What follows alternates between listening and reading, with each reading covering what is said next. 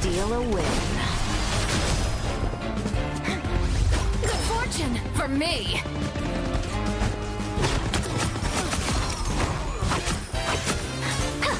Cat's claws! Me, ouch! Let's make a deal. Peekaboo! Hup. So stealthy. That's how we do it, Catwalk.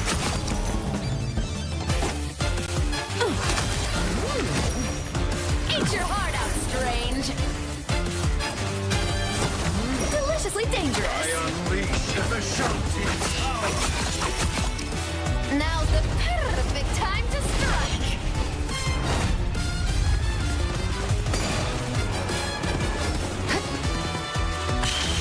You crossed my path!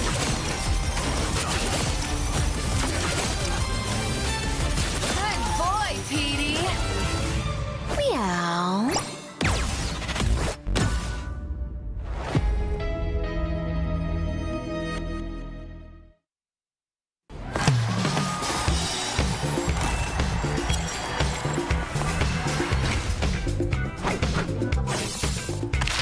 You crossed my path!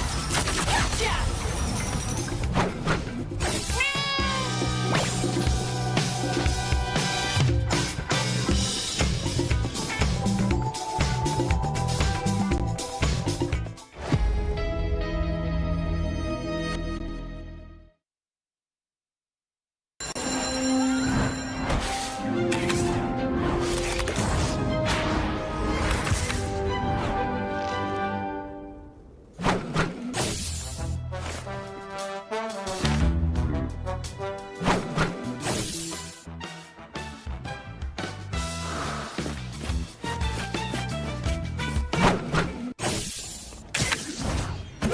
Watch out, they're headed our way! Don't mess with the amazing Spider-Man!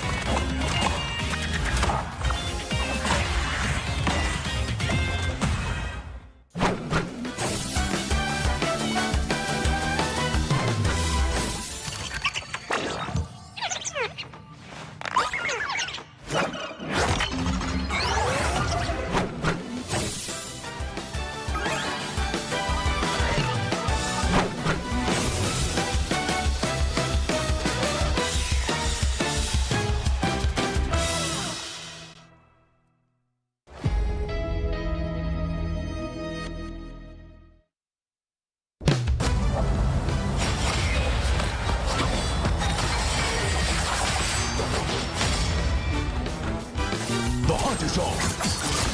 1,000 gods!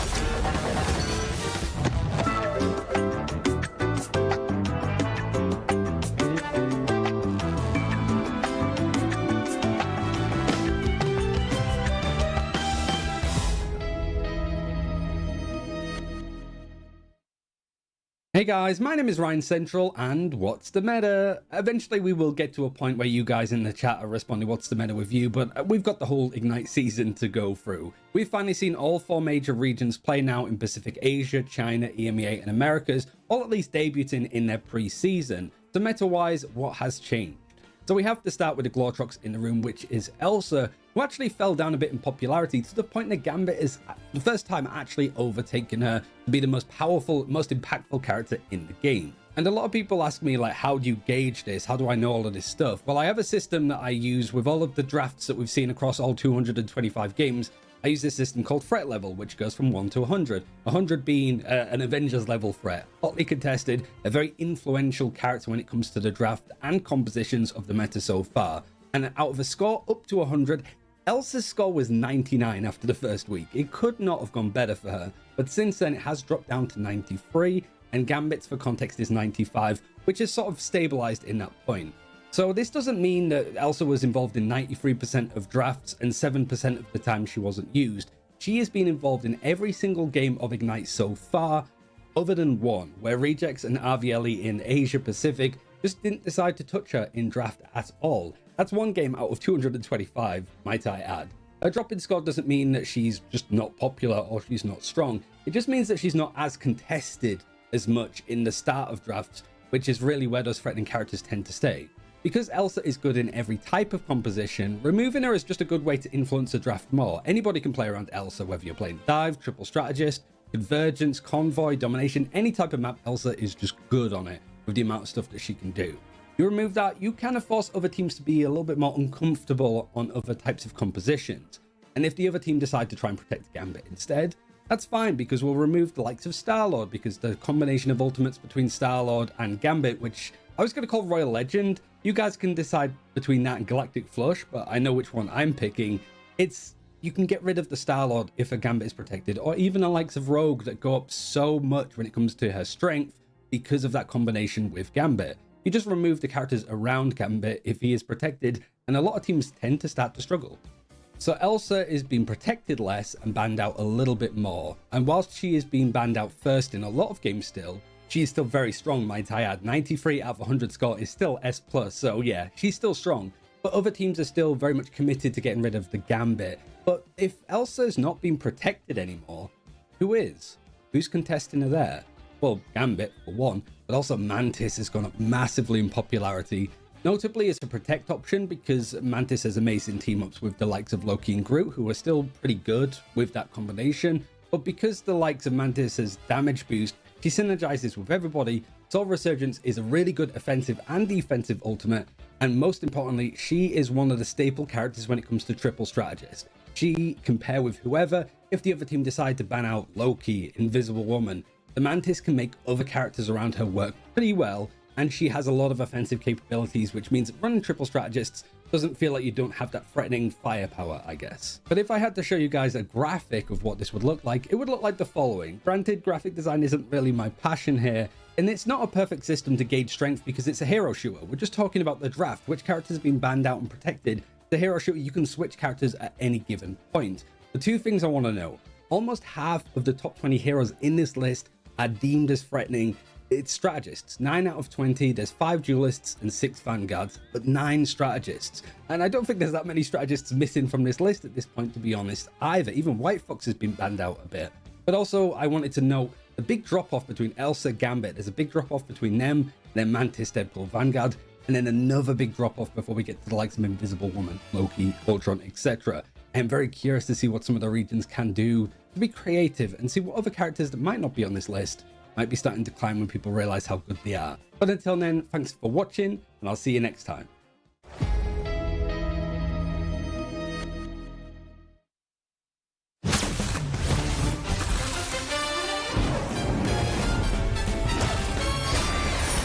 Alicia's here to steal a win.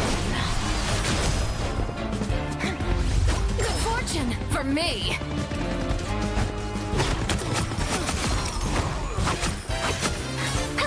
Cat's claws. Me, ouch. Let's make a deal. Peekaboo. Hup. ready. That's how we do it, Admiral.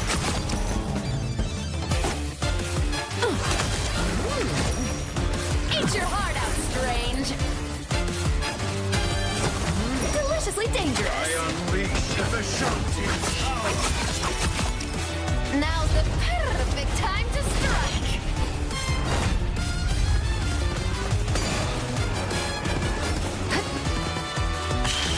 You crossed my path!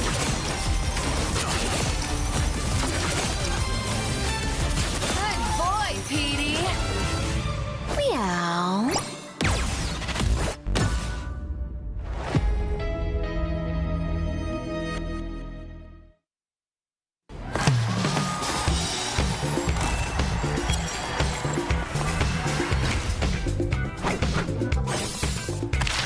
You crossed my path! Gotcha!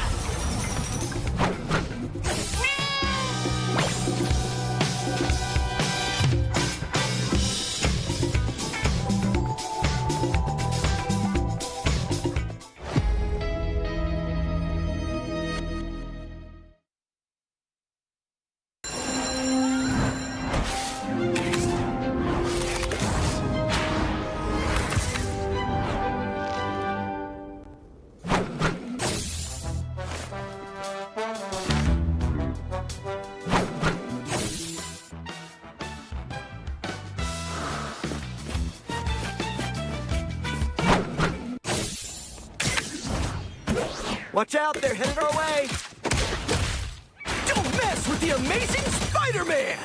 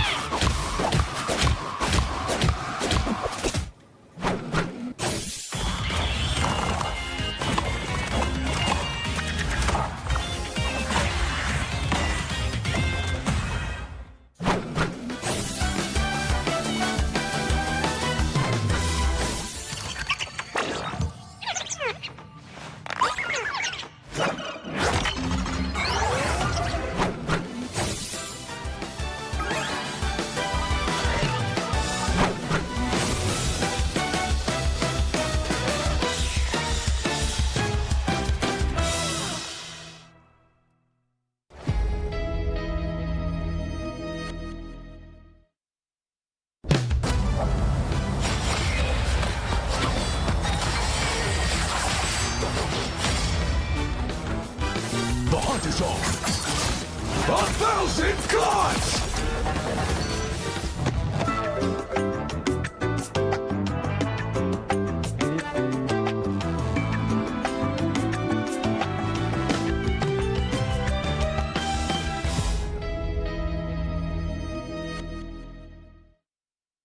Hey guys, my name is Ryan Central, and what's the meta? Eventually we will get to a point where you guys in the chat are responding what's the meta with you, but we've got the whole Ignite season to go through. We've finally seen all 4 major regions play now in Pacific Asia, China, EMEA and Americas, all at least debuting in their pre-season. So meta-wise, what has changed? So we have to start with the Glortrox in the room, which is Elsa, who actually fell down a bit in popularity to the point that Gambit is the first time actually overtaking her to be the most powerful, most impactful character in the game. And a lot of people ask me, like, how do you gauge this? How do I know all of this stuff? Well, I have a system that I use with all of the drafts that we've seen across all 225 games I use this system called threat level, which goes from 1 to 100. 100 being an Avengers level threat, hotly contested, a very influential character when it comes to the draft and compositions of the meta so far. And out of a score up to 100, Elsa's score was 99 after the first week. It could not have gone better for her, but since then it has dropped down to 93, and Gambit's for context is 95, which is sort of stabilized in that point. So this doesn't mean that Elsa was involved in 93% of drafts and 7% of the time she wasn't used. She has been involved in every single game of Ignite so far, other than one, where Rejects and RVLE in Asia Pacific just didn't decide to touch her in draft at all. That's one game out of 225, might I add. Her drop in score doesn't mean that she's just not popular or she's not strong. It just means that she's not as contested as much in the start of drafts, which is really where those threatening characters tend to stay. Because Elsa is good in every type of composition, removing her is just a good way to influence a draft more. Anybody can play around Elsa, whether you're playing Dive, Triple Strategist, Convergence, Convoy, Domination, any type of map, Elsa is just good on it with the amount of stuff that she can do. You remove that, you kind of force other teams to be a little bit more uncomfortable on other types of compositions. And if the other team decide to try and protect Gambit instead, that's fine, because we'll remove the likes of Star-Lord, because the combination of ultimates between Star-Lord and Gambit, which I was going to call Royal Legend, you guys can decide between that and Galactic Flush, but I know which one I'm picking. You can get rid of the Star-Lord if a Gambit is protected, or even the likes of Rogue that go up so much when it comes to her strength because of that combination with Gambit. You just remove the characters around Gambit if he is protected, and a lot of teams tend to start to struggle. So Elsa is being protected less and banned out a little bit more, and whilst she is being banned out first in a lot of games still, she is still very strong, might I add. 93 out of 100 score is still S+, so yeah, she's still strong. But other teams are still very much committed to getting rid of the Gambit. But if Elsa is not being protected anymore, who is? Who's contesting her there?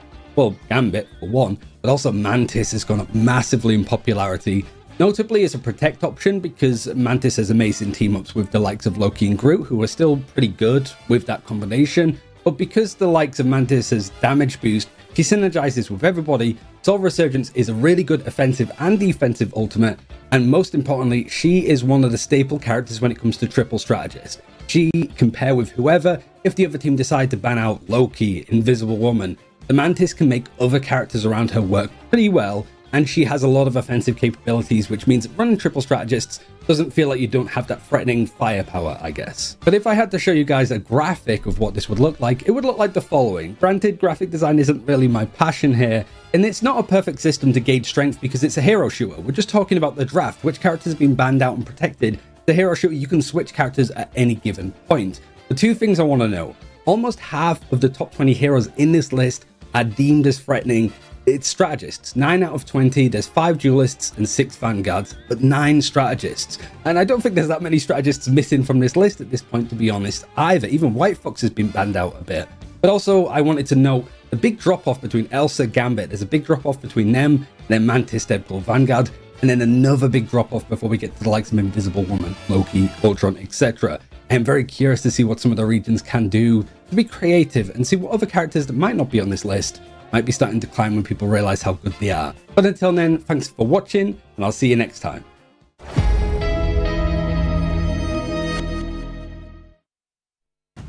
Welcome back to day number 2 of the Marvel Rivals Ignite preseason playoffs here in EMEA. We are getting ready to find out some teams that will unfortunately be having to wait until the main season starts, as we're going to be covering some of our lower bracket rounds. I'm your host for today, Tetcher, as usual, joined by the magnificent Got Moxie and the Magniflorious, I ran out of words, Ryan Central. I panicked, should have prepared something beforehand, but we had some spectacular games yesterday, and we're hoping to have some spectacular games today. Before we do our due diligence about talking about all that new stuff coming to Marvel Rivals for you, and before we get into our games, let's start with Moxie. What was your favorite game yesterday? What was my favorite game? I mean, are we including America, or are we just sticking that's up to you. Specifically to EMEA? Honestly, I think for me, I thought it would have been Rad vs Shiki. It was not Rad vs Shiki. I think actually it would have been Fire versus Na'Vi, because that was a lot closer than a lot of people predicted it being. They certainly made my predictions panic for at least a moment as Fire put up a lovely fight. How about yourself, Ryan? I don't know how many people would have predicted Fire to win against Na'Vi in that first game, but I think it, like, the Shikigami versus Rad one would have won out if we saw a couple more maps traded in between, and we did at least see some full best of fives played out, and then some because of some draws in America. But here, it has been a pretty straightforward, like, day one. I imagine things naturally are going to change for today.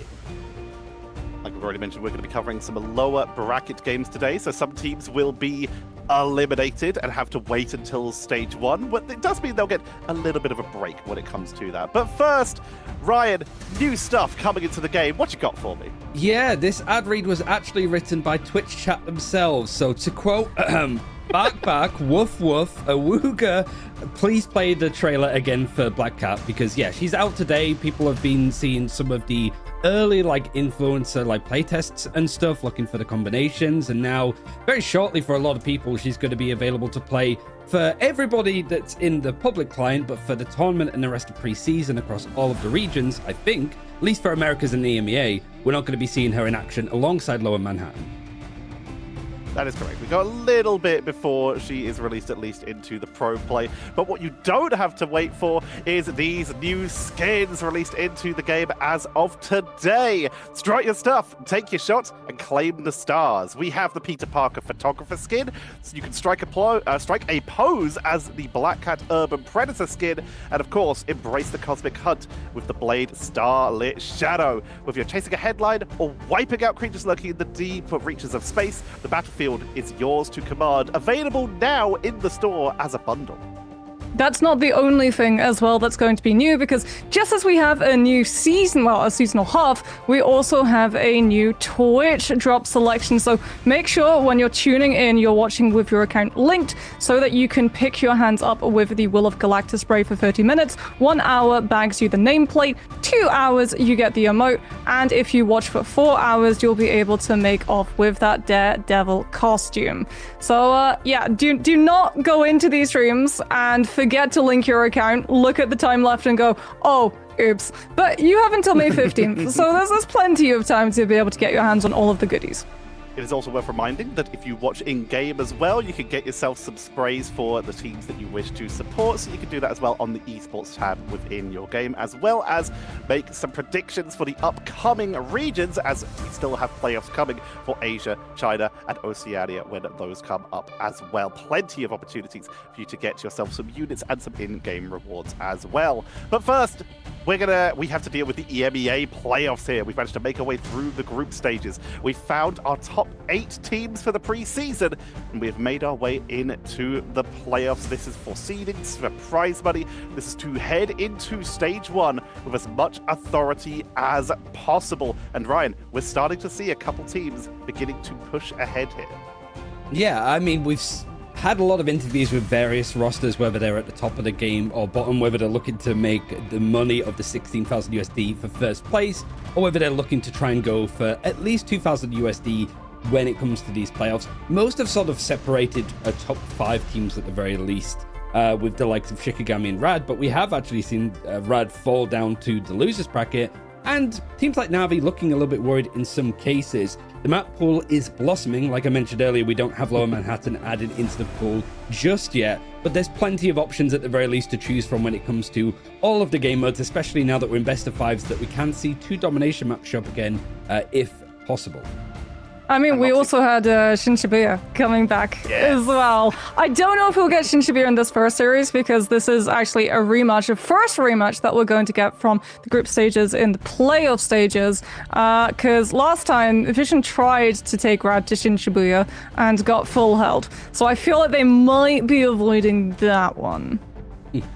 There is a chance of that, but in terms of other maps with at least similar convergence style, we did get our first symbiotic surface map yesterday, so that was delightful to see, as it has been mostly avoided by a lot of our teams, but we did actually get to see it. A quick reminder, while some teams seem to think that there is a more figured out pick and ban phase, other teams, especially in the Americas, seem to disagree, but we're seeing a lot of focus onto Gambits, onto Elsas, and onto Mantis, at least here in EMEA, including from Rad, like we did see yesterday, and Vision. But we'll have to see, with the first day of playoffs out the way, if we will see that continue. Moxie, in these bans, is there anything that you think from yesterday is going to jump up in priority a bit?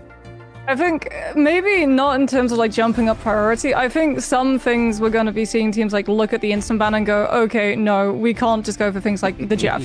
Looking at you, Vision, I'm expecting Gambit or Elsa to have to be the instant ban, and which one isn't the instant ban will likely be the save, outside of maybe an early grab onto the Mantis, since we're really seeing the rise of triple strategists once more. And right, we're looking ahead at our first matchup here, as Moxie already brought up. It is going to be Vision Esports versus Rad, both sent down to the lower brackets, as you can see in our earlier system. And of course, our second game of the day will be Fire Strays versus Pets. We've got some exciting matchups coming up for you. And then, of course, later on with our colleagues, we have Team Heretics versus Shikigami. And of course, one that everyone's excited for, Na'Vi versus Virtus Pro. What game is standing out for you today?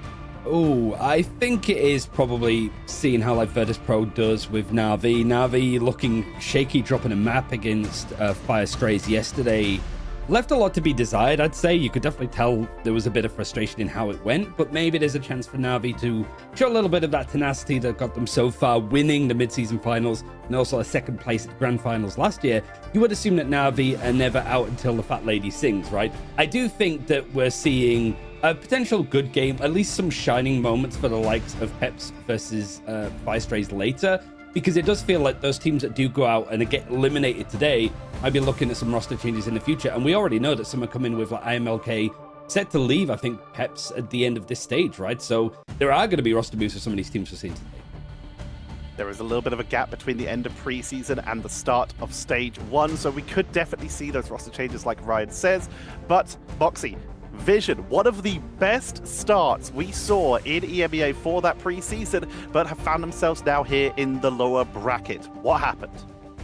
I mean, they did really, really good for that opening first fights on Domination, right? Multiple times we saw both rounds of Domination, they were able to win out versus Heretics, and that was even happening back in the group stages too. They seem really, really good at those first fights, but it's what happens after those first fights, being able to convert first fight win into snowballing the rest of the round of Domination, where they can sometimes run a little bit out of steam and get punished in the long run pulling a round, but potentially not the rest of the two due to ultimate economy for the other side. Ryan, looking at the other side, Rad. This is a team that a lot of people predicted would be in the upper bracket coming into here, but now find themselves after an intense matchup versus Shikigami in that lower bracket. But we keep seeing them improve. This is a team that came in through MRC, but have already managed to make it through to the playoffs. There's so much potential here.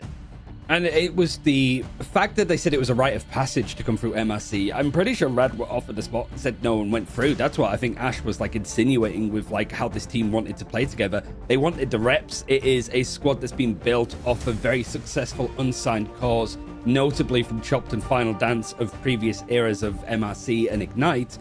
But it was yesterday against Shikigami, leaving a lot of these like last minute fights to really fall out of their hands. Those moments that they should have been a lot more clinical, ending a side, ending a map in particular, they just end up losing a lot of big fights in the end and are going to be frustrated that they got here in the first place. The only team that they lost the series to was Virtus Pro at the end of their group stage, losing against Shikigami, a team that they've sort of consistently been able to beat in previous MRCs. That's a lot to leave when it comes to improvement. We're going to be starting off on Burning T'Challa. Moxie, what are you going to be on the lookout for here? We saw a lot of Hell's Heaven yesterday. We've seen a lot of the rotations in terms of different maps. What are you looking for here?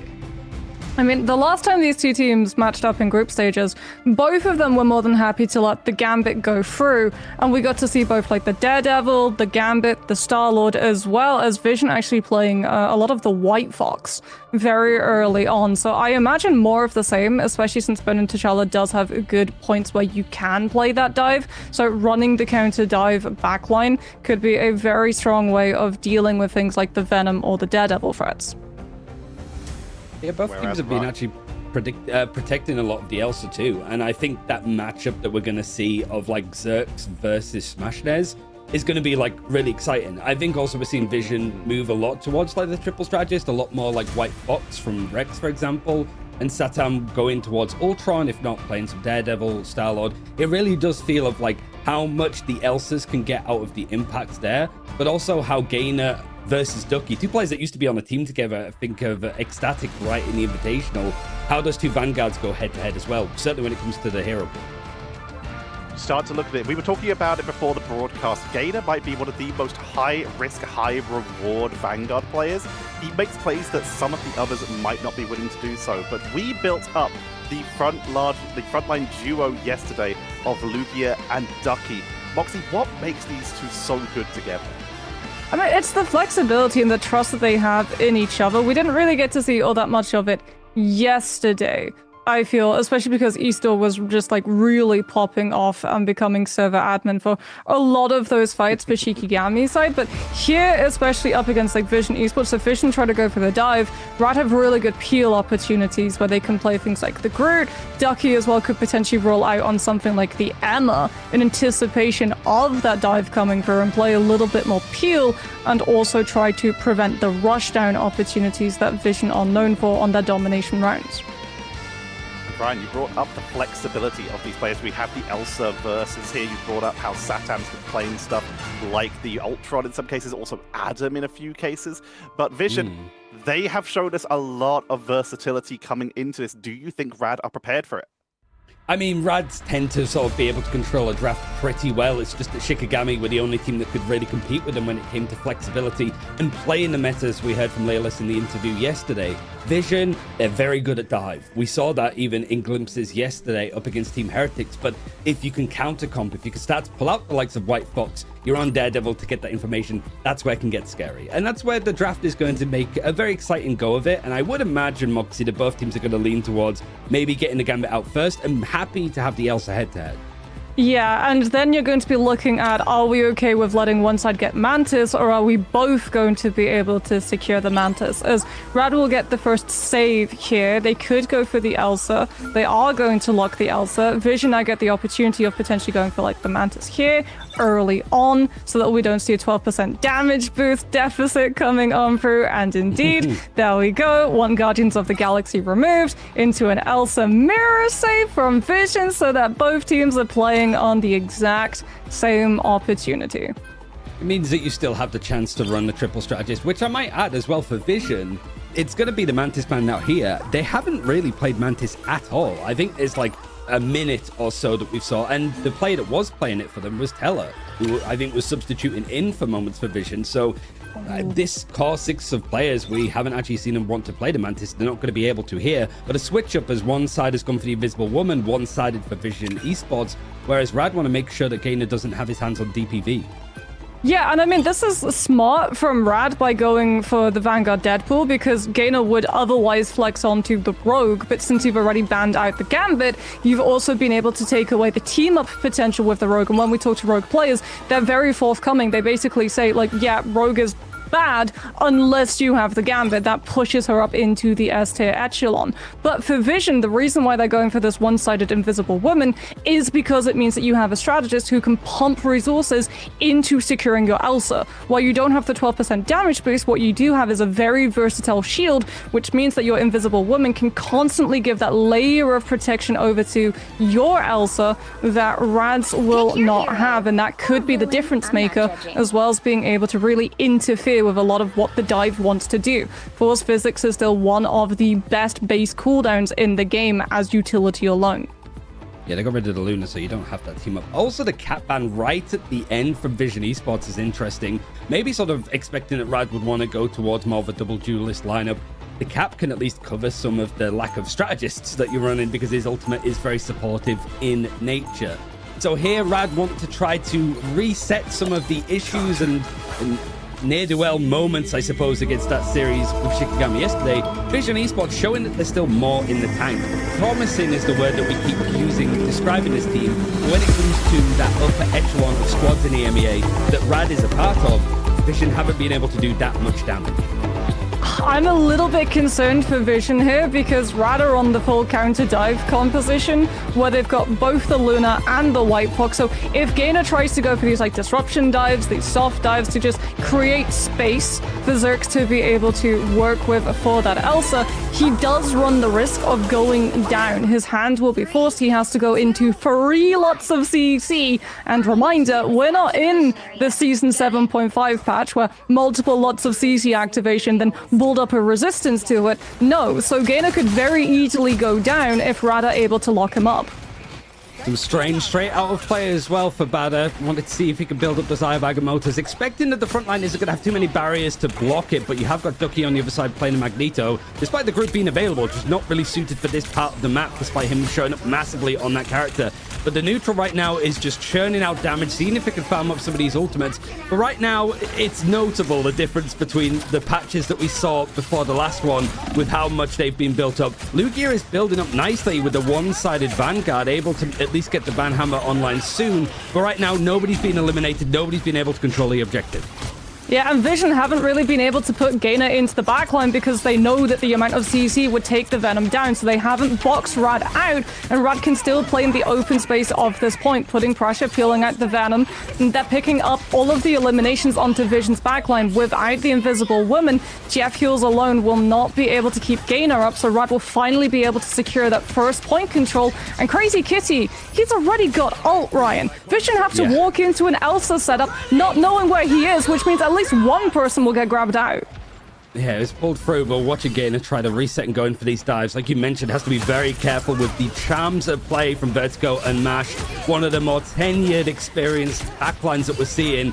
And Lugia now trying to see if he can get some of the threat in. It is going to be the Van Pool in your area working again together whilst we see the Reg of Ultron built up from Smashnez. Usually we'd see Crazy Kitty, the other switch around when it comes to these characters, but instead Smashnez is the one that's going to be playing the third strategist with this composition. Zerk's trying to pull people back, but the Bulwarks is going to protect people. And now QB seeing if he can go in for the grab, heal people up, grab them if possible, instantly taken out from Smashnez. Rex has Invisible Boundary, but for Vision's side, you've already lost so many players, you can't really justify using it, especially since you know that Ducky is just holding Meteor M, doesn't have to save it to try to take QB down. You can just use the pressure to try and take the one-shot onto the Invisible Woman and cancel out the boundary early, and this is problematic for Vision because without that Invisible Boundary, without being able to play on point, they can't engage with a Strategist Ultimate. Instead, they're relying on something like Feast of the Abyss coming through from Gainer, but we've already seen Rad is so adept at dealing with the Venom. Gainer goes all the way to the point, pulls the attention from Rad, forcing them to have to give up that early control of the choke, allowing Vision to walk through the space,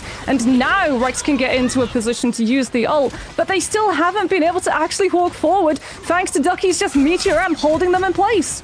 Yeah, Zerx is just able to put out damage from a distance, but now Banhammer's going to be used from Lugia. Now there's the Invisible Boundary, at least allowing somewhere to fight on point, as it is going to be an OT sort of push from the looks of it. Vision have not been able to clamber on too much, and Smashnez has built up another Rage of Ultron, so it's a little bit more chaotic as both are firing down, as Saturn's going to trade it on the other side. Still though, Vision Esports, they had some progression on the point. It has been diminished away as overtime is now hit. You have got the Kumiho ready for Vertigo, but there's no real pressure in order to use it yet. You're able to get the pick on desserts, and Bada, who has had this Eye of Agamotto since pretty much the beginning of this point in the map, able to use it, doesn't find anything, as it's going to be Lugia and Crazy Kitty cleaning up. Vision Esports, as soon as that door was shut in front of them past that first engagement, Moxie, there was no way in. Someone needs to go back and watch that round from Lugia's POV, because I don't think the Vanguard Deadpool's health dropped, like, once. No. He's just unmarked, entirely getting to guard right lane, which means that he's peppering shots in with poke. Also being able to cut off heals if Vision's Vanguards overstep and try to go for Rad's backline, which Rad's backline also very little contest coming on through, because one, triple strategist line, your Venom can't go put pressure on Ultron, he can't reach him, and two, if he goes for the Luna and the White Fox, he goes into the CC chain blender. And there's very, very little that Gainer can actually do to just create the space for Zerx to be able to work with, and I think like we're going to see a swap away from this composition of the dive split from Vision, because they've worked out that it's just not getting them the space. Yeah, I think if you're trying to go head-to-head versus Rad, pound for pound, you're going to lose out to some of these players with a little bit more experience. So a big change-up is needed. You have got still the Doctor Strange in the hands of Bada, but Gainer switching over towards the Thing, away from something more divey. And Sata, I'm hoping that maybe the Wolverine can try and grab people out of the sky. Still, however, there's a lot to be dealing with. Rad deciding not to change up much. And now it's just a case of seeing if they can get the picks in the end. No ultimates that have carried over from this side. It was only the few that we saw from the Doctor Strange, for example, that were used up at the end of the last round that aren't really going to be able to get much. Leaping from Satam, but not really much else, as both teams still struggling to actually get on the objective and take it for themselves. Yeah, the Wolverine at least can put a little bit more pressure on the Deadpool, at least at the start of the fight from the fastball. But the problem here is that Rad carried so many fight ults over from the last round that they have them for the first fight here, and Vision swapped up that comp. They reset them. You're relying on QB getting the invisible boundary copy, but it's just not enough. Gainer still falls, and Mash has afterwards Fate of both worlds for when Vision are out of resources and out of ults and out of anything to justify trying to stop Rad from getting first cap. I mean, that's the only good news, is that you forced out the two strategist ultimates back to back, but you still have Smash this that's about to build up another Rage of Ultron Invisible Boundary, now actually used from Rex this time as it was copied before. So it is going to form a response out of Rad, but Ducky is taken out in the process despite all of that healing churning down on him. Seeing it from Rex's POV, he's got a lot of people grouped up, and he's able to at least keep that light of sight cleave working. And Zerk's being quiet so far over on this Elsa. Thought that he might be able to get some more from the Apex Predator, but Crazy Kitty goes in as the Apex Predator himself to see if he can actually get the elimination. Last stand now is it's going to be Wolverine, seeing if he can find a pick.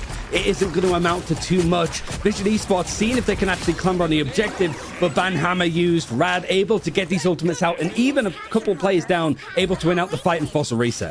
Yeah, Ducky is actually over to the Amma that we talked about, which means that X-Beta now does not get free Eye of Agamotto. You have to contest with both Diamond Form as well as Carbon Crush. And it means that the Strange is gone. We're on to Groot instead, looking now to see if you can find some of these wall isolations off of an opening force physics coming on through from Rex and shred one of the Vanguards before Rad can possibly heal them. Hoping to just connect his Gainer, and Crazy Kitty going for the flank. Saw it yesterday a little bit over in Central Park. He's able to get the pick onto QB, which is only the one. It's a major one, being able to take out a big player like that, meaning that we're getting towards 90% here, Moxie. That could have easily been a build up towards some of these ultimates, and QB's actually had to switch off to go Strange. Oh, yeah, but rather outside that spawn. They're just going to take the Strange down. Oh no. The bubble isolation from the Unicorn Shield coming through from Lugia means that Vision get no opportunity to heal the Strange, no opportunity to cast the portal, and no opportunity to contest as OT ticks in, and Rad sweep the round. Decisive victory, and I think it's what Rad needed right after how rough yesterday's showing was. And especially when you add in the fact that Rad lost all of those first engagements yesterday against Shikigami on Hell's Heaven, I think it was. And then we actually saw Vision winning all of the first fights in their domination game yesterday against Heretics. They just eventually lost out. Crazy Kitty not being eliminated once. Showing up on the Elsa when we were typically expecting Smash Des, who also didn't get eliminated. Shows that there is some flexibility to be working with.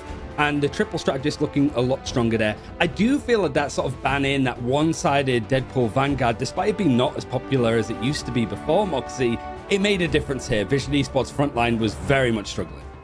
Yeah, and I mean, for Rad as well, like, the fact that Crazy Kitty, when he goes for that flank, there's even more importance with the play that he's actually able to scoop with the Apex Predator, because it's the Loki, which means if it was anyone else, you don't have ultimates, but you've still got regeneration domain. You just drop it, you save your player, no elimination comes through from that Elsa. It also meant that QB had to go off of the Loki onto the Strange to be able to set up the TP, because he was the one in the respawn point earliest. So Vision lost the Loki to be able to stabilize even against something like the Unicorn Shield coming on through from Lugia, who, again, by the way, did not go down once in both of those two rounds. Rad doing a very good job of just fully controlling the tempo, fully controlling the space, and Vision, like, their plan was very obviously go with dive to just soft dive, disrupt, create space, but the backline with the Luna, the White Fox, the Ultron literally made that impossible.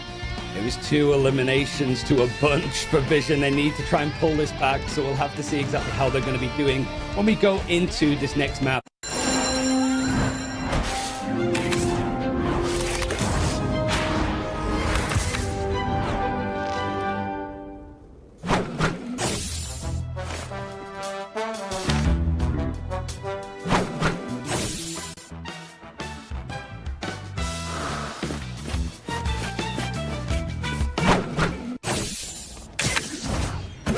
Watch out, they're headed our way!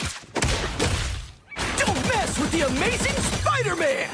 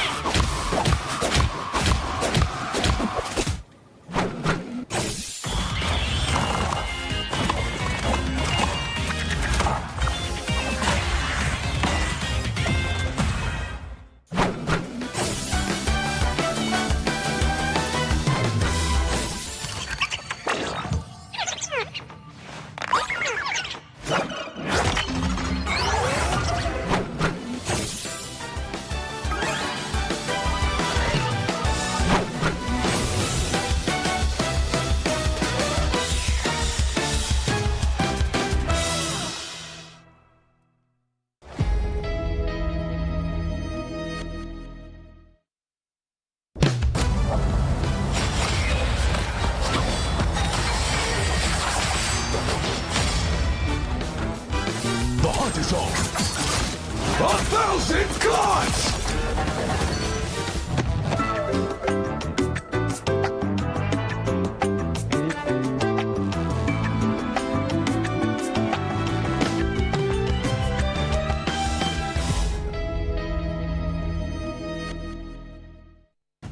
The Rad we've come to expect in that last matchup, having a really strong performance. We saw Vision yesterday winning most of their early fights, especially in their domination maps, and that just wasn't the case here, Moxie. What happened? I mean, first fight, especially first round, like, Gaina just could not make room in the backline because you're going up against the Ultron, the White Fox, the Luna, and it basically gave Rad all of the confidence to not have to play against a dive composition bunkered up with their team vastly split, the backline playing inside small room, the front line actually playing on point to anchor and prevent Vision from just walking away with first cap, and from there it just snowballed. They had so much space. You had an uncontested, unmarked Vanguard Deadpool constantly playing on the off angle, getting to poke at you from a different position as you walk through from main.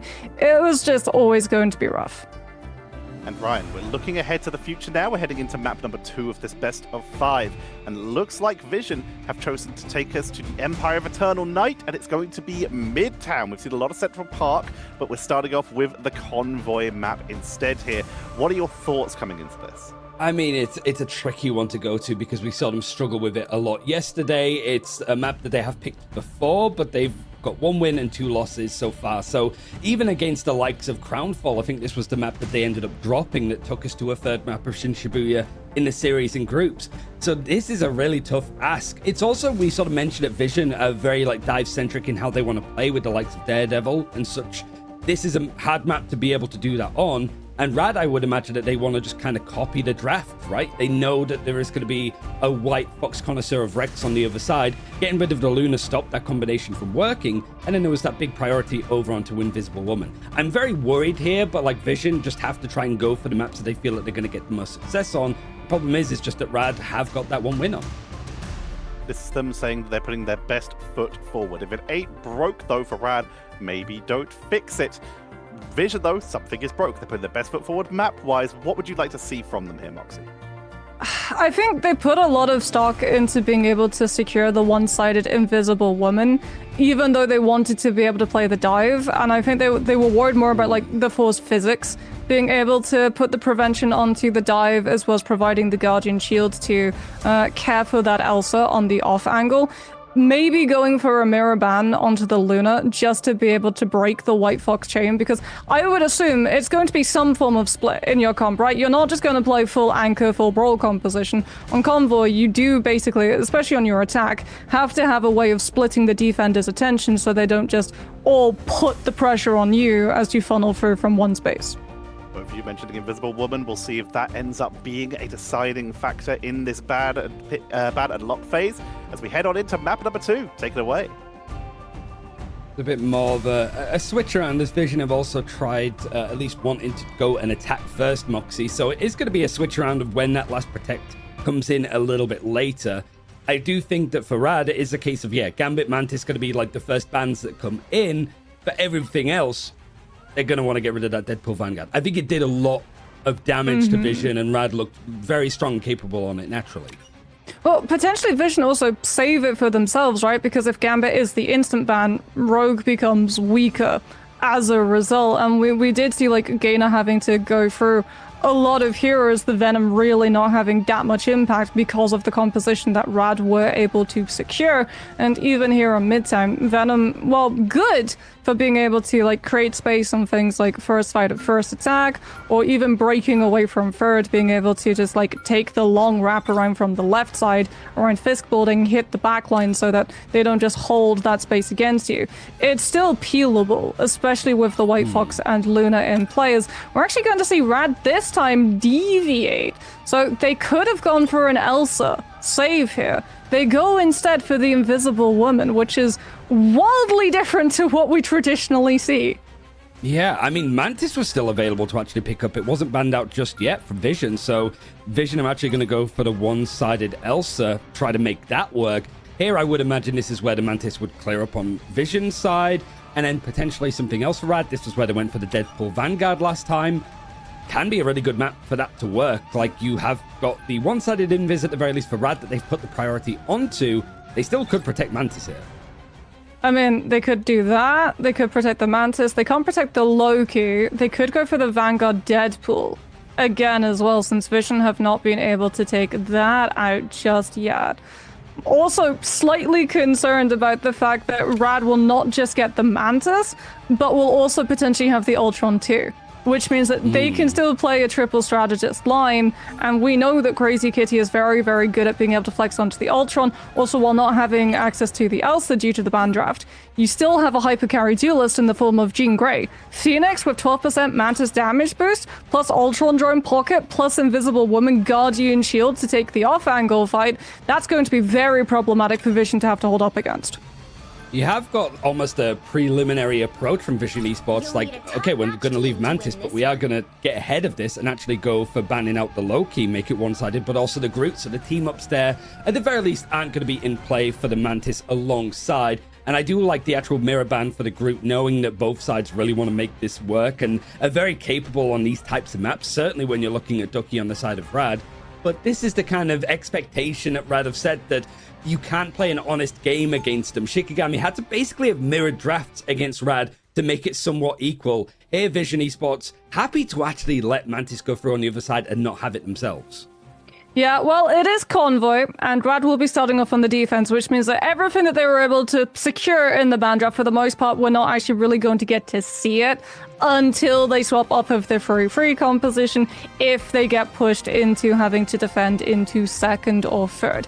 So I think for Vision Esports, the question is, can you break the amount of sustainability that Rad will have? The Moon Knight is still going to be in play. The Groot ban, though, will now rear its head in that you can't go for the combination of Strangling Prism plus Hand of Khonshu to force Rad right into the Moon Knight ult. They can just play outside of it and guarantee that only one person gets hit, and that person gets brought back by BRB. It is a full best of 5 to be played for Vision Esports, so it's at least one more chance after this map if they do lose it against Rad to keep their title hopes going, at least for pre-season. Still a lot to look forward to in the end, but Vision Esports attacking first. Going for Satan with the Wolverine play first, but looking to already switch over to the Moon Knight, noticing how bunkered up Rad are going to be, and how open they are when you got Lugia on the thing on the other side. Yeah, not just that, but you also would have to contest with like Diamond Form coming through from Ducky, the Bulwarks coming through from Crazy Kitty, the counter pull with Force Physics from Vertigo.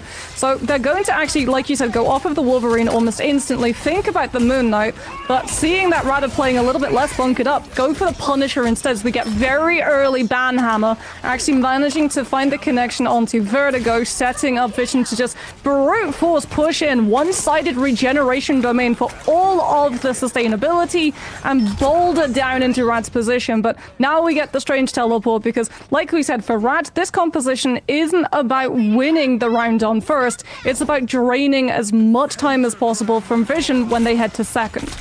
Yeah, it feels almost like a necessity or an expectation for teams to be able to reach it at this point.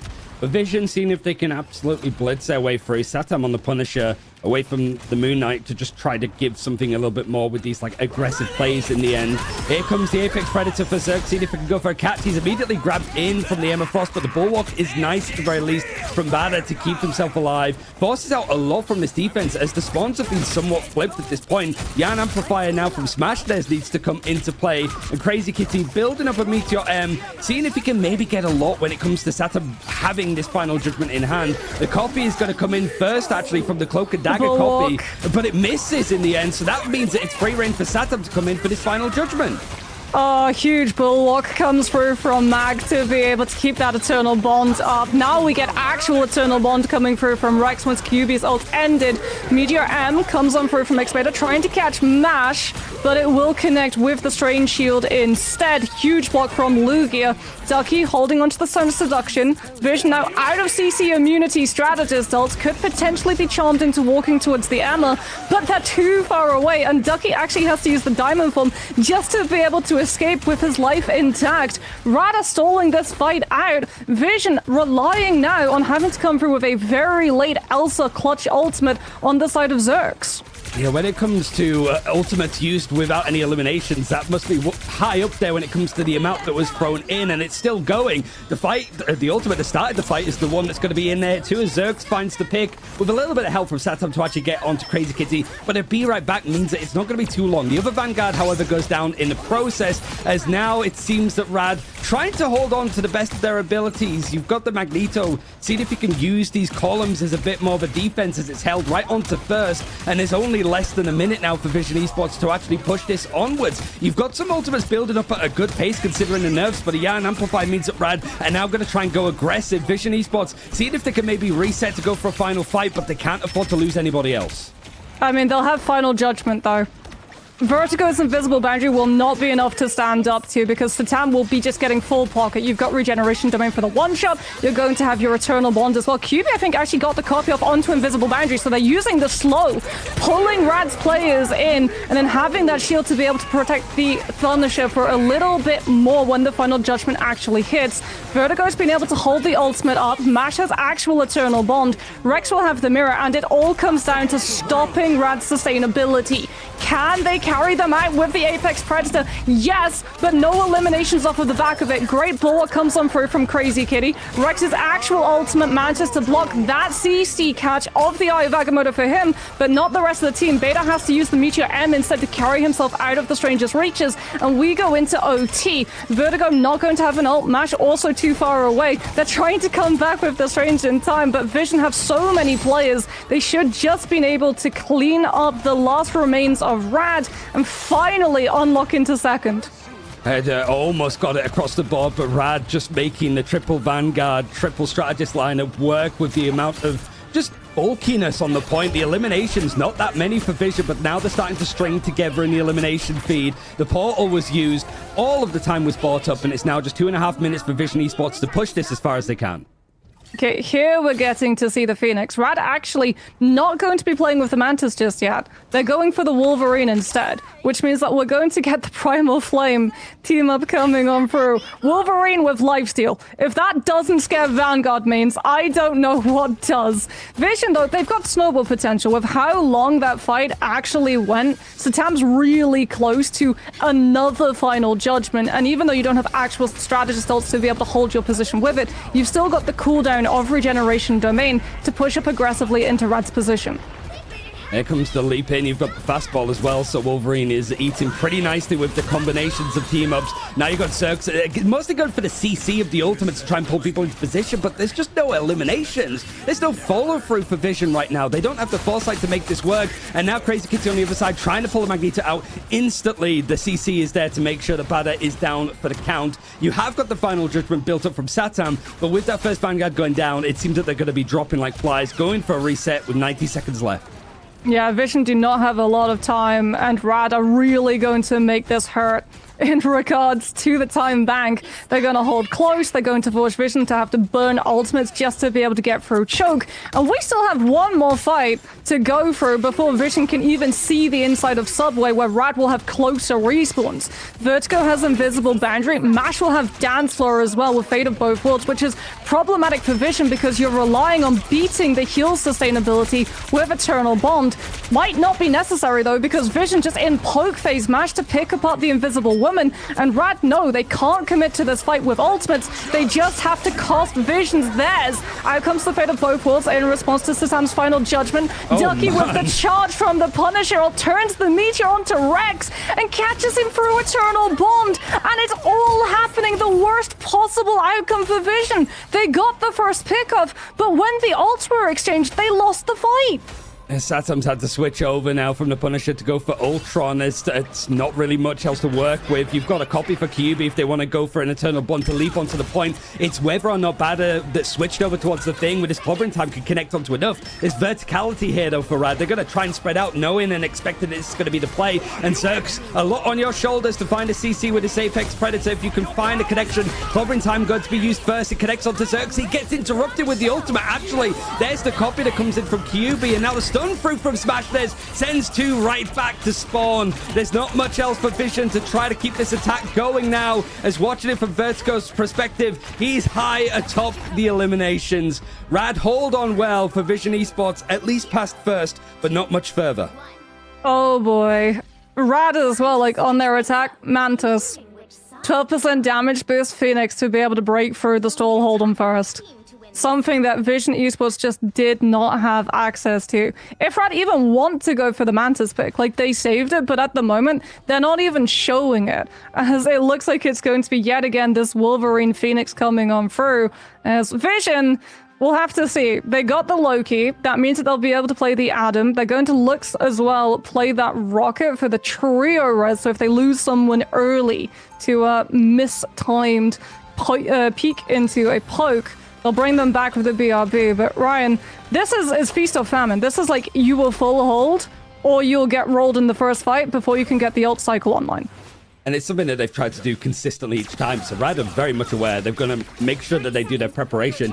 Also, one of the things I think Gainer was saying in the interviews is just like, yeah, like Groot is important here when you have all of this damage boost for just playing for the defensive walls. Well, there is no Groot. You have no defensive walls. Like, you have to deal with all those damage boosts onto high-hitting targets like an Elsa.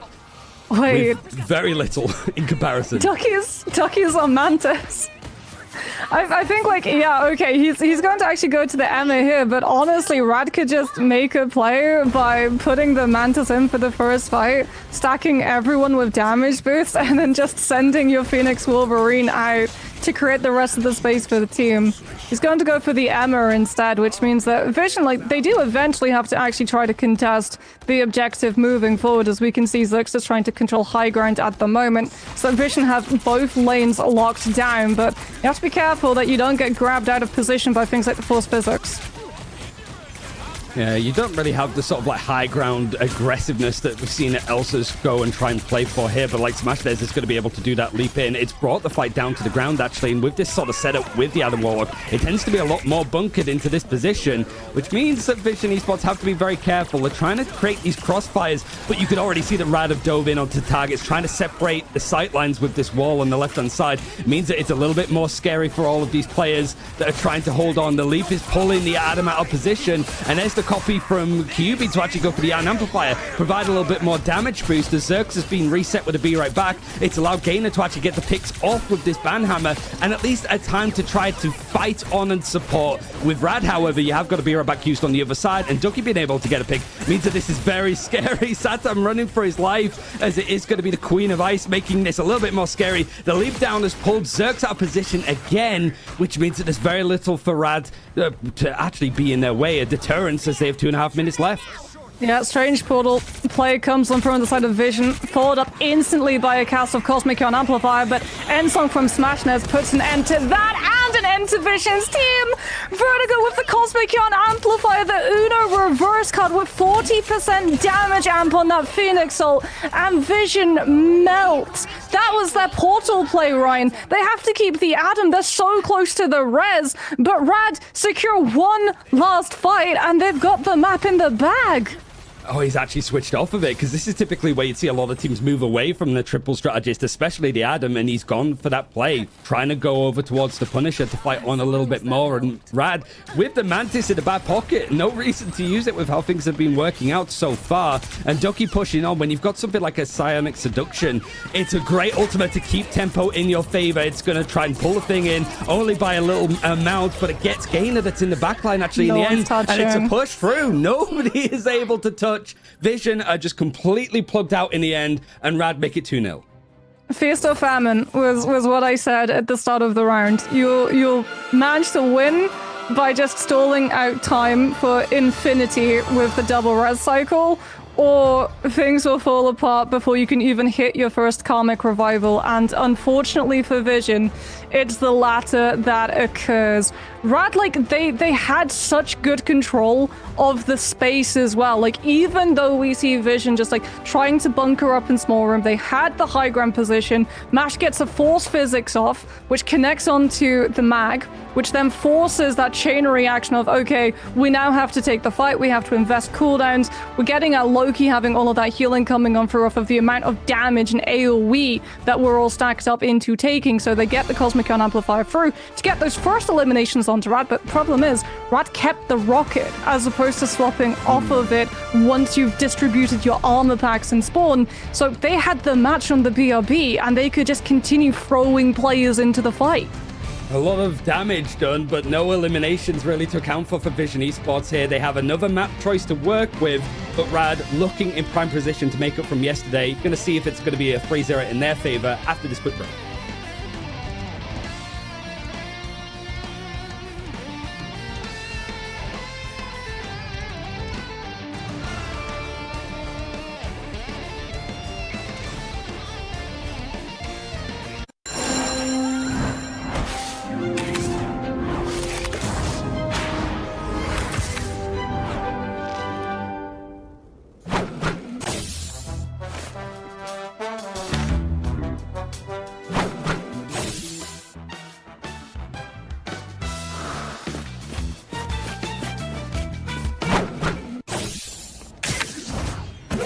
Watch out, they're headed our way!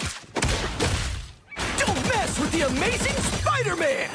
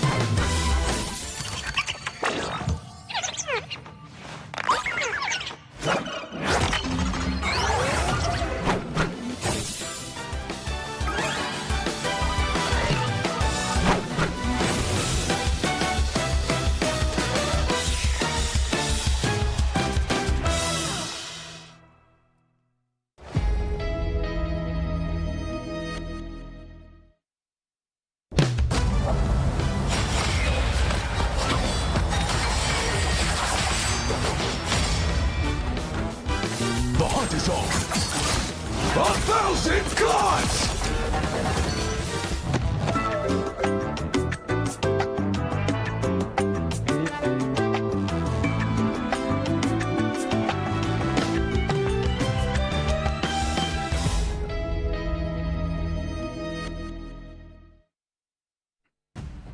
We've had one, yes, but how about second Symbiotic Surface? As we've only had one so far in the EMEA, but we are making our return for this next matchup as Vision scramble to find something. As once again, they had a pretty solid first push and then got slowed down by the adjustments for Rad, and then Rad's push absolutely was able to push on through, taking out the Adam before they could get the value out of it. It's not looking great for Vision, but this is their last chance. Ryan, changes this map, what could this mean? I mean, I think for what we saw from Vision when they picked this against Team Heretics yesterday, like they did a blisteringly great first point take. Like they went for the dive, it worked really well for them. They could get Satam over on the Daredevil. It's just more at a point Heretics sort of readjusted very nicely, stopped the dive from working. Here it's just like you're expecting Rad to just not do the same, and when they can certainly play for it, they might be able to be preemptive and take out some of those characters that made Vision look good on this map yesterday, just out in a draft, as we've seen Rad pretty much be leading the line with what's in. Had a Mantis available, didn't need to use it that last map. It shows that they are very much comfortable with the options that they have available. But Moxie, we've seen Rad also capable. We're talking about dive versus dive when we had Shikigami versus Rad. Rad more than comfortable going with these hyper-aggressive roll-through style compositions as well.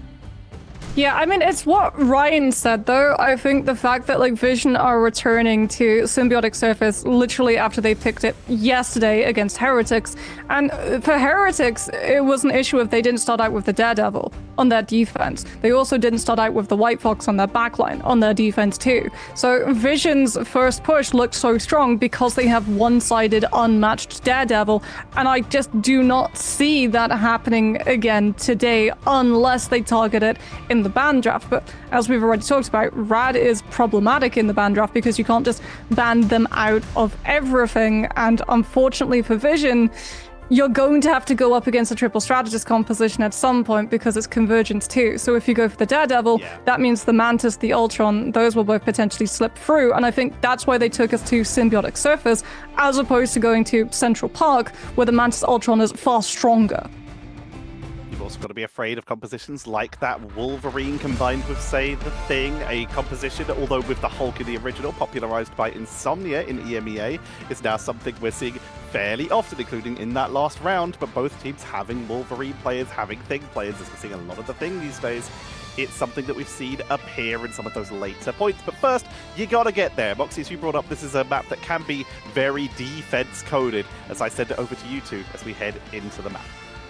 Thanks, Tetra. One thing I did want to sort of say as well is, when we haven't seen many one-sided Elsas, over the preseason playoffs at the very least. That one was just quiet for Zerx, and I think it's been a quiet day for him on a character like Elsa. Rad happy to sort of leave the character out, let the opponents have it. We don't need to pick it because we have so much flexibility in our choices. Might want to consider the same. I'd imagine this would be another Gambit ban for both sides, however. Yeah, I think, honestly, for Vision, it's a case of, because Red had so much control of the space with things like the Phoenix, the Elsa never really got to get the ball rolling in terms of being able to secure up those instinct levels and survive a fight with all of them intact. So you're not hitting your ultra instinct form, if you will. As we're going to be seeing, again, true to form, Vision will go for the first save onto Elsa with the first ban onto Gambit. Rad will remove the Mantis, but this time they're not actually going to take one-sided Mantis. They're going to secure Elsa, which now means that Vision have to react with a Mantis ban, so we don't see any 12% damage boost shenanigans. Now, previously for teams, we would then see this be led into a Mirror Invisible Woman ban, but it seems like Vision are trying to secure themselves one-sided Invisible Woman, something that Rad are okay to let through. Yeah, I mean, it was also Red protecting the Invisible Woman last time because it was one-sided, so it is going to be traded out for the first time, so no low-key ban as of yet, no Deadpool Vanguard and stuff, some of the other additions, alterations that we've seen from the draft on either side. Here, though, Luna Snow would be an interesting protect. I guess it's, much more like with the White Fox and stuff. It's sort of played in its own right in these cases, yeah. This could actually force a White Fox ban on the side of Vision. Which then means that Rad, like, they'll get so much else saved too. It's basically throwing the gauntlet at Vision and saying, if you want to play any element of dive, be it Venom, be it Daredevil, you have to use this next ban slot to take out the White Fox. But Vision, they're not going to bow to it. They're actually going to go for one-sided Daredevil. And I would imagine we're going to be seeing a Daredevil save here come through as well. But if you're Rad, like, we've had many players basically say Daredevil's hardest counter in terms of strategist is White Fox. And it's very worrying that I feel like Rad starting off on the defense, likely going to be locking that strat line before Vision even get the chance of taking first fight and forcing them onto it instead. Yeah, a little bit worried that the Deadpool Vanguard could be banned out, which means that some of the options, certainly with the bits of verticality on second and first, hopping up onto the high ground, like more defensive option, I think Isido was saying, from Shikigami than the Captain America. But it is going to be Elsa's on both sides in play. A Venom ban at the end, though, is pretty damning for any team trying to run a form of dive. Yeah, I mean, you can still play other Vanguards to have the dive, but Venom is the one who has the easiest time getting in for those fast hits and being able to very quickly set up from the information supplied by the Daredevil, right? Captain America has to physically make his way there. Same thing for things like the Hulk as well. Venom can get in and out of these fights very easily, and Symbiotic Surface as well has a lot of verticality where you're going to be able to find those openings. But Vision not having access to that, as I said, they're still going to be able to play elements of dive. It's just going to be a little bit more brawlier. Instead of going in for like a lot of soft hits, it's going to be more disruption style of the Captain America, staying in longer, but coming at the cost of taking a little bit more time to be able to set up the engagement itself. You got Vision Esports. I mean, they've protected the Deadpool Vanguard. Either Gainer or Badder is going to be able to play it. But there was the hover over Captain America. It's a decision that Gainer's trying to make, whether it's going to be that or the EMEA. You've got the Hulk on the other side of Lugia, who's not afraid to actually play it. And I don't think we've seen Vision actually pick up any Hulk so far in any of the maps that they've played. But this could be the last one. If they're not able to get this on board, their preseason is done. We'll see them again in stage 1. Barad is continuing on for the action tomorrow if they win out here on the map choice of Vision Esports. Yeah, Rad not actually rolling with the White Fox. They've got the Loki through, and they've also got the Namor coming out from Smashness to be able to scout out where this dive hits. They don't have one-sided Daredevil, but they do know that at some point the dive has to try to go for the back line, and Rad want to have just the resources of being able to absorb it and rotate before it can hit them, giving them the opportunity to just create more distance, set up the poke, take out the Captain America. He'll be brought back with the Battle Recall Beacon, but this is still delaying what Vision Esports can actually do. They're not getting to take all of the space on point. They'll be relying instead on an early ban hammer coming out from the Vanguard Deadpool instead. Yeah, the flanks are trying to be protected, though, from Smashness. Has to use a couple of the help from Hulk and also his own iframes in order to survive, but you have got more pressure coming in from the banhammer of Badder. Fortunately, Gainer goes down in the process of the fight, so now it's looking at Vision Esports maybe getting a third onto the objective, but it's Crazy Kitty that's actually going to send them flocking right back to spawn. Yeah, Gainer is actually going to be swapping off of the Captain America and onto the Antler, as the Smashness just shows why you do have to fear the Submariner. Takes out the man who has no fear and might actually start growing some in this next engagement. As Vision, without that Venom, they don't have symbiotic shenanigans to actually let this dive have more brawl potential. Rad being able to absorb the initial hit, kite back, and take the fight to a position where they're favored is really detrimental to Vision's whole composition, as yet again the Daredevil falls, and yet again BRB is burned early. It's completely split. Satam tried to go in for the dives with Gainer, who switched over towards the Angela. He can't quite get it, and I feel like it's a bit of deja vu watching Crazy Kitty look at the tushies of Vision Esports scatter away and try to stall them a little bit more. Barad, they just sat on so much 4 ultimates, almost all 6, because there's not really been too much threat. But Vision Esports, this dive, it's scattered. Gainer's changed to the 4th Vanguard in about 3 minutes. They're done with the dive. This is why he's popping off of it. They're done with the dive. They're going for triple strategist. You'll get Rage of Ultron up very quickly as well, but the problem for them is that you're coming into a Rad with all of their ultimates in play, and you have 1 minute 30 to be able to create any space on this point. Lugia does lose both the Hulk as well as the banner form by Vision just playing very aggressive and wiping him. Out comes the Apex Predator as well, though Ducky will escape the clutches with the Meteor M. Curtain runs out from X-Beta, was used a little bit too early and is not there to be able to stop the connection onto QB. So BRB yet again burned to bring the Luna back into play, but a minute left in Vision Esports. They're almost out of ults, Ryan. They've had to use almost all of them just to get a foot on point. Rad only used the Meteor M and Elsa. They've still got ults to survive. Vertigo comes on through a Fate of Both Worlds, damage boosting up Smash Nezzers, and they're all just going to stall. Lugia's going to use World Breaker Hulk. There's still 3 points of tick that Vision have to pick up. Ducky's coming back on the Strange. Yeah, it's a bit more of a mad scramble here as the portal has to come through now. Rad haven't lost any progression on the objective. It's still like Vision Esports at best, playing for a draw on this map, as we saw in Americas yesterday. But now you've got the copy over from Mash to go for the Fate of Both Worlds. Look how deep they're taking this fight right off of the objective, as Vision Esports only having 15 more seconds to get things going, notwithstanding with the overtime as well. Lugia now coming in with a hole, goes for the dive, seeing if he can just juggle away this backline and clap Zerx back into spawn for the time being. It is complete chaos from both sides, but Rad are relishing in it. Vision Esports trying to find some cohesion, but the only thing that they're having in order is going back to spawn. It's going to be the end of their preseason as Rad make this a 3-0 win in the series, and the kind of response they needed after yesterday's defeat.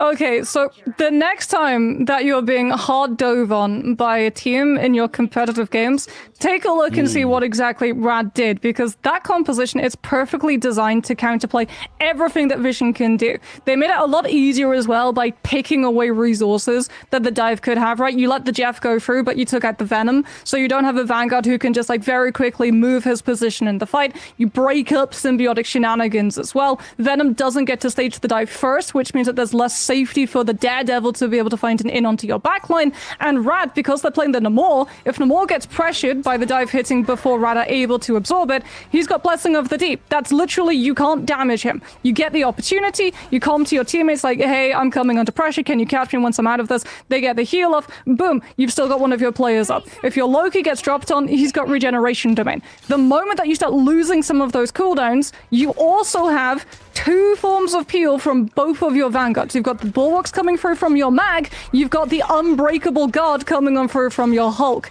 And what that basically means is that for the whole duration of the dive, both the start of it, which is when dive's damage is at its peak, but also if the fight goes longer, where it drastically drops off in terms of damage potential, you have the ability to live. It's not just iframes, it's an iCinema. It's multiple frames. It's a whole feature film's worth of these moments where, yeah, Rad are not really going to struggle to go down. In a lot of cases for Vision Esports, I think just the offensive nature, the damage that they're doing, certainly when they get the likes of like Elsa, is not leading into any eliminations. That has been the story for them so far today. And at least they're playing for the draw. That's about as best as they can manage up. The portal has sent Rad into the fray, and Lugia is just going to have to lead back and take in the fight. Vision Esports, they have to hold on for 33% for 4 minutes. Vision Esports, like, they're running Rex on the rocket as well, because, like, you don't want to risk losing someone early and Rad just wanting to take the player advantage fight when it's the 6 versus 5. You want to go for the BRB in case someone gets picked off early like that. Gainer taken down, comes back with the BRB, but that does reset the Deadpool's charge in terms of getting first Banhammer. Vision, though, have been able to put Zerx into a position of guarding their own high ground, so Rad haven't been able to make space despite Vision losing one player early. Now, at least they're able to hold on, but there's a quarter of the time used up, 3 quarters still to go. And Rad are not afraid to actually be trading out in this neutral here. They're building up some of these ultimates. And if Crazy Kitty can get more into a flank, he's going to find quite a lot. Combo actually coming in as Mash is going to go for the copy. Goes for the Fate of Both Worlds. And you can see just how far back it's forcing Zerx. It even forces out the regen domain. Van Hammer's going to be used on the other side. And any ultimates that Vision grab onto, they are using up instantly. They actually are able to take up Mash and Ducky just at the end of their ultimates. But they've used up quite a lot. Expensive as the Apex Predator was used in the end, and the Namor ultimate. It's 3 ultimates still to go, and half the time still to hold on. So that was one of the harder fights on paper for Vision to be able to take. Uncontested Loki ult. You also only had one person on the point holding that position to stop Rad from getting that last little bit of percent to be able to win out that round. So huge job coming on through from Vision's back line to be able to keep Beta up alive with just the mag anchoring his position with things like regeneration domain and base cooldowns. And it means that now they have double strategist ults coming on through. Rad will have their own fate of both worlds. You really do have to watch out as well, because it's likely going to be held for Smashnez or Ducky to get the damage amp to try to find the elimination through Vision's own strategist ult cycle, because Ryan, we're about to go into an ult dump fight when Rad think that this is winnable. Deep breaths, everybody. Let's see if Vision Esports can hold on a little bit more, as World Breaker is going to be the thing that starts it off. The leap in from Lugia is going to try to harass the backline, and Bada building up as much damage as he can do. Taken down, just clipped out of the air, but still alive and ready to go with. There comes in the Horn of Proteus.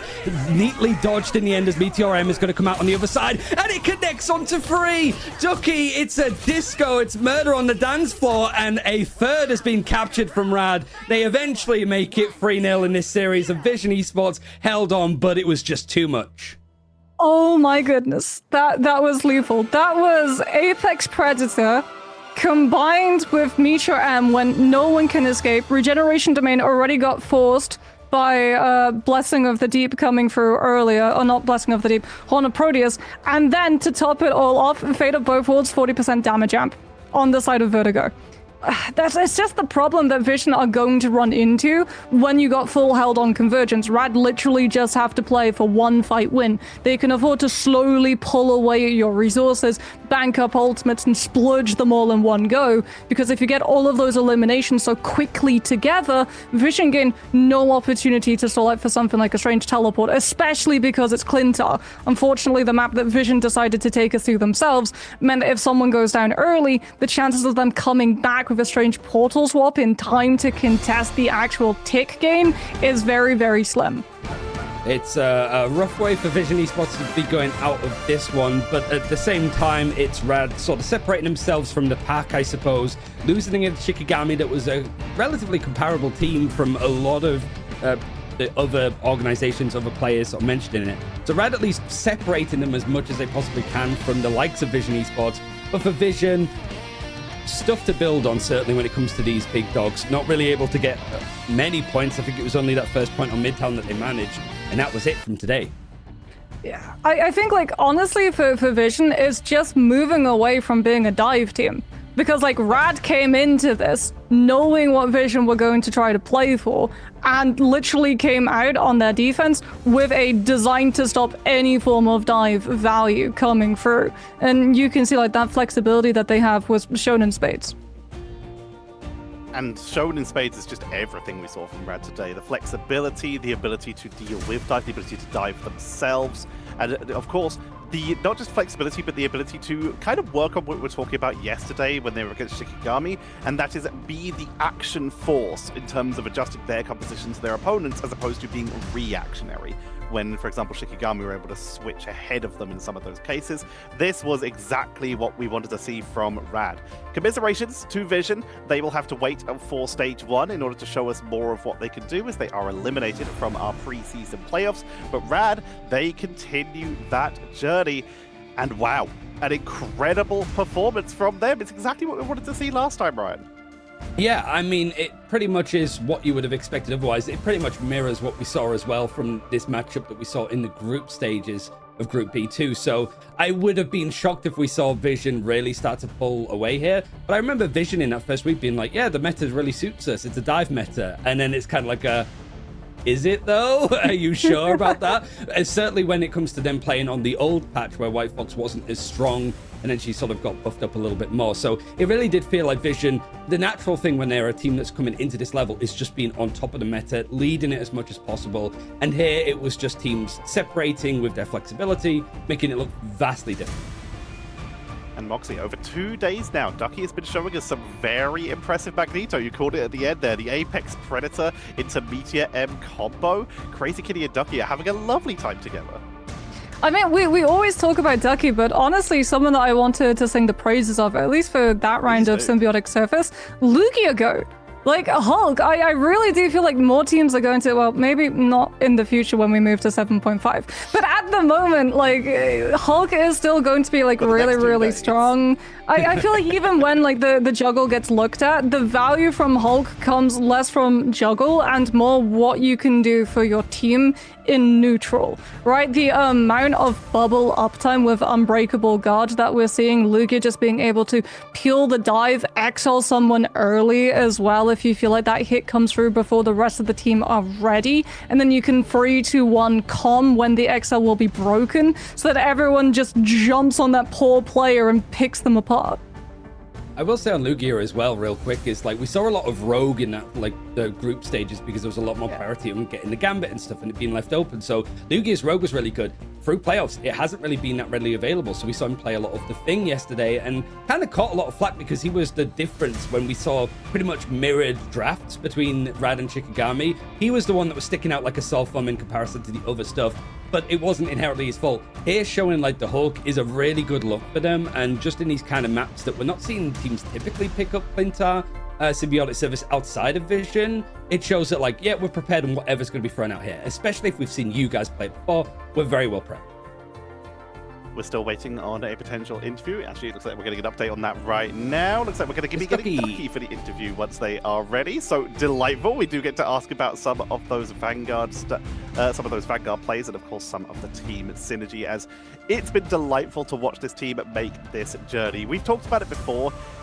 You can't help but draw similarities. The players are not the same, but in terms of the previous run of Rad, stage 1 of Ignite for EMEA last year, this team of Rad came up and had a really solid run throughout our stage. And you can't help but draw at least some of those similarities, Moxie.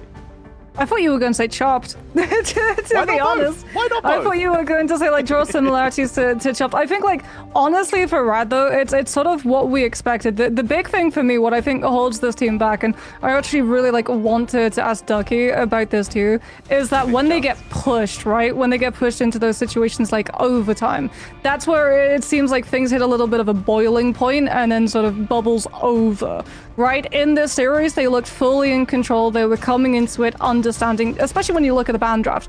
They knew what they wanted. They knew what they wanted to take away. They knew what they wanted to force Vision into having to run, to the point that they were like, okay, well, we have everything set up to be able to deal with it, and Vision were the ones who had to adapt. So I think, like, the big question is, can they adapt when they get pushed outside of their comfort zone in officials, as opposed to coming into a series where they have all of the information to understand how to win it? And Ryan, while we're waiting for Ducky to appear there, let's just give our last words on Vision, because they, once again, will be out of preseason. We have to wait for stage 1 to see them again. What would you like to see from them in terms of what they do in this gap in between preseason and stage 1? Ooh, I think this sort of applies to Crownfall as well, and a lot of the like Saudi teams that we're seeing come through is like, now it's not just like a, oh, they're part of the group now, like how they're not a novelty, you know what I mean? Like, this is a region that's improving vastly when it comes to like the players and the consistent ones that they're putting together. Now it's kind of like, okay, now you need to be able to play with the big boys. Now you need to be able to like be on the meta, especially when things are so sparse and chaotic. Like at the start of the season, it really did feel like they had an idea, were just off of it, and now they need to sort of prove that they can play flexible and be able to command drafts a little bit more. Like, it's promising, sure, but promising can only get you so far. Stage 1 is where you really need to see results. And Moxie, the same question to you. I think for Vision, it's about being flexible, right? Because now 2 days in a row, they try to do very similar strategies with their compositions, and it was very, very like obvious, like when Gain is coming on through, we were talking about the fact that this team did become more fielded towards the dive identity. The problem is that there's now counter dives, both in the ban draft, but also when you get out of the ban draft, and since we still don't have an increase in ban slots, you're not going to be able to take all of your counters out in that window. So I think having the flexibility of basically going, okay, we're not going to be able to play into this from the first fight, especially on like Symbiotic Surface, right? Where they're like, they try and continue with that composition, and they go through so many different looks of it, of like, if we change this Vanguard, maybe it's still going to be workable. Maybe if we change like the Duelist, this could potentially still go through. And it left them so little time to actually come through and adjust with ultimate resources too to be able to make a play for first point. I'm excited for QB as well, like his future as his first like debut in this as well. Like he's a IGL to be watching in the strategist for sure. Sounds like we have our interview, so we'll say hello to Ducky from Rad after a really solid performance. I'm gonna have to start by being the bad guy, I am afraid. Your match yesterday versus Shikigami. It was close, but it ended up being a 3-0. Let's talk about it. What went wrong and what did you adjust coming into this series? It feels like we wasn't fully prepared yesterday for it as much as we were today. We was talking about draft like all of this morning and last night after the loss, because like obviously it's kind of devastating loss because we didn't expect to lose to them, and it was kind of humbling. But we just like kind of locked in. We had a nice scrim yesterday night. We thought about draft a lot. We talked a lot as a team, and it's just like it was able to help us like really lock in for today. Looking at Symbiotic Surface, especially because you were able to complete the full hold and then you only needed 1 point of tick percentage to actually win that map, can you sort of widen out how your approach changes as an attacking team, knowing that you only need 1 fight win with that tick in mind? Is it literally just like, we play for 1 fight win, we build up our ultimates and go? Or is it more a case of you're still trying to approach the round like you would normally? I mean, I think we approached it normally. We wasn't really talking about the fact there was 1 tick or anything. We just kind of like played it normally. We ended up building like a really fast Loki ult, so we tried walking with that. Obviously, it didn't work out how we thought it would, so that didn't work. And then we just came back. We were just playing around normally and trying to win. But it obviously really helps if we only need to get 1 tick, because they're kind of forced to stay on point. They can't really back up or anything, and it's just really nice, really helpful to win. But we wasn't like using it or anything to help us win. I'm curious because I remember Ash saying in an interview that like the main thing about you guys is it's hard to keep you honest when it comes to the draft, right? If something gets banned out, you go for something else.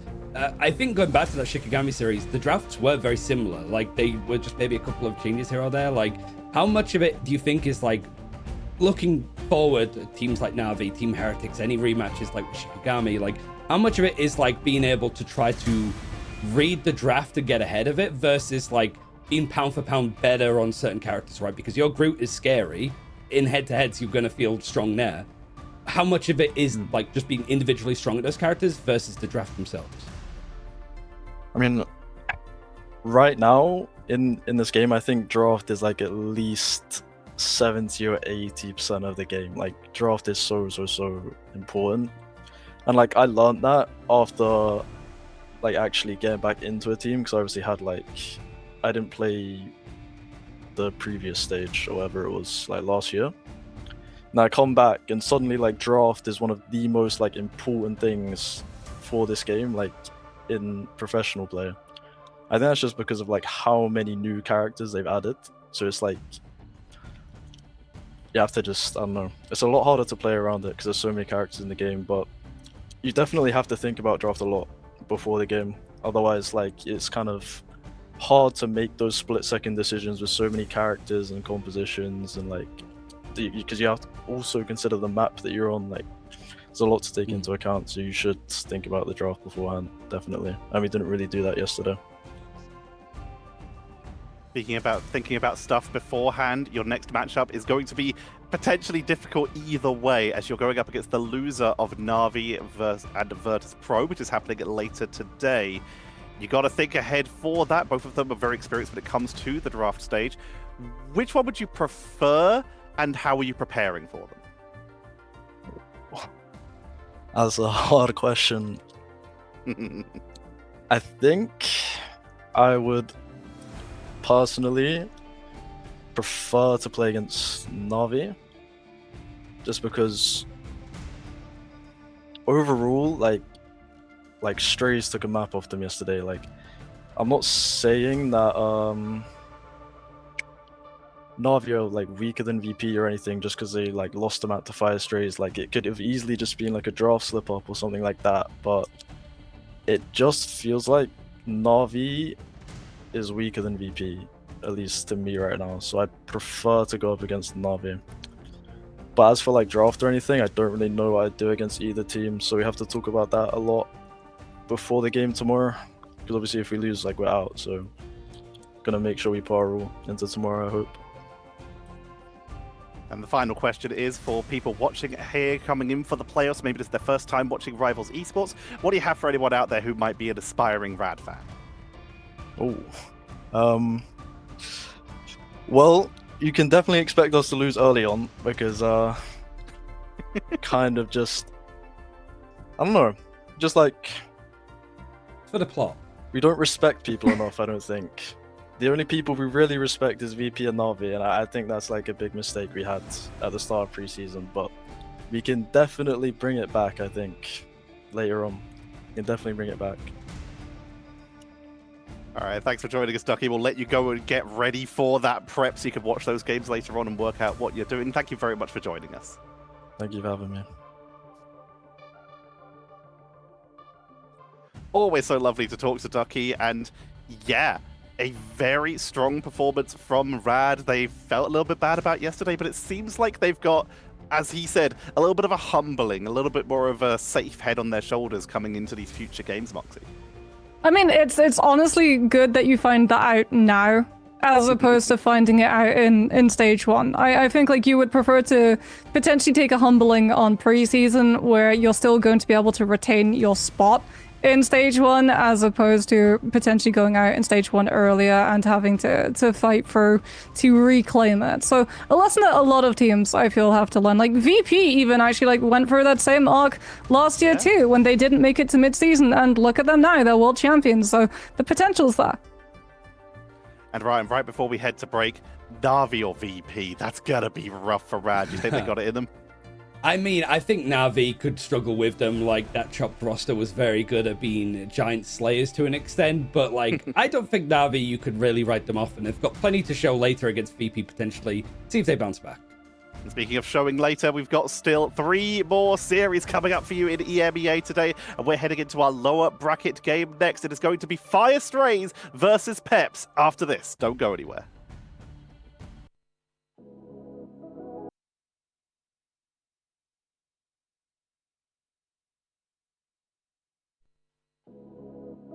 When you hear a character who is a better solo duelist than Winter Soldier, Storm, Mr. Fantastic, Iron Man, Human Torch, Punisher, Hela, Duelist Deadpool, Psylocke,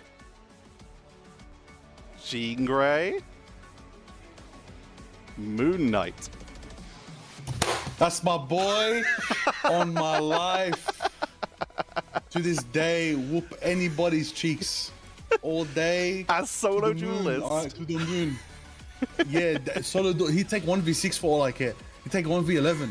All he does is 1v3 in his mind. He can take 1v11 in reality. He's got this. All right, Matsie's been stressing, but still holding out. Wolverine. Elsa Bloodstone. Okay. Oh, Wolverine. Yep. Why I was Wolverine? thinking too hard, man. I just love the way that the feral leaps can really enable fights. In comparison to what you see out of Bucky right now. I don't know, but I mean, in that sense, it's the solo engagements, and I think one and the same. Wolverine with the what is it, Last Stand can just absolutely rip and tear anybody. I've seen many a Wolverine just a solo ult. Tons of strategists, or for anyone for that matter. So, yep, I'm locked in on Wolverine. The claws are out.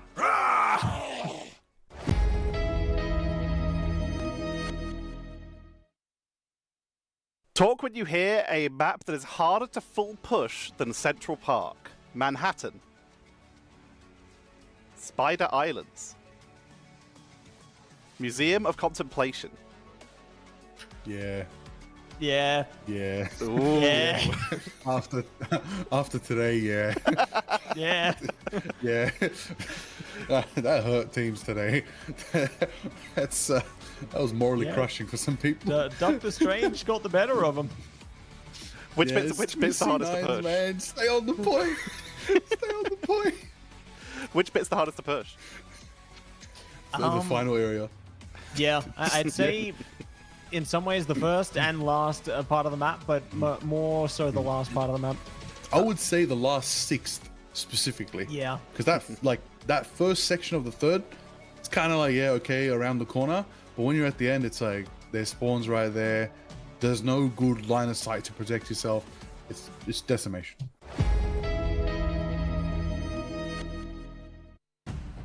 Rad continuing their journey through the lower bracket and keeping the Rad dreams alive, but we did have to say goodbye to Vision, at least for this preseason. They'll be back come stage 1, but it's time to say goodbye to a second team as we head into Fire Strays versus Peps.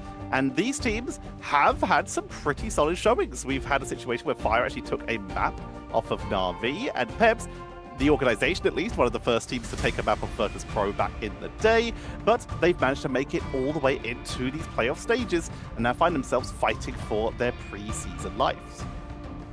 Yeah, I mean, where to begin, really? I think because both of these, like, they're two organizations that have been involved vastly in, like, Ignite beforehand, qualifying for the Open Qualifiers or MRC, but, like, these are two teams that I think you'd expect a little bit more of with some of the tenure on it, but I think especially with Fire Strays, because they were mostly the old business core from way back when, it does feel a little bit like they're the ones that lead the line, whereas Pepsi got some players on Vice that qualified for Stage 2 of last year. They're looking to get a little bit more tenure under their belt. Yeah, Moxie, it's definitely looking like a sort of old guard with, as Ryan mentioned there, some of the all-business lot, some of the Insomnia lot, some of the Foot lot, all coming together for this versus a little bit more of the new blood when it comes to Peps. What's your view on this? I mean, I think Strays have to be the favorites on paper, like you said, recently pulling a map off of Na'Vi when we went into Museum of Contemplation yesterday. And something to point out as well is that they're okay with letting the Gambit go one-sided to the other team as long as they secure Loki, which I think is something that Peps are going to have to be very aware of when we do go through that ban draft, which, as we were hearing from Ducky, is a good 70%, potentially more, in terms of impacting how far these maps actually get to go. And Ryan, you brought up the fact that this team of Peps is a little bit newer, but we've had some spectacular performances. Protoss in particular, and of course Frankie Boxing being one of the key Angela players from the group stages of preseason, but Angela's dropping out of the meta a little bit. Yeah, it feels like this is such a weird amalgamation of a team as well, because you've got some players that were on Crownfall in Season 5 of MRC, Liquid Points, like you're looking at 6, Pink, and then Protoss, all on a core team together. So this is like, maybe there was a couple players that were like on Ninja Creamy and stuff from Stage 2 too. It is a weird thing that Moxie actually highlighted, though, of like Fire Stray's not really been too focused on Gambit. Peps have not been that focused on Elsa, so this really could be like a which is the king or queen in the meta currently, where the focus is going to be, because Peps have been playing a lot more like interesting compositions. I like their ideas like a lot more, but I think that Fire Strays, after having a torrid week 1, now started to show up well in week 2 and having positive moments like that win against Na'Vi. We've also got to bring up just how much the bans, in particular for in this playoff stage, have been focused on the strategist pool, taking out a lot of characters like the Invisible Woman and even Cloak and Dagger. Baby Bat, even last year, was one of the people who was playing Lunar Snow, even when it was not in those top priorities boxing. Yeah, I mean, we could potentially see more of the Lunar Snow with the White Fox, especially if we're expecting elements of dive coming on through from Strays, because I think that's something that a lot of these teams are being called out a little bit by, at least early on. Everyone came into this thinking like, oh yeah, okay, dive meta, everyone play dive. And then we got counter dive heroes being added to the game, and everyone now has to readjust, both around the triple strategist coming back with the Mantis, which I think some teams were a little bit ahead of the rest of some teams with in regards to anticipating that Mantis return, but now also dealing with the White Fox, since we're playing on not Season 7.5, again, no Black Cat, no Lower Manhattan, but we are still on the buff White Fox patch from the previous 7.0, so there's a lot more potential to run the White Fox, not just in terms of a triple strategist line, but potentially a 2-2-2 core 2. Ryan, we're returning to Burning T'Challa in the Intergalactic Empire of Wakanda for a second time today. What have you got for me? What are you expecting? Ooh, so this is when it comes to like the maps that are played, it's the most popular like domination map for both these teams. For Fire Strays, you're 0 and 2, and then for Peps, you're 1 and 2, so it's a little bit better at the very least. You have like a lot of options here, but we saw from that last series, as you mentioned, like Vision just get completely shutted out from Rad. Like, you're gonna struggle to dive onto the objective once you lose it on some of these points. We didn't even see like the sort of fighting ground one either, where there can be a lot more like of this verticality. It just really feels like for both these teams that are having a bit more of a struggle on domination, just making sure that you win that first fight is the main thing. It just sets you up so well in the future. And for Fire Strays, it is just like you got a map win against Na'Vi. Even though the rest of the series didn't go your way at all, you at least have something to work with, whereas Peps didn't take a point on anything against First Pro. And Moxie, just to call it back to way earlier at the start of this preseason, we're talking about winning first fights on domination, and you brought up, while he's received a couple nerfs since, that Vanguard Deadpool. Why is that so important on these domination maps? It's the frequency of the ult. Like, the fact that ult generation across the board got heavily nerfed by around 20% universally.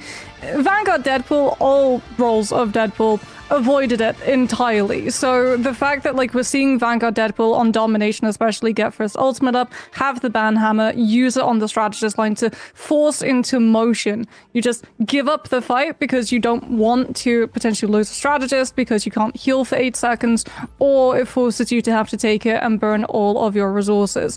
And so we get ready to go into the ban draft. Do we see anything unusual?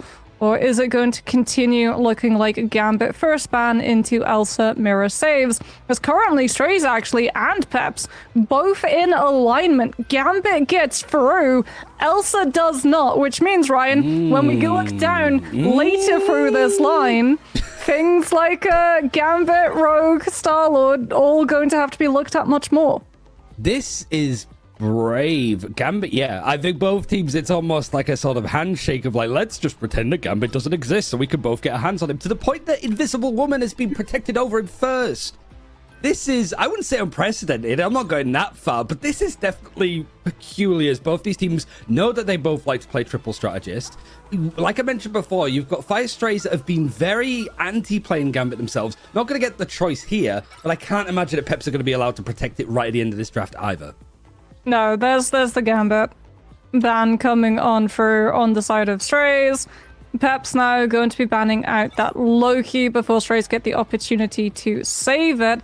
But because it was a Loki ban instead of the Mantis, they could potentially go for the Mantis, or we're going to see the protection on the Strange. And remember, there was a new team up that was added to the game. So Invisible Woman and Doctor Strange does actually mean that your Doctor Strange does a lot more damage in terms of the frontline potential. It's very different in this approach, like both these teams trying to throw a couple more curveballs. And for both these teams as well, like narratively, both of them had atrocious week ones. Weren't able to win any of the games that they had. Week 2, a lot better. Peps at least being able to get that win over, I think it was Pulsar, and then win Alter Esports in that sort of matchup to decide it. It's going to be the Groot taken out at the end. Not a Mantis, actually, that's going to be banned out for Team Peps for Fire Stray. So that's left open, actually, for, I believe it's Zenos that's been picking it up the most. Yeah, Mantis, Ultron, Invisible Woman is available for Strays if they want it. They could go for it, as they'll also be able to have access to the Jeff, since it was a save on the side of Peps, but it was not banned out on their end towards Strays. But we also have Daredevil, and I feel like when one team plays Daredevil, you both have to play Daredevil, and that's why we're going to see more Jeff coming back into play, because Venom also got through the ban line, Ryan, which means that if you want to play Daredevil dive, you have both the Daredevil, the Venom, and the Jeff to get the premier dive composition, fast hits, survivability with symbiotic shenanigans, and just being able to clear up a lot of map space for free. Okay, this is an interesting game with both these teams showing bright moments at the right times. This isn't quite Coffin Baby versus Dying Ant as much as people on Reddit might want you to believe. These are two teams that are looking to see if they can continue on here, to see if after that torrid first week they can build upon this a little bit more. Domination, a bit of a rough start for both these teams, but you have to imagine that Fire Strays are going to be the favorites here. Going over to Binary actually on the Hulk to begin with too. It's been a lot of him on the other side, and Frankie boxing, clobbering time. A lot of haymakers coming out potentially on the Thing. Okay, are we getting a portal drop from Blacksow? Yep. To instantly drop on Peps. Now, here's the thing. Normally, Daredevil's passive would be able to detect movement, but it's actually blocked off by Portal. So, Peps have to turn and deal with it instead. Great bubble coming on through from IMLK, but it does get broken. 6 goes down. The XL2 onto IMLK now takes him back into puny banner form, and that will then move on to putting the pressure onto Protoss. And in the first Portal sweep, Strays will be able to find all of the eliminations, 0 trades, later elimination onto Baby Bat, then onto Frankie Boxing, and that is a clean fight win for Strays into first point cap. Yeah, and 6, you're sort of looking towards him playing the Deadpool. Seeing if he could actually get the ultimates working online early on, but actually it's Zenos that's got the Banhammer in hand. See if he can actually go in for these fights, and certainly a different look with how they've been played. I mean, they got the elimination onto 6, which resets the ultimate, as opposed to Zenos, who stayed alive through the whole fight and manages to apply it onto Team Peps, but no elimination comes off the back of it. A whole lot of damage reduction as well as Pure coming through in the form of those Hulk bubbles. As Peps now, they've got the Jeff ult. They could potentially make a play here. Strays don't have anything outside of the bubbles coming through from Binary to be able to block this. Everyone should be able to just stack up and anticipate so no one gets hit. Blackstar now gets to use that Eye of Agamotto, knowing that Protoss can't dodge out of it, and you're relying on Baby Bat instead with the invisible boundary mirrored by Closer. We go down to sustainability, but Peps having Frankie Boxing on the thing means vulnerability applied on top of Strays players, and that's enough to break through the invisible boundary mirror. Yeah, Deadpool in your area is making the perspective of watching Frankie Boxing just melee onto people a little bit more colourful in its ambition. So now Team Peps, seeing if they could actually get this point in their favour. Worldbreak is even going to be dedicated to 6. Now trying to leap in. Pink going to focusing onto the target of Zenos. The Deadpool strategist not able to do all that much this time as he was trying to reset the rest of his team. Seeing if they can build a little bit more as they've reached 3/4 progression on this first point. More of a mad scramble. It really pretty much is just a straight brawl out on this point of Benim T'Challa. There's no eliminations, a clean cut. There's no poke. It's just a lot of punch. Eye of Agamotto connected onto Pink on the other side, but the peel is there immediately. Nice work in the end from IMLK, but it's still a Daredevil that goes down in the process on the back of Closar. Now you've got It's Jeff going to be used to see if it can get any grabs, and the clobbering time actually connects onto 3 from Fire Strays. Watching it from this perspective is just chaotic, to say the very least, as both the Jeffs grabbing up onto the enemies as much as they can, seeing if they can be pulled off of the maps. It's Slopper that is able to get onto 2, and Team Peps losing out numbers again. Moxie, that was probably one of the most chaotic fights I think we've seen on a domination point. Yeah, I mean, outside of the first fight, it pretty much just rolled into one massive brawl for the whole rest of the round. To be wholly honest with you. And I feel like that's where things like the Deadpool, no matter what role you're on, really thrives. There's so much chaos. He can continue adding to that. He can poke away. You've got survivability too, since you're running the strategist version of the Deadpool and have all of your ultimates built up to put the pressure onto those squishy players. And for Strays, it also meant that they gave up 0 map control. Like, they did not have to play into the really punishing retake positions. Peps had to literally fight for every inch that they could just take steps outside of their own choke from. And let's see if this is going to be a little bit better as Fire Strays. Black Stars, still on the Strange. Could go for a portal play again, as it did seem to have a lot of success beforehand. Frankie Boxing maybe considering doing the same himself. There has been a lot more of just staying on the Strange just with the impact of the likes of Eye of Agamotto, especially when you have a lot more like Hulk thing, less barriers to actually block some of the big stuns coming in. And like you mentioned, that team up with Invisible Woman that is often ignored, maybe invisible to the majority of people, but it has impact. These small margins make a big difference. But Fire Strays, instead of trying to go for a kidnap play, looking for the more offensive, and then the dive in full Maelstrom is able to get a lot of damage done, and then you got a World Breaker and an invisible boundary stacking on Team Peps. This is a bit of a steel cylinder crushing them in, but they're actually able to hold on and survive this for the most part. In fact, going for a counter attack with the Let the Devil Out, flushing through water, falling onto the objective, but nobody's gone down. This has been a crazy fight, but the stun actually onto Black Sow as the Eye of Agamotto comes in means that it's going to be interrupted back down to 50% as Let the Devil Out is going to be used on the other side. Peps doing well to keep themselves in the fight, Moxie, but it seems that Fire Strays just having a little bit more to burn. Yeah, I mean, the exile onto Blacks through the Eye of Agamotto was absolutely massive. unfortunately, what it's done is delayed the problem to this next fight. Also for Peps, like, they had the survivability with the invisible boundary mirror, but they got no elimination. So once that dropped, they'd already lost their Let the Devil out. Demon was still holding his.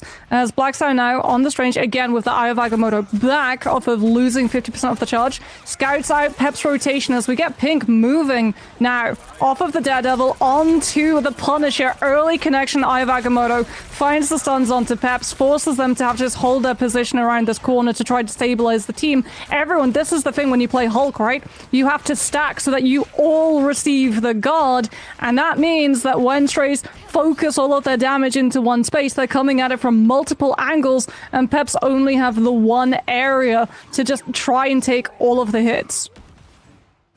Peps having struggled a little bit more. You could sort of see just how much Fire Strays are cordoned up in this position. You've got IMLK trying to pull them back onto the objective to create some space in the World Breaker to rely on, just in case he needs a little bit more survivability. Gets the stun onto the Jeff, but the Jeff is going to just Jeff his way out of the occasion, actually grabbing onto IMLK to make very little use of the duration of the ultimate in the hands now. But Sloppo is seeing if he can quite hold on for as much as he possibly can. It's 68% now for Fire Strays as World Breaker is going to be used on their side alongside Invisible Boundary. Don't think Frankie Box is able to get that much with the Eye of Agamotto. It's the same as before. Even if he does connect, there's no eliminations coming through at all. There's no names in blue in the kill feed in the slightest. Team Peps are just struggling to actually turn this into any form of pick.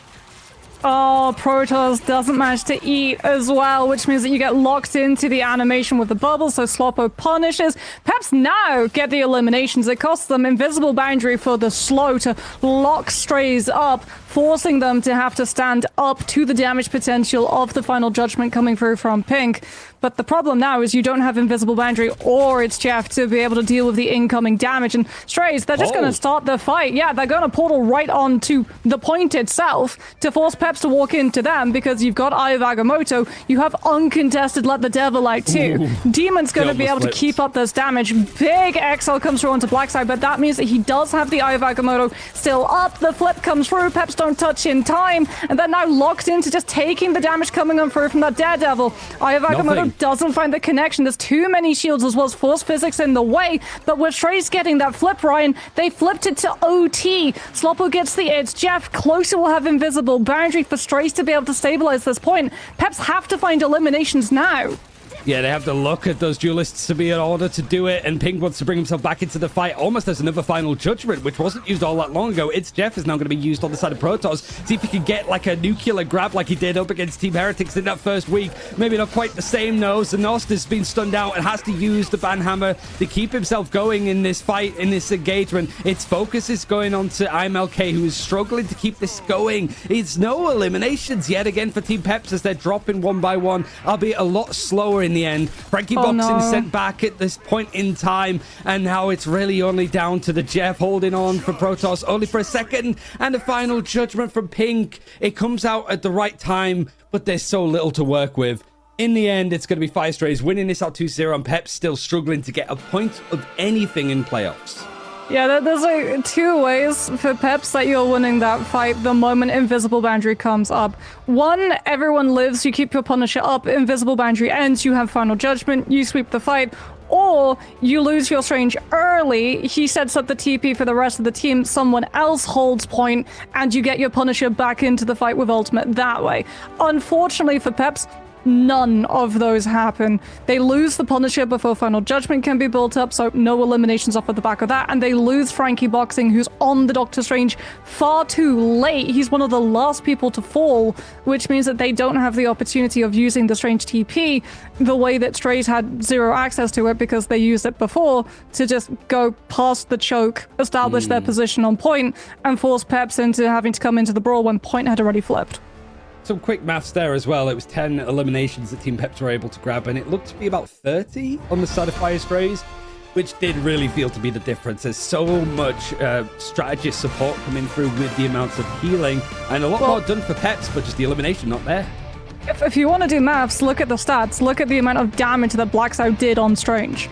It was pretty much farming all the way through, and looking a lot stronger, like we typically see him on the likes of Groot, but this Strange has been working out for him, and Fire Strays has been working out a lot better. We'll see how this series continues if Peps can bring a pet back into their step or its elimination after this quick break.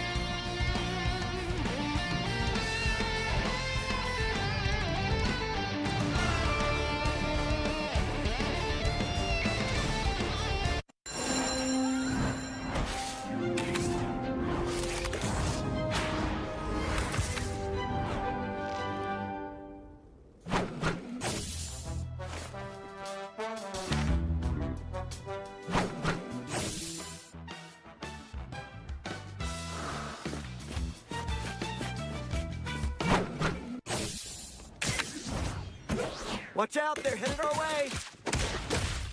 Don't mess with the amazing Spider-Man!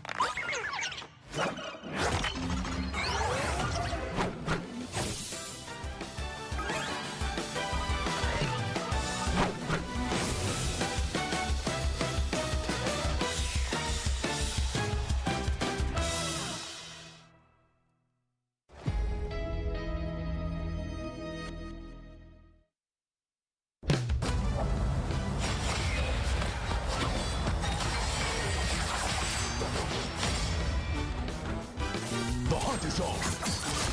1,000 gods!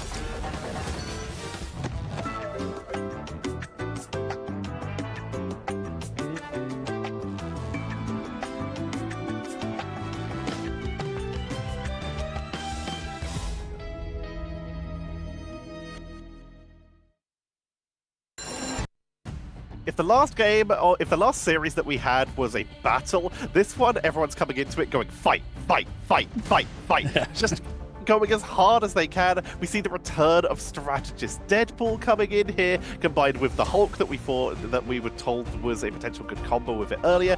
And then we saw the Jeff, another integral part, being used as a counter multiple times to eat Monster Hulk. Moxie, what just happened? Brawl. I know, like, there's so many arguments for what constitutes a brawl composition. That is brawl comp. There you go. Like, you take a fight, it lasts, what, 30 seconds, potentially more, and you just continue going. Like, ultimate's neutral, you brawl it out, you hold your position, you just melt away with your melees and your bubbles, and you're just being able to hold on to that point as long as possible. But I feel like you can do that more in domination, where you can really concentrate where the fights happen. Less so, though, is it going to be possible on places like Convoy, where you have to move your position as the objective changes too. Yeah. Yeah, It's not Ryan, quite we're heading Fogwell's to dream. Convoy. We're heading to Araco next. What do you got for me? Kind of like what Moxie said, like, you've got this constantly moving objective. You've got Frankie Boxing that can bring out a little bit more of the Angela, which is promising for them. You've got some more melee options, I suppose, Wolverine notably, so I'm excited to see what Demon's going to do there. Now that there's more fastballs potentially to be used, it's going to be like throwing it back to the old ages of 2025. But kind of like I said just there, like, it's not quite like Fogwell's Gym, where you've just got all of these like brawling fights happening, where it's a whole boxing match between the two teams. But it is like, you have to separate yourselves here a little bit. I think for some moments for like Peps, the thing that makes me feel stronger about them than say like Vision or like Fire was like the flying compositions that we saw in like Celestial Husk, that they were like playing with a couple of cute ideas to say the very least. I would like to see them here because right now Fire Strays have sort of worked out how they want to identify themselves as a team and now started to hit their stride a lot more. Let's see if Peps can do the same thing as we're going to be heading in to map number 2. Will Fire Strays extend their lead, or will Peps, as Ryan said earlier, be bringing a little bit of a pep back into their step? I feel like... I mean, yeah, I feel like that last map, that was actually almost traveling back to old school test server Rivals, where teams like tried experimenting with a triple Vanguard outlook and just couldn't make it work with the amount of damage that Punisher could output, both with Infinite Ammo team up, throwbacks to all of the OGs, but also Final Judgment too. The fact that Pep's literally the only fight that they could win to be able to break through the triple strategist line with the strategist Deadpool in play were the Final Judgment fights. Yeah, that was old school Rivals, baby.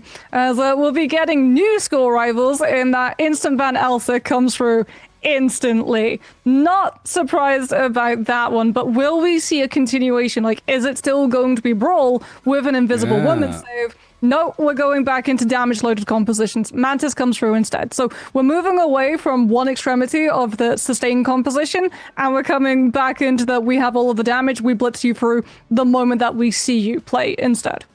Oh, the Fire Strays actually want to go for the one-side Invisible Woman first, which, yeah, feels... Certainly on that last point, I think the highlight of... yeah, the team up with Doctor Strange, and then look at how much damage Doctor Strange just did, and you're like, oh my god. Like, yeah, this is possibly a direction that things are going to go.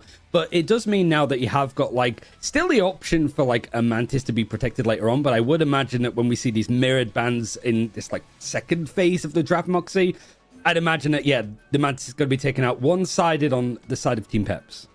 Yeah, I think like for Peps now as well, you have the Mantis to be able to push your damage higher, both for your ultimate output, but also for your neutral output. Because that was something that they were lacking when we look at those rounds of domination. Both of those teams having very similar styled compositions designed to go at it tooth and nail for a good 30 seconds per fight, but Strays were the ones coming through the eliminations, means that Peps, the target focus wasn't quite there. Multiple people fighting different players at the same time, as opposed to looking at just the one, finding the elimination and then moving on. Mantis at least alleviates some of that problem, as we're now going to see the Loki save coming on through on the side of Strays, which does mean that even though Peps will get a save onto Gambit, this is exactly what Strays actually used against Na'Vi when they pulled the map of Museum of Contemplation. If Peps run the Gambit here, Strays just have God of Mischief up and will be able to walk away with the copy.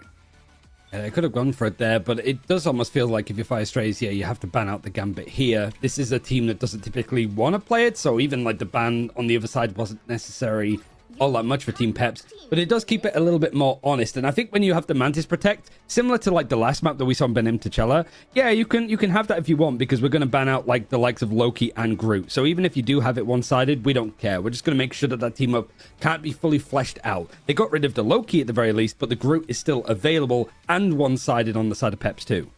Yeah, something else that Peps were able to secure is Mantis Ultron. So triple strategist line, they won't have Invisible Woman, but they can still apply something like a Lunar Snow to be that third strategist. And it being a Racco, we can start to see why Peps wanted to take us here specifically for a convoy map, because we've been talking about Frankie Boxing's potential on the Angela. This is one of Angela's strongest maps. And now we get to see a little bit more context to why Strays were putting so much value into the Invisible Woman, both in terms of synergy with the Doctor Strange, but also being able to counterplay versus Peps' Vanguard line. I think it's helped out Black Soul a lot too, because he was somebody that was known very much for playing for Fnatic, like with the Groot, was considered one of the strongest Groot players out there. Whilst Groot is still strong, not going to be available at all for Black Soul to play, he's now just going almost exclusively for the Strange in its stead. And I think it works a lot with that team up, and just in a lot of these moments, often overlooked, and there's been a lot of buffs that Strange has managed to grab over the last couple of patches. So Fire Strays on this defense, hoping to stem the attack from Team Peps. It's been a struggle for them in the preseason playoffs so far. They've not been able to get a point. Hopefully want to get past first this time. Well, Strays though, it's full stall. Loki, Adam, so potential cast of Invisible Boundary, potential cast of Karmic Revival Copy, and instantly, like, Peps, again, they're just going to be moving to this very front-loaded, damage-heavy composition. You've got Punisher, you've got Phoenix, you keep applying those damage boosts, and you melt through Strays, even getting to use the Groot Walls to interfere with Binary's jump positions, but it's IMLK who falls instead. The thing is vulnerable to Poke, but if he gets to brawl in the close quarters and apply the vulnerability, Strays, despite lacking a duelist, have enough damage burst to bring Peps' players down. It's a little bit threatening, I suppose, with how this has all gone. It's already been a minute, and we've managed to move about 20 meters. So you're looking at Peps. You're looking at 6 especially to build up these final judgments to be the difference to actually break through stuff. But it hasn't worked out so far today from a lot of the teams. Able to get a pick onto Demon, but he is going to come back with a life cocoon. And there's trades either way, which means that this fight has not gone the way of Team Peps. More time has been bought.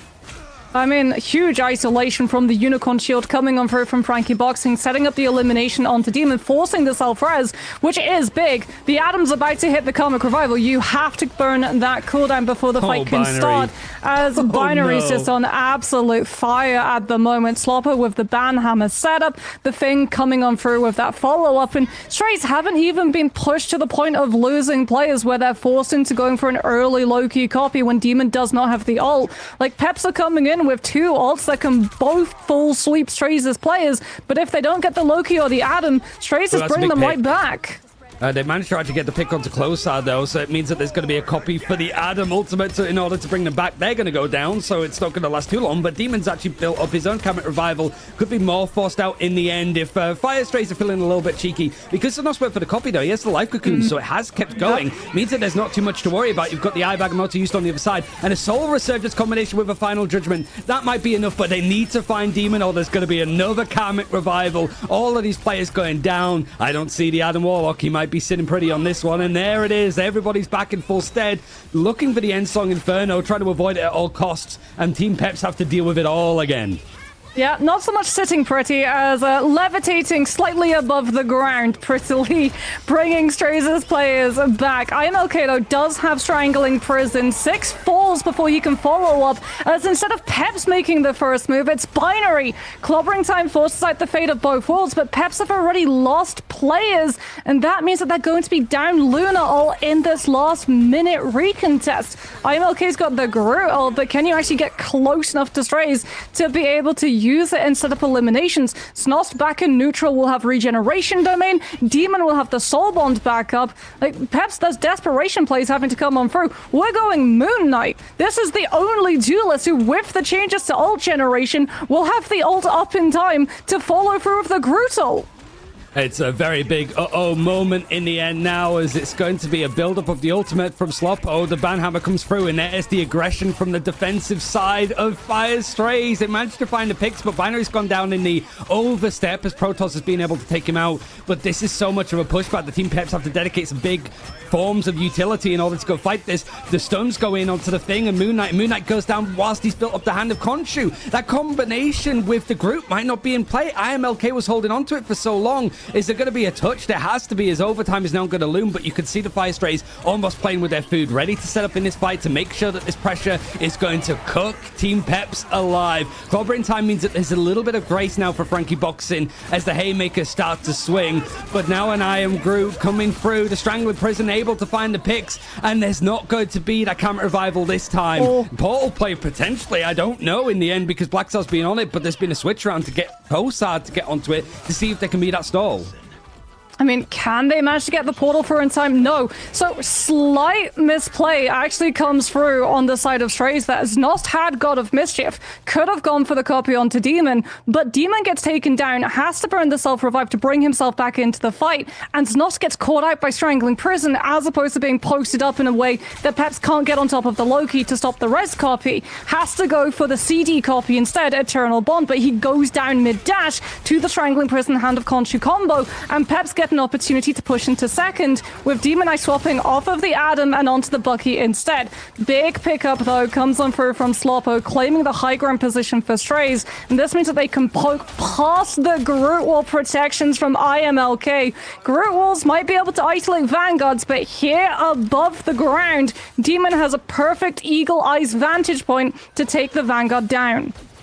Now seeing how much they can fight in the end of Fire Strays, like they've changed up their composition very quickly, even with the sort of portal mistake back onto what they want to be, as we have Jean Grey's just traded shots over at the same time. See, it's a little bit more stressful from Protoss' perspective as the Mantis is trying to clamber up another Soul Resurgence to really allow this team to go. Six has actually switched away from the Punisher as well, full on ultimate to go for the Ultron. Now they have to be ushered back as Binary's brought out the Banhammer, and you can see just the eliminations for Fire Strays coming through. Team Pep's adjusting whilst they go along, and I'm really curious, like the final judgment was in hand, decided to go and switch off of it. A Rage of Ultron is going to be built up fairly quickly, but that would have been the case anyway.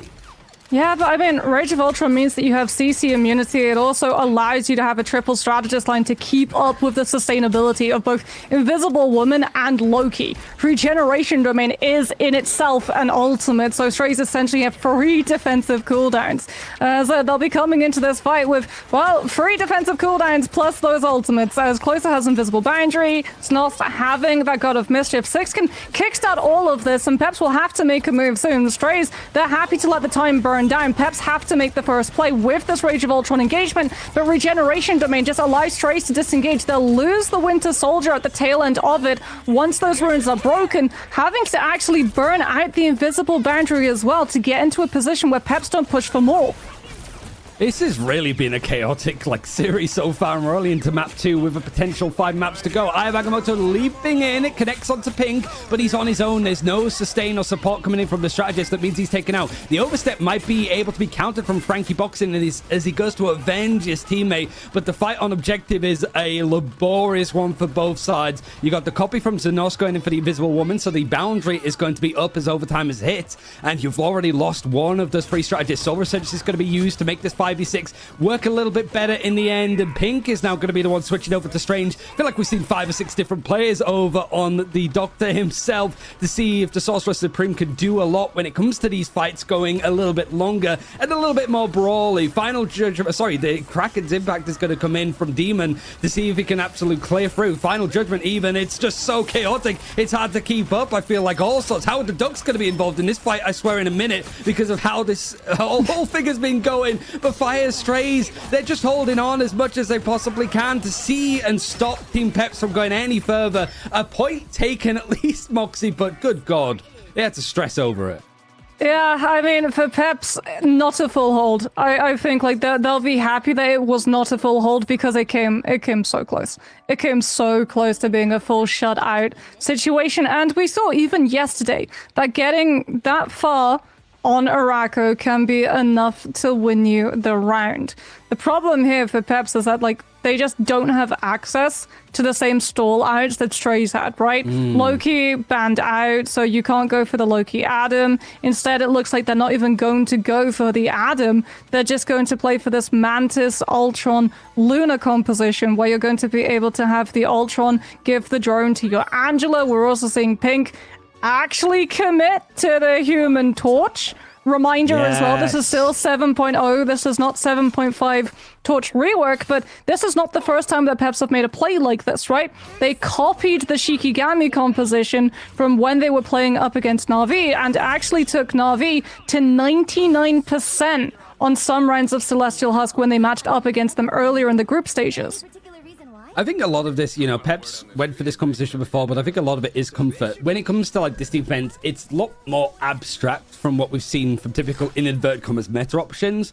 But you've got Frankie Boxing on Angela. This is a very good Angela point. You've got Pink that was on the Torch, did a lot. Six that's been on the Ultron. It really feels like just play what you're good at. That's how we make the differences here. Just go for that kind of major level character that you're good on, and see if you can synergize it well. For Fire Strays, they have to deal with it, and Demon's going to be trying to catch the pigeons right out of the sky with the help of Binary, and I feel like we are just running it back to the old Insomnia days. I mean, not just the fastball special that you have to worry about if you're the Torch. You actually have to worry about the literal fire extinguisher in the form of Sloppo. Like, water beats fire in terms of the table, and Pink does not have, well, he does have to worry about the Jeff fall-off, as speaking about fall-offs, Frankie has to just get the environmental onto Binary, who takes a dip in the pit, and that will just mean that Strays have to back off this fight entirely. No Hulk to be able to open up the space and draw the attention of the Andrew or the Torch. That's a go back, GG, go next. And Sloppo's switched over, Blackstar's gone over towards the 4, Sloppo's changed again. I swear, every time I look at a player in the top, it's just a different hero. It's just one of those, like, kind of fever dreams, I suppose, of how this has been going. But for Peps, at least there's something to hold on to. You can see Pink having to dodge back as the Angela's going to come out on the other side, and a banhammer now from Zenost, from the strategist side of Deadpool, is going to go right into the face of the Torch. He's doing his best to try to add in suppressive fire onto the ground to make it a little bit more of a quite literal hot step against Team Peps. But now it's going to be on the other side as Peps are going to bring out their own banhammer. IMLK looking to try and shove and push this one back, gets Zenost on the way out, and even connects onto Closar, so those strategists are starting to go down. Peps are probably starting to feel a little bit good about how this is going. Yeah, I mean, that's actually a really big elimination because that impacts now the next fight. Snos is going to swap onto the Loki. If you're wondering why we're getting the Loki swap, it's because 6 can start the next fight with Rage of Ultron. Closer will have Invisible Boundary, but ideally for Strays, you don't want to use Invisible Boundary in reaction to the Ultron ult because it's static and it would be used on your side of the map as opposed to being closer to the objective itself. Speaking about ults though, Demon swaps to the Star-Lord, and this is the hardest counter for both the Ultron and the Torch to have to deal with, as Strays are going to take a little bit of a longer wraparound rotation, try to play more around cover, again delaying the opportunity for 6 to open up with the Rage of Ultron, closing up the space so that they can use the Invisible Boundary in anticipation of it. Heaven's Retribution alongside the Torch ultimate is going to make that particularly spicy position to play inside of, but Strays get outside of it without losing players and take us to the long term. Oh no, I don't know if there's going to be much chance of any like portal plays now because of just how close this is, but you can see 6 actually be the one switch over. Blacks out anybody that tries to get onto the point, just clear them off of it. Just do your best to actually make some space in the end as there's more switch ups. I swear we've seen more hero switches in this map than some of the other series that have been fully played out in the end. But now it's actually going to be Team Peps moving away from the Strange. I don't know whether they got interrupted with a portal and opted against it or whether they want to save it for a little bit later on because there's not a lot of space to work with here. Yeah, Peps are off of the Torch tier. They know. Demon's about to get Galactic Legend as this fight opener. And Pink, even if Peps are able to come on through with something like a Strategist Ultimate, might not be able to bail him out as Blackside tries to go through with the pressure from the 4 onto the high ground. Combination of God of Thunder plus Ensong Inferno, capitalizing on the stun effect of the 4's ultimate as Frankie Boxing goes down before Soul Resurgence. But Peps still have to run into this fight, even a Vanguard down. They have so little space that they can afford to give Strays. They have to take these fights and draw them out for as long as possible. Invisible Boundary aggressively from Znost forces Baby Bat to have to use the Fate of Both Worlds, and that means that Strays just disengage out of it, come on through with Galactic Legend once it's done, keep the heals up even through the Banhammer damage coming on through from Demon with the stagger out of the Guardian Shield from Closer, and they have unmatched Invisible Boundary for the fight that will just secure the fight. Oh, they even got time to actually touch it. It doesn't look like it. It has to be ushered in, and the leap over isn't going to quite be there for Team Peps. Honestly, that was just like one of those like slapping match tournaments with these teams that you can't turn away. You can't not look at how it's been going. But at least some moments for Peps, like the composition there, I think the right idea towards the end. It was justify Strays are well versed enough to go and swap to the right kind of heroes to deal with it. And just a bit of a rough fight. I think it was like 3 ultimates used in the end from Peps when they went in for the ultimate play with Human Torch and then a Heaven's Retribution from Angelo on the high ground. And it was all just counted out by an Invisible Boundary that's one-sided. Like, there's only so much that you could do in those instances, but you held on pretty well. Yeah, I think as well it was problematic where the Heaven's Retribution was actually like focused. Because the thing is, you should be able to, if you stack up those tornadoes from the Torch ultimate, the whole ideology behind the Torch group meta, all the way back in Prime Torch Ultron composition, was that you would use Strangling Prison, you would stack all of the Torch Hurricanes on top of it because they all do their own damage as opposed to just mass damage, which meant that you would actually be able to break through the sustainability of something like a Fate of Both Worlds from a Luna. So when you weigh that up versus Invisible Boundary, they should still be able to break through the heal sustainability. Problem is, Heaven's Retribution, you're not stacked in one position. You can still actually go around the circle. And what ended up happening was that Strays had a wall that they could just hug the ledge of to stay outside of the damage, with the tethers allowing them that space to move. Yeah, Peps is pretty much down to its last brick in this preseason wall. It's starting to be pulled apart from Fire Strays. We'll see how it's going to go after this break.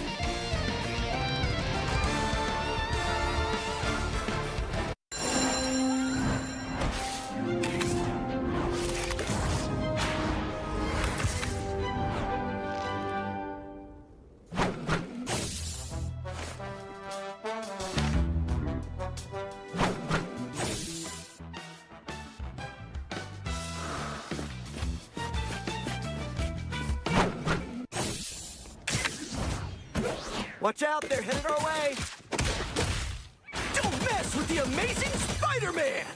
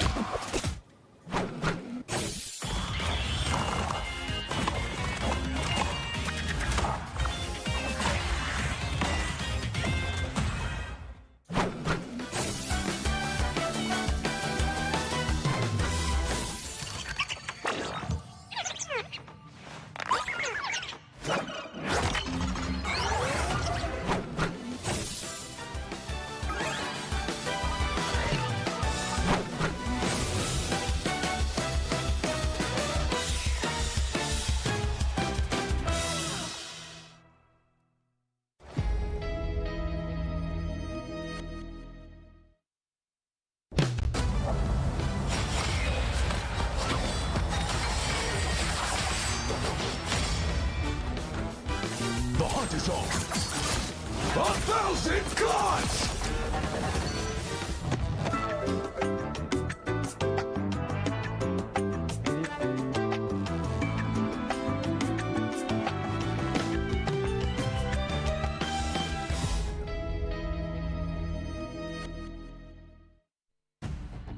And we are back. As Ryan mentioned in that cast, so many swaps from these teams, and it's exactly what we heard in the interview with Ducky earlier, of just, it's so important to be able to adjust midway through a game now. It's so different to what we had last year, and right now, Fire Strays started to extend their lead because of it. We're waiting to see where Peps are going to be taking us for this potentially last map if they're not able to bring it back. All we know, Moxie, is it's, well, we just found out, it's going to be Convergence, and it's going to be Hall of Jalia. What are you thinking? I mean, looking at the ban draft though, it's the same problems that you faced on Convoy, especially on like all of the Convergence maps. I can see why they wanted Convergence to come through last, because like the Loki Adam was problematic for them on both Convoy, but also Convergence as well. And I think like Strays getting one-sided Loki was probably one of the harder aspects for Peps to have to deal with going into that Arako. Problem is, like, so much else requires being looked at in the ban draft. I don't know if you can go for the Loki ban. It's also a map that we have seen a lot more like Ultron and stuff being used on, like attack and defense, so more verticality, which is going to suit what Peps are wanting to do. But the only other time that they played Convergence full stop was when they picked it in the last series against Virtus Pro, where they got full held on Central Park. So that's all we've seen. Hopefully full hold is what they'll be attempting to avoid, as Peps are definitely, they've been able to get some momentum going in the series so far, but it's just getting past Fire Strays after those first points is seemingly where difficulty is starting to come in. We've seen some very creative picks and bans here, especially with the fact that they do seem to be willing to sacrifice both the Gambit and the Elsa, which is very unique for us. We'll have to see if that theme continues as I send you all over to Dot Moxie and Ryan Central for what could be the last game, unless Peps can bring it back. I mean, I worry for Peps, like, when moving on to Convergence, you can make a shout to play the Mantis Ultron, but at the same time, as we saw from Strays, they adapted so quickly when they clocked that it was a Torch Ultron composition coming on through with that Star-Lord. And again, like, even without the Gambit, Star-Lord is still very problematic for Flyers to have to deal with. And it's just not enough lines in the ban draft for you to be able to look at both the Star-Lord and the Loki and the Mantis and the Gambit and the Elsa. Seems that we're going back to the first draft a little bit with like the Invisible Woman, probably available on both sides. I think here makes sense. Some good verticality if you want to keep working with the Strange.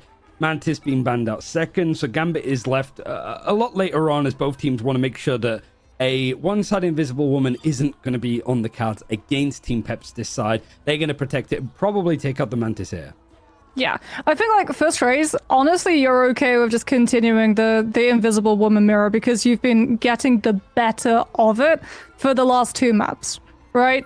So it's on Peps to have to try and adjust what they're coming through with as we get the Mantis ban, no damage boost for both teams, no Gambit for both teams. Loki still going to be available. The last time Strays went for the save onto it, they could well go for the save onto it here because that then leaves them open to potentially coming on through with an Adam Loki composition to really stall things out at some point in this map, but they're actually going to go for the Vanguard Deadpool instead, which has been doing a lot of work, being able to come on through with those isolating unicorn shields and cut off Peps's backline from that front line is really, really important at being able to set up these eliminations quickly so that we don't see the amount of brawl lengthy fights that we had on Domination earlier.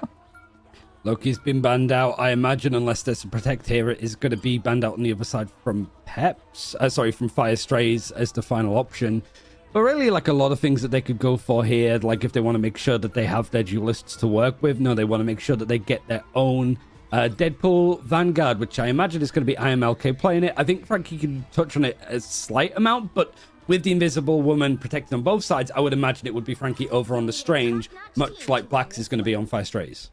Yeah, straight mirror in terms of the ban draft. Might as well be on MRC lines with the access of heroes that everyone has here. But for Peps, there's going to be a little bit of focus. Like you said, IMLK is going to be going for that Vanguard Deadpool, but Frankie Boxing is very likely going to be going through onto the Angela when we do go into the map, as we have a slight delay to the schedule coming on through before things start off. We will have a ever so slight pause, but we get a taster, Ryan, that we get to see as opposed to the rest of the stream of what exactly the heroes are going to be coming on through.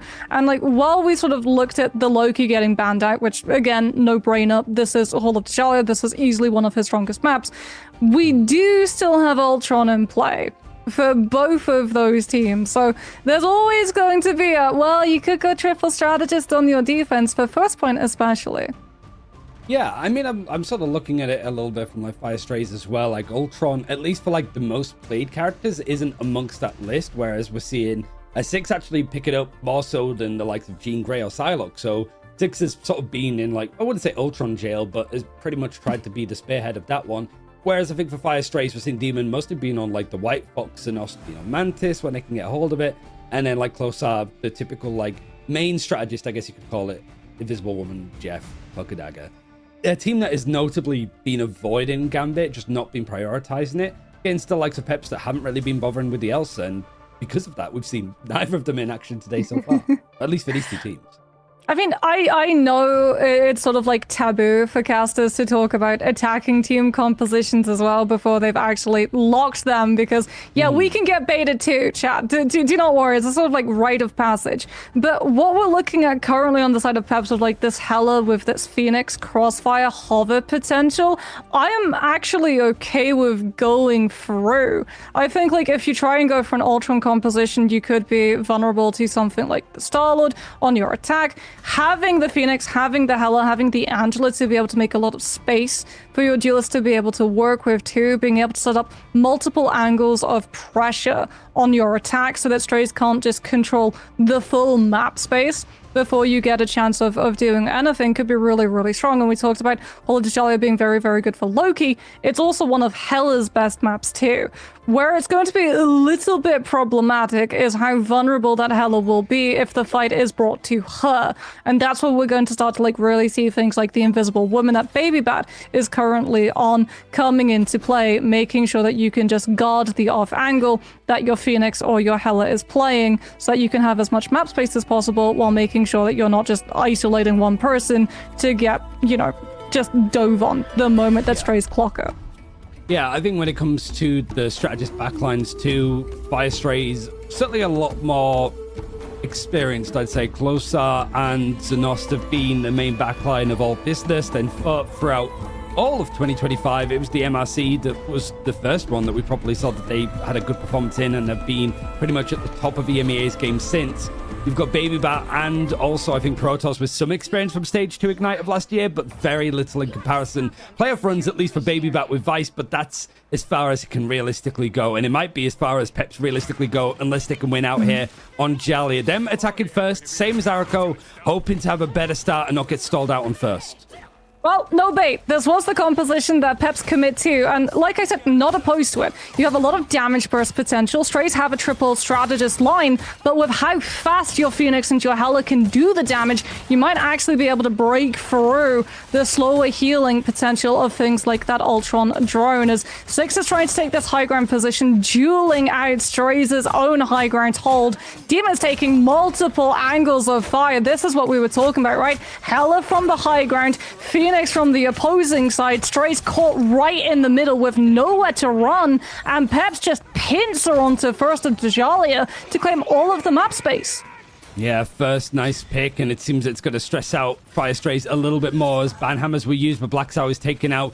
It means that it's a little bit more scarce in the end. Demon over on the Strange, whether there's going to be enough stall to go for a pot. I'm not quite 100% sure, but that's another pick in the end for Peps, who are really like leading the lines. It started on that first map of domination that they weren't able to get the picks needed, but now they have to try to beat out the stall as ultimates might start to build up in the end. Binary is going to go down as Frankie Boxing cutters through with the Angela. And the Invisible Boundary's even going to be forced out, but they're still dropping like fires. Moxie, it's really chaotic in the end, and Fire Strays still have numbers only ever so slightly. It looks like they're only going to be able to stall this out for like a minute or two more. Yeah, I mean, if you're Strays, maybe you can force out Invisible Boundary from Baby Bat, but that fight is literally just going to allow Baby Bat to have uncontested Invisible Boundary to react to things like Feast of the Abyss coming through in this next engagement, which Nice Binary is going to have to wait to have access to, as like you said, Pink is able to, on that Hela, just find the elimination late, and we can see that they know the Venom will not work, even with the Jeff in play. The Angela being able to counter-spear your engagements, as well as running into both the Charm from Protoss with Spectral Surge and Force Physics from Baby Bat, means that the Diver's just not having any actual threat to it, and Pink and Six are gaining all of the space to work with. Better to go to the Angela and try and clear out the Hela and the Phoenix separately. Yeah, it's a 2-2-2 setup in the end now for Fire Strays. They want to try and like match it up as best that they can. You don't have the Hela on the other side, but Heaven's Retribution going to be used from Frankie Boxing, but IMLK goes down in the process. Similar to what we saw in Arako, just the coordination a little bit off, and you lose one of your Vanguards as the dive was looking to try and go in. The fight is still going splendidly though for Team Peps though, as Pink has had full command over on the high ground, really pushed Fire Strays back all the way, and because of the portal being used so recently, they're not going to have much of a chance to touch on here, yeah. Yeah, I mean, Blacks go to this range, realizes, wait, Portal's still not back. And in that time, Peps picked up second. Where was this Peps? In map 1 and map 2, they have absolutely come alive. But question is it too little? Is it too late? As Pink has been an absolute fire. Hella not getting hit by the Deadpool ultimate, goes into the Goddess of Death, and Strays don't have a strategist ult to be able to mitigate it. Blackside just swapping now onto the Mac, no Meteor M, and they just have to give up the space. They don't want to lose more players and bleed out more control of her to Peps. Yeah, Frankie's doing a great job in just sparing some of these players into precarious spots, and the rest of the team is feasting 3 ultimates, almost 4, with the Kumiho for Protoss in hand for the attackers, whereas the defenders with an invisible boundary want to try and set up his Closar, seeing if they can maybe go in and fight on the corner. Meteor M is sat back waiting, and they're really trying to keep an eye on where Peps are going for this fight. You can see that they're on the left-hand side. Black Cell's trying to sort of cordon off this main walkway as the Galactic Legend's going to come through. All of these ultimates as well. Invisible Boundary is going to be Venn diagrammed on both sides, as well as the Banhammers are going to come through from both sides of the Deadpools. Kumiho now charging on forwards as Binary is able to get that pick onto 6, and a bit of a shot in the dark for IMLK. Still able to find a pick onto Sloppo. Means that this payload is still churning forward. I mean, Strays, though, will have their Phoenix back into the mix faster. Meteor M from Blacksout attempted to get bubbled out by the Unicorn Shield from IMLK, so that Peps, they can just pull back. They're going to have 6 back in the mix. You're going to have the Endsong Inferno to land onto Znos's summon with that Kumeho form, so you can just shred through it in one go, and Strays lose the sustainability. IMLK poking up, trying to rebuild the Banhammer. Binary held on to theirs, will be able to put it, forcing now that Endsong Inferno from 6, since Baby Bat just cannot heal without going down herself, and that might be enough for Strays to be able to stabilize their hold.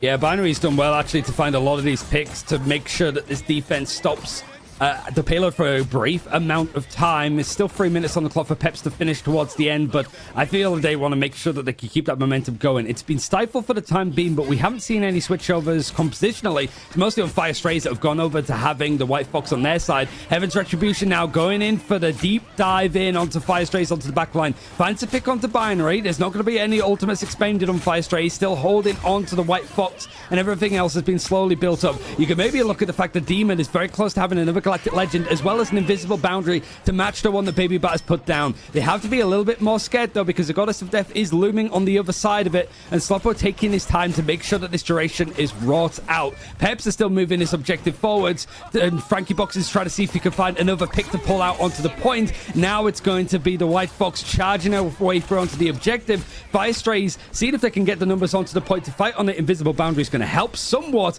but you can already see that, like, Team Peps have actually pushed beyond the objective, trying to get in towards the spawn doors, switching things around, but they've lost Pink. It's going to be a Banhammer thrown in onto, I think it's 6, that's managed to try and sneak his way out. He's under a lot of pressure in the end, and Binary, seeing if he can find something, gets the peel of Frankie Boxing and peels Frankie Boxing's wings straight off. The reset is good, but what a fight Moxie's. Team Peps just tried to cut all the way through Fire Strays. Oh, they can't afford to lose anyone here. I mean, you've got Endsong Inferno, you've got Banhammer, and there's no strategist on the side of Strays, but what there is Meteor M, as well as an Endsong coming on through from Slopper, plus Demon swapping off of the Starlord onto the Heller as well. So full duelist mirror coming through, pick potential, poke potential on Peps when they try to walk up and take some of the space that Strays already have pre-developed before the fight starts. So Peps have to slowly make their way in, not losing someone early. IMLK comes on through with the Banhammer, puts that onto Demon. Actually, it looks like, to stop the Hella from shooting. Endsong Inferno comes on through from 6. Sloppo going for his own with the combo of Meteor M on top, and the backline is decimated. Strays wiping Peps' backline, now turn to the front line and deal with it, and we have a Portal recontest play coming on through from Frankie Boxing as Demon swaps onto the Wolverine. They've read that Strange is going to be in play. They know that the Hella could potentially be vulnerable. They'll go for the Wolf to have both their heal passive coming on out with the team up from the Phoenix, as well as that regeneration now that Pink is on the Daredevil, looking to just get past the front line and hit the back line before Znos can use ult. Yeah, they have to make a good meal of this one so far. Like, the push on, at least the objective's going to be hit, but you've used a strange portal pretty early on, so overtime is not going to be on the favor of Team Peps. Invisible Boundary is going to be used. Kamiho on the defense for Fire Strays as Binary charging on through with a Banhammer. Now there's a lot of actual, like, restraint from Fire Strays here as they've strayed away from the objective for a split second before they go in for the redive here. The Eye of Agamotto leaping in right onto where this Invisible Boundary was placed from Closer, who almost goes down, able to survive through it with the help of Sinosti, who was also taken out with the stun in the end. Still able to hold on a little bit more hope as Banhammer from IMLK looking to see if that backline can finally go down and stop Fire Strays from this, making sure this payload doesn't reach the end of this map. You've got the last stand now from Demon, seeing if it could be a last stand in the end from the attack of Peps. Nobody else is really alive to get going on this one. The portal was used up prior, so it is going to be just shy of that third and final checkpoint. Team Peps not going any further, at least on their attack. Yeah, classic Call of Djalia, especially from a pick potential composition from the attack, right? You lose that space, you lose one fight on third, your Hela, your Phoenix, they're not in position before the fight starts to put the pressure onto Strays, and Strays just deal with the threats one by one, having all of the cover to be able to hide that backline behind so you don't lose a strategist early, being able to hold your position with your front line to make sure that that objective doesn't push further into your space and force you to have to change your position. And then when you win one fight, you can start holding up closer into the attacker's side and force them to have to use ultimates, which you can just kite out or mirror, depending on what you want to do. But still, for Peps, honestly, a really good showing. Like, the tempo that they had for picking up first and second was very, very strong, and it is no surprise at all that when the sides swap, we're seeing the same composition. Like, now you have your Hela and your Phoenix already in position before the fight even starts, Ryan. So it's all about how Strays react, and if they can clear out the Hela and the Phoenix before Peps can use the crossfire to complete the full hold. I would imagine now the Fire Strays are going to expect this, I think, with the Jalia pick of like, okay, we ran into the Hela, you've got Sloppo that is hovering over towards the Namor, but it is still in the attacker spawn. Could shift at any moment. Maybe with Blackstar switching over towards the Stranger, there's going to be a portal play right off of the bat. Yeah, pretty much. Yeah. Just make sure that Sloppo could use the high ground themselves. That's going to be the case. There's some damage that's at least thrown out in the end from Peps, but they're going to see this coming. Oh, here's the portal. Right through. It's actually not onto one of the isolated players from Peps' end like the Hela. It goes onto the high ground instead, but 6 is coming pretty low. Manages to drop off before you get picked. Frankie boxing is the one that Strays turn onto instead. And now Strays can start making this counter rotation too, taking even more space away from Pep. Space that they would actually have their backline kite to when they come under pressure from main. Good charm though from Protoss in reaction. Sets up the pick with 6 on the chase down. And Peps have been able to stem the bleeding. They've lost 1 point of tick, but they haven't lost the whole fight, and they will be able to push Strays back. And next fight, Ryan, well, there's no more strange TP to cheese all of that space. They have to walk through the gauntlet of the Phoenix and the Hela before the fight starts once more. Yeah, they get the stepometer out, pedometer, to see if they can actually just make their way onto the point the old-fashioned way. So Peps deal with that nicely, considering that they were the first elimination against them, being caught out from Frankie boxing. But the good thing is that the Angela going down means it's going to be a fast rotation all the way back to the point on this defense. Blacksow now, yeah, he's like, I don't have a portal. I've just got to find what is the other good route to go down in this way. And like for compositions, it's looking like they want to keep it the same. They find the pick onto Protoss though, which is a major one. It is going to force that Banhammer on the other side, which might lead to 2 for IMLK, who in favor is wanting to make this work. Binary though, dedicating their own Banhammer. It's a good ultimate throw out in these cases, and it's allowed Sloppo to actually find a pick. So it's still another really chaotic fight in the end that both teams are trying to adjust to, as Firestray seeing if they can grab 2/3. I mean, they might be able to grab all of them as Pink has to swap onto the Strange and try and teleport Peps back in time. Someone still alive will be able to hold on to the space long enough for the TP regroup to come on first. 6 so close to having Endsong, but goes down 1% off getting it online. Sloppo's got the Horn of Proteus too, so Peps have to be very, very careful that they don't lose someone to the one-shot potential of that Namor ultimate. Demons coming back on the Star-Lords here. Much more survivability with the iframes. There's the Ensong Inferno capitalizing off of the slow setup from Baby Bat, catching onto the Invisible Woman, but Stray still think that this is winnable. Out comes the Kumeho Unleashed, stalling everyone up with Slopper trying to find the follow-through of the Horn of Proteus. It gets dodged though, and Peps with the Eye of Agamotto turn onto Stray's no CC immunity, complete the hold. Ooh, big fight win in the end. Pink being the saving grace with his own portal play. Slowpo jumping off the map to try and reset fast, and is going to switch over towards the Jean Grey. If Fire Strays do make the right adjustments, but just a little bit later on, so there's a lot more stress that goes onto this potential final engagement of Halls of Jalia. Team Peps hoping to bring this map back in favor. They've got some stuff to work with, but it is pretty much only the Heaven's Retribution. Not just that, but also just the Angela body blocking Galactic Legend coming through from Demon. Like, Pink's shield has to be perfectly placed, but the Angela's using the ultimate on Strays aggressively, as opposed to being that's a body block for the back line. Still, Peps think the best defense is a solid offense. The problem for them, though, is that who's holding on to point now? Frankie Boxing has to turn around and try and stall it out, but Peps have already used that strange TP, and it comes down to just clutching, being able to survive. One went down to the Galactic Legend, but one still lived, and that strategist has been enough to keep the Angela in play. Frankie is able to scout out Slopper's position too, so no stall out potential for Strays to be able to touch long enough for Blackside to be able to get a strange TP. A Banhammer is going to be used from Binary. He gets stunned out, though, and he gets pulled out of position, so the rest of the team is feasting. It was amazing peel onto Frankie Boxing to keep him alive, as he might have overextended as the rest of Fire Strays came back into the fray. There goes the Banhammer from IMLK to clear up 2, 3 with the help of 6, and now Fire Strays have nothing in order to touch it. Invisible Boundary is used to find the catch in the end, and it catches Pep, at the very least a map. Halls of Jelly goes their way, and they maybe save the best till last compositionally. They're starting to shine with the likes of the Hella and the comps, and yeah, Fire Strays under a little bit more stress. That's how you beat a triple strategist sustain composition. You have so much incoming burst pressure that they just don't have the time to be able to heal it back up. You get those eliminations back to back to back, you take all of that map space. The problem for Peps, though, is that it came out so late in this first to 3. Strays now losing that map get the opportunity to choose where we go next, and I guarantee you that that map will not favor Hella or Phoenix. It's probably going to be the case. Looking at like Fire Strays, because they have access to a majority of maps here. They could go for like the Yggdrasil. We saw a Museum as well picked from them. They would have maybe gone for Heart of Heaven, but because we've just played Convergence, it's not going to be the case. Maybe they just go to Domination because of how strong it looked on that first opportunity when we saw them on Jalia. So we'll have to see where Fire Strays want to be able to take this one for map 4 as we start to see a little bit more played out of Peps, or whether that's going to be the end of it. Stay tuned. We'll be back after a quick break.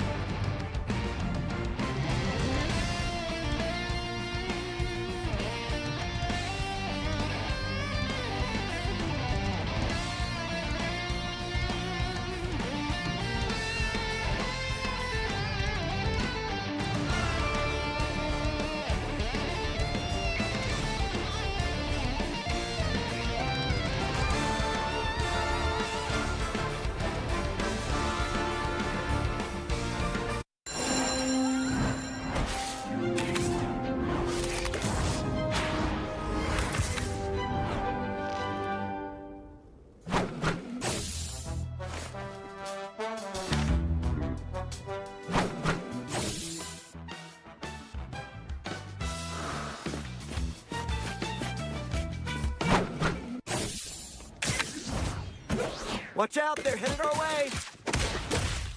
Don't mess with the amazing Spider-Man!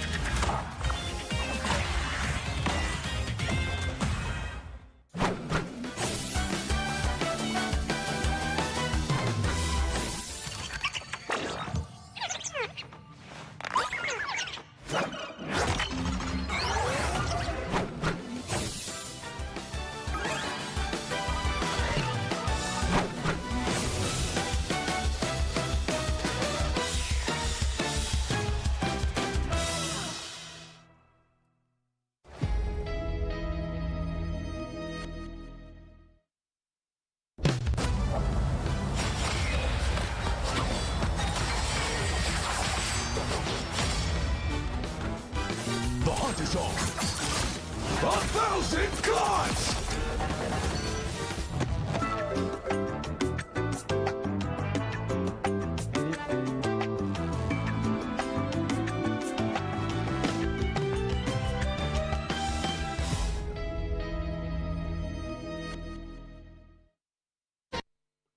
Some star-making performances out of Peps there, really showing what they can do and taking us to a map number 4, still in this series. And we have been informed, Moxie, that we're going to Museum of Contemplation, and you said something in the break I would like you to repeat here about the Hella Phoenix. I mean, it's a little bit of a surprise that it's Museum of Contemplation. I think, like, for Strays, obviously this was the map that you pulled against Na'Vi, so they've obviously got a confidence boost in being able to play this one. But I feel like it also leaves the door open for Peps to lean into something like the Phoenix composition, which did really, really well for them with just the tempo control of having that poke pressure of both the Phoenix and the Hela when they played Hall of Djalia, since a lot of very long, open line of sights when you walk around those corners in the museum. But Ryan, Moxie already mentioned that Fire did take a map off of Na'Vi with this map. What else can you tell me about this map for these teams? We've seen a good amount of it for Peps, I think, with just like they played against Na'Vi and Heretics on it in that first week. Lost both the maps, but there was like a lot of like good moments from them realistically. It felt like Heretics were really starting to come into the form that we know them in right now and what we're expected to see from them in the upper bracket a little later on today. It was just that Peps did relatively well to keep up at pace with them realistically. So this isn't inherently a bad map for Peps, despite the fact it being a 0-2 for them and a map that they've picked themselves in the past. It does feel like if they can tighten up their gameplay a little bit more, Fire Strays might not have the same amount of success. Granted, like Moxie said, they beat Na'Vi yesterday. They're going to want to take that confidence into this one. It's just whether they change the draft at all or whether they're going to keep things mostly the same. And let's ask that question. Do we think they're going to change the draft at all? Let's start with Ryan. Continue your thought. So I think you've got like pretty much a mirror matchup there, which I think goes to suit Peps if they want to go off the beaten track here, because the comfort is really strong for them. We've seen in interviews with other players saying we don't want to rely on comfort, we want to play what's meta. Here in these kind of games where both teams are a little bit more scrappy, play what you're good at. If it's Hella, play Hella, because there was so much of a big difference there. And Moxie, I will ask the same question of you. Do you think we're going to see some adaptation? Do Fire Strays, after seeing that and knowing that they're the ones taking us to this map, do they say, maybe not, but they'd lose so many of the priority bans to do so? I don't think you burn a ban on the Phoenix or the Hela, especially because, like, Museum of Contemplation, while there's also, like, a lot of really good line of sight positions, I feel it's more that we would see the Phoenix be played over the Hela because there are so many flank routes for dive teams to be able to just wrap onto the Hela before she gets the opportunity to poke them down from range. So I think, like, again, this is more Strays, just like, okay, we're fine with playing what we played previously. We can go a triple strat line. We can go for sustainability. We can try and go for a heavier brawl style if we get the strange invisible woman coming back on through.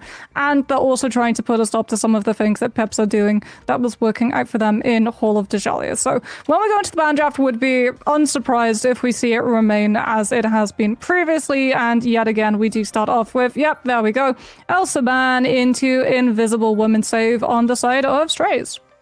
I have been enjoying these maps that we're seeing both Elsa and Gambit banned out, because it's usually one or the other at the very least, but here it's almost like a utopia of like, this is what the game could be like if these characters weren't as strong as they are. And even like not as much focus on Mantis either means that you do get like a different look. For Fire Strays, it feels like the second week was them really leaning hard into the triple strategist compositions. Here, however, they are going to be pulled away from it into more 2-2. That seems to be the game plan for what Team Peps are wanting to try and put together. I mean, Invisible Woman as a strategist is just strong all round, right? She has Pierce attached to her primary, so if you're stacking up and taking these multiple brawl positions with your whole team, Invisible Boundary just charges up so quickly, despite the nerfs being made to Ultimate as a whole. You do still have to worry about things like the Loki, so again, we are going to be seeing that one come through, but it will be one-sided. Peps go for the Loki ban into potentially the Loki save, as Strays have already been able to secure the Mantis removal. And, oh, wait, Peps. Nope, never mind. Vanguard Deadpool instead. I mean, yeah, IMLK, honestly, for what he was able to do, like, multiple times there on Holo de Jale, especially on their defense, Strays walked away with an elimination at the start, and then IMLK was able to just go deep into the backline with the survivability of the Vanguard Deadpool and find the trades to secure the fight win. You are going to manage to get some one-sidedness. It's not going to be a complete mirror ban because the Mantis has been banned out against Team Peps and protected for Fire Strays. I would imagine here, like, banning out the Deadpool Vanguard means that you have some one-sidedness to work for. I do like the Jean Grey. We have seen, like, this a little bit later on in the drafts of Peps, really adding a curveball into this one. And if it's a case of Fire Strays wanting to play triple strategist, well, you don't have the Elsa anyway because that's not been allowed. Jean Grey probably was second in nature behind a triple strategist, like the solo duelist with triple strategist. You've taken her out as well. Yeah, and I mean, if you have the Invisible Woman as well, we got to see from multiple fights of Holo de Jale how often the Invisible Woman was essentially joined at the hip with the Phoenix's position, providing those Guardian shields. If you try and jump the Phoenix, you go directly into that stun potential as well of the Invisible Woman, which then leads into the CC chain coming on through from the Phoenix M2. So I really do like this approach. Like, yes, the Mantis gets through, but the Mantis now loses some of those crucial duelists that you would traditionally look to empower. You still have things that you have to worry about, obviously, like Wolverine, Punisher, potentially even the Psylocke. And that Mantis damage boost is going to be doing a lot for Strays, both in terms of damage boost, but also in being able to secure the team up from Black Sao, who's actually going to be able to play his comfort pick of the Groot this time around. Remember what I said to you? I think it was like after the first game of Museum of Contemplation we casted. I was like, that was like a white knuckle roller coaster. That was so fast. It was crazy tempo. And it was Team Peps. This whole series has been like that. So this could be the potential last hurrah for Team Peps, unless they want to bring this to a full best of 5. It's Fire Strays attacking first, their choice to push this onwards. And it is the Adam composition looking to try and work with 6, hoping that he doesn't go down and can bring this fight to a standstill as much on the defense. We're going to be seeing a lot more Wolverine as well, it feels like, especially if you're trying to run this Venom. IMLK just cannot commit to going to disrupt Strays' backline or dive the objective because of the amount of counter-dive potential both from the Wolf grabs, but also things like the Mantis Sleep and the Invisible Woman Force Physics. And you can see the lack of space that Peps had. They just get walked onto before they can create that divide in attention. So 6 falls, 36% to the first Karmic Revival, and that's what Black Star on this Groot also comes into play. Those walls, they're blocking off the line of sight for both the Adam and the Invisible Woman. Like you said, they have to touch, but they have no ultimates to actually make a play for it. And that lack of confidence just means that they miss the timings, and Strays manage to pull the checkpoint for 0 contest. And then everybody gets eliminated or jumps off the map to reset here. The whole composition just did not do anything. That was like watching a car crash in slow motion as Team Peps snailed their way to try and contest that. Now switching over away from the triple strategist, which didn't see all that much work as Fire Strays showing a little bit more of their prowess of what they did on their attacking side against Na'Vi too. Yeah, snowball potential here, though. Like, Baby Bat will have Invisible Boundary. Maybe you go for a combo with the slow into Hand of Khonshu follow through from Pink. Unless Pink goes down early here to just pot shots with Mantis damage boost, taking a little bit too much fire before you're expecting it. Oh, Hand of Khonshu does land, taking out some of the squishies, forced by the ban hammer coming on through from Binary. But like you said, objective still moving. Closer is able to come on through with the Invisible Boundary. Baby Bat has second cast, though, and Team Peps, they're not out of this. They've got the close to respawns, they've got the later Invisible Boundary. That's enough to solidify their hold, and Strays are pushed back. They're holding out for as much of this hope as they can do for Peps. At least they managed to get this truck to stop for a moment because it has been pretty much moving at full speed throughout the entirety of this attacking side, and it's only been a couple of minutes, mind, but still, it's gone a fair distance here. This fight isn't quite over, though. Fire Stray's not really resetting that fast. Soul Resurgence, as well as that final judgment, means that it's a turn through as the Ensog Inferno is going to slam down from 6, trying to command the high ground a little bit more, as it's the Banhammer used from Binary at the same time. It's Fire Stray's trying to go for a very quick riposte, but it's, again, been silenced for Peps as they've got the payload in a pretty good spot for the defenders to be holding. big play as well that Peps are able to win out the fight against Final Judgment while still having Kumeho unleashed for this next one. You do have to worry about Wolverine. Health percentage damage against 900 health Summon Fox is not going to be a fight that the Wolverine will lose, but it does mean that Peps have the ability to brawl into the invisible boundary coming on through from closer. But you can see, yeah, look how fast Protoss's health bar declines when Demon's able to come on through with the last stand into just the adamantium claws, ripping, shredding, and tearing through the Fox's hide. Yeah, it's the Hana Contra. I would imagine that we're going to see a switch over here from Peps. Is there going to be a portal play? Is it going to be able to touch in time? It just, managed to actually get this fight still going. Pink has switched over to the Daredevil, able to leap out to make sure that Matt Murdock is going to get a bit of a spurned approach to this fight.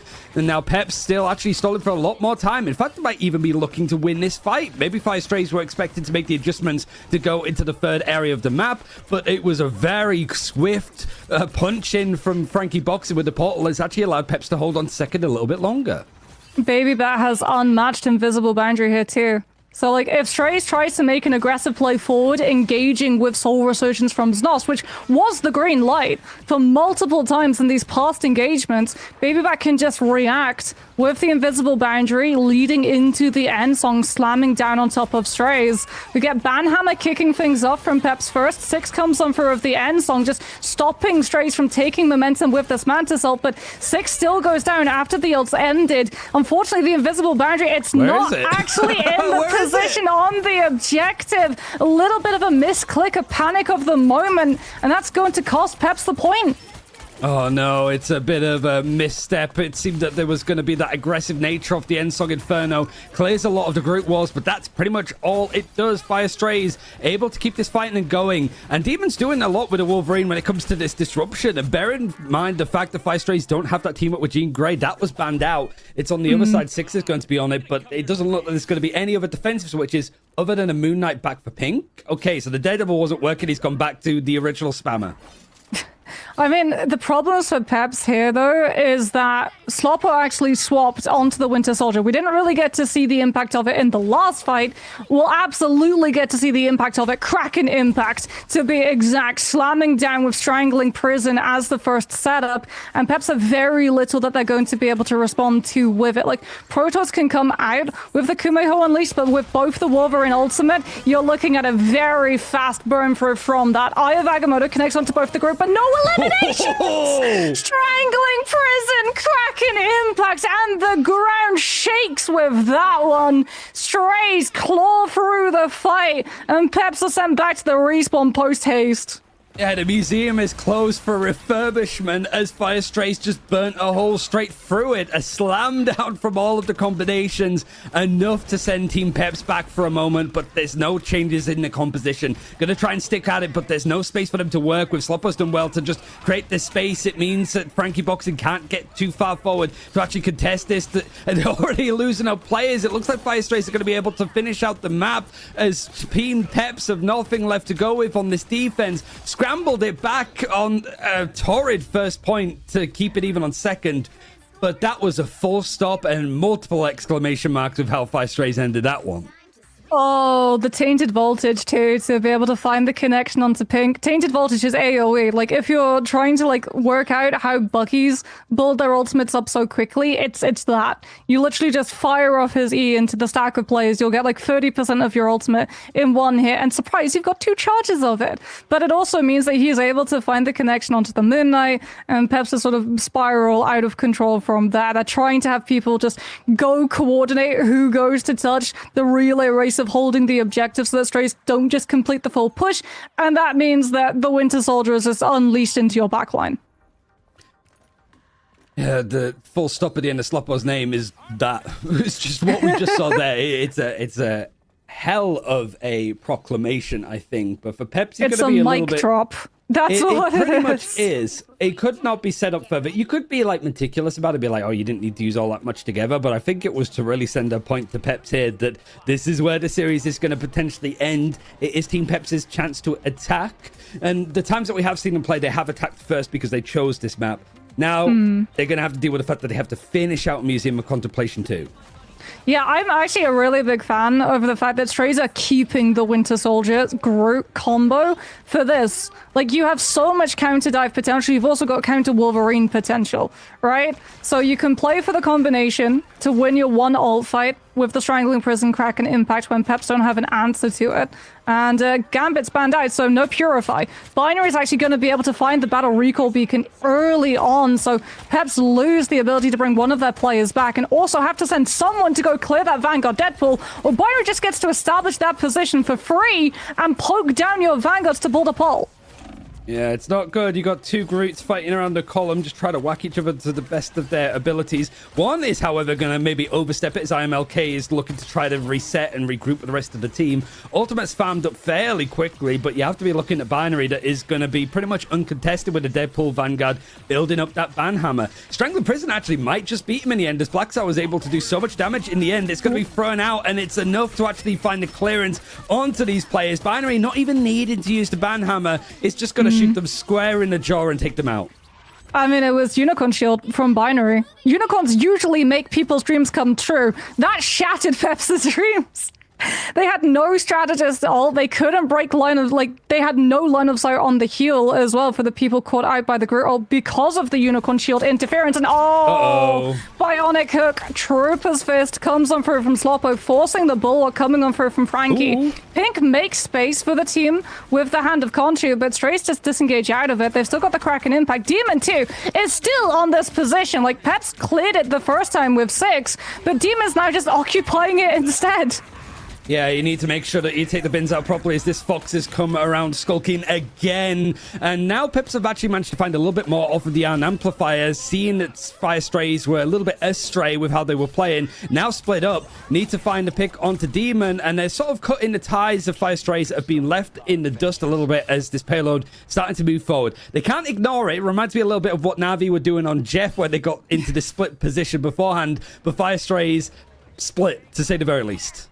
Oh, I mean, Peps at least, they've got the invisible boundary so they can hold their position on the objective itself to try to just take Sanctuary inside Baby Bat's ultimate in reaction to the Solar Resurgence. Frankie comes on through with the Meteor, and can you find the connection onto Closer? No, invisible boundary holds later for Strays, and now you have to worry about Strangling Prison, Kraken Impact being the sentence, that full stop yet again to end this next fight. As Peps are out of strategist ultimates, they know the combination is up, and they cannot afford everyone to get caught in one go. Blackstar's looking for the ult. Out comes the Strangling Prison. Sloppo gets the slam down with Kraken Impact, and yet again the full stop comes full swing.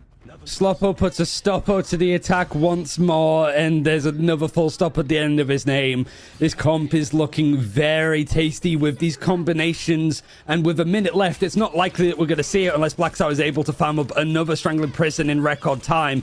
For Peps, they just need to not be taken out from the CC. There's so good connections from Sloppo when it comes to these bionic hooks that are coming through, and he's getting so much damage actually done from IMLK that's tried to sort of cut these corners, make a little bit more of a crossfire, but it's not scaring Fire Strays away from this engagement yet. Hand of Khonshu dodged neatly from Fire Strays, able to keep on retreating and then go in for the counterattack to find a pick onto Baby Bat, who's just struggling to make presence for herself. She gets cut through, cut down again, and now a portal play needed for Peps if they want to be able to touch this, as they haven't hit first. I don't even know if Strays are going to give them the respect of letting them have a portal cast. They're playing outside of Pep's own spot. Frankie goes on to the Strange, but a good charm coming on through from the Fox might be able to cut it short. Nope. Portal does come through in time, and unfortunately for Peps, rather, it's not close enough to get the back cap through. You still have to contest with the invisible boundary. Cosmic Yarn Amplifier ends on combo, tries to cut through it, but the summon gets broken before it can connect. Peps still losing. Players haven't been able to find the eliminations. Strangling Prison, no Kraken Impact required, but this is still the full stop, at least for Peps' position in preseason, as Strays complete the hold and complete the series. Peps are popped for the preseason, and Fire Strays are going to continue on in this losers bracket to play on for the action tomorrow and beyond. And I've got to say, generally speaking, like, Peps, after such a rough start, like, able to find a little bit more identity with their team, with their composition, But here it's the Fire Strays were just a little bit more experienced in their nature. They found the comps that work for them, the new map added, and then a little bit of the old Groot MVP coming in for Black Soul makes it feel like we're at the Invitational again. I mean, it's the amount of fights that they were able to secure and the amount of times as well that, like, Binary also does not go down once that whole map. Same too for Closer, which is wild when you look at how aggressive that Vanguard Deadpool was actually, like, positioned literally inside Pep's own respawn, essentially. And then Peps had to spend time. They had to delegate your Phoenix to go clear that position to try and survive the 1v1 against the Vanguard Deadpool. The moment that they saw that clear out had gone through, Strays just sent Demon through, because you knew if your White Fox got challenged, you just teleport out of dodge and you burn time off of Peps's bank. You burn the opportunity for them to push forward because they're having to constantly have one person looking behind them instead of just full pushing with 6 players on top of Strays before you can build up an ult bank and just guard your position like it's Fort Knox. And Strays had just a really good idea of macro plays on how to play defense at first of Museum of Contemplation. They found what works for them. I think that's the main thing for Fire Strays. It maybe took like a couple of games. You know, they're going to look back at like the Reason Gaming loss and stuff, and when they played Rad, who they might still need to face up against as we go further on into the playoffs with them. It's for Fire Strays, I think it's now Sloppo really back into form. He was playing a lot of Elsa in those earlier games and like really starting to sort of make his presence known. I think as like one of the major hit scan players in this region. With the fact that we didn't see any Elsa today from him, he's shown up a lot and making sure that the likes of Bucky are still known and strong options for players might give them a lot to work with for the rest of the playoffs.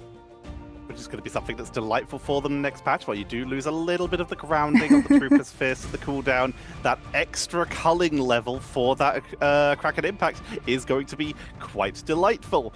But despite Fire Strays giving me 2 days worth of stress about my predictions after taking that one map off of Na'Vi and then losing one map versus Peps, making me extra worried 2 times in a row, they continued their run in incredible fashion. Blackstar's making an argument for himself to be once again back up there in the top Groots along with some of the others we've had in EMEA. It's becoming a very beautifully Groot-heavy season, Moxie. Yeah, which makes me think maybe we see more Winter Soldier being brought in. We'll have to ask Strays too when we get one of them in for an interview if they've been scrimming the Winter Soldier or if that's another like spur of the moment, the way that we had yesterday where you've got one person like Frost Mountain going, oh wait a minute, I know what can work in this situation. Let me pull out the Storm. Because sometimes you just like you have a plan and you stick to it, and then other times you just go, okay, do you know what, this will work, and everyone just takes that leap of faith and trusts you and completes the map. And Ryan, we already know what's going to be ahead for them, and it's going to be Binary for an interview, by the way, but we're looking ahead at what's going to be next for Fire Strays. They're going to be playing against the loser of Shikigami or Heretics. A potentially, once again, very difficult roundup for them here, but I believe it will be a new match. They were in separate groups. Yeah, so it's a good chance to see Fire Strays. I mean, they have just been improving like in each game. Like it was, again, rough to begin with, but it felt that once the meta sort of aligned and once White Fox became a real option for them, they've been working wonderfully with it. And I think it's like, if they can sort of take something from this series away from like Peps, it's just like go for the comfort picks, go for a couple of those curveballs, because there is so much of a focus from some of the top teams on meta that sometimes meta might not matter. Just go for these characters that you can have a lot of impact with. Because when it comes to the opponents, they might not have as much experience playing up against a Hela or against the likes of a Bucky. Those kind of like adjustments could be major when it comes to some of these other teams focusing too much on what's really good right now.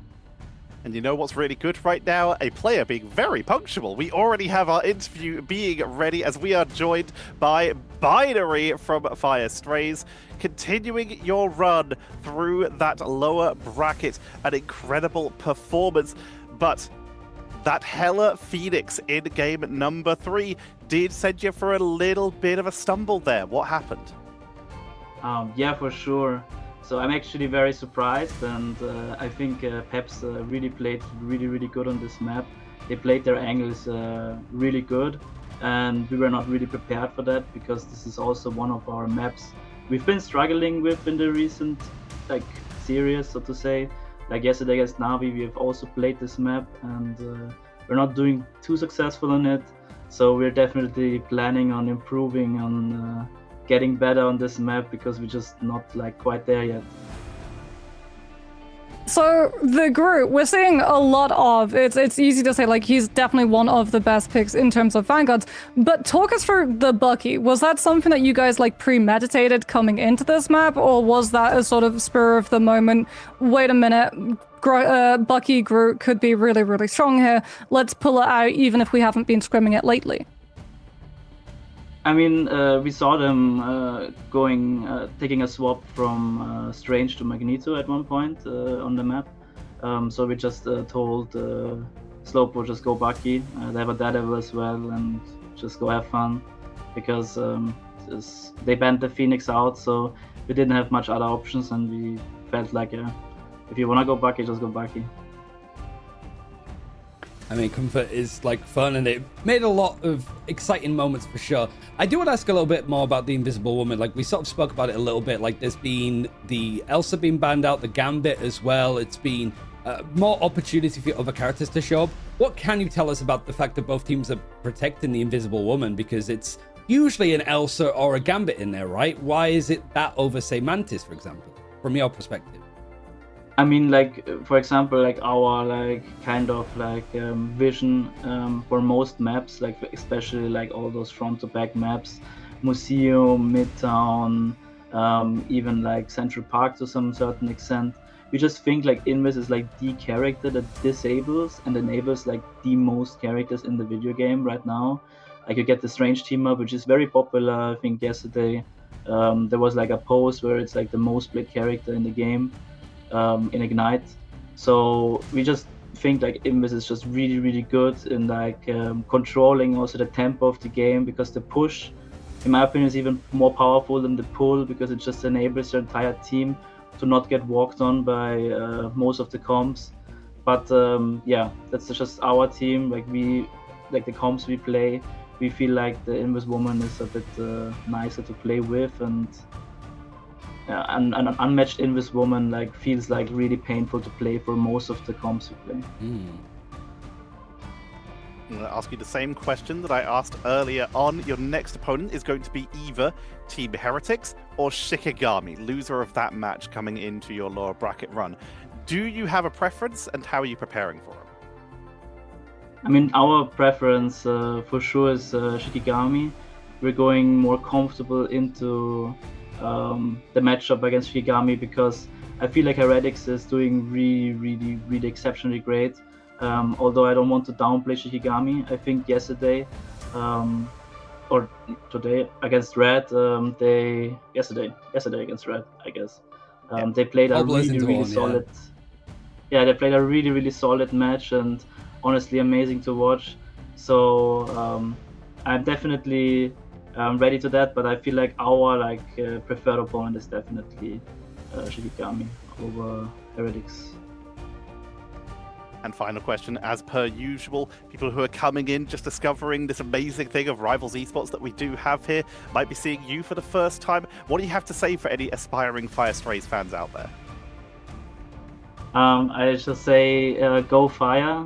I hope we can make all our fans proud, and we're gonna lock in for every single one of you guys, and I hope we can give like some exciting matches on the upcoming preseason finals, and hopefully we're coming back even stronger for stage 1, of course. Already giving us some exciting matches coming up to now, and still more to go. Thank you for joining us very much, Binary. Thank you very much. Have a nice day. You too. What a performance by Fire. Like we said, a little misstep. Peps on it as well. Incredible performance. They are eliminated from the preseason. We'll be seeing them again coming up in the main season. While we get set up before our caster swap, as coming up next will be the upper bracket games brought to you by Leg Day, Lemon Kiwi, and Vonable. Peps will have some time now before the main season. I'll ask you the same question I did for our other game. Starting with Moxie, what would you like to see them do, if anything, change or just practice?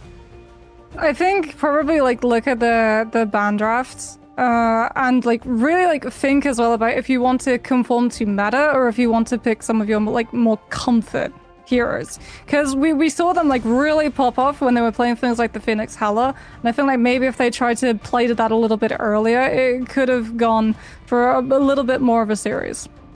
And same question to you, Ryan.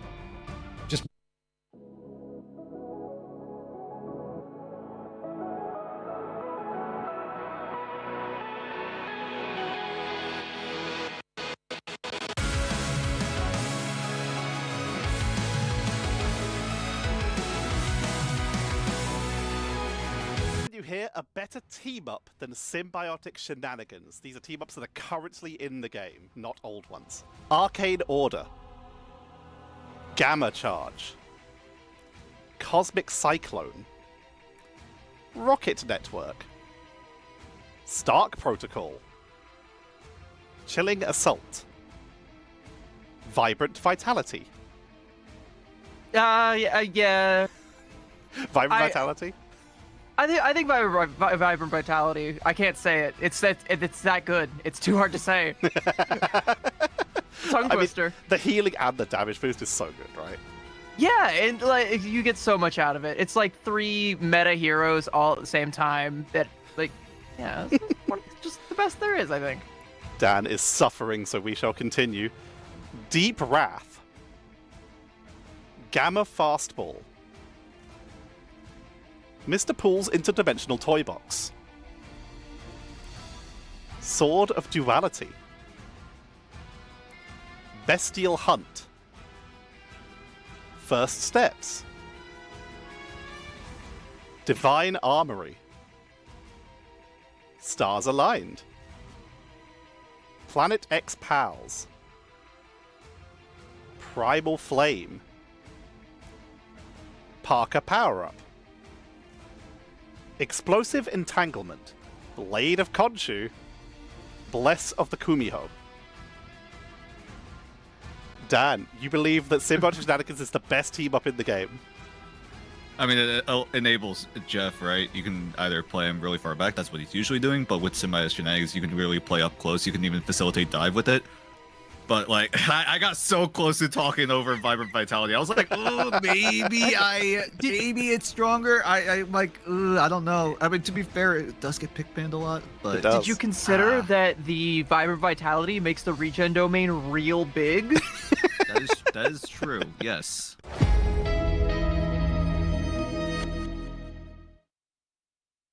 Talk when you hear a team that you think could beat Gen G tomorrow. Chiefs, XOXO01, SLZZ, Fury, Team Peps, Triple AD, Yeah, We Lost, Pirates. Yeah, I'm going back to Yeah, We Lost, because it's not will they, it's that they can, and I do think that Yeah, We Lost can beat anybody. Will they? Probably not. But they are capable. It's the flashbang strat. You can kind of beat anyone if you catch them off guard enough. Yeah, that's their whole thing. Like, they win by attrition, and, you know, if they just wear the other team out, you know? I think they could do it. All right, we'll keep going for Dan. Pirates. Yep, I think Pirates can beat Gen G. I think they have the chance. They are looking, considering that they're an MRC team. Yeah, they're an MRC team, but my God, they got so many huge names. Hoodie, Aztec, Fun Kaidia. They're all looking really, really strong. And I honestly am excited if I see Pirates versus Gen G, because oh my God, that is going to be absolute cinema.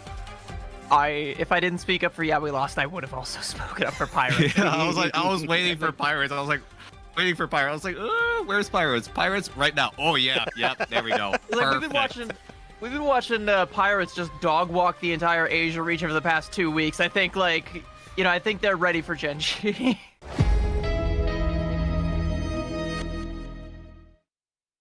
Hey guys, my name is Ryan Central, and what's the meta? Eventually we will get to a point where you guys in the chat are responding what's the meta with you, but we've got the whole Ignite season to go through. We've finally seen all 4 major regions play now in Pacific Asia, China, EMEA, and Americas, all at least debuting in their pre-season. So meta-wise, what has changed?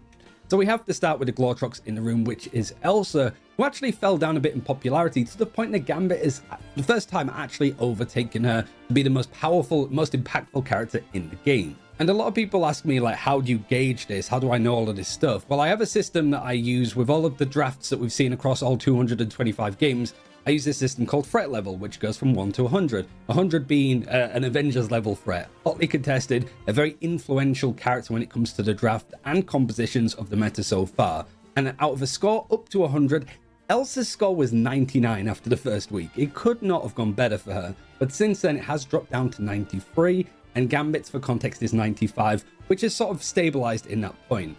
So this doesn't mean that Elsa was involved in 93% of drafts and 7% of the time she wasn't used. She has been involved in every single game of Ignite so far, other than one, where Rejects and RVLE in Asia Pacific just didn't decide to touch her in draft at all. That's one game out of 225, might I add. Her drop in score doesn't mean that she's just not popular or she's not strong. It just means that she's not as contested as much in the start of drafts, which is really where those threatening characters tend to stay. Because Elsa is good in every type of composition, removing her is just a good way to influence the draft more. Anybody can play around Elsa, whether you're playing Dive, Triple Strategist, Convergence, Convoy, Domination, any type of map, Elsa is just good on it with the amount of stuff that she can do. You remove that, you kind of force other teams to be a little bit more uncomfortable on other types of compositions. And if the other team decide to try and protect Gambit instead, that's fine, because we'll remove the likes of Star-Lord, because the combination of ultimates between Star-Lord and Gambit, which I was going to call Royal Legend, you guys can decide between that and Galactic Flush, but I know which one I'm picking. You can get rid of the Star-Lord if a Gambit is protected, or even the likes of Rogue that go up so much when it comes to her strength because of that combination with Gambit. You just remove the characters around Gambit if he is protected, and a lot of teams tend to start to struggle. So Elsa is being protected less and banned out a little bit more, and whilst she is being banned out first in a lot of games still, she is still very strong, might I add. 93 out of 100 score is still S+, so yeah, she's still strong. But other teams are still very much committed to getting rid of the Gambit. But if Elsa is not being protected anymore, who is? Who's contesting her there? Well, Gambit, for one, but also Mantis has gone up massively in popularity. Notably as a protect option, because Mantis has amazing team-ups with the likes of Loki and Groot, who are still pretty good with that combination. But because the likes of Mantis has damage boost, she synergizes with everybody. Soul Resurgence is a really good offensive and defensive ultimate, and most importantly, she is one of the staple characters when it comes to Triple Strategist. She can pair with whoever. If the other team decide to ban out Loki, Invisible Woman, the Mantis can make other characters around her work pretty well, and she has a lot of offensive capabilities, which means running Triple Strategists doesn't feel like you don't have that threatening firepower, I guess. But if I had to show you guys a graphic of what this would look like, it would look like the following. Granted, graphic design isn't really my passion here, and it's not a perfect system to gauge strength because it's a hero shooter. We're just talking about the draft, which characters have been banned out and protected. The hero shooter, you can switch characters at any given point. The two things I want to know: almost half of the top 20 heroes in this list are deemed as threatening.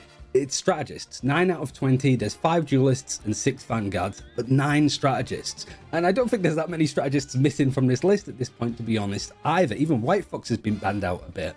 But also, I wanted to note the big drop-off between Elsa, Gambit. There's a big drop-off between them, then Mantis, Deadpool, Vanguard, and then another big drop-off before we get to the likes of Invisible Woman, Loki, Ultron, etc. I'm very curious to see what some of the regions can do to be creative and see what other characters that might not be on this list might be starting to climb when people realize how good they are. But until then, thanks for watching, and I'll see you next time.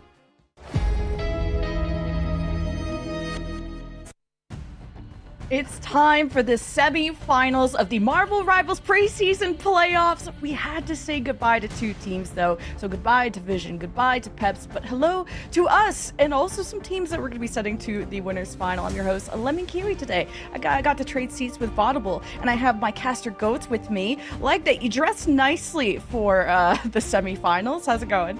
Thank you. I've got my Gen G attire on right now because I'm very excited for OCE to debut soon. So I thought I'd rep a couple of the Tigers. Excited to get stuck into the biggest games of the day. Yeah, we all got our dark jackets on. Vaught, you're looking nice too. How excited are we for the semifinals?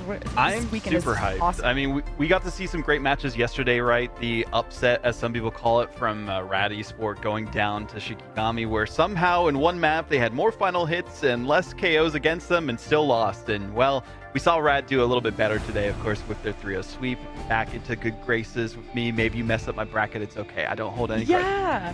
Dude, mine is cooked too, and that was like the second match of the day, but we're still trying to figure out who is going to be the best of the best. But like Day, we've noticed that the top teams have really proven that they are a cut above the rest. Yeah, it really feels like we still have like a dynasty here in EMEA, right? We've got both the world champions in our region in both Na'Vi and Virtus.pro who are going to be going up against each other later on, so absolute banger. You aren't going to want to switch off this stream. But like, it definitely feels like the top is the top here in EMEA. We've had ourselves some stratification between our different tiers, and one of those tiers has to be filled with Team Heretics, who've taken down Na'Vi previously.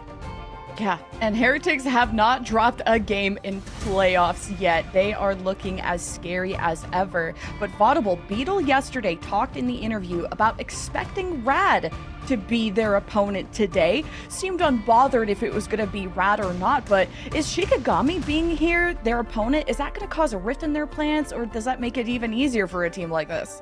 I don't want to say it's going to make it easier, but it is a more known quantity for this team. And I feel like, in essence, it has to be easier than it would have been for Rad, who they haven't played against in this level of competition. Scrims, you know, you can say they're one thing, but it's a bit different when it comes to this. So Team Heretics, I think regardless of who they were going to face off against, they were feeling confident, but they 2-0'd this team last time. Didn't give them a single point on domination, and then only a single one on Arako, so they're feeling pretty confident.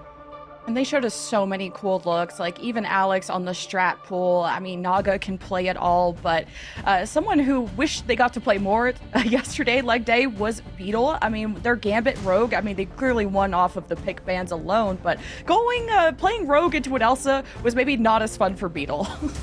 Yeah, it's not the funnest experience playing any Vanguard into Elsa, really, with that percentile damage. Those of us who have read the patch notes are 7.5. Bless up to Jiyoung. Thank you for giving up your hairline for this one.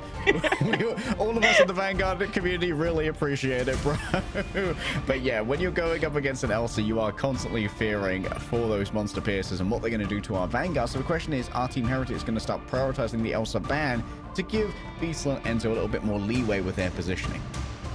And Vod, like, talk to me about kind of the meta right now. The teams are still figuring it out. What is more important to this team, banning Elsa or banning Gambit? And kind of same question for Shiki. I think Heretics doesn't care whichever they have to play or whichever they have to ban. I would say against Team Shikigami, you want to make sure you ban the Elsa, though, because they looked on fire when they had it available to them against Rad. The way that we saw Layla specifically performing was on another level, but that I don't know if it's necessary because Elsa is just really good. Layla is amazing. I think it's a combination of the both, so if they can get them off that comfort, they'll be looking at that much better.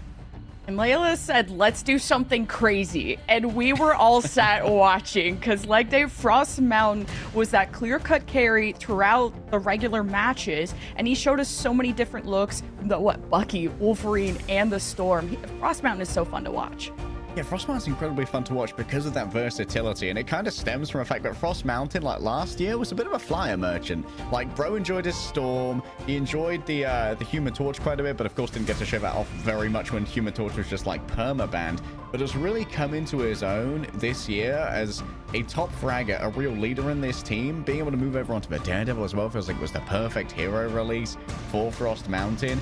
And the stocks of Frost Mountain this year have just climbed immensely after last year's performance.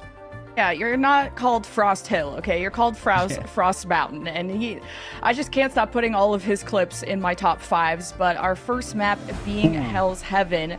But I want to also give some love to the Vanguard line of Shikigami Vaudable, because speaking of that leadership, Kaya and Frost Mountain are part of making most of those calls. But focusing on Kaya, he was incredible yesterday.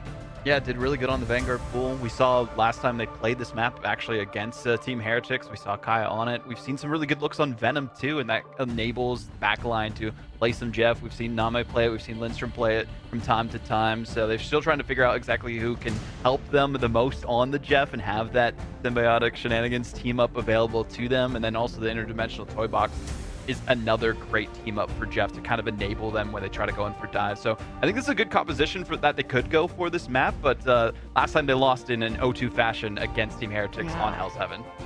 Yeah, that's an amazing point, guys. This is a rematch of the final series that both these teams had before going into playoffs. And leg day, it was only a best of 3, but it was quite a swift one for Heretics, who closed out in amazing fashion. And guess what? That first map, Hell's Heaven, was something that they visited. Yeah, Hell's Heaven definitely seems like a Team Heretics stomping ground in particular. Like, this is one of the favored maps of Enzo's previous team, Citadel. They loved Hell's Heaven. It was probably their best map. That was formerly known as Burba Patapim. That was the map where no one wanted to take Burba Patapim. This is also the map where Team Heretics managed to beat Na'Vi quite handily as well, off the back of some great Enzo Hulk play. It's a fantastic playground for the Hulk. We know that Enzo's got that in the toolbox. So for Shikigami, when it comes to random draws, this probably isn't the best one, given that they've already shown their hand on it, but we have had a week out, and Shikigami, having looked at the bracket, probably assumed they were going to play up against Team Heretics, so maybe they've come up with some new strategies to try and roll out on the Hydra base. And Shikigami yesterday, Vaudable, pulled off something very special, an upset against one of the top teams, and I think a lot of that spotlight went on Isidore, and he could be playing Captain America against the GOAT of Captain Americas in Beetle. That's going to be fun. Yeah, I'm really curious if we do see the Captain America mount. We also saw in every single map too the play, and I feel like that's something we didn't see as much during the group stage into now, and that could be a secret weapon that they have available to them depending on how the ban and protect phase goes. So we could see the Cap battle. I'd love to see it personally, but I don't know if that's necessarily what their game plan's going to be, because Beetle seems to just be that guy, that Captain America in EMEA. Yeah, and it feels like this strat line from Heretics is ban-proof. Yes, they lean towards that triple strat, but having someone like Naga on your team that can play the Bantis and literally anything you throw at him makes this team so good in playoffs. Yeah, Naga's a very selfless player, right? We'll just play whatever the team requires, and it seems like is more than happy.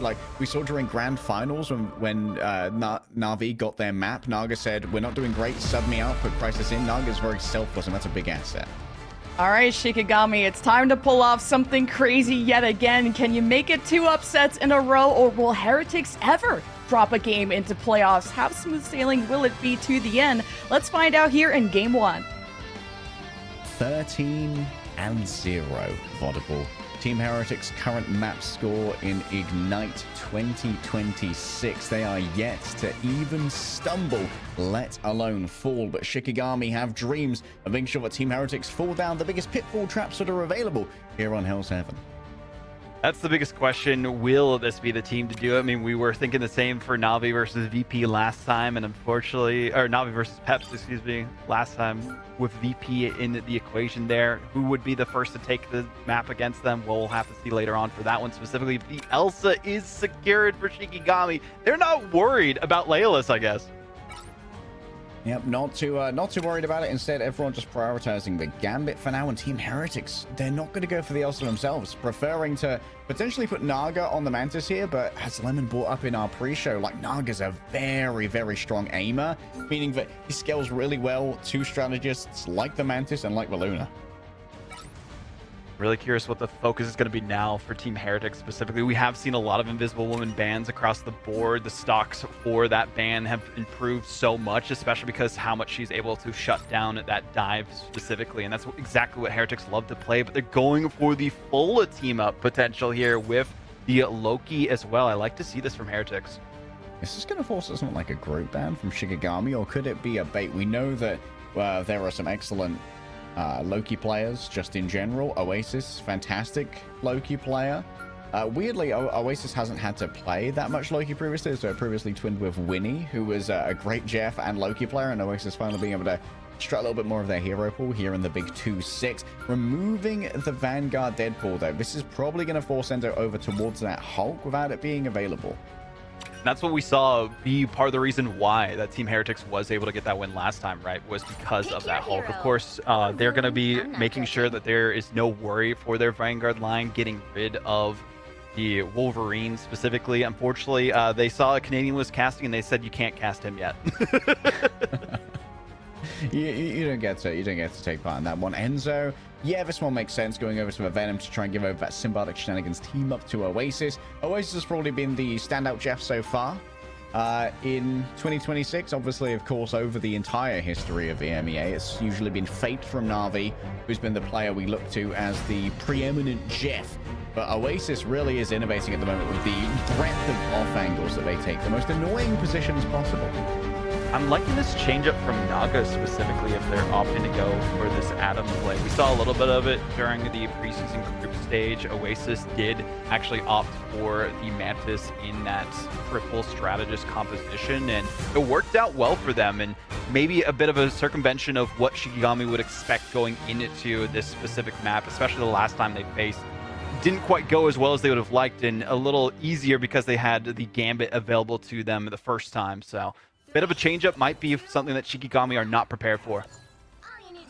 Well, Shikigami have all the tools they need, at least, with both the Elsa and the Vanguard Deadpool in their stable, but they're going to be going up against a team that has a lot of staying power for Triple Strategist.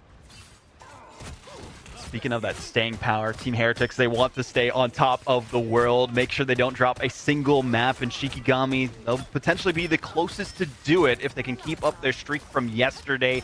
Looks like they had all the fire behind them with Leolus leading the charge, but Isidore already going down. Oh, Alex really showing off all of his stuff thus far. It used to be Ken who was always over on the Loki, but showing off that, oh, there's just so much breadth in this hero pool. All it took was 2 picks onto a pair of Vanguards, and the rest of Shikigami scatter to the winds. Seemed like a bit of an overextension from the Vanguard players. Shikigami trying to sniff out the composition from Heretics and see exactly what their attack angle would be, but unfortunately did not work out well enough. They backed off and retreated with the rest of their team, but could not escape in time. Okay, Frost Mountain's pivot here onto the Winter Soldier. Certainly interesting. This might shut down Enzo very well, as of course the immobilizing effect of a Trooper's Fist can stop any real disengage from a Venom for a couple of seconds longer. Tanuki's just taxing their approach though. They're so tightly grouped up. Those sparks are accruing, and every single explosion gives another one over to all of the neighbors of the afflicted individuals. I'm liking this flank around from Shikigami, trying to get the high ground and position themselves a little bit better for the retake. The problem that they have to worry about, though, is Enzo on the Venom. He can be unleashed at a moment's notice. Doesn't have the ultimate yet, but still is a nuisance. Oh, doesn't even know where that Venom went. Enzo was out of there so quickly. The softest of dives, but it did force out the Bardic Cook. That's exactly what you want to see.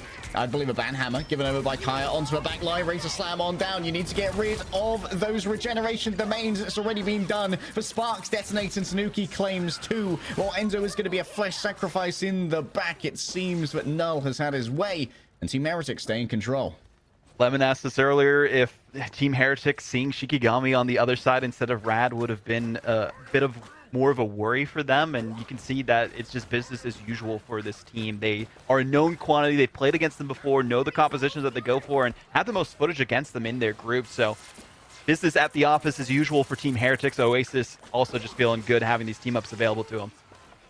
Okay, quick swap over. Little do-si-do when it comes to the Vanguard Deadpool. Isidore's going to be the one to pick that up now. It's going to be Kai moving over onto the Venom instead. Beetle handing out those heals, courtesy of a Vibrant Vitality. Tanuki around the back. There's so many sparks, and he's just carving through the members of Shikigami. Even with the Eternal Bond, there wasn't enough healing to keep Frost Mountain up, so that Kraken's Impact is not going to be available for this one, and a nice heal coming through from Alex off the back of that copied Eternal Bond. Moving forward now, Tanuki feeling lots of pressure as they move in on towards that strangling prison. Tanuki caught inside Oasis is going to be potentially taken down here by the Banhammer. Will they be able to chew out all of these members inside? I think a quick dark teleportation there is going to save multiple members of Shikigami.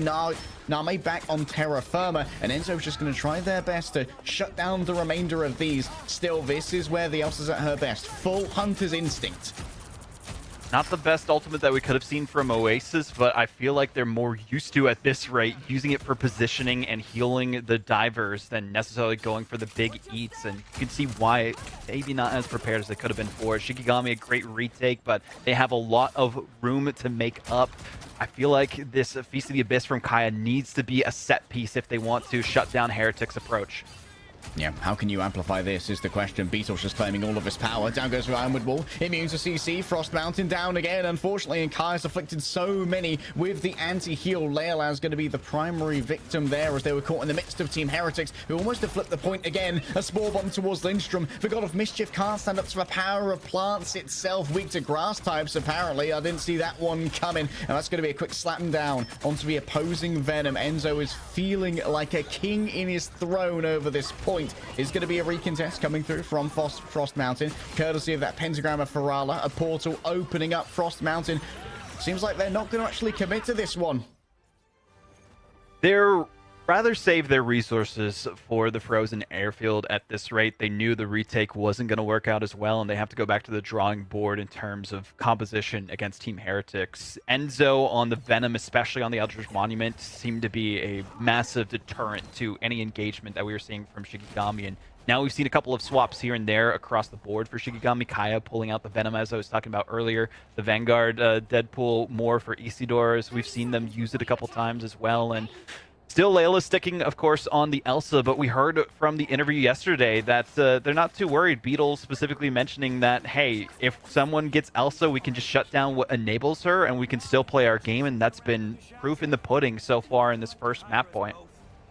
Naga, being the lowest towards their ultimate charge right now, has opted to swap away from the Mantis, likely for an early engagement here. Maybe knowing that with Frost Mountain likely having channeled that teleport earlier, but there's going to be no counter TP coming through. Team Heretics will go for an early engage. I like this early engagement style for them too. Heretics know that it's their domain to be in charge of this competition, but they have to worry about potential if the dive does escape here. The portal play didn't quite work as they wanted, but great positioning to set up to get onto the point. Already forced out the greens from Lindstrom, though, and without that regeneration domain, it's a huge advantage. Look at that damage boost that's going onto everyone as well, courtesy of a Vibrant Vitality. Not much to do here if you're Venom. Kai can just stand on point and try and stop the cap, but this engagement needs to come through. And now it's down to Alex, having copied over the Soul Resurgence to move everyone forward. Still for Shikigami, it isn't too long a fight, so you're glad to at least get Alex's soul out. This is the problem with playing Venom, I feel, on this sub-map specifically. The Frozen Airfield, very contained in terms of these rooms that you have to brawl against your opponents, and it's not as easy to dive in and dive out as you saw with the Eldritch Monument. So maybe a different option might be better for Kaya, but they have a couple ultimates online. We'll see how they can use them to their effectiveness and hope that'll be enough to win this team fight. Enzo moves in.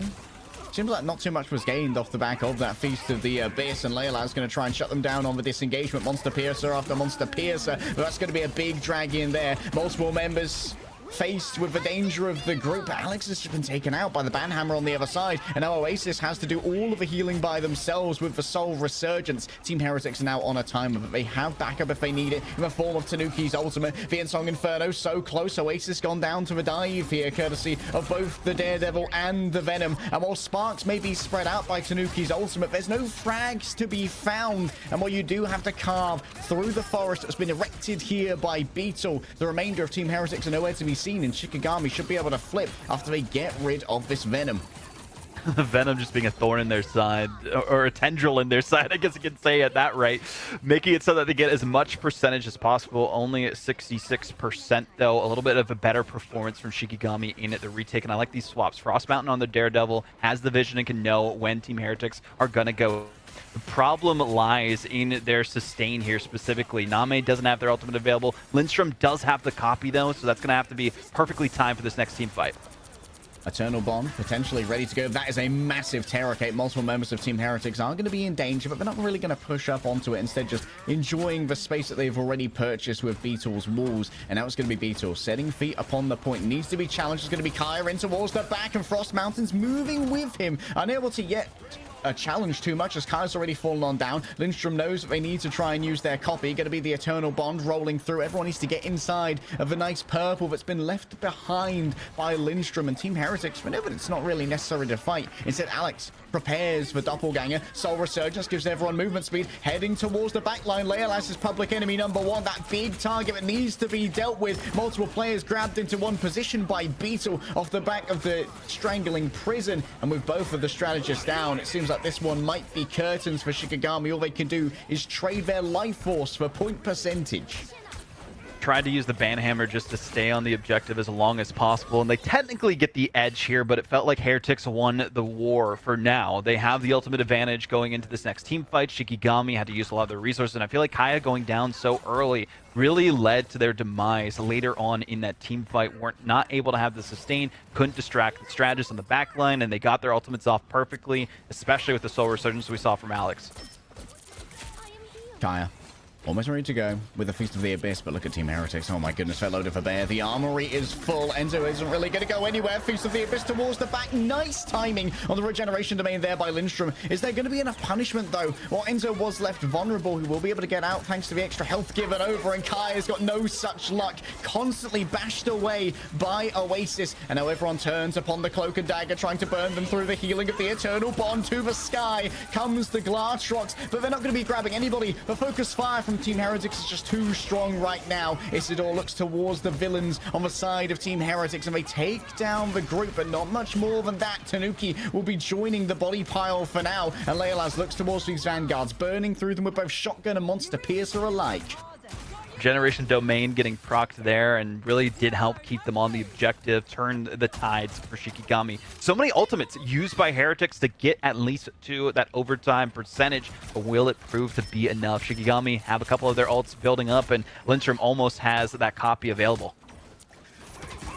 Moving in towards the back, another big dive. Naga and Alex are already down. What perfect timing from Shikigami. Oasis for next to go on down, and there's no escape from Matthew Murdoch. Sublime from Shikigami. Beautiful work being put in by Frost Mountain. Has the read, especially having the wall hacks, as we like to call them. But here comes the portal blade. The next engage goes through. Rolling through into the regeneration domain. Plenty of safety here for Naga to try and play with as Tanuki's moved over onto the Wolverine to just try and keep Kaya at bay, or make sure that Frost Mountain does not feel comfortable playing around the back. They might wait for the portal to go away so there's no safe disengagement available, but the counterplay onto Frost Mountain is perfectly done. Lindstrom now has access to the massive healing. Eternal Bond coming through from both sides, but still Kaya goes, oh no! Oh, they're managing to drag them all back here through the Glatrox. Multiple frags. Leolaz once again shouting their name from the rooftops. Shikigami is Shikigaming at the moment. Look at Lindstrom's angle. Tanuki has to get on top of them. A massive feral leap. Might have to be a swap from Lindstrom, but he isn't there in time. The adamantine claws burn through them. Naga's taken down by a Terror Cape as Name decides to get involved. A counterplay off the back of the Eternal Bond means Team Heretics have plenty of staying power here, but Shikigami will be able to soon teleport in their own means towards the back. Tanuki takes down Name. Just strategist after strategist falling to the claws of Tanuki, but can they get towards the point? The remainder of Team Heretics have to move on for now. Leolaz cuts them down one by one. The Monster Hunters found their mark. They're going to claim the bounty. Beetle falling super low, and Tanuki can't last long either. It's just going to be Enzo standing alone against the world. The Gargantuan Frenchman, the Colossus, will fall. Team Heretics find themselves equalized against. Not necessarily a C9, but did push them off the objective, forced them to disengage, and got the point victory. This is the bounce back we need to witness from Shikigami, and I did like the late change into the Wolverine for Tanuki. It just seemed a little bit too late towards the end. Might be the strategy here, though, to deal with Isidore. They were multiple times during that last team fight one-hit wonders that they could have gone down, and nobody was cashing out on the album there. So Kaya staying up a lot better as well in these team fights, not going down first, not engaging as early as we used to see, and I like the positioning from Leolaz, playing with their strategists, kiting the point exactly where they need to be, and dealing chip damage as they go around with their elephant gun. This is the Shikigami we saw yesterday. It just took them a bit to wake up. All right, Tanuki getting that early jump pack from the Rockets Battle Recall Beacon will be a tricky customer when it comes to grabbing one of these vanguards early on. I like the change for Naga here as well, onto more of the dive, the anti-dive specific change here for the White Fox. They have the charm available to them. There's the Exile as well from Enzo. This might be a kidnap option. Doesn't actually end up using the jump pack there. Tanuki knew that it wasn't going to be a fully managed one. Oh, what a fastball there. Directly on to the Deadpool, but good regeneration domain. That's a really big utility. It's not going to be available now, but Name has plenty of it as well. Moving in with the Eternal Bond, doing their best to avoid getting grabbed out of their own AoE. It's going to be Shikigami with some great positioning on the point off the back of what they've invested. Frost Mountain just doing their best to roll forward with the Terror Cape. The vulnerability is given over, plenty of damage, and Frost Mountain is more more than happy to beat them down with the billy clubs after what was set up by the Cloak and Dagger. What a play by Name. Beautiful work by everyone on this team. And Name, you mentioned specifically because the Cloak and Dagger seems to be a massive difference maker here. They have the Terror Case, but they also have the extra damage that they're able to do. As soon as people engage, they can cloak their team up in case some of these ultimates come through from Heretics. Synergy is what the way you would describe Shikigami's play so far. Midway through the bunny hop, the disrespect of it, Enzo. I can't believe it. Almost ready to go World Breaker mode here with the Monster Hulk feeling angry towards the back. Kai gonna let loose with those corrosive tendrils. Multiple players caught within the Glartrox. Great value coming out of a singular ultimate here from Shikigami. And this is the kind of economy they need. Actually sent in the Deadpool as well. But Leolaz's Monster Piercer is getting it done. Oasis even respecting the Cloak and Dagger pick here too, swapping over to it and hoping that they'll be able to find some windfall with it, but unfortunately not enough. Shikigami just have a full hold on at this point, know where the potential routes will come because of the Daredevil play of Frost Mountain, but it now comes down to how they use their ultimates in this team fight. All right, moving on to a point here with the Indestructible Guard once again towards the back. The Devil's been let out. A nice double potentially from Tanuki, but no, Lindstrom manages to strike on back. Does not have a co-strategist to try and copy at this point, though, and so can't escape the attentions of Enzo. Unwilling to invest the ultimate just yet, Team Heretics. They are going to be able to stay on the point as a group due to Alex's Eternal Bond copied over from Oasis. And while it is going to be a flip here for Team Heretics, Shikigami have quite a bit of time. Cloaky, I think that's what we're calling it. You can see exactly why it's so lethal and why also earlier yesterday we saw double Cloak and Dagger bans. This is the tech that these teams have figured out in the weeks between the group stage into the playoffs. We didn't see much of Cloak and Dagger at all in that first stage of the competition for the group stage. Now going into this, it seems to be the massive difference maker. Long ultimates, the Terror Capes with the blinds, and also just being able to shield your team cannot be understated. Peter wants to claim the initiative here. An early Strangling Prison could do just that. Kaya took so much damage, has to use for Symbiotic Resilience in order to get out of there for now. Do they want to double down with the Feast of the Abyss? You can see the healing debuffs been given over to multiple people, but Oasis is giving over so much healing here with the Eternal Bond. And now as everyone wants to gather inside the Eternal Bond, Enzo's making sure there's no nice space for them. A massive play off the back of the Groot ultimate. Lindstrom and Name are down. Shikigami find himself with zero healing to play with. But Isidore's trading on the other side. This would be a crazy turnaround here from Shikigami if only they can manage it. Layla still has access to the Apex Predator, but Isidore knows that a long fight is in their favor here. Isidore, I'm loving these dive in, dive out engagements from them, but they need more from the rest of their team if they want to convert with it, and this is a great look for them on the point. They just need the pick, and that's exactly where it comes through. All right, early start onto Beetle. Shikigami almost in control. Barely moving. That means that Naga's going to be the one to slip through the cracks instead. Finally, the vulnerability comes on through, and while Tanuki will punish Kaya for such a deep dive, they need to do even more than this. Heading in towards the epicenter with the big plays, but it's... Oh, Frost Mountain on the other side, letting the Devil out. Team Heretics surround him. They're trying to say, put the Devil back in, but Frost Mountain, he's frosted over. He's made sure that there's nowhere to go. Shikigami needs to madly now scramble to defend. As Pentagram of Ferala has opened up on the point. Alex is moving forward with the Eternal Bond, so there's staying power here. Plenty of healing to try and play with, but guess what? Second cast comes from Name. This is going to last longer. Already, Alex has to disengage with a duplicitous exchange, and it's just about a little bit of stability here for Team Heretics. Oasis still has access to their ultimate, is waiting for the right moment to move on forward, hoping they can get one over onto Shikigami. Enzo claims for space. Team Heretics claim the point as well. Now it's Shikigami who have to try and play the time as Isidore makes a play for the health pack. Is going to be intercepted on their escape. Can they be found though? Enzo needs to try and pick this one up, and that's a critical frag. Massive stagger, but here's the Feast of the Abyss coming in as well. Feast of the Abyss grabs Alex. That's a huge pickup. Can they give a second? Oh, Kang gets them both and gets out. Unbelievable stuff from the big Swede right now. Enzo has to try and build up towards this one, but they're not going to get a chance to open the eye of Agamotto. Their eyes are sewn shut by Leolaz. What a play off the back of the Elsa Bloodstone. All Naga can do is try and fly gracefully towards the point with the Ensong Inferno. And while they do have the moves for Tokyo Drift, they don't have the moves to claim Hell's Heaven. Shikigami take the map.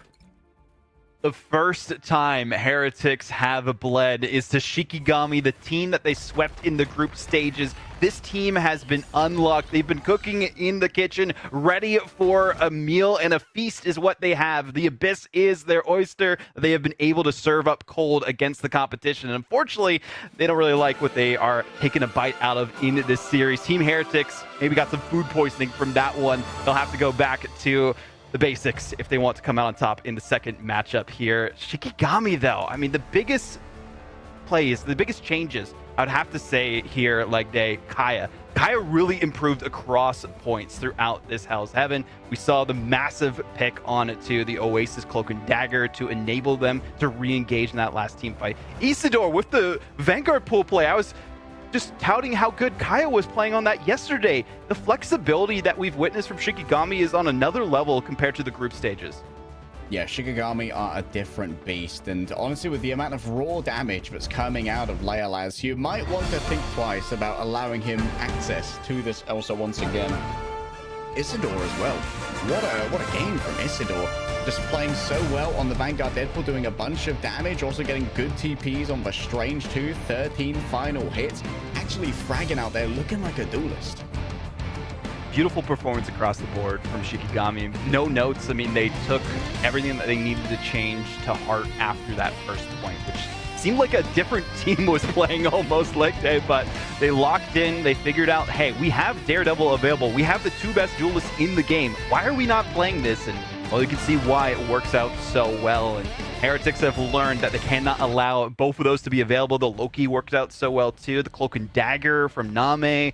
Everyone on this team did their role, and that's why they were able to come out with the map win. But it's only a single map. It's only domination. A lot of teams here, like they say, that domination doesn't matter as much as the long run with Convoy and Convergence. Yeah, there's still the chance for Team Heretics to choose their own map, but they have just lost their first map of 2026. What happens when Team Heretics' souls are filled with vengeance and they get to pick our battlefield? You can find out after this break.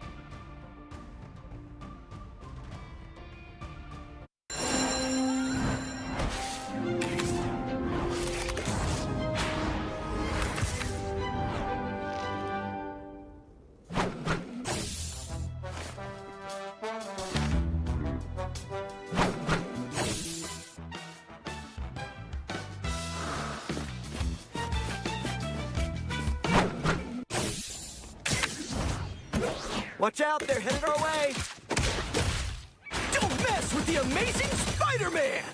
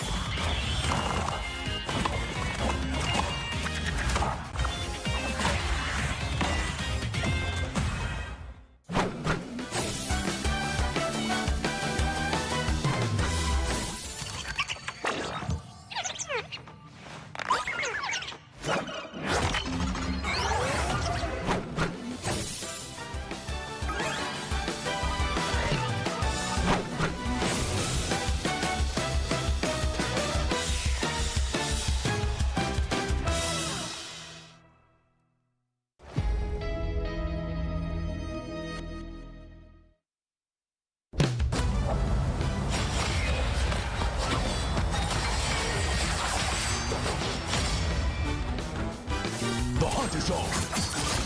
1,000 gods!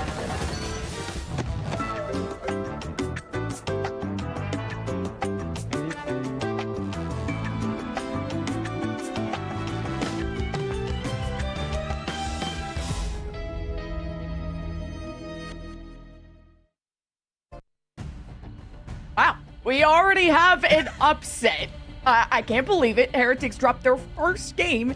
Shikigami just might be the king killers. I don't know what it's about, but sometimes the setup, the stage gets set in the pick bans like day. Lindstrom on the Loki. They opted for the Wolverine ban instead of the Loki. Heretics were all about, we gotta stop with setting up the Elsa for success, and then the Loki gets through. Yeah, the Wolverine ban, of course, coming through to try and give some safety over to Beetle on the Groot and Enzo on the Venom, knowing that these large health pools are easily decimated by the Wolverine. But it does mean, like you said, that the Loki gets through. Lindstrom's a very proficient Loki, and it also means you can set up very well with a two-strategist composition, because once you've got the Cloaky double Eternal Bond, there's a reason it's getting nerfed in the next patch down to 11 seconds from 13. It's so much healing and so much sustain, and it allows for you to take Frost Mountain on these flanks with the Daredevil, which is one of the premier duelists right now. It's so hard for Enzo on the Hulk to dive a Loki. Like, he's just gonna go invisible. There's 3 of them. Like, Vaudeville, it was so hard to keep up with. And Isidore, I mean, he's instrumental as usual in the Vanpool. Yeah, that was textbook play from Vanpool. You engage early, you bait out some of the cooldowns from your opponents, and then you capitalize and get out of dodge as soon as you need to. The survivability that we saw from Isidore was monumental in at least securing their second point victory on the Frozen Airfield, and then it was just a whole different ballgame from then on out. So really textbook play. If you want to watch the replays back of the esports tab to learn how to play Vanpool, that's the matchup to watch. And we have just not watched Heretics on Yggdrasil, I believe, and this will be their map pick. This is where all the aces up the sleeve, all these hidden comps, hidden strats. Of course, these teams know each other better from scrims, but this is Heretics' choice of map. Initial reaction. This is a very wide open space. It's going to allow for a lot of Tanuki to flex the aim. It's also got some nice flank routes. It's not like a Psylocke if you're so inclined. I wouldn't be too surprised to see Tanuki pull that one out after what has been a pretty legendary run of a Psylocke so far. If you've dropped into the stats of which we have available in the game right now, just for preseason and for times previous, I went in and had a look at Tanuki's Psylocke stats. Across 7 matches, dropped 21k damage per 10, which is kind of crazy considering that those were matches with a significant amount of downtime because Team Heretics were wiping out the enemy teams pretty quickly in group stage, which meant there was a lot of waiting around. Shikigami, we don't have to wait any longer. Do they have what it takes to keep pushing Heretics to this edge? Well, it's the Heretics playground chosen by them. We'll see how it shakes out. Let's go see. All right, Team Heretics, we're yet to see them angry, Vod, but now they've finally been bruised. All that for a drop of blood. I mean, we saw Enzo angry playing the Hulk there for a second, and it felt like they got the combos going, but it just didn't work out towards the end for them. So I'm more interested to see the compositions that come out from both these teams on this map. Neither of these teams have played Yggdrasil Path, mind you, so this is a whole different ball game between these two teams. Yes, we are in the end game for Shikigami. If they can secure this, they'll be one step away from congratulating themselves on a top 3 minimum finish, but here is the usual that comes out from Heretics. The Mantis save, they've gone through it almost every single time that they can, and now we know there's 2 players who can play it on their squad. I mean, I'm just saying, Shikigami are 4-0 on maps where they've got Elsa thus far in the playoffs, which I believe is all of them. That is all of them. Team Heretics are still putting a lot of faith in this Mantis, and admittedly in week 2 it did seem like the rise of Mantis was kind of supplanting both Elsa and Gambit as one of the highest priority bans in the server, but I do like the potential of taking away a Invisible Woman here. Both teams don't want to allow for that off-angle pocket for any duelists, that, especially ones on Team Heretics who might be loaded up with those damage boosting spores. The interesting thing here, too, is that we didn't see the Loki focus in terms of ban for Shikigami. They're like, hey, we saw you try to play it. We played it better, so we're just going to lock it in ourselves and call it a day and go back to the basics. And I feel like Vanguard Pool, you got to ban this. Maybe Cloak and Dagger, of course, especially with this map specifically so good around the convoy itself. And pushing the mission vehicle is going to be difficult if you are not able to. So locking it down, and maybe we'll see a retaliatory Cloak and Dagger ban on their side as well. I actually really like this Cloak and Dagger ban coming through from Team Heretics. Like you said, don't need to deal with the Cloaky anymore, and you're not going to see like double Invisible Woman either. So what's your next best choice? Probably Luna? Actually, I respect the Adam ban here. You don't want to go for the double res, the board again and again and again that we've seen in times past. And, pulling out old strategies and tricks is what Heretics is kind of known for. They said in some of their interviews that they have so many different compositions that they have not showcased yet. I mean, when I talked to their coach, Line Pro, that's exactly what he was saying, to be prepared for some craziness this weekend. So they shut it down already. They maybe got some intel from some of the scrim bucks, but we'll see how it actually goes in the map itself. All right, let's head on into Yggdrasil Path. This is where Team Heretics are keen to even up the series. This is their own choice of map. Leila's a little bit trepidatious about rolling out a spawn for now, but when you are going to be playing potentially a lower output strategist composition, you might want the extra oomph that comes from those Ultron drones.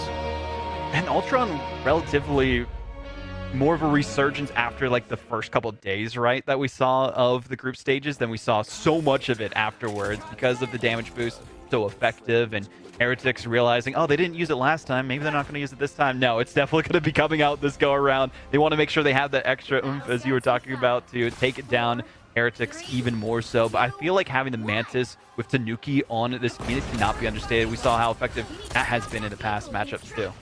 Extra damage for Enzo as well, who has once again gained custody of the Deadpool, as that was not taken out in the ban phase. And we've seen just what Enzo can do with those Dual Desert Eagles in hand. It's going to be Kai who's up against them here. It seems both Kai and Isidora plenty proficient when it comes to using those.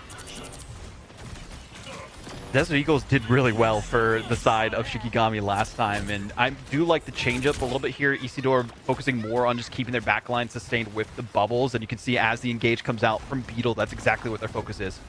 Okay, Isidore needs the regeneration domain to try and survive this one, so that's a major utility that's now going to be missing from the side of Shikigami. But Leolaz watching the approach of a Vanguard Deadpool. The punish is there. Enzo had a wall erected behind him, and Oasis wasn't quite on the angle in time to supplant it. Still, Alex with all of these doppelgangers able to put out a bunch of healing and damage. Kaya getting close, but seems like the Banhammer's not going to be able to secure a frag off the back of that. Just having to bunny hop away and get back to the safety of the strategist. Leolaz on the off angle can dodge away from a Loki fairly easily, as Frost Mountain is temporarily sedated by the Mantis. And can someone actually make it onto the cart here? It seems like one of the Vanguards from Shikigami has been able to do so, but Leolaz's escape is going to be hard won as they move towards the back. Little HP to try and play with. What an angle here from Tanuki. A third dimension of view is not available to Shikigami right now. They're just focused in on the cart as Lyncham and Frost Mountain fall both, and Team Heretics easily wipe out Shikigami.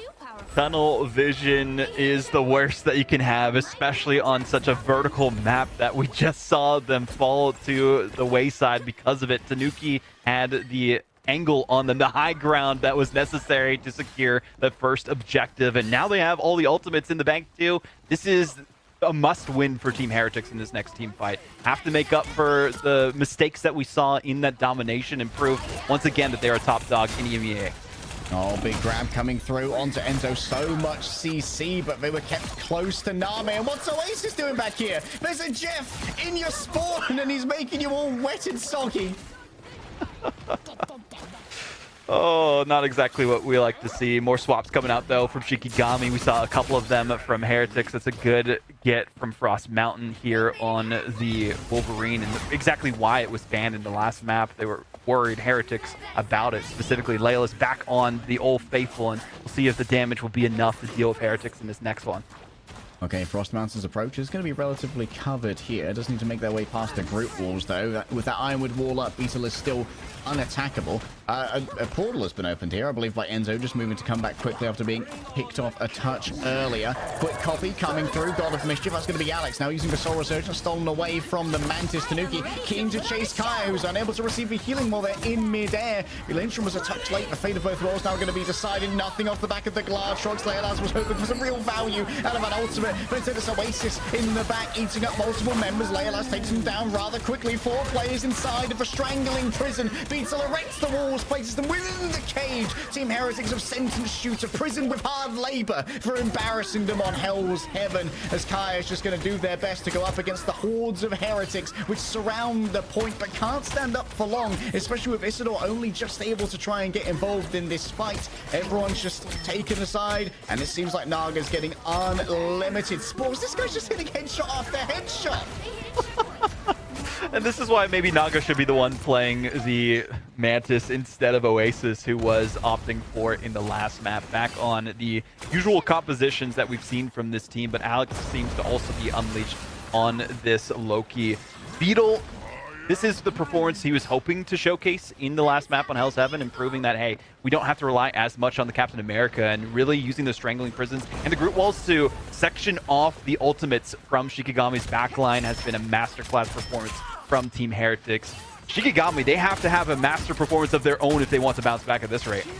Regeneration domain's already used. Remember that with the Mantis on the team, they also give the damage boost thanks to the Vibrant Vitality, and Kaya found that out the hardest way. Multiple stuns coming through from Enzo. Say goodbye to your backline, because Enzo's just thrown it into the ocean. Okay, Enzo, I respect it. The Doctor Strange that does get unleashed, he does have a PhD in throwing hands and also magic at the other team, and well, they are able to do so much damage against them. And unfortunately for Shikigami here, leg day, they just have not been able to find anything that sticks. The drawing board has all these different plans for them, but none of them are working. Moving into all these doppelgangers as well is so difficult to deal with. Alex is just pumping out damage right now. Kaya has to go back for a little bit of reinforcement. Beetle sends out the Strangling Prison. 3 squishies caught within. A Duplicity exchange to get out of there for the Loki, and only Isidore is going to be the one to fall. But now Kaya has to try and stand on this cart alone, and the healing's not there. Naga's getting up close and personal. Tanuki is absolutely railing through this, and that's going to be Team Heretics with quite the time back on Yggdrasil path. Statement has been made by Team Heretics that domination, we could give you that win. But we're going to take it back in stride immediately afterwards on Yggdrasil path. Groot walking forward, Naga on the Mantis enabling them with so much damage. Tanuki flying high and above as a Phoenix unleashed against the competition as well. And Oasis is just being Jeff in the back line, and then also in front of them, the streams of water are just drowning the competition of Shikigami, and they have not been able to put a hand up and get some air since the start of that attacking side from Team Heretics. Like, how do you even deal with Oasis on these angles? Like, he's so fast. He has Daredevil all of the bubbles is the counter. to speed himself out. Yeah, maybe Daredevil is the answer. Like, Frost Mountain at the moment, hovering over on the Wolverine, but of course we're in attacker spawn, so it's not really so much of an issue at the moment. Team Heretics setting up for their defense seem happy to stick with this, apart from Enzo on a far more stationary Vanguard to stand on the cart. It's not necessarily just Oasis, too. I mean, seeing the flexibility of Alex cannot be understated. The positioning of the Loki clones, perfect regeneration domains that, mind you, because they do have the one-sided Mantis with the team up, are able to damage boost you when you use them, and that's been a big difference maker for them. And also Groot having his own healing wall that he can put up at a moment's notice if he needs to stay alive. And these positionings from Beetle, I talked about how, you know, Isidore was the one to watch for Vampel, he's the one to watch for Groot. Oh, it's a little bit silly goofy. It's a little silly goofy. A quick exchange away. Alex doesn't actually manage to make it too far. Maybe didn't have the doppelganger set up. He is going to get resurrected, of course, by the Battle Recall Beacon. But Frost Mountain's already at 100 of range. Great setup, and Werewolf all to know that they're going to be sticking with this Wolverine and have that beacon available to them. But Leolus relatively silent on the defending side, so they really need to pop off here.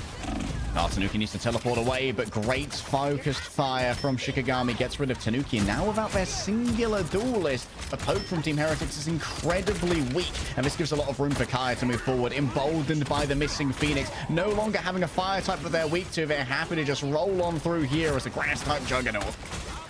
I love this mirror of the group play. They saw how well it worked for Heretics on the attacking side. They're like, okay, I can do you one more, but also have the Wolverine, and everyone is sectioned off. All right, moving through this corridor. Incredibly difficult to do. Kaya's making sure that anyone who presents himself is taking so much damage. And we see the damage just here from a Fate of Both Worlds in tandem. Grabbed out of the sky is Tanuki. A nice play from Frost Mountain. So accurate with the feral leaps. And as the door opens, the remainder of Team Heretics just have to roll on through and get themselves stalled out on the cart. Beautiful combination between Kaya using the Groot Walls to section off the players of Heretics from their heals, and Leolus can finish them off. And that's exactly what we needed to see last time. There wasn't the synergy between the combos of these players and Shikigami on defense. Now they have found their rhythm, but will it be enough? Another fastball and another pickup. Oh, the last stand. Enzo's already gone. Frost Mountain is erupting on the Wolverine right now. This is what needed to happen for Shikigami to flip the script, and kind of an issue we've seen with other teams on the defensive halves of these convoy maps, where the snowball continues forward, or the fastball at this rate from Isidore the Frostbound for another kidnap. How did manage to get that one? Unbelievable stuff. Beetle was already gone. What a cheeky flight from Frost Mountain. This guy's getting air miles in this map. Nuki trying to match at this point too, so we'll see if he can come out, but the Eternal Blonde goes through. Okay, that's a lot of healing, a lot of staying power.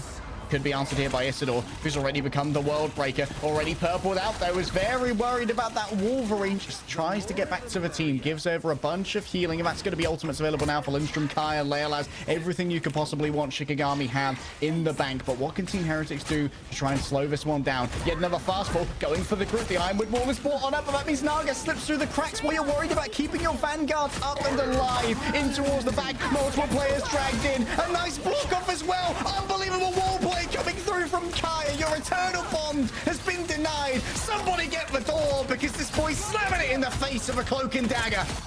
Leola serving them tea on the way out as well, with a dish served as hot and piping as it can be. Unfortunately for Team Heretics, they are getting burns from it, and they'll have to take their time to recover from their injuries in the furthest respawn room after the second checkpoint has been activated. Shikigami unleashed again. The Shiki slingshot is real.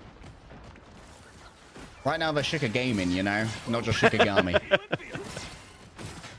Oh, really need to see a change around, though, for Team Heretics on this one. We've seen so many swaps from their side. Tanuki now on the Daredevil. Naga actually using the Phoenix and the freeze onto Oasis. Well, that's one way to try and shut him down. Leolaz has the Glatrox ready to go. Doesn't want to throw it into a group wall, though. So Leolaz, for now, is just being a little bit more trepidatious. Creeping forward slowly. The Ensong Inferno ready to go. Answered by the Luna. The fate of both worlds. Well, Matt Murdoch's fate's been decided at the end of a gun. Unfortunately, the bullets are strong. And Leolaz is the strongest right now. Looking absolutely hot to trot. Heretics have just not been used to facing this kind of pressure, and I feel like it is just due in part to giving Leolis the Elsa of 2 maps in a row. If this continues, that could be another case of Shikigami taking it because they just have too much damage to deal with. Wake up, babe. New Banhammer about to drop. Enzo's already put it on down, but Tanuki's fallen on the other side to try and deal with this one. There was a last stand. Frost Mountain stole someone away. Yeah, Leolas is being aim checked, but his aim is just fine, love. I've checked it out myself. Enzo falls down. Lindstrom on the other side. That's both of the strategists having fallen. Team Heretics have taken the legs out from under Shikigami's push off the back of a fantastic dive. And now Naga's uncontested on the angle. Can easily rain down fire from above. Still, Alex is forced to use the fate of both worlds, which is a little bit much considering the advantage they had. I don't know if I necessarily agree with using it there. Might have just been better to go back into the respawn. You had the advantage, and it was a bit of a miscue and miscomm from their side of things. So one less resource available to them in this next team fight, and so much time still available to Shikigami. Here comes the struggling person, though. Okay, just onto Enzo. They want one, but are they going to get it? There's even more follow-up coming through. So much percentage damage onto these Vanguards. The dive, though, an attempt to try and turn this one around. A piece of the Abyss into the Glatrox. There's a temporary stun onto Beetle, but it's shut down by the felling of the Elsa. Team Heretics are finally deciding the momentum here. Nuki realizing that if they have the vision, they have the way forward to victory against the Shikigami roster, forcing a swap for Kaya to go for a potential portal play that they have to protect with their lives and try and get behind them fast enough, and it does get off in time, and again, we'll see a re-engage from Heretics, but they are split from the objective. Just dodging the dive blockade for now.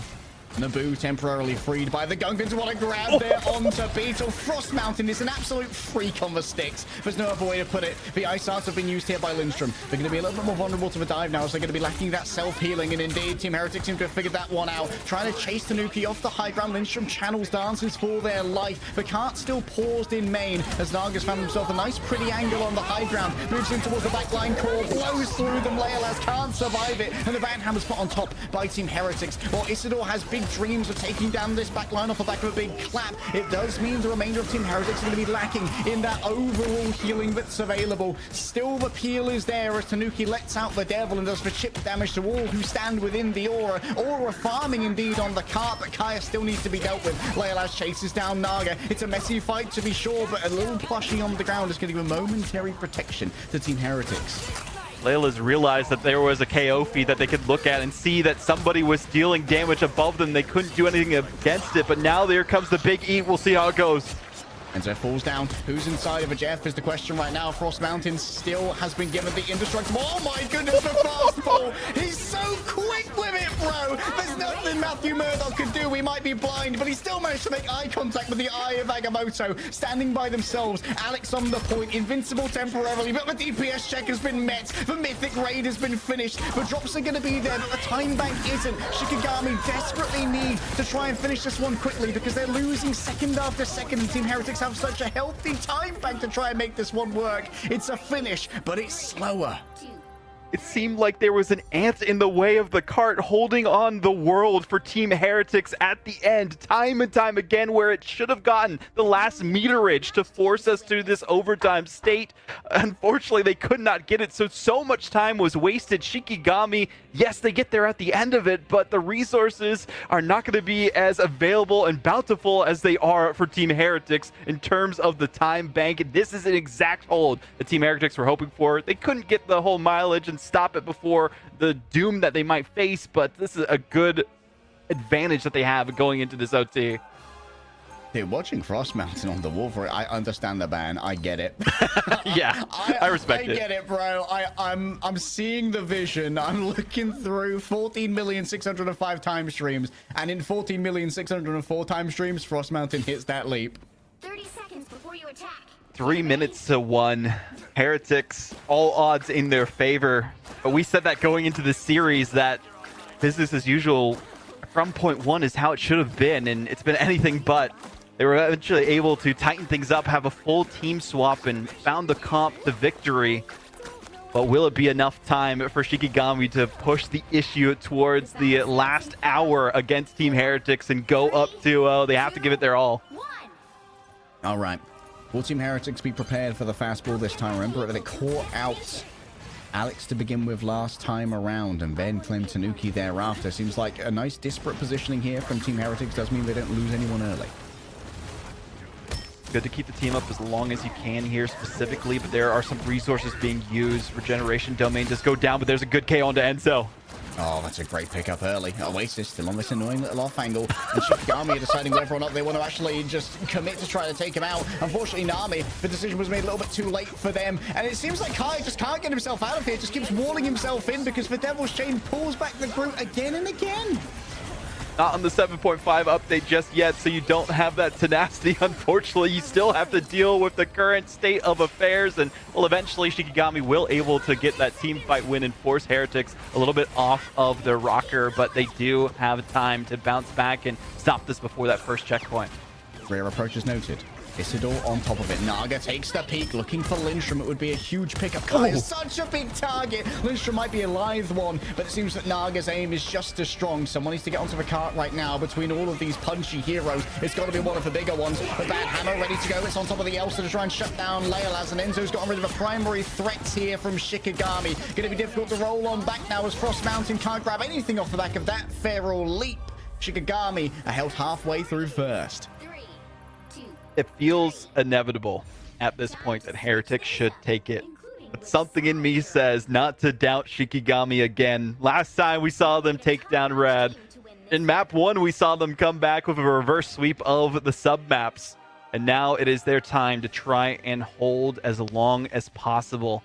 They got to worry about the compositions that are coming out, and especially what Tanuki is hovering. The Psylocke is unleashed. Just a little bit of backline pressure from Tanuki, trying to force Shikigami to look in different directions again. It really feels like Team Heretics are at their best when they're in this 3-3 split. And there's that constant, like, where's Oasis? Where's Oasis? Where's Tanuki? Where's Enzo? That taxes those comms and makes it more difficult to fight plan for Shikigami. Back with the Billy Clubs, but no, potentially releasing the Chi available to them. Similar to what we saw Tarek swapping to a couple of times here, trying to deal just enough damage to likely the triple that they were hoping to face off against, and we'll see if it's enough. Again, could be some quick swaps coming out of Heretics. They have the time on their side is the big thing here. Yeah, so much time to work with. 3 minutes and 5 seconds, and it did not take them long to claim first last time. It was a rather quick offense for both teams, actually, but it would appear that Team Heretics fixed up their defense for second time around. Also fixed up Enzo, sticking with the Vanguard pool even after the resets. They'll see how they can do it, especially Tanuki now on this Wolverine, trying to go with their own Feral Leaps. All right, Enzo already claiming a bunch of space. Nice wall dodging there from Kaya to avoid getting cramped out by Tanuki, but Leolaz falling low. You can see the soft dive coming through. Kaya unable to really exit that far. Need to worry about the ways that Jeff really messes with your mobility with those right clicks. Good dive in by Kaya, specifically on the back line, getting out immediately, not wanting to take too much damage. We know as soon as someone goes down, it's going to be a difficult task to fulfill. All right, the attempted shutdown of a dive. Frost Mountain in a 3 versus 1 can't make it happen because Kaya was busy elsewhere after getting debuffed by the Deadpool. And now Naga will turn upon Kaya themselves, who is crawling over on the card to try and keep it stalled. A momentary touch comes through from the Hulk, but down into puny banner form. Leolaz has already had to start channeling the pentagram of Farala to open a portal, a potential gateway to salvation for Shikigami. It opens just in time, but now they're down on their Elsa. Looks like it's going to be an easy win out in the Wolverine mirror here for Tanuki, going back to his roots, going back to where it all began for BRB Patapim. Enzo slashes through with dual katanas, and it seems like he's claimed the Daimyo ship of Yggdrasil Path. Team Heretics tie us up. It's part of the reason why you do not want to see Enzo with the Vanguard pool available, but also the winning formula that eventually Team Heretics was able to find was Tanuki with the Billy Clubs and Oasis with the Jeff just flanking around and dealing damage. And for some reason, nobody ever looking up when Naga had the vision on the Phoenix. And I think that tunnel vision is what did Shikigami in on this map specifically. Point 1, they struggled against it. Point 3, that's part of the reason why they were taking so long to activate that overtime face down again, or face off against Team Heretics. And unfortunately, it was too little too late of time for them to come out on top. So a good hold by Team Heretics, a little shaky some way through on the defensive end, but they were able to clutch it up.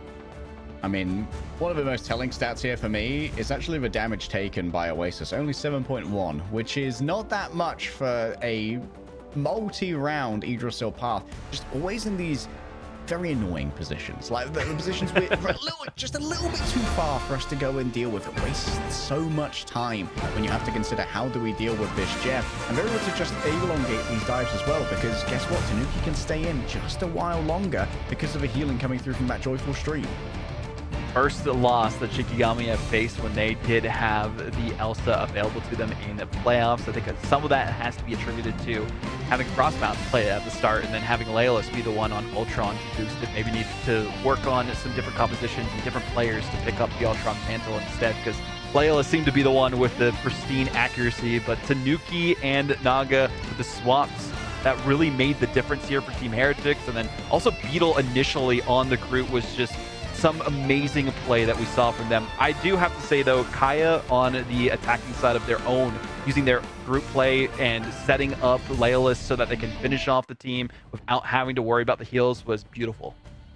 Yeah, I'm wondering if we continue to see Leolaz get access to that Elsa now. Interestingly, it felt like Team Heretics, they were at their strongest when they actually dropped the Mantis. Like, their Mantis play, don't get me wrong, very impressive. Naga still is that guy while aiming, but the real answer against Shikigami, it seemed, was going for this duelist setup where Naga could play those off angles as you were talking about on the Phoenix. The 1v1 against an Elsa typically is a struggle, and that's what we saw happen when they were on defense all the way up to that third point. So now they seem to have figured out the magic that makes Shikigami strong. We'll see if that can continue into our next map. It's tied 1-1. We'll see who takes the advantage after this. The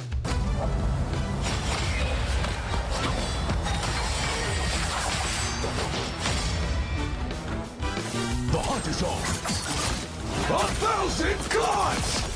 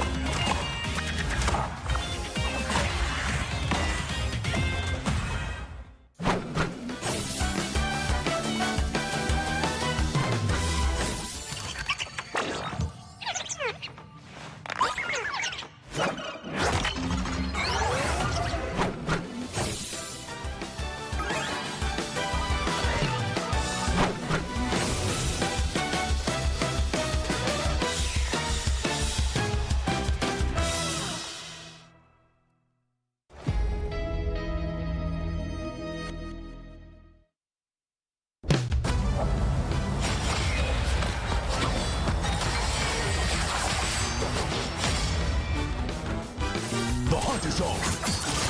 1,000 gods!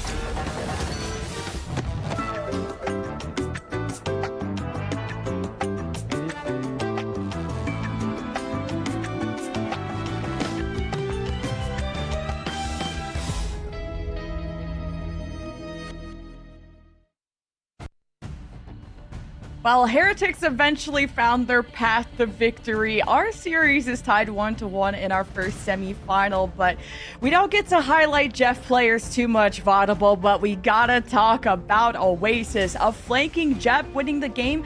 What makes Oasis better than any other Jeff player out there? I think a big thing here specifically that can't be understated is the speed that Jeff has to escape whenever anyone's chasing them down, aside from Daredevil, of course, because they do have that bring in effect for their belly clubs when you attack with them. One of the best counters to it, but also the map knowledge that we see for Oasis, knows the exact routes to go to flank around and see, gets the comms from their team, and I think that coordination with their team is crucial for a really good Jeff player. A lot of Jeff players in rank, they don't really talk too much, they just kind of do their thing and then hope it works out well enough. Whereas Oasis, you know that they're coordinating dives with their team, and typically how the dive plays work is like whoever sees the moment at the time coordinates it and says 3, 2, 1, goes in. And we've seen Oasis kind of leading that charge a couple of times, especially whenever they've had team ups available to them, using those to distract and just peel away some of the attention to the rest of their team. So beautiful play from Oasis, I gotta say. Yeah, and I feel like we all underestimate how good Jeff is in the anti-dive, from how fast this guy is to the right clicks being also a very good deterrent to anyone coming his way. And Oasis, I mean, finding these off angles, but leg day, Heretics had to do wholesale swaps to try and stabilize on their defense, and Time Banks winning it in the end. How did Heretics kind of save themselves? I think moving away from the Mantis, it's rarely a good choice, but it's definitely a good choice when you're going up against a Wolverine, right? Because the Triple Strategist was not lending any additional survivability to the Vanguards, because they were going down just off the back of displacement and the percentile damage that was coming through from both a Wolverine and an Elsa. And when you're dealing with that much anti-Vanguard pressure, what you need to do is you need to, we've all been here, all three of us are Vanguard mains. If they're playing Wolverine Elsa, it's down to my duelist to win this, because I'm kind of just playing for my life right now. And that's what you have to do. You have to swap over to the Phoenix so you can start exploiting the off angles that get opened when all of their duelists are focused in on bullying your Vanguards. Yeah, you have uncaged Naga, and now he's on the duelist, so you better watch out. But you better watch out for Shikigami's map pick, Vaudable, Central Park. Yep. The thing that shook everything up when they won this against Na'Vi early on. This is one of their comforts. They've gone to it twice, once that they've picked, once that someone else has, and they won it both times. So they are most comfortable and most confident on this map. But the big thing is that teams have so much footage against this comp in the past. They just had to remember how to play against it. Na'Vi themselves even looked better when Peps tried to pull out the flyer composition against them. And I think the big thing that comes through this is we haven't seen Heretics once let Shikigami have that Mantis, and we probably won't here, which really enables the composition they like to play on Central Park. Yeah, and leg day, I mean, from the Torch to the Angela, that is really strong, really niche on Central Park. I mean, especially on defense. Vaudable isn't sure if they can get away with it again. What do you think? I guess we're about to find out, so tell me about it. Well, if there was anyone who'd be happy to pull out the Human Torch, in North America it would be Speedily, and here in EMEA it would be Frost Mountain, who's always down to pick up a flyer. 1-1 between Team Heretics and Shikigami, and Frost Mountain's already hovering the storm because we know bro loves to fly. Some sort of composition. We've seen Frost Mountain actually do pretty decent on the Storm with the damage boost and also the extra speed to try and move on to the objective a little bit faster here as well. So could see something like that come out, but I'd be surprised if it does go through. Of course, the double gambit bans, because again, Heretics always thinking, hey, we can still shut them down, and what enables the Elsa as long as we focus on that. So very likely see a Mantis ban of some sorts, but could change it up here. They're taking a little bit of time, but there it goes, the Old Faithful. Yeah, we'll see if it's once again Protect on the Mantis, or if we are going to see a pivot over towards an Elsa-based composition. Team Heretics taking a little bit longer to think about it this time after realizing that, hey, if Shikigami are going to play this anti-Vanguard style, I think maybe you go with the Mantis just because you've already shown that you know how to deal with the anti-Vanguard style with things that are not usually banned, like the Daredevil Phoenix or the Phoenix Wolverine. So you keep this option open, and Team Heretics like, we don't need the Elsa, just chill. Yeah, I mean, this is back to what we've seen happen every time so far, right? We've seen the Mantis be saved by one side, the Elsa be saved by the other, and some version of Loki getting banned here. But the focus for Heretics this time is saying, hey, you're not going to have that Wolverine. There's not going to be a fastball special in your future. Yeah, we do not want to deal with that one anymore, say Team Heretics. We're gonna make sure that our Vanguards feel a sense of safety. This is their safe space, their little bubble. You shall not pull them from it. I would love to see this ban on the Oasis Jeff. This is one of the best Jeff maps in the game, and Oasis is just too much to deal with, man. Like, Oasis is by no means a Jeff one trick, you know, but the tax on the comms from having that Jeff slinking around in your backline is never to be underestimated.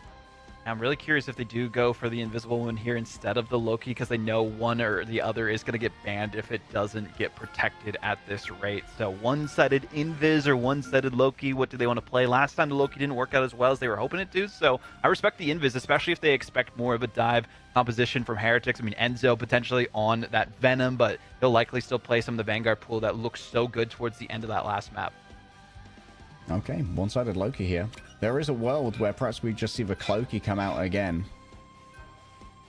That's a really good point, and it's worked really well in the past, and especially once you get past this first objective on to the next one. And well, we see some Cloak and Dagger hovered for Shikigami specifically. Name looked really strong on it, but not having the early usage of it from the copy is going to be a difficult task for Shikigami here. And we saw how well the Cloak and Dagger and Loki worked in previous maps for Central Park specifically. So having that one-sided, Heretics in my mind might have won out on the ban draft here.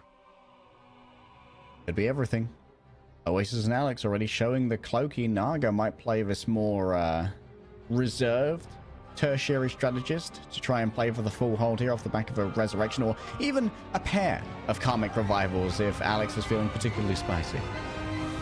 This was banned out last map as well. They knew that this was a possibility, especially because Naga has flexed to the Adam Warlock multiple times before. So this being the matchup for Team Heretics, I think the Flyers, they're just hoping to get in and get out, deal with Heretics and kind of that brawl comp heavy style that we saw before, and maybe it'll be enough. But there's the Ultron coming out from Leolis. The damage needs to come through, but Tanuki on this off angle, we'll see how they engage.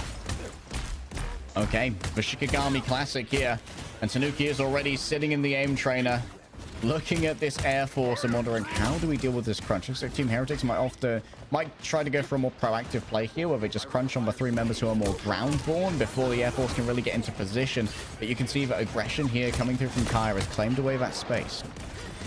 Great positioning, the split push from these two. They're taking their time. They know that they don't have to over-engage, because as soon as one pick comes out against them, that's going to lead to their demise on this objective. All right, nothing gained off the first Assassin's Charge here coming through from Isidore, but there is time to try and play with. Leolas has got a great angle here over onto Beetle, and Frost Mountain just forced to hide in the wreckage for now while the Ultron drone heals them up. A little bit of heal actually came through there off the back of the Assassin's Charge. Nice hot drop coming through. Naga forced to use the Soul Bond. They're sharing out the damage, but Frost Mountain's doing plenty of it. Another big stab coming through from Isidore, and Leolas is there with the follow through afterwards. And now you've got to move through these flame clusters, this uninhabitable zone if you want to try and contest the point. Frost Mountain is essentially body blocking as Enzo tries to use the banhammer, likely onto the backline. I think it was onto the Ultron. The walls are carved through. The Ice Art is doing its job, and Shikigami almost have a capture here, but they need to remove Beetle, who is currently CC immune and so is not vulnerable to the Assassin's Charge. Isidore gets a little top up. Alex is playing very cautiously right now, does not want to peek into this as Oasis moves forward with the with so much healing. What accuracy from Naga, and with Frost Mountain down, this one's curtains for Shikigami. The hit was scanned, and that's exactly what we see here from Naga with the burst damage against Shikigami. Unfortunately, they could not escape their demise at that point in time. Got 2 ticks out of the 3, but now have to go back to the drawing board just a little bit, see if they can get at least 1 pick before fully engaging. And right now, unfortunately, they can't get rid of the group because they do have the Ironwood wall up. Oh, Oh, nice weaving around the Guardian shield. Nane can't be saved, but Lindstrom plays for himself. Still for Supernova in the back is complicating matters for Team Heretics. They're not going to go for the copied revival, instead playing for the Eternal Bond. And Kai says, okay, I can't really play this one. I'm just going to back out for now. They might have to leave Frost Mountain to his fate. Indeed, there's no healing that can be given over around the bound body of Ratatoskia. Karmic Revival online, Galactic Legend as well. Shikigami's worst nightmares. They only have the one ultimate. Potential for Heaven's Retribution to create some space for them, but they might need to walk with the Luna Snow ultimate onto the point. Fate of Both Worlds is going to come online pretty soon. Down to a minute and a half already. The Banhammer has gone out onto a backline of four-step regeneration domain. In response, hot drop from Frost Mountain doesn't grab too much, but Beta was dutifully staying on the point for now. Moving forward now with the Soul Bond, giving over all of the damage to be spread out between all of these players. Tanuki's fallen down, and so Naga instantly needs to go for a resurrection here. Beta has to cling on to the point with all of their power as a live stream is given out from Naga to make sure there's plenty of healing to go around. Oasis is back, Alex is back, Tanuki's got the angles now, looking down on three strategists, but they can't patty cake hard enough. Isidore has to move into cover. Tanuki's not taking enough damage here. There's not really a counter-strike coming through except for the Rage of Ultron. Leolaz lets loose upon it, and Isidore's into the back rooms, but there's no one there to meet them. And Team Heretics once again have control over the point. Feels like the alt counting might have been off for Shikigami on that play. They knew Tanuki had it available, and there comes the Eternal Bond again. The Heretics just want to fully engage and push them back to the brink of extinction. Oh, there's so much. There's so little time to play with as well. Frost Mountain, absolute maximum range there to try and survive. But Tanuki's camping their health pack. Oh, sees the approach. Knows exactly where the Human Torch wants to play from. That's a beautiful clip to start off with. Where's the second one going to be? Manages to get him by the shins, but can someone touch here for Shikigami? Yes, they get Isidore onto a point. Opening up the portals now. A swap over onto the Elsa. A Hail Mary or Hail Elsa, whatever you want to do. Shikigami are going to try for it. Debarking into the invisible boundary. Regeneration domains used here for Team Heretics as Beta waits patiently with the Strangling Prison in hand. Alex ready to try and follow up as well as Nagas has to use a Cocoon Revival upon themselves. An extrication onto a point, courtesy of the Eternal Bond. There's healing and sundry for Team Heretics here, as it's the Impact that manages to take down Lindstrom, and the Impact rocks Shikigami to their very core as Team Heretics hold on first.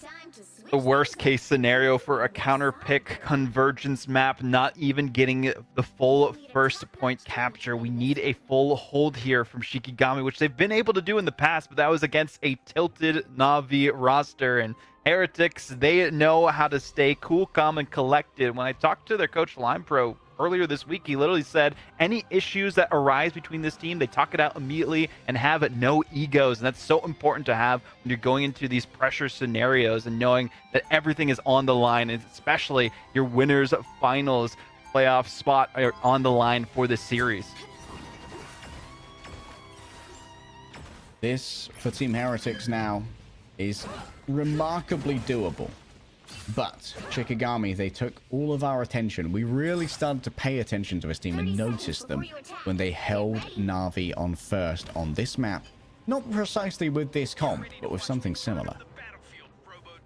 It just feels like the Cloak and Dagger Loki was an oversight from the Shikigami team that they did not expect to come out, and they were the ones who introduced it into the fold of this series. And then Heretics realized, like, oh, yoink, I can use that myself. I might not be Black Cat, but I'm still going to play their abilities just in the game itself. All right, breaking down the bridges, giving over no free high ground. Kaya wants to meet them on terra firma. Really need Isidore to pop off. I've seen them be relatively ineffective for their team and ineffective in these moments, but it's a huge engagement. That's an unbelievable assassin charge to start it all off. It seems like Tanuki's going to be able to, or rather Naga's going to be able to get out of dodge. Tanuki's actually playing on the Psylocke for now. Really just a slowing of the pace for Shikigami here on defense. They don't want to over-engage and push the issue all the way back to the spawn room. They know that they can give some room to Team Heretics and have to respect Beetle here on the Groot. High and away is the play, and they don't want to overextend for one pick to come out, two in their favor now. Yep, Beetle once again taken down a little bit early. Has trouble setting up those... Oh, that was a nasty shot from Frost Mountain. Sheesh! Okay, you know, just going to silence our thoughts on how this composition might not work against Team Heretics and are going for the full hold strategy, and it could happen right before our very eyes, but the pace is being set by Beetle, creating space, even though they aren't able to deal with the high flying away composition of Shikigami. They do need some more aim from Team Heretics, and I'm kind of curious on why they've brought out the Mantis here. Dude, Isidore is just catching so much poke up in the sky. Right now, all of Team Heretics are that Willem Dafoe gif of just staring at the sky fearfully. Frost Mountain going to try and chase these players out. I believe someone's been isolated. That's the Mantis over there. Naga, yes, has been moved on over to just try and give over a little bit more oomph, I suppose, to the singular duelist of Tanuki. No percentage has been taken by Heretics. They seem so dominant on defense before, but that goes to show why Central Park is so defensively sided. They just don't have an answer at this moment. The kidnaps are not doing them any favors. And so drawn in, instantly hit with the vulnerable, and that's going to be the regeneration domain used as well. Alex has already popped their god of mischief, though. They've stolen away the Eternal Bond, decides not to go too deep into the play here, and instead it's going to have to be the peel coming through from the invisible boundary. It's going to just about last as long as is needed, and Beetle was drawn inside there, likely off the back of an assassin's charge. Nothing gained for Team Heretics in terms of their percentage on point, as a minute and a half remains. Can't afford to give up so many resources and not get anything for it. Tanuki on the hard flank has the Galactic Legend. This needs to be the stabilizer for their team. All right, Tanuki with an angle here onto Lindstrom. Unable to connect everything, though. In comes Heaven's Retribution, who's caught within. It seems like for now, everyone's been able to get out unscathed from the side of Team Heretics. So they use the Soul Resurgence in towards the back. The extra speed is being put to good use. Tanuki needs to try and find an angle here to make something work with the Galactic Legend. But already, Oasis taking so much damage. Looking towards the back, Kaya's taken down Alex, who wasn't ready with the regeneration domain. Beetle can't quite escape from the corner that they've been placed into here. And Kaya just has to stand dutifully on the point and stop it from accruing percentage. Oasis falling low. Kaya needs a heal. They're walled in by the Groot, and the Rage of Ultron has arrived just in time. Another nice stab from Isidore, who is looking absolutely sublime on the Angela. Beautiful performances across the board from Shikigami. From the Vanguard line, staying on the objective. Kaya swapping it to the Magneto. Leolis is the aimer in charge for their team. Has the sight lines, then Frost Mountain is able to capitalize with the extra damage boost that's given to them, and the speed. Also the focusing that we've seen. Name on the Cloak and Dagger, able to use their Terror Capes, blind the competition, and they just have not been able to look up fast enough to deal with what's coming to them. Supernova activated. Where can Alex go? A nice duplicitous exchange here. Wants to get onto Oasis here. Is hiding behind the rocks. There's nowhere to go. The Dark Teleportation momentarily gives them a reprieve. And Frost Mountain doesn't manage to get the hot drop. It's taken down by Naga. This could be a critical change. Oh, the interrupt on view through ultimates. Isidore's an absolute madman. It's a manic stab. The assassin's charge has plunged a dagger into the heart of Team Heretics' offensive push here. As overtime starts to tick on down, Tanuki wants to open the portal, but Shikigami have done it. They have drawn up the drawbridge. They have held the castle, and Team Heretics find themselves scuppered on Central Park. I am flabbergasted that this is the way things go down, but goes to show that finally a team has figured out a counter map pick that is their domain to play in, and you do not want to face Shikigami in their own lair. That Central Park has been claimed by them. Frost Mountain, Kaya, Isidore, Name, Leolis, Lindstrom, everyone doing what was necessary for the victory. Yes, they didn't do as well on attack, but they just got far enough percentage, and didn't give up anything to their opponents in Team Heretics. This is the most dominant performance we've seen from them on the defensive side of any map so far against Team Heretics. And Team Heretics, they gotta go back to the basics, back to elementary school at this point, and relearn how to play against this composition that Shikigami are pulling out. The question is, like, what do you do against it? I don't know how to counter it. Like, when Isidore's playing like this, he's just that guy right now. Managing to shut down Beetle's ultimate as well. Beetle got nothing done on the Groot. Like, it's so difficult to shut down a Groot of Beetle's caliber, especially with the Ironwood Wall. It's not the ideal matchup for an Angela, but shutting down that Strangling Prison was actually possibly the play of the playoffs. Yeah, that Strangling Prison was the lifeline here for Team Heretics. There's multiple of them, and it just felt like Team Heretics were fish out of water. They tried desperately to use their ultimates in tandem, and coordinate the dives properly, but they had to look every different direction. And because of that split focus, they could not focus enough on one individual person at a time. And that's why Isidore and Kaya didn't go down a single time. I'm flabbergasted. What a performance from Shikigami, now on match point against Team Heretics, a team that before this series had not lost a map. They were 13-0, now 14-2. I don't know what Tetra saw in the tea leaves when he first predicted Shikigami, but evidently the tea leaves were good. I don't think he could have seen this far into the future. There's maybe one possibility, but Shikigami is the team to do it. One step away from glory into the winners final. We'll see if they can make it after this.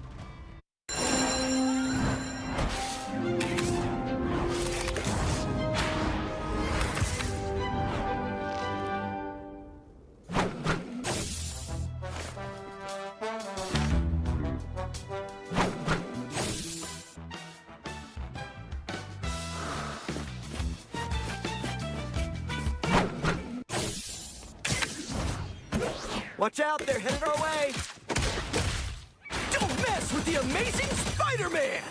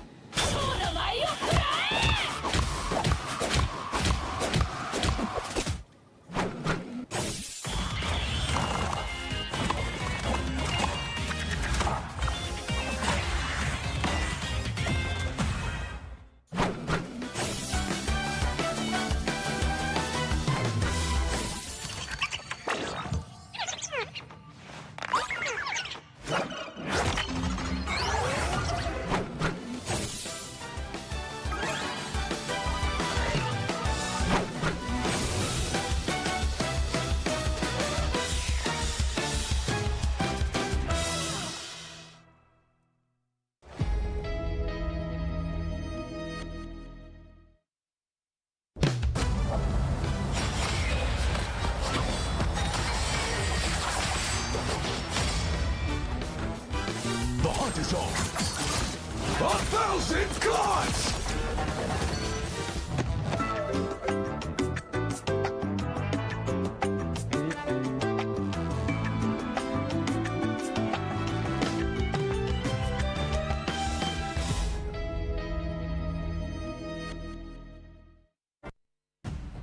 Shikigami are on match point against the favorites of Marvel Rivals EMEA, the ones that we all had in our bracket to go to the end. Shikigami, I don't know, they're just the Kingslayers at this point. But leg day, we knew what was gonna be on the menu when it came to Shikigami's composition. They picked this map for a reason. The same Ultron, Torch, Angel situation on defense, and the better defense wins at the end. Yeah, like the defense was just absolutely fantastic. It's exactly what you saw against Na'Vi, as we picked up on earlier. Like there was tape on this, although there was tape with a slight difference. Shikigami previously had the Mantis, which they were using to buff up their Human Torch a touch more, but I don't think the changeover really affected them that much. Name was playing a really good game on the Cloak and Dagger, but being able to defend with Isidore just having the perfect timings on this Angela changes so much. Like Beazle and Enzo were constantly taking fights that they either had no chance of winning because they were like isolated with like a shield being brought up behind them from Kaya with the metallic curtain, or it just forced out so many resources early that Alex really needs to try and survive the onslaught from those who are flying over the top anyway. Yeah, Isidore was just a Vanguard bully, and just the matchup is so good for his Angela into a Groot or just any Vanguard. You're forcing cooldowns. Body blocking Beetle off the map like Isidore was making big plays. But I know, Vaudible, you're a big fan of Kaya. He's always making big plays as well. Oh yeah, I mean, last time they focused a little bit more on the Vanguard pool on the defensive end. This time it was the Magneto, and I feel like the bubbles really helped them stay alive, especially Frost Mountain, who did have more KOs against them compared to last time that they used this composition. But I think because so much pressure was focused around Frost Mountain, it allowed the rest of the team to really showcase their skills. So I love the performance from them on this map specifically. And also, it can't be understated that the one-sided Invisible Woman might have been the win condition here for Shikigami, because you don't have to worry about the grounding effects from her little bubble that she has, and also the force physics that can really disrupt the Angela play. Interesting. We get to see another domination map leg day. This is Heretics' last chance, can't believe I'm saying this, to stay in the series. Finally, their armor cracks and they want to go to Celestial Husk, and we all know how chaotic domination can be as a game mode. Yeah, chaotic domination seems to be where Team Heretics are at their best. Honestly, if I'm Shikigami, I keep banning this Jeff.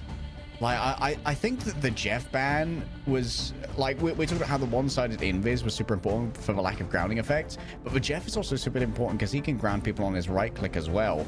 And domination is one of the areas where Jeff is most dangerous when it comes to the It's Jeff. There are plenty of environmental hazards you can be thrown into.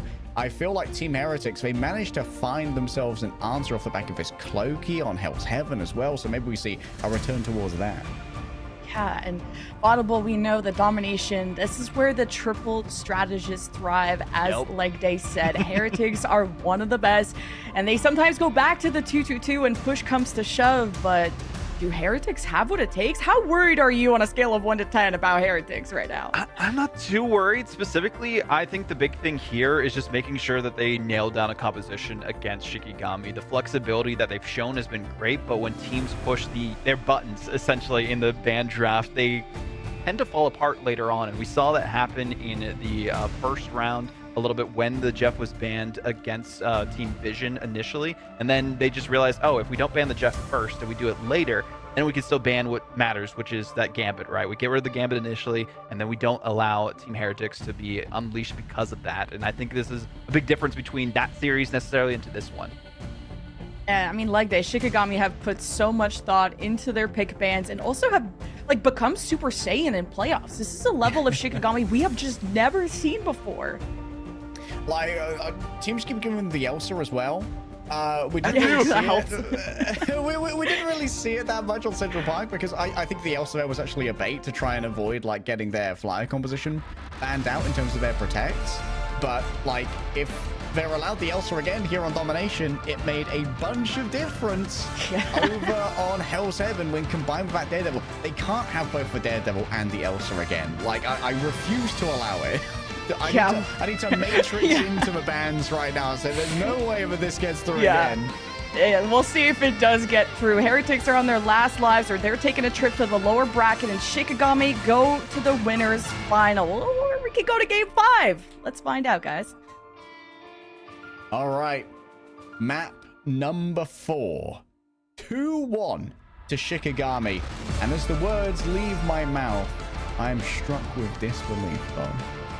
I am as well. It's interesting that we went to this map. I think it's mainly because Shikigami doesn't have footage on Heretics here specifically. Celestial Husk has been played for them so far, and we have seen it once for Shikigami, and they actually ended up winning that. So an interesting pick here. Specifically, they could opt for more of a flyer comp. We saw it from Peps trying to do that against Na'Vi in the group stage and worked with middling results, but there's a couple of different options that they can go for here. I think Kaya specifically, maybe using the Vanguard pool like we've seen in the past, but Layla's, shout out to Lemon for this info, really showcased some good looks on the Namor. Okay, guess who's getting Elsa again? It's Shikigami.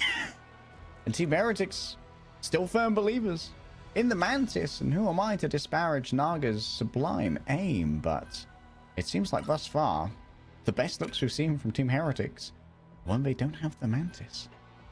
Yeah, it might be a crutch for this team at this rate, is relying so much on the Mantis to enable your team. And when you don't have as much damage that you're able to dish out, it's been a bit of a struggle. But getting rid of the invisible boundaries and the invisible woman here with the force physics does bode well for both teams. Okay, question is, do you protect the Loki here? Try and force out the Cloak and Dagger ban last. I wouldn't mind seeing Team Heretics go for a Jeff protect last either, given that that's currently going to be available to them. We saw a lot of good looks from Jeff, specifically from other teams on this map, so wouldn't be too surprised if that is a priority of theirs. But there's a couple of different options that they can go for as well. Maybe even the Daredevil if they expect that ban to come through, because we've seen Tanuki be unleashed with that before. Okay. That's going to be probably a Jeff ban that's now opened up, unless I want to mirror the Cloak and Dagger ban, but no. You cannot allow Oasis to go wild on the Jeff, but this does mean that Elsa Daredevil is available. Admittedly, the Daredevil is a great anti-Jeff measure, so maybe you're not as worried about it if you've got the healing that Alex can pump out. Yeah, you can see that Naga's already making a maneuver here, thinking, you know what, I think we might see a Daredevil. I'm going to go on the White Fox to try and meet him.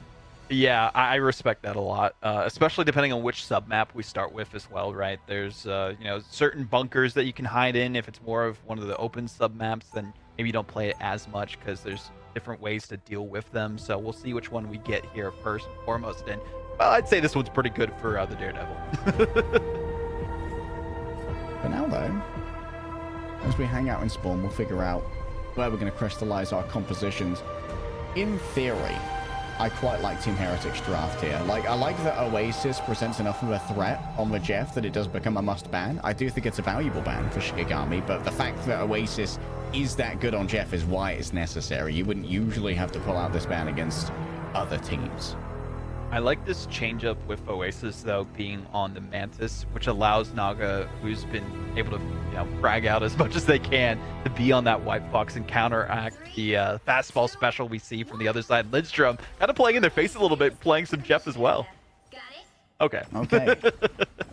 Just speeding them out with the bubbles, Lidstrom is going to be sticking to that Luna to allow for that long-range poke, as well as great burst healing onto a player like Isidore, who's going to need quite a bit of babysitting because Hulk absolutely tanks damage.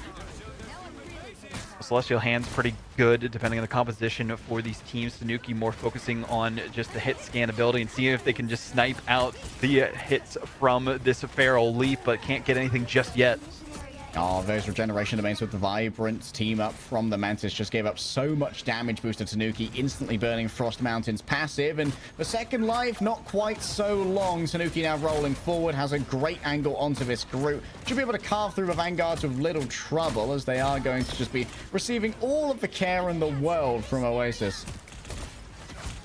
Well, it seems like a pause has been called, so we will be getting back to our faces for a sec. But right after that first team fight, Team Heretics looked pretty solid for the most part, I will say. I mean, we saw the coordination from them. It seems Shikigami didn't quite have the best strategy in terms of engagement. And after seeing, you know, Naga being on that White Fox, Tanuki having the off angles and able to get the high ground, I think the positioning from Heretics with their hit scan is something that the team of Shikigami struggled against so much. You know, we saw on Yggdrasil Path, and having this second floor that they can position themselves from is going to be a great focal point to rally behind here on Celestial Hand.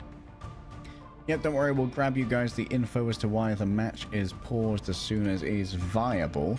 But for Team Heretics, like, they're already showing off all that Tanuki can do when it comes to these hit scans. I think that Phoenix, it's not necessarily new to Tanuki's hero pool, but it's a good prime addition. Like, he could flex onto it before, and it wasn't like a throw, you know, but he wasn't like a legendary Phoenix player. Definitely showing off some amazing accuracy so far today, and is making sure that Frost Mountain does not feel comfortable with these engagements now, even with having connected that fastball special onto Enzo. During the airtime, Frost Mountain had already lost the passive, and that meant that Enzo was fairly safe and sound, and the follow-up that came through from the regeneration domain that Alex had, courtesy of the Mantis team-up, which is another thing that Mantis brings to the table that we don't see quite as often as the raw damage boost is for team-up.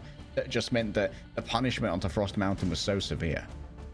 unfortunately didn't have a direct flight to their destination. It seemed that there was a bit of a layover in the air and some turbulence that they experienced as they tried to touch down for their team. So we'll see if maybe some more fastballs come out in better fashion from Shikigami, but I'm really more interested on this retake. You see, or at least we can kind of see on our end, that there will be a fastball coming out at some point. Really crucial on who they're focusing on. Is it going to be trying to deal with Tanuki so that they aren't in the way of their advance, or is it going to be more that backline, focusing it towards Alex specifically, or even Oasis, who's been enabling Tanuki with this extra damage? And I think having Tanuki on this hit scan with the Phoenix and that extra damage is a lot better than some of the different positions we've seen from them, depending on which duelist comes out. I mean, we saw some of the Star-Lord play, but the Star-Lord, I feel like, has potential on this map, especially Celestial Hand. You can flank around pretty well and use those Galactic Legends, but Tanuki feels a little bit more comfortable here as we get back into it.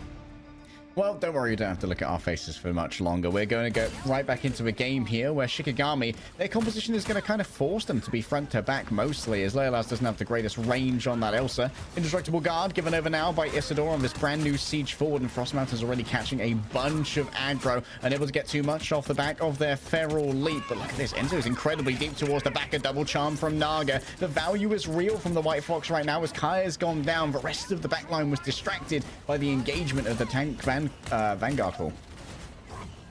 Once again, Team Heretics, after the disruption of the pause, able to rally together and prove that they have a grasp of the situation and Celestial Husk itself in their hands, no puns intended. Shikigami just haven't been able to find a route in. They've had such long sight lines and corridors to try and engage on the objective, and even the fastballs aren't really creating the space that they would hope they would, and they really need to find some entry frag to actually get a purchase on this objective.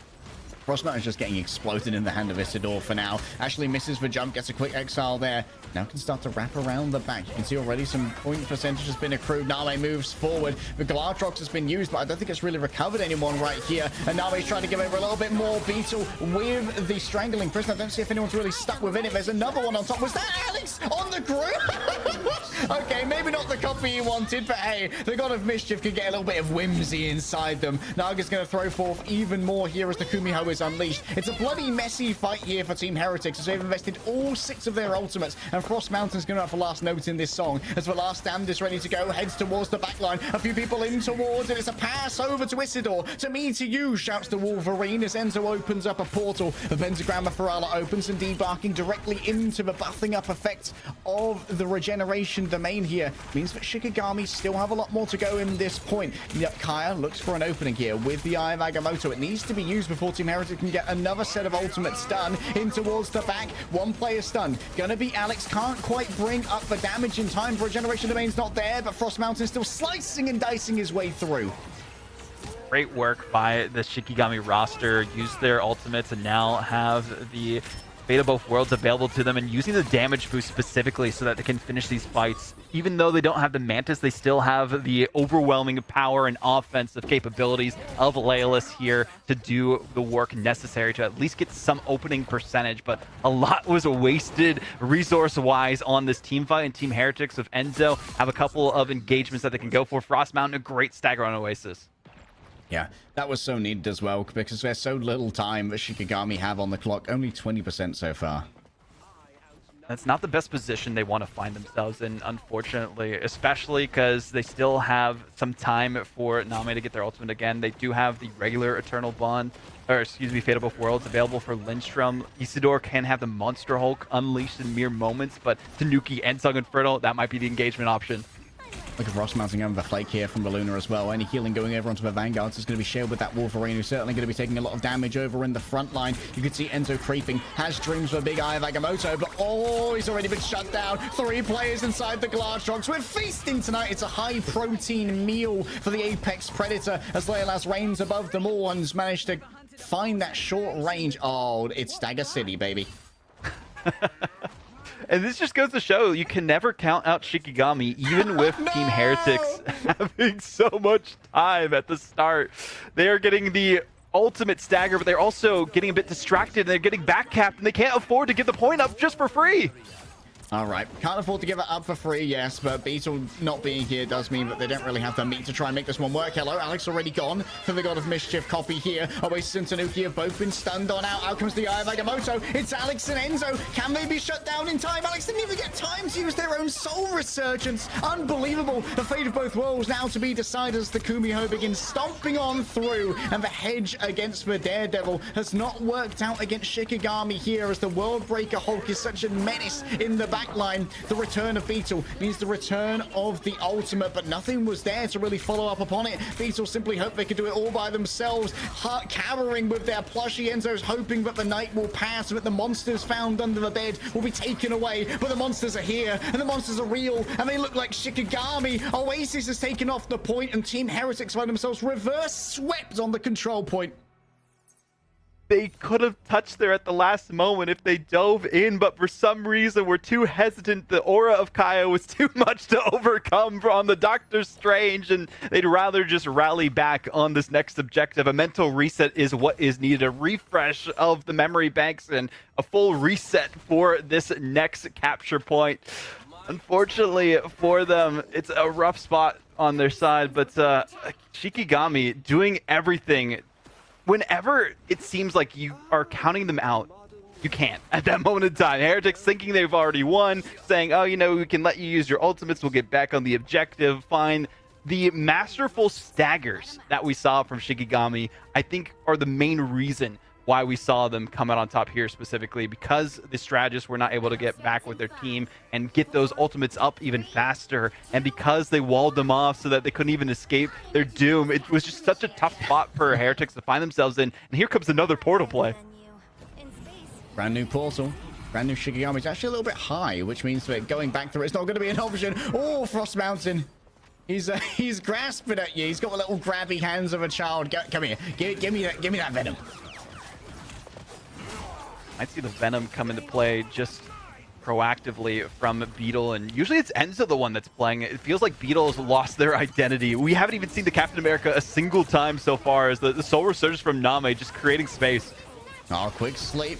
Sedating Tanuki temporarily. A nice duplicitous exchange to get back to a safer area. Tanuki doesn't even have time to pop the ultimate. The Glass Rock's heading towards the back. Multiple players caught with him. There is an attempt to try and shut it down, but Alex is already down as well. Beetle's falling so low. The Monster Piercer just tears through the symbiotic flesh of Eddie Brock. And as they are going to be able to make a frenzied arrival, it's just a last chance saloon. Shikigami get first control. Heretics fans, heads in their hands right now, wondering where we went wrong, and it seems like Shikigami were just too underestimated. They had the time and preparation of 2 weeks before playoffs and knew what they needed to do to take down this monumental squad who hadn't lost a single map, but 13 was the unlucky number for them, as they've lost 2 so far and potentially the 3rd. Now go from afar, Cosmic Clusters, plenty of them. We'll be able to get more live streams off the back of these crits as well, as Shikigami have been placed into a corner and giving up a good amount of space on the point. What a flick from Tanuki. Takes down Frost Mountain, and now the remainder of the Vanguards on Team Heretics can get a little bit more aggressive. You can see a quick sedation onto Isidore. Unbreakable Guard used, but so fast is the follow-up that Isidore has no chance to try and make this one work. And now all the angles begin to collapse onto Kaya, an attempt to try and turn this one around. Going to be difficult to try and TP back, as it only just fallen has the Doctor Strange. A pick onto Oasis here from Leolaz, and this might be the opening that's necessary. A last stand directly into the loving arms of Alex. Well answered, and a quick resurrection as well to bring Oasis back. Naga knows that it's now or never as Team Heretics flip the point back. This is a better composition from Team Heretics, having that res just as a safety button if they need it, but also Alex, the way that they have been using their Fate of Both Worlds has been beautiful. I mean, they caught their team who got last standing, and rightfully so, should have been eliminated, and kept them in the fight the entire time. And the sustain from Team Heretics seems to be the difference maker, at least for now. But Shikigami having their ultimates built up, we'll see how this goes as Soul Resurgence comes through. Name ready to open up. Actually managed to copy over the Mantis here. Soul Resurgence gives extra movement speed, but Name slowed down in their own right. Overwhelmed by Beetle and Tanuki in tandem. Kai's still in the back, so Alex is going to need a touch of attention. But you know what? It's just going to turn it around upon them. You want to dive me? Nah, I'm going to go dive Frost Mountain, mate. This is not the position Shikigami want to find themselves in, especially with Enzo just in their back line, dealing damage and taking everyone to task. Yeah, these dual Desert Eagles, they just do so much damage, and of course has the Banhammer ready to go. Oh no, another freeze. That's the second freeze in a row we've seen from Alex. They have been an assassin with them, making sure that anytime they try to dive out, well, they are going to be dining and dashing back to their spawn room. And Oasis is a beautiful pick as well. Yeah, Oasis has got the good angles here as well to gather the information. They can see multiple players moving through the cave. Shikigami, they have 4 ultimates to try and play with here, but do they have a space to try and use them? It's a tough spot to think about. Kaya, though, Feast of the Abyss to try and engage with the Banhammer as well. Banhammer on to the opposing Leolas. Getting rid of that main duelist is so important. Name's falling low as well. Playing inside of this shield was very impactful for trying to cut off the LOS of the Fate of Both Worlds. But now Kaya's surrounded. The back's getting dove upon. Enzo is right on top of them. Lindstrom's going to fall as well as Tanuki's just an accuracy machine. Soon to lose for passive is Frost Mountain. That healing factor won't last forever, and neither will your Hulk. 99% to Team Heretic. Shikigami aren't even bothering to go for a TP to recontest this one. They know it's all going to come down to map number 3. That was the swap, the composition that Team Heretics were looking for, and really just goes to show how their flexibility cannot be understated. We saw how well it worked for them, being able to swap to a different comp on the fly that they've practiced ahead of time and knew on Yggdrasil path that this could be their way to victory. And unfortunately for Shikigami, they just lost all composure. There were split pushes, awkward angles that they were trying to move together when you're playing dive heroes, and just odd challenges and choices, I guess you could say, from them trying to re-engage on this objective. All out of sorts because of the freezes that were coming out, the res that they had to worry about, Beetle going in with the dives, the Feast of the Abyss, and then they had to worry about the snipes from Tanuki and Oasis on the other side. It was just a nightmare scenario for Shikigami. Yeah, like Naga can just put out so much more damage on the Adam as well compared to White Fox. Like, they came out on the White Fox hedging their bet against like a Frost Mountain Daredevil, right? And when they realized that Frost Mountain's not going to be playing with Daredevil on this one, Naga really starts to get the value off that poke, feeling a lot less pressured in the backlines. Well, Portal play comes through. Shikigami looking to engage, and if they can get a big pick, this will be a big win for them to change things in their favor. But the freeze is just going to deny them any access. Oh, Tanuki's forced to use their ultimate, though. Can they escape through the portal is the question. Seems like they've used their cover well. The rest of Shikigami just going to roll on through towards the point. This has been an equivalent exchange of resources, but it's given Shikigami the chance to earn up towards that God of Mischief. Frost Mountain already a little bit pressured, and Team Heretics have a good position on the point as well as a nice little bit of safety for Naga to try and play with. Can they grab Leolas? He's the public enemy number 1. The cellular corrosion finally gets to him as Beetle was damage boosted for that one. Frost Mountain drags players to the back with the last stand, but can't find any frags off the back of it. And now Alex is rolling forward. Oh, there's vengeance in the heart of this strategist. Not a healer, by the way. I'm a strategist, and my strategy is send them all to the graveyard. Pre-buff, by the way. This is the Season 7 patch for those who are wondering, not 7.5. All the preseason being played on it, if we haven't said it enough. But Leila's being that public enemy number 1, as you mentioned, they have not had any help to stay up on the playing field here. And Frost Mountain, I love the swap over to the Daredevil, give them a little bit more vision on when Beetle is coming in. Enzo on the flanks, and Alex with the off-angle freezes. This needs to be the win condition for Shikigami, and they're going for a back cap. The Daredevil makes a lot of sense. Now that there's no longer a White Fox to try and deal with, Beetle needs to try and finish off their meal here, trying to hunt down Leolas. Naga's going to be difficult to get on top of, though. Still using this high ground. You can see that he's been hit with the Daredevil multiple times. In comes the Soul Bond, sharing out the damage between 5 players. Maximum effectiveness here for Naga off the back of a utility. As Enzo moves around the back, looking to try and find an angle. Alex is already down. That might have to force out the resurrection. The Karmic Revival used. Both of those strategists are going to return. Still, Team Heretics are in control of the point. Beetle down as well. But Leolas has finally traded out. When any amount of players for Leolas is a good trade, when you've got the Karmic Revival good to go. Enzo trying to cut down the remainder of the back line, and Lindstrom is going to be able to get away, but not before Kaya has to sacrifice themselves for the safety. Tough spot to be in for Shikigami because the bands, that's the best that they could have done going into this map. It's just being outplayed at the neutral game by Team Heretics. Naga on this Adam, able to use the reses in tandem as they need. Oasis, so Resurgence, but also the extra damage boost. And even Lindstrom trying to swap to the Jeff just to provide some covering fire and heals from the back line as best as they can, but the Itch Jeff needs to be big for this win.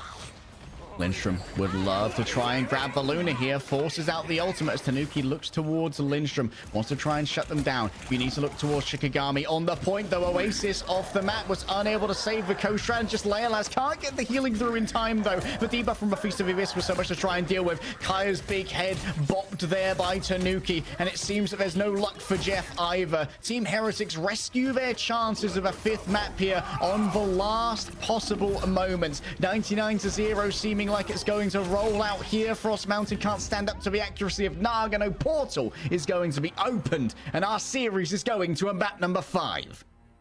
Statement made by Team Heretics on Celestial Husk. Yes, they did technically get reverse swept on the first point, but they were still able to close it out strong. Compositions worked out well, and just goes to show that you can try your best to ban out the comfortable heroes for this team, but Tanuki will pull out the Phoenix. You still are always going to be seeing that Mantis save, but it doesn't need to necessarily be played by Naga. Oasis can do just as fine of a job, and we tie things up going into that map 5. Dude, Naga dropping 57% accuracy on the Adam is kind of nuts. I'm not gonna lie. That's very impressive. Tanuki, of course, walking away with 12 final hits. For constant damage boost coming from Oasis, definitely contributing heavily to that. Oasis also dropping a massive amount of healing on the Mantis, considering that half of their resources are going to pocketing Tanuki with the damage boost. That pocket, I think this is the best it's worked out this series for Team Heretics. The previous ones, you could see them getting shut down time and time again. It just felt like the composition wasn't really working as well as it could have for Shikigami, and they found some greatness in the first and parts of the second point, but it was too little too late towards the end of it, where they just didn't have enough sustain. And I feel like they might have spent a little bit too much time on the Hulk and trying to go for the fastball specials to their own demise. And maybe if we saw Magneto to protect Leila's a little bit more and rallied behind them, specifically the Ultron in some cases, would have been a good look as well. But unfortunately for them, they just didn't find the right composition to counter Team Heretics in time. And Team Heretics were the team who found the magical composition to win here. Yeah, Team Heretics, great adaptation off of that first round, realizing where things went wrong. Also, of course, those long staggers probably took an entire fight, maybe a fight and a half, out of the hands of Team Heretics on what could have been the recontest there. So very impressive stuff. But Team Heretics, definitely, they love to get down and dirty on these domination maps. The question is, are they going to be as proficient on our 5th map, which is going to be Shikigami's choice? Yeah, it can be, Convoy or Convergence at this rate, because we did get the reset. So there's a couple of different options that they could go for. Of course, they can't play any of the ones that they've done so far, so no more Central Park available to them. Even the Hell's Heaven that we saw worked so well before. I mean, maybe Heart of Heaven could be one for them too. We'll have to find out what our final map is going to be in our map 5 of our first semifinal after this.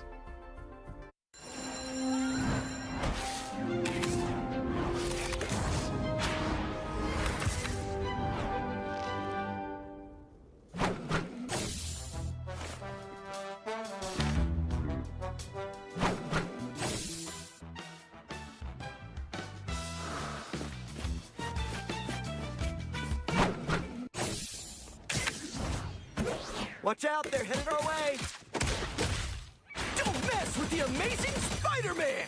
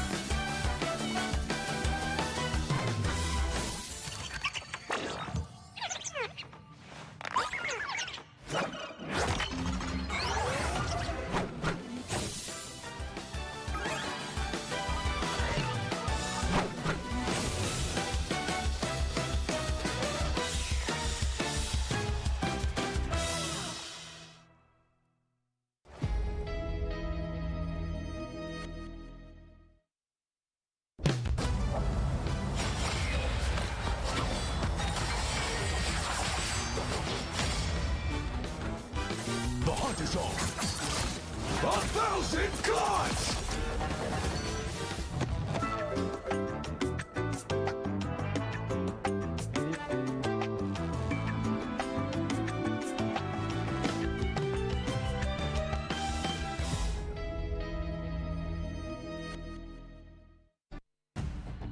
What is this, our first game 5 of playoffs, and in a scenario we would have never expected? All the way to round 3, Celestial Husk, the choice of Heretics. Well, they're choosing to also go to game 5. But Vaudable, I feel like all of this wouldn't be possible without Tanuki. Tanuki MVP, they have had the most damage every single time for their team, and in the lobby we've seen as well. They're usually a dive specialist, Daredevil, and Psylocke we saw before, but they have been unleashed on this ranged duelist of Phoenix, and now seeing them going to Spider Island specifically, especially, you know, on that first hold, Phoenix could do a pretty decent job here as well. And I mean, leg day, I think Naga did fantastic as usual. We're used to him being the Mantis Lord. Now it's Oasis that has to have that mantle, and more Adam from Naga. That's been fun. Yeah, being able to pass off the Mantis means that, like, Oasis has got that flexibility, which is great, but also means that, like, Naga being able to move over to the White Fox and they're anticipating a Daredevil coming their way, or moving over, like, oh, okay, they're going to play this, like, anti-Vanguard kind of Elsa Wolverine lineup again. We decided that the answer to that is going to be more poke, and that's in the form of the Adam. And also, like, we can't save our Vanguards with our strategist ults, so we'll just bring them back afterwards. That's fine. It's fine. We're just in game 5, guys, of the preseason playoffs with, I don't know, thousands and thousands of dollars on the line. But don't worry, for all the viewers in the chat, this doesn't affect how you're going to do or what's going to happen to you when it comes to the other stages. But game 5, Audible, this is for all the marbles. I don't believe we've seen Shikigami on Spider Islands. So, I mean, everyone's bringing out all the secret strats and all the secret maps for this one.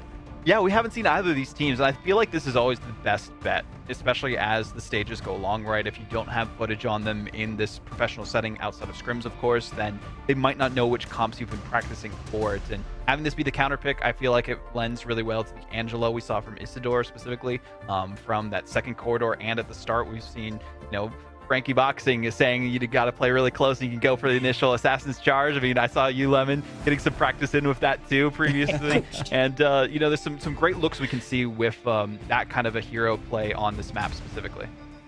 I mean, this map is so narrow, leg day, and my big question is, Layla's gonna get the Elsa? Like, that is such a big variable that I think Heretics haven't fully respected out of Shikigami. Yeah, like, Leila's is kind of topping the charts every single time. It's been very interesting to watch. I do wonder if we're going to go down towards, like, more of its flyer composition as well, because we've seen the Protect on the Elsa when Leila's won't even play it. So, like, with the small amount of spider runs we've seen so far, it's kind of anyone's game when we're thinking, like, what's even going to be played here? I know, right? And this was just a little reminder, guys. This is a rematch. They face each other, very last match of the preseason regular matches, and Heretics swept them with the quickness. And now Shikigami, they're reversing the script. It's game 5 to see if Heretics can get back afloat, or if Shikigami are gonna pull off the second biggest upset of playoffs. Let's find out. If you haven't already been blown away, hold on to your hats, gamers. Map number 5, the first one for EMEA, and in a series we didn't particularly expect it, but Shikigami are outstripping all expectations as we head into our final fan phase.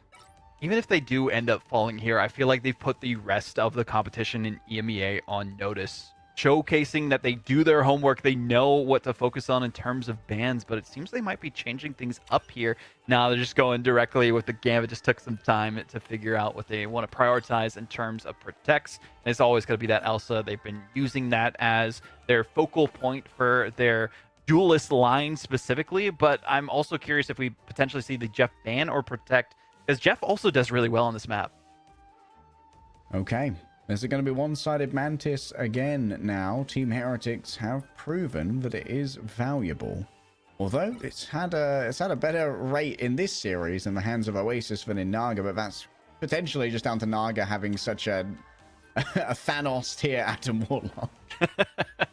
Yeah, I like the flexibility of both these strategists being able to kind of like pick up different heroes if they need to here specifically, and par for the course for the most part in terms of the bans and protects. They do want to keep that one-sided Elsa in their favor. Likely going to be the Invisible Woman bans on both sides again, especially if you do opt for playing that Angela. And there's just so much prioritization towards the best in slot heroes out there that you don't usually see as many focuses on target bans necessarily. So the Loki, of course, is going to get through again. They're likely going to play the Groot as we've seen in the past, and Groot does a pretty good with creating space, but also defending that cart as you're moving forward. Okay, a Venom instead of a Jeff here. Like, this is another very powerful zone for Jeff. So Shikigami are likely thinking over, do we want to nerf the Jeff with a Symbiotic Shenanigans team up? Okay, they're going to try and lower the tempo here from Team Heretics, but I don't know if the Venom's a hugely valuable ban, to be honest, when Beetle has an even better Captain America in the back pocket, or can just move over to a Vanguard Deadpool. Ooh, locking in on the Cloak and Dagger potentially here as well.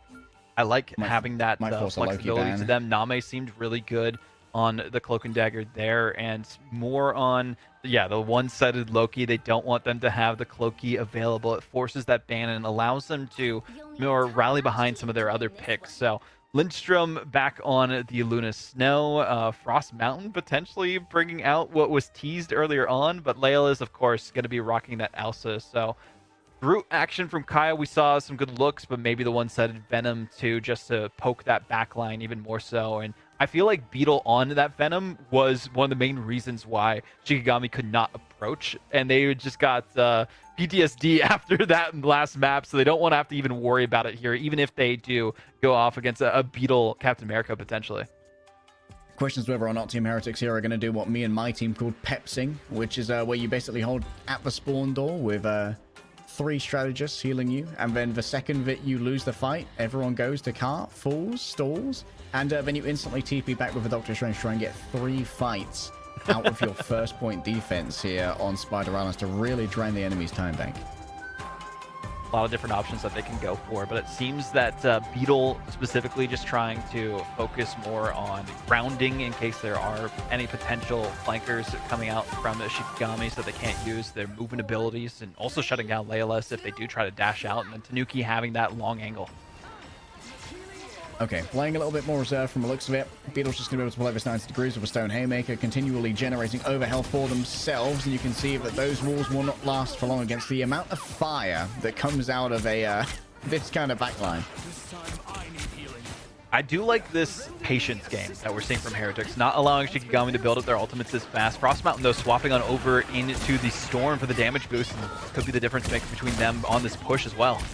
More walls erected, but moving as one. When you're playing around that storm inside the aura, it does mean you're also sharing out these sparks, and Tanuki's able to blow player after player all the way up. That's a good pick from Oasis on the Isidore. Continuing just to hold things down and progress as best as they can towards the spawn room. Eventually, Kaya does have to at least try to resist, but Tanuki's not giving them any time of day. Frost Mountain just wraps around the back. Remember, it does have access to the speed boost aura as well. But, like, playing this tight does mean that Tanuki already has their ultimate.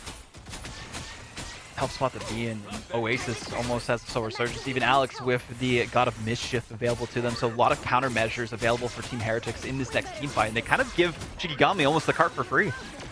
All right, Isidore falling low does demand the Ice Arts in terms of protection here from the Lunar Snow, and forcing out the regeneration domain does mean that's one less tool that Team Heretics have to try and play with. Yancy Charge already used, and now Enzo moving forward with the Soul Bond behind them and the Sonic Seduction. You need to look towards the back. 2 players grabbed into all of the damage by the group. The Strangling Prison gets Tanuki as the primary victim, but they're instantly going to be brought back here. Naga on one side with the Karmic Revival, and Alex still has the God of Mischief if they want to go for a second raise in the midst of all of this.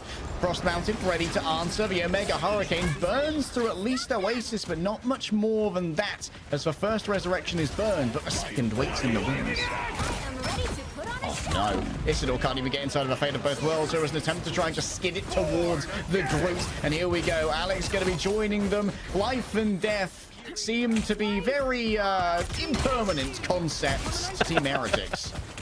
Yeah, I was waiting for that final redemption arc to come in from Team Heretics again, as we see them sticking with the Adam Warlock, the Resurrections coming through, the Revivals, too powerful for Shikigami to burst past. And I felt like the Omega Hurricane was wasted a little too early, only got one pick and not focusing as much on that zone of revival that we see from the Adam Warlock. And already Enzo, I'm loving this kind of anti-dive comp that we're seeing from Heretics. Having the Diamond Form available, can go for the Carbon Crush if necessary, but not when it happens like this. Oh, Enzo already falling low, and Beetle needs to be healed up desperately as well. It's going to make Team Heretics' front line a little bit more fragile, as it's only the Thing who doesn't really have much in the way of mitigation. The Monster Piercer just gets through them so quickly, and it's still an Apex Predator to try and play with. If you see everyone put their backs towards that cliff, Enzo's going to open up a portal in the midst of all of this. And that's going to be a little bit of peel, a little bit of shielding that's going to be active for Team Heretics as they move towards the final space. Beetle needs to be careful about the enemies that they're going to be facing off against here, as still it is going to be a deep play from Beetle, mostly blocked off, but inside of a regeneration domain, Tanuki can't find too much off the back of their ultimate. Oasis forced to send in even more. Alex taken down by the Glatrox, and while Oasis is going to bring everyone forward off the back of a Soul Resurgence, the damage might already be done. Naga doing his best to escape. Frost Mountain's right on top of him, and when the mountain crumbles upon you, you better well bloody gonna feel it. The remainder of Team Heretics desperately scramble for the cart. In comes the Eye of Agamotto. He only stuns onto Kaya though, and cannot do any headshots to try and turn it around. A last chance saloon from Alex, popping the regeneration domain, and Team Heretics are swept from first. Frost Mountain having the Snowflake and diving in directly with Kaya seems to be the answer against this composition from Team Heretics. That's exactly why Beetle is swapping in to the Magneto. Able to bubble their backline and at least keep them up is going to be a huge difference maker for Team Heretics in this next fight. Shikigami seemed to have their wits about them and nowhere to position the backline and have some peel, which they were severely lacking in the previous comp that they went out with. Frost Mountain already been forced to use their reflection, so they won't be able to go too aggressive here. But you know what? Kaya will be aggressing for you. Say farewell to the regeneration domain. Say farewell to Enzo, Oasis, Tanuki, and all others as well. Frost Mountain's well on top of it, and Team Heretics find themselves wiped out cleanly. Oh, the Naga Revival canceled out immediately during the cast. Massive death unleashed by Frost Mountain, but the rest of their team also working properly. But here comes Team Heretics, and here comes Jeff. They're halfway to their ultimate, and they're looking for a big eat on the horizon. Classic Oasis Jeff. Not going to have that copy of the Karmic Revival either. Leolaz looking towards this backline now. Does have access to the Apex Predator if they're going to use it. And this is the Captain America from Beetle I was talking about earlier. Naga going to be giving out some of these damage moves. Looking towards the back, making sure that there's plenty of damage being sent towards them. The dice seems to have been rebuffed. And Issidor's already fallen away. That means the Shikigami don't have the meat to try and sustain this push. I love this change in composition. The Fox Marbles working out well from Alex, just to curve into the carnage of the oncoming enemies, and they can use their charm when necessary just to disrupt some of the abilities. Frost Mountain, though, swapping, interestingly, to the Wolverine to try and deal with Beetle and Enzo as they dive into their backline, and Kaya having to find maybe a different answer for their team here. Dodging the charm, Beetle might be disengaging, but is still full HP this entire time. The pocket is looking strong. There has been a little bit of a drawback towards the cart. I believe that Kaya's over there, demanding some attention. Symbolic Resilience temporarily reinforced the health bar, and now it's time for Name to charge on forward, utilizing the Eternal Bond. The damage might be overwhelming. Tanuki down to one. Lindstrom wants to chase, but knows that they can't catch up to the Daredevil. Out comes the Apex Predator, but those who are within are enervated by the Freedom Charge. Tanuki not quite so lucky, and now Shikigami gather round the dance floor. It's time for a party to decide the fate of both worlds and the fate of this point as well. Terror Cape after Terror Cape rack the nerves of Team Heretics, and Issidor's getting angry now. Burns through Naga. Jeff's up next. Isidore is a monster when it comes to the mechanics on the Hulk. Who can possibly move over towards the point to keep this one contested? Tanuki gets his nerves racked by the Dark Force released from Cloak, and Shikigami cap. What we might have missed here at mere moments was that Beetle had the masterful back cap. The back Captain America is basically what you could call him, because he was there behind enemy lines, ready to take them to that overtime scenario before they could easily get that second checkpoint, wasting those precious seconds, and now making it that much more difficult for them to complete their capture of the third objective. Big grab onto Enzo. How's the escape going to be, though? Tanuki in the back line gets exiled after letting the devil out. Isidore says, you're going to have to put the devil back in, mate. I'm done with that one for now. A quick fastball onto Enzo. Isidore and Frost Mountain, they're just so practiced with these. And when the Frost Mountain keeps falling on you, call that one an avalanche. Pain is the name of the game for Team Heretics backline, and they cannot escape it with any remedy that they try to pull out. The Jeff enough with the healing streams of water, and Naga just needs to stay alive to keep their team in this. So the Soul Resurgence, unfortunately, was a little too late if they tried to use it, so they had to save it for the next fight. But 20 seconds, not much time remaining, and again, another back cap. Car towards the back, remaining annoying. Has the frenzied arrival ready to go. Looking towards Alex now. The corrosive tentacles make their mark. The slow is given over. Looking for a quick fastball here, but look at where Team Heretics have been drawn into. A big bait for the Glassrocks. Takes down Oasis. This time they turned upon the Shark and tried to slay him. Can they burn through the healing of the Mantis? No, the regeneration of Aim is exactly the right time. And Lyncham could do nothing, but look at the pretty lady while they get bonked upside the head by the billy clubs of Tanuki. During overtime, Team Heretics find all that they want and a touch more on top of that. A momentary bit of resilience from Kaya will instantly be wiped out, disintegrated under the burning eyes of Team Heretics. Overtime starts to tickle away. Frost Mountain can't do it by himself. Lindstrom was actually shielded away so the healing couldn't be delivered to the wayward use of the Wolverine. And now Enzo in the diamond form is master of all that he perceives. 100 charge Leila's around the back. Hello. Maybe there's something still left in this fight. Alex under threat. Leila's going to be beamed on down, being held in cover, held as a hostage by Enzo. All those who were caught on the cart by Oasis going to be trafficked away. Inside of all of this, there's still the eating of the Hulk. Beetle moving towards the back. Lindstrom could be overwhelmed. The portal's opened up as Kaya brings back Shikigami, but the cart's not moving. The mission area refuses to budge. Name's been taken down. There's no more healing available. And while Isidore may go down a warrior, it's a beautiful death, but not one that will be witnessed in the history books. Delaying the inevitable is what it felt like their leg day. The strategists from Heretics had the high ground in positioning. They were able to use their Loki clones to bob and weave and dodge the haymakers that were coming out from both the Doctor Strange and the Hulk. And unfortunately, so much focus being given to Beetle, specifically being that gnat in the ear of the other team, as Captain America's tend to be, just had to demand so much focus from them that they could not deal with them. And Beetle could do it every single day if they need to, and you can see why they've been saving this Captain America play, knowing that they're not going to be banning it out because they haven't played it every single map until now. This has been an absolute pleasure to behold.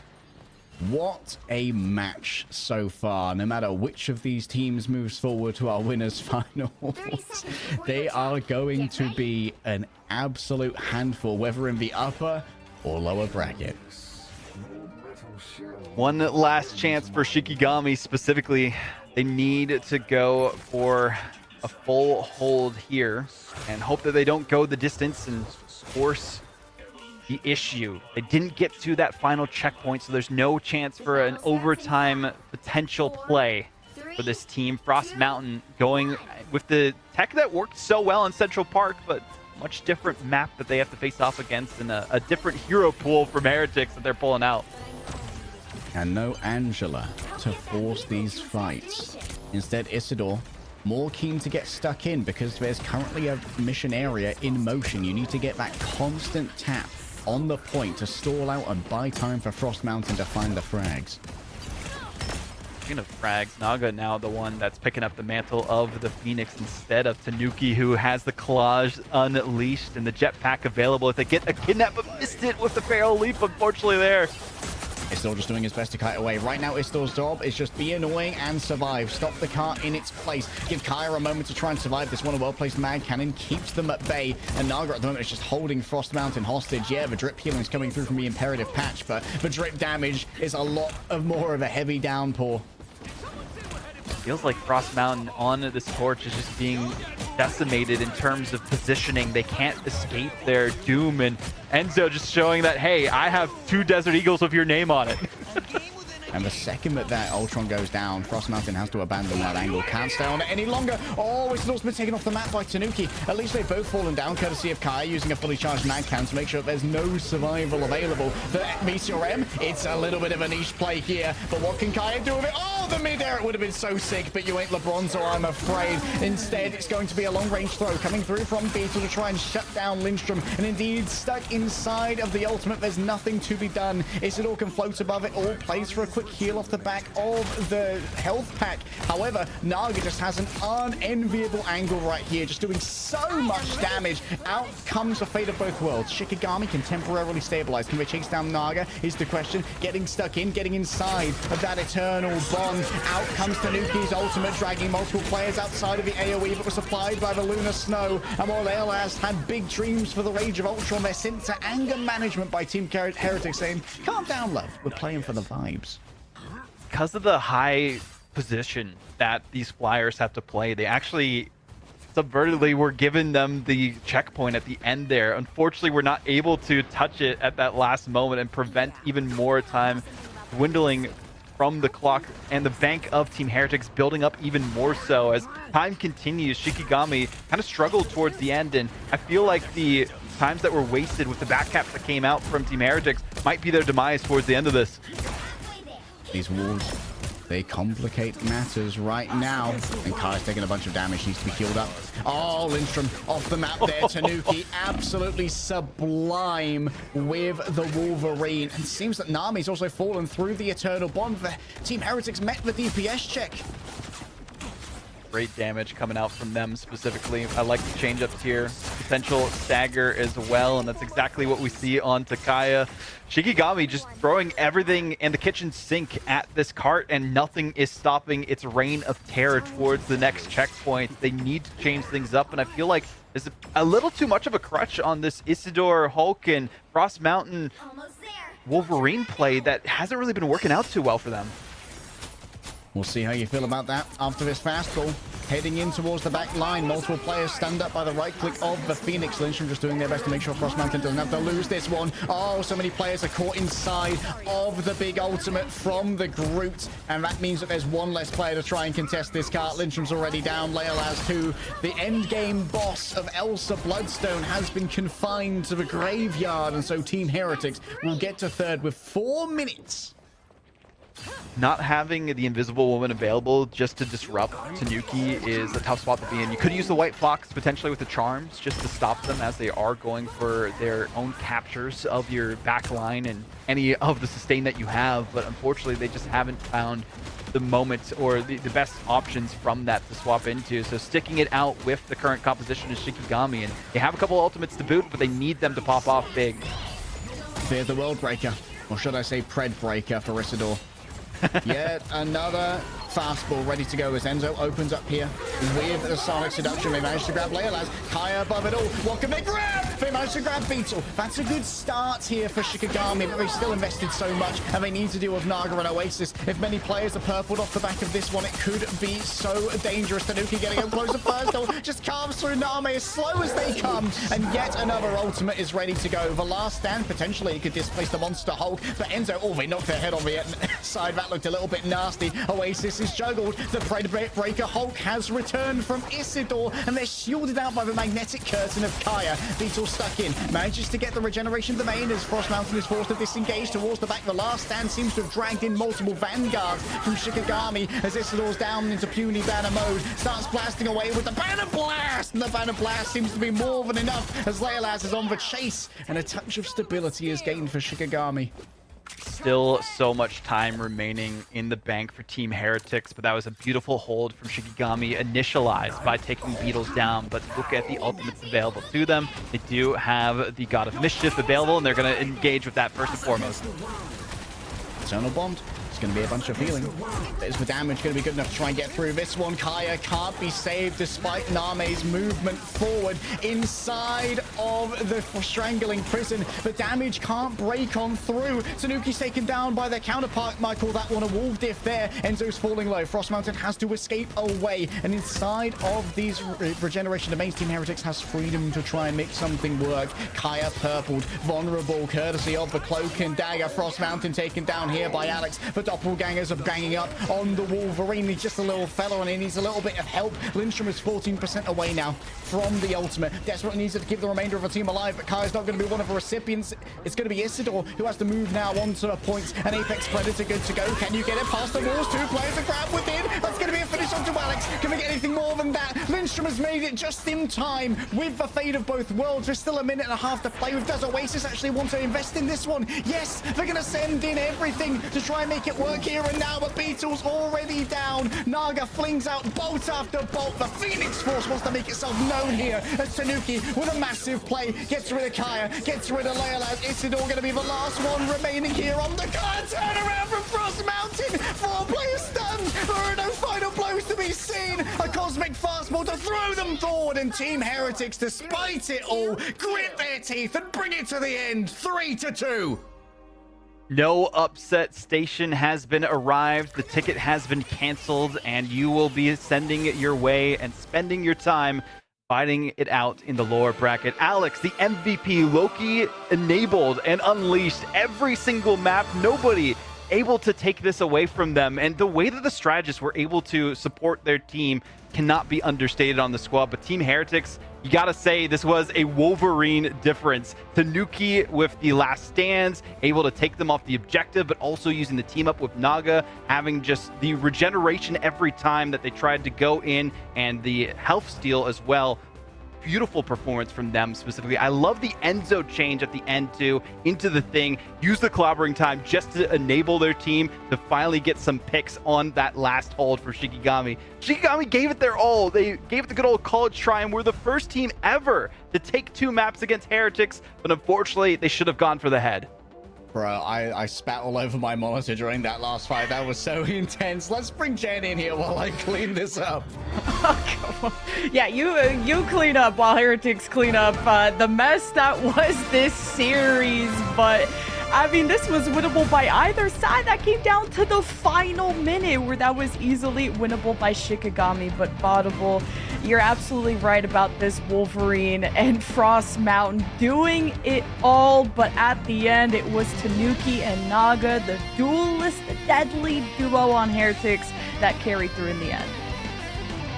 It just felt like the Primal Flame, having that available to you was the difference maker between, you know, Tanuki's Wolverine and Frost Mountain specifically here, and having that extra sustainability in those team fights and able to stay up was a massive difference maker. Unfortunately for Shikigami, they fell back on their laurels. They didn't change their composition towards the end because they thought it was working, and in some parts it was, but unfortunately it just was not enough to take out one of the best teams in EMEA. And after this war of attrition between these two teams, they've really proved that they are one of the best of the best. I mean, like, I feel like Leos deserves a lot more respect from everybody, especially Heretics. The guy keeps being allowed to play Elsa. He dropped 40,000 damage, 16 final hits, and that could have been what broke the backs of Heretics at the end of the day. I mean, Leolaz just keeps going to give him this Elsa, and hey, if he can sneak by with the Elsa, bro's just going to run that lobby every single time. But without the Elsa, Team Heretics seem to be doing a fair amount of damage themselves.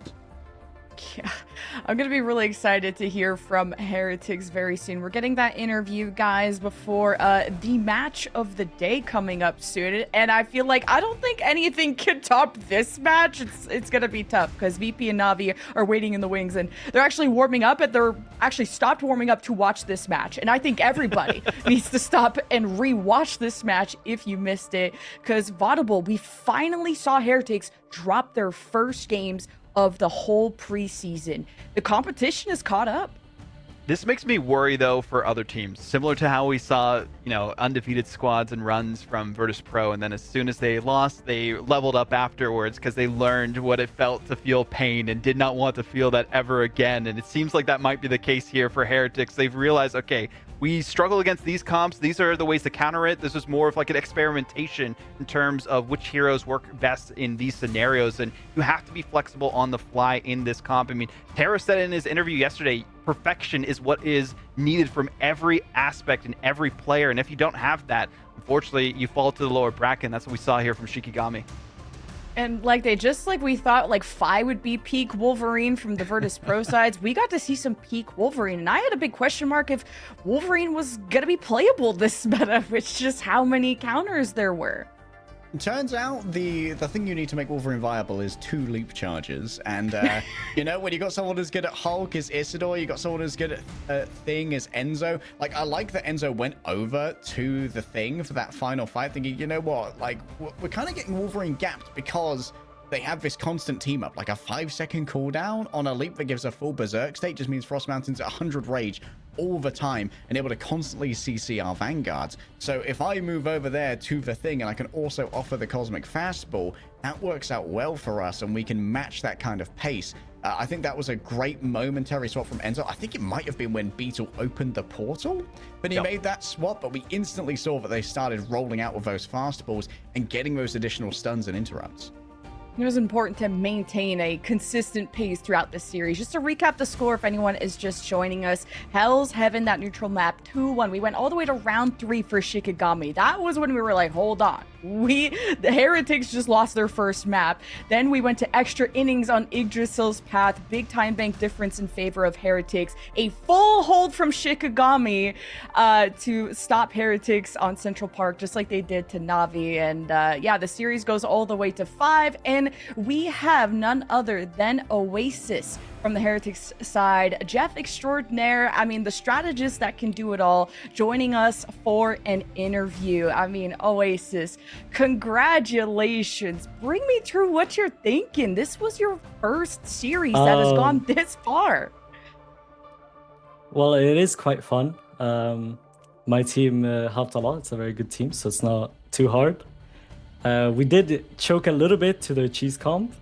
So eventually we kind of just noticed like, oh, well, if they have all these counters, like, and they just counters us, but like, we do have the better individual players for the exact same comp. So we just went the comp and it was kind of easy.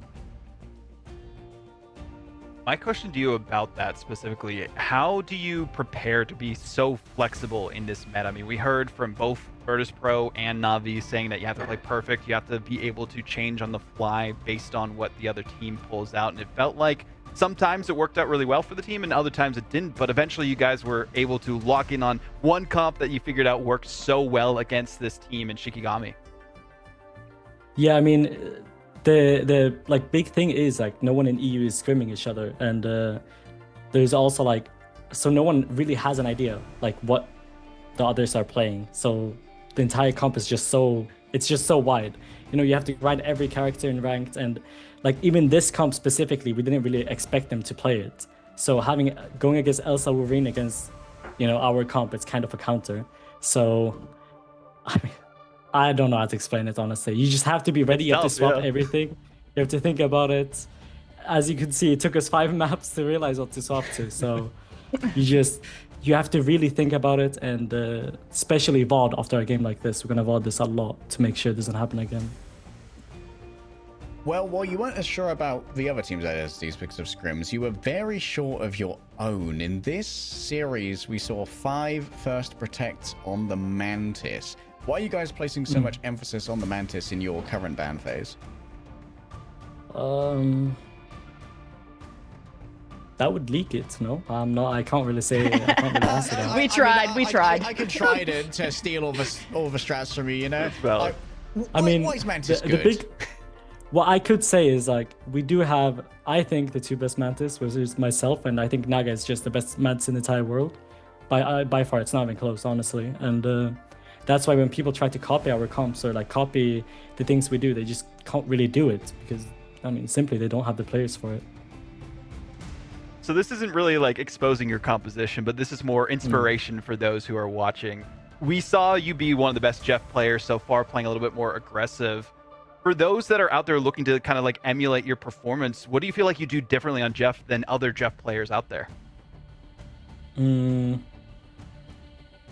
I mean, I think it's just kind of mechanically better. I think I've played it, I mean, in ranked, like for 3 weeks straight, the first 2 weeks I was running every like rank game down, like every pro was like, they were avoiding me. But eventually I just got better and better. And I just learned like how to like act against different compositions, against different players. And I mean, the big thing is people think you can only replicate it in scrims, and if they think that, they're delusional. Yeah.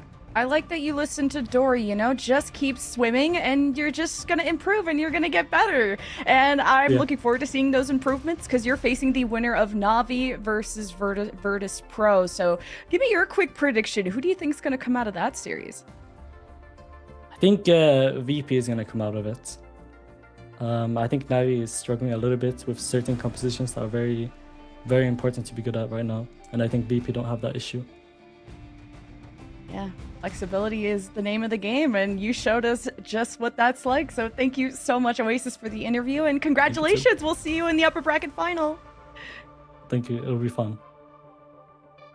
Thank you. Oasis. Oasis. It's definitely going to be fun. Yeah. The way he said, like, Mantis Gap, Jeff Gap, and went from the most avoided player in rank to now the one that you want to recruit on your team, Vaudable. Oasis didn't look too shaken despite that series, but knew exactly what to lock in on for next. Yeah, I worry about having him inspire more Jeff players in my ranked games running it down, but hey, sometimes that's how you learn, is by trial by fire or by swimming at this rate. But no, I mean...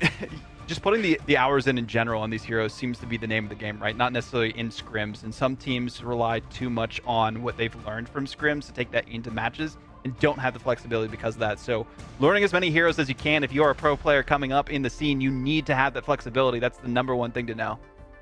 And the importance of having good strats. Like, it's not just a duelist game. Like, we got to start telling our duelists that it feels like a meta for the strategists. Yeah, like I think we've seen triple strategist more than double duelist during this meta. We'll have to see if that holds, though, for our next matchup. Yeah, we have Game 5 for Team Heretics here. So, I mean, that's just the appetizer, I think, because we have the match du jour, Na'Vi versus Virtus Pro. Our second semifinal is ready to go, and we can't wait to see you there.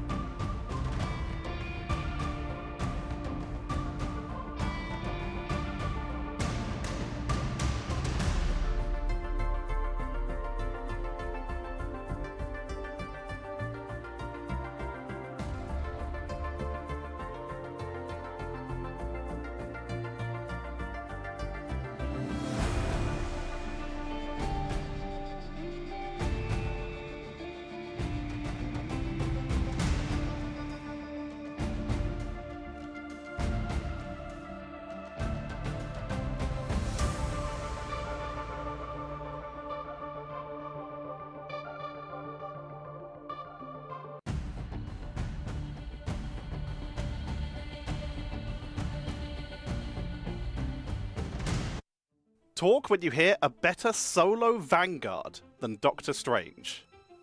The Hulk. Deadpool. Angela. Penny Parker. Captain America. Venom. Groot. Thor. Magneto. Okay, gotta speak here. I feel like Magneto is like the 9 to 5 solo Vanguard that is out there, right? Like, you clock in, you clock out. It's hard work, and unfortunately, it is. You don't get thanked for it very often, but you have to do it if you are showing up for your team. Maybe not as much this season in the pro scene, but definitely when you're playing ranked. I've played Magneto as a solo Vanguard more times than I can count, and I need help. Please, somebody fill the role. Gaskin's still going. We move on. Rogue. Emma Frost. The Thing. Gaskin, you believe that Doctor Strange is the best solo Vanguard?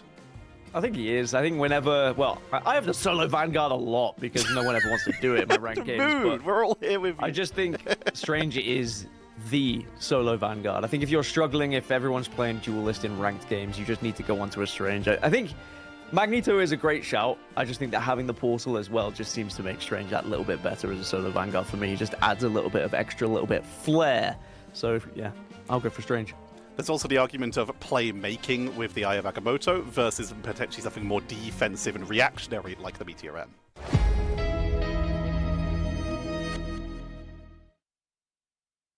Talk when you hear a team that you think could beat 100 Thieves tomorrow. Pulsar Esports. Vulcan Red. Reject. Black Cat. TSM. N1 Hex. OUG. Okay, I'll say OUG at this point. I mean, they are the best team in China for a reason, and unfortunately, 100 Thieves no longer the best team in North America. Haven't been for some time, and it seems like this meta specifically has not been working out for them. OUG, from what we've seen this past weekend, they continue to be the best of the best in the region, and I don't know if 100 Thieves make a land at this rate. OUG probably do, so they might not even face. Who knows? Gaskin's holding out. We move on. Shikigami. Sentinels. Heretics? Yeah, well, Heretics beat them. Yeah, I think Heretics beat them outright, but Sentinels would have been a closer one. I was like, I don't know with 100 Thieves. I think 100 Thieves are in a very strange spot where they certainly know what they want to do and what they want to achieve in the game, but at the moment they are just getting outplayed in certain areas. And I do think them versus Sen would be a great game. Them versus Heretics would be a very one-sided affair, I feel, and they might get a little bit stomped. But we'll see. 100 Thieves, maybe they'll surprise us. I'd love to be a 100 Thieves fanboy, but yeah, it looked worrying in the group stages.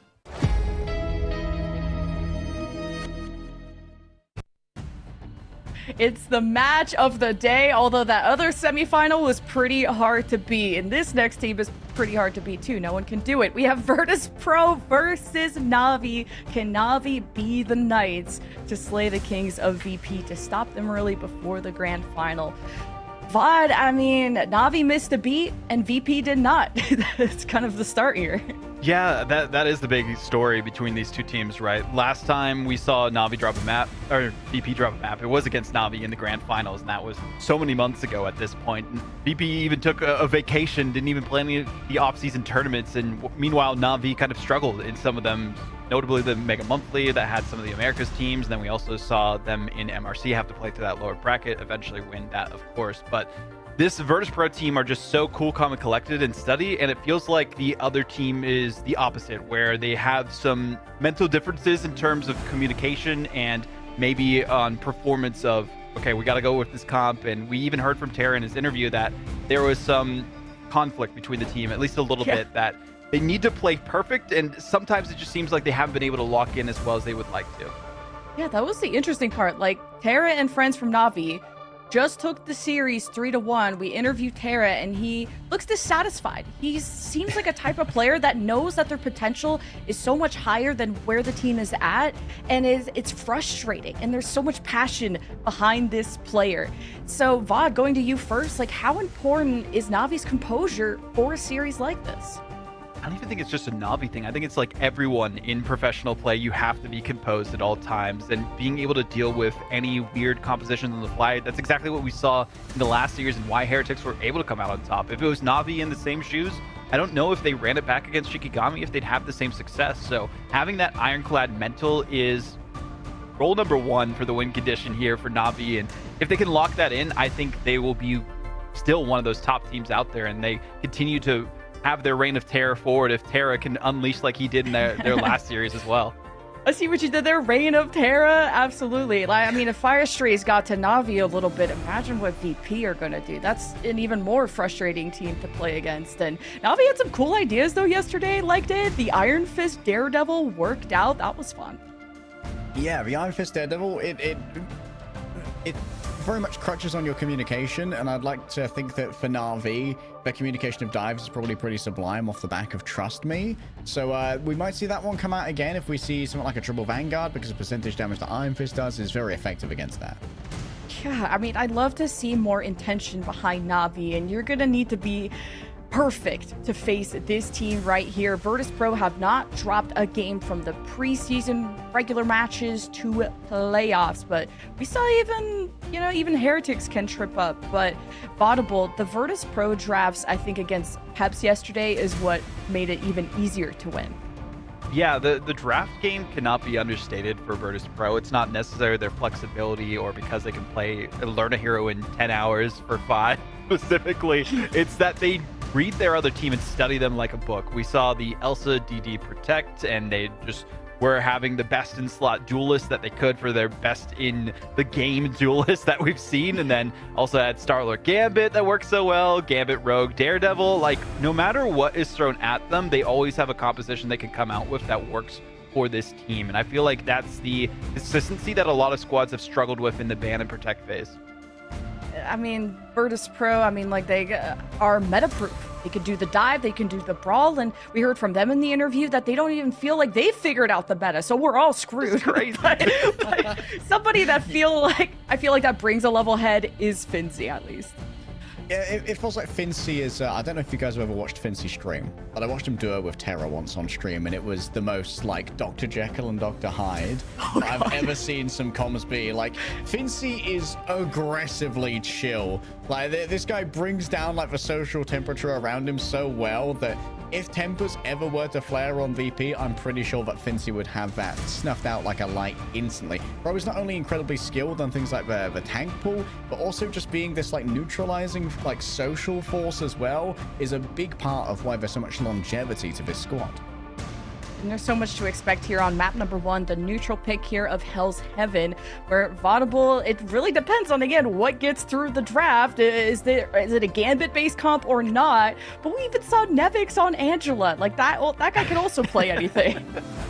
Yeah, that's the thing. It's kind of hard to ban against Virtus Pro. I think what I'm even more interested about here, Jen, that we haven't even mentioned yet, I completely forgot. The whole reason Terra moved to Na'Vi is because he wanted to duel with Sparker. The 1v1s will be legendary, and I cannot wait to see them.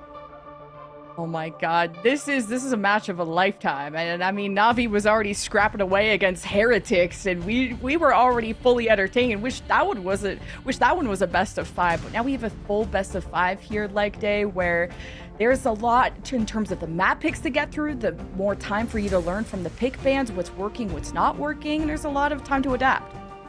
There's also a lot of time to tilt. I think the first match is going to have to go pretty well for Na'Vi here. Otherwise, we might see a little bit of a spiral. They've shown a little bit of weakness thus far in their adaptations on the fly. Like, between maps, their adaptations are good. When they have a whole ban phase they can work with, which we'll get in the best of 5, they're able to really take advantage of that, which could be a big advantage for them. But can they do well on the first map and avoid any tilt? And this Hell's Heaven was a pretty tumultuous map for Na'Vi when they went up against the Heretics, and they fell there at the end. So will they have a better game plan going up against the very best? We're going to find out here in Game 1. EMEA's biggest names once again pitted up against each other in Stage 1 of 2025. Na'Vi with a team that knocked Virtus Pro down and condemned them to no participation in mid-season finals. But here at the preseason, Virtus Pro are in a commanding position as our reigning world champions. Both of them know that they have the best duelist in the game, and they cannot afford to give them the best duelist hero in the game either. It's going to be a Gambit battle between the best of them, and Na'Vi, they've had some good looks so far, but I'm really curious if the Mantis will be a focal point for either of these teams. Seems like for now, the Elsa's going to be banned away from both sides. I imagine we're going to see a bit of a Gambit mirror here. Raging Royal Flushes all over the place. Na'Vi might go for that first protect on the Mantis. Definitely seems to be one of the identities being picked up by our top teams here. But Na'Vi and Virtus Pro, you know what? It's El Clasico, so let's stick to the classics. Exactly. We saw the Mantis be banned every time in the Grand Finals. Might as well just repeat it here. So taking their time on the Mantis ban, maybe trying to bait something out from Na'Vi instead. And there's the Vanguard pool focus on their end. I wonder if we're going to see double Rogue Protects come through here as the Vanguard pool is taken away. That's going to get rid of a little bit of Fincy's pool. It's going to be the one-sided Vanguard pool here, which we haven't... I don't think we've seen this tactic deployed against Virtus Pro just yet. I think they know, though, that they either have to focus on, you know, the Mantis here specifically if they want to for Virtus Pro, or they also have to focus on that back line a little bit more. There is the Mantis going to go through instead, and I was waiting for it to come out, and I feel like the Vanguard pool ban is what forced them into that.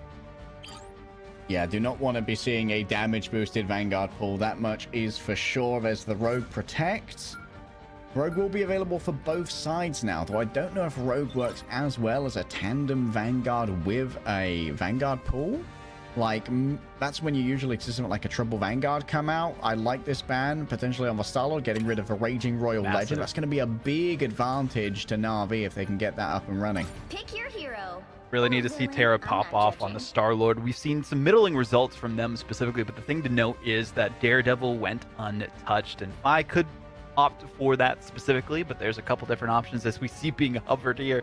The Ultron, depending on the sub-map, has some good looks, and Sparker on the old faithful Psylocke. That'd be great to see. I certainly would enjoy it.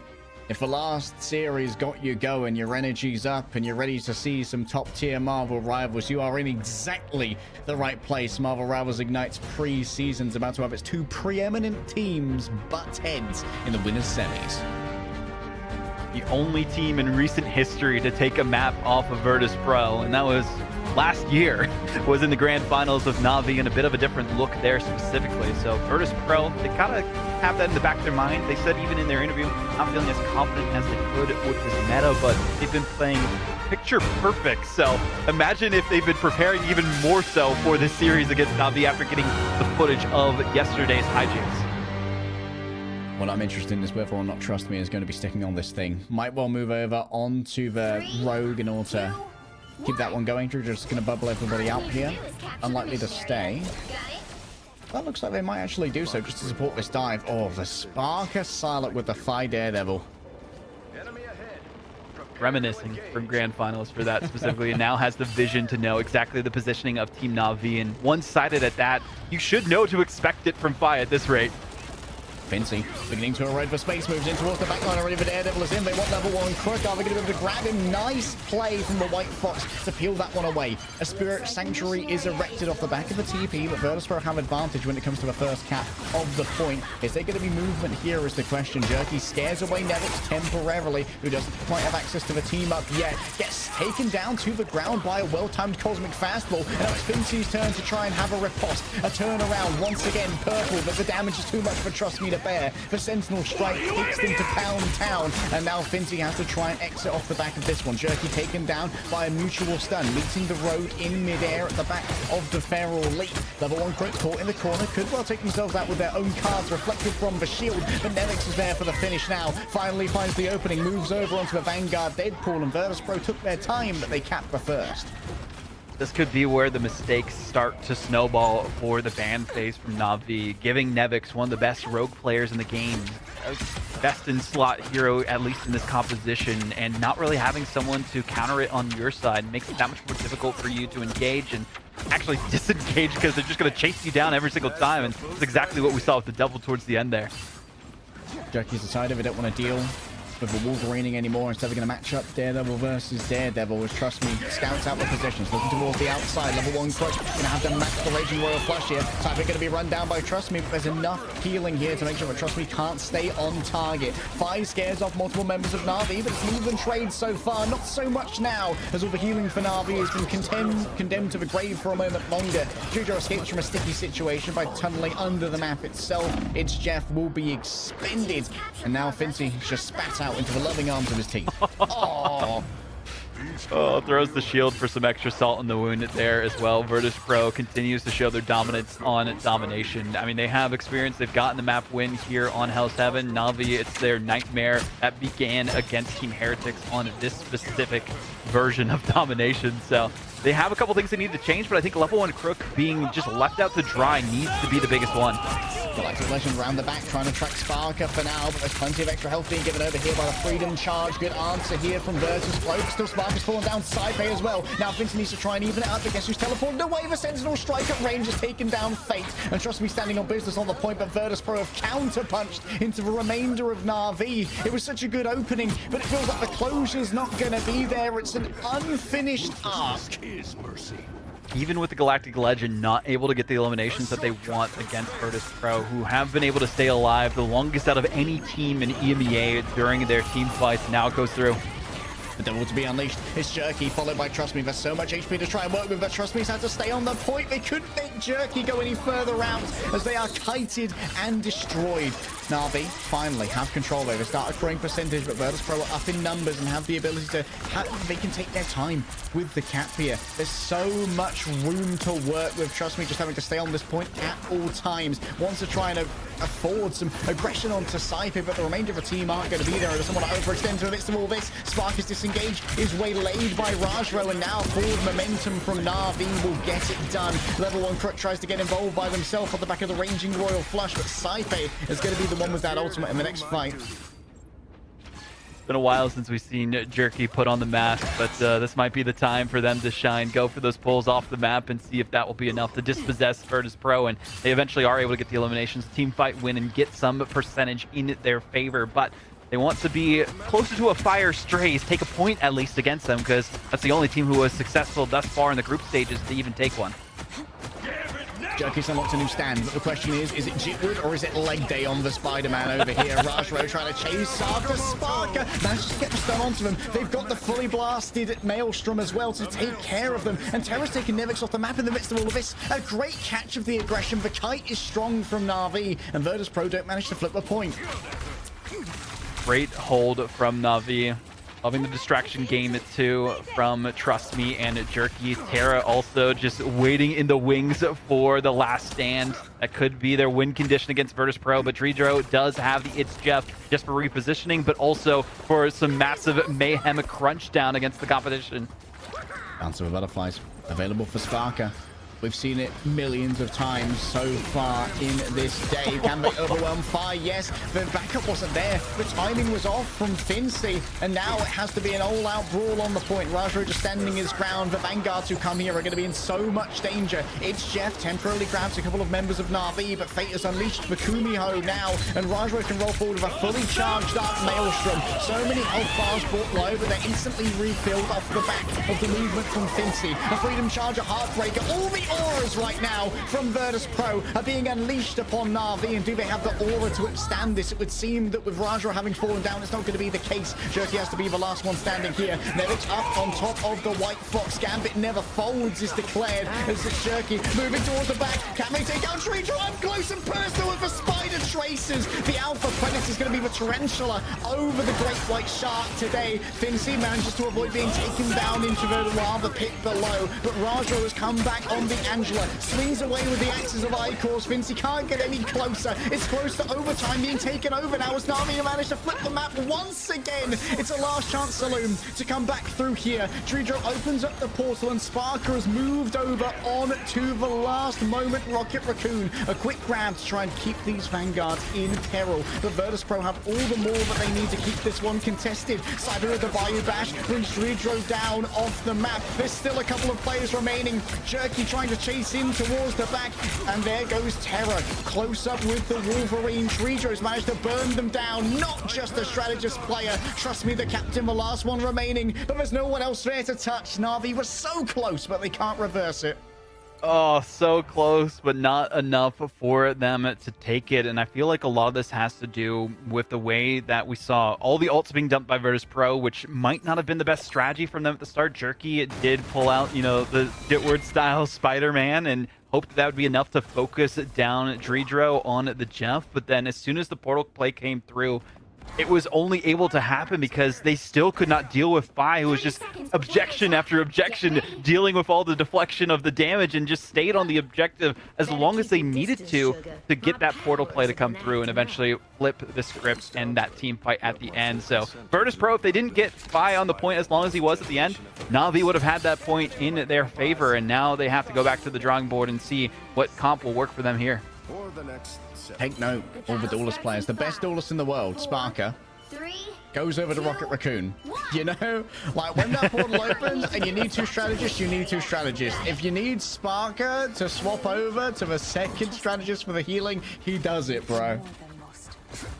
Also really liked the Rajaro Angela towards the end there too, but unfortunately just wasn't enough to focus them down as they went through the portal. Doctor Strange play was great as well, so Na'Vi a lot more flexible it feels like today in comparison, and Jerky actually the one who is on the Star-Lord this go around. Terra focusing still on that last stand. He's been holding on for a while. The White Fox certainly interesting. Last stand, it has stunned up Nevix, and the follow-through is going to be there. A bridge boost to heal up the remainder of Na'Vi, and then level 1 quick can turn their attentions elsewhere. Fine noted on the outside of the point, but is there really going to be any space to try and push forward onto this one? Nice feral leap. However, Fincy has only grabbed into their own team for now. Are they going to try and make the contest happen? Yeah, it's going to be a huge impact there from Fi, but they're made to pay for it. The anti-heal is delivered by the Gambit, and Na'Vi win first fight this time. Great look from Na'Vi. Used minimal resources and were able to build up a lot of them too. But speaking of resources, Virtus Pro basically are going to have the full deck of cards available to them. Dredro swapping on over to the Invisible Woman, it seems, and that'll be to deal with the Terra Feral Leap specifically and the dives that we've been seeing. Working out pretty well for Na'Vi. Nevix won there by the Vibranium Energy Saw. Just a love tap from across the map, like, trust me. As Virtus Pro, they're still probing for these positions. They don't want to overcommit to this one. This is all about the positioning play, maybe just trying to get that extra little bit of charge for Saipei, and there it is. For Raging Royal Flush, ready to go, moving on to Rajaro. Can they try and rebuff this one? It's going to be level 1 quickly, trying to match it in towards the back. Jerky soon going to have access to the Raging Royal Legend, moving over towards the back. Can they find the strategist? There's so much extra health now being given over by Fincy, but Virtus Pro have lost their initiative now. They've had to back off in order to gather up around that beacon of freedom. Level 1 Crook is in close. The Kumi Host being unleashed. The stomps, the parades, they're all on top of Virtus Pro, and Drudro's had to use a less than ideal usage of the invisible boundary to try and keep everyone safe in that little pocket. The Gambit all just unfortunately didn't work as well as they wanted. The Devil Be Unleashed is another level. Oh, Fi's Devil is another level indeed. Sonic Pursuit ready to go, getting on top of Rajaro. Never stood a chance against the embodiment of justice that is Matthew Murdoch. A last-second recontest from Trust Me, and this one's going to be flipped. Always expect the right-hand man of the law to have swift justice delivered on a silver platter for Virtus Pro. A quad will take the rest of the percentage in their favor for Virtus Pro, but a lot of room was given to Na'Vi in that team fight. I think that it had to do with Saipei initializing the engagement with the Royal Flush, and then unfortunately for them, they weren't able to get the eliminations as quickly as they wanted to, which allowed Na'Vi to build up their own Stratusalt. So coming into this next one, Saipei will still have that advantage because there is no Loki on the other side for the copy, but again, it comes down to who is able to use their ultimates a little bit better. Saipei forced to reposition, but that bio dash is going to be up. Cool down soon. There goes for last stand, trying to get on top of those strategists, but it's a nice dodge away from Saipei. Now has access to a Raging Royal Flush. Full members are going to get it. Level 1 didn't even know what hit him, and while there is going to be a quick debuff coming forth courtesy of the Banhammer, Saipei just holds his fire and allows the rest of Virtus Pro to do the talking. This Fi Daredevil needs to be dealt with in some capacity in the ban in the future. You just can't let this man, who really was the one to innovate with this during the Grand Finals LAN, have one of his best heroes. And you could just see the vision that works out so well. Na'Vi not even wanting to go toe-to-toe with it, realizing that they are the server admin here. And Vinci also doing a great job with the Freedom Charges, using that to shut down the Galactic Legend in one of the previous team fights, and also just keep themselves aware and constant poke damage. Raging Royal Legend, Invisible Boundary is going to be the answer here. Finzy coming remarkably close to their ultimate to try and rebuff this as well, but Fate's in there stomping. Trust Me's already down. Jerky's so up close and personal. It's an all-out brawl that you can see from above. The Devil let out here by Fi as Finzy falls incredibly low. All of the damage is going Fi's way, and it seems like the counter punch is going to be there. Sparker 25% away from having access to their ultimate. Oh, Fate is nasty with the flicks. Bro has learned the White Fox in record time. The KO box was unleashed by Na'Vi. They baited them out, and it was a Jackbox surprise for them. The Jester was the one to bait them in, and White Fox will be the one to claim the corpses of their opponents. But Virtus Pro, they will get the portal play through and try to re-engage. Sparker almost ready with the dance of the butterflies. Trust me's already popped the freedom charge though. Thinks he's going to be isolated here by Terra. Can they manage to escape? No. Terra manages to take down the Doctor Strange, and Nevix has gone down too. All the vanguards are gone. Trust me is marauding in the back, and he's found himself some well-deserved loot in the form of Saipei's Gambit. Virtus Pro have themselves evened up against here. This is the match that was promised. Exactly what we were hoping to see from Na'Vi. The composure is on a different level compared to yesterday. Maybe they let Terra out from the attic. Is what we saw after the interview there. Got him to go get some sunlight and touch some grass, and then maybe able to recharge as much as they needed, or a nice steak dinner. Who knows? Whatever it is, keep doing it because it is working so far. And Terra, I love the patience of waiting for the engage on the team fights with the last stand. We saw it happen a couple of times and make it so that a key member of Virtus Pro has been missing in most of these engagements, and that's where Virtus Pro have not felt as comfortable as they could have been. So even though they usually have the edge in the strategist lineup and the Royal Flushes, sometimes they aren't able to capitalize, especially when they try to dive fully in Fate and just go to melee form and just deal with their claws as best as they can. I'm incredibly jealous of someone who gets to watch this in slow motion with the ability to pause. So much good Marvel Rivals is happening right now that I can't even take it all in.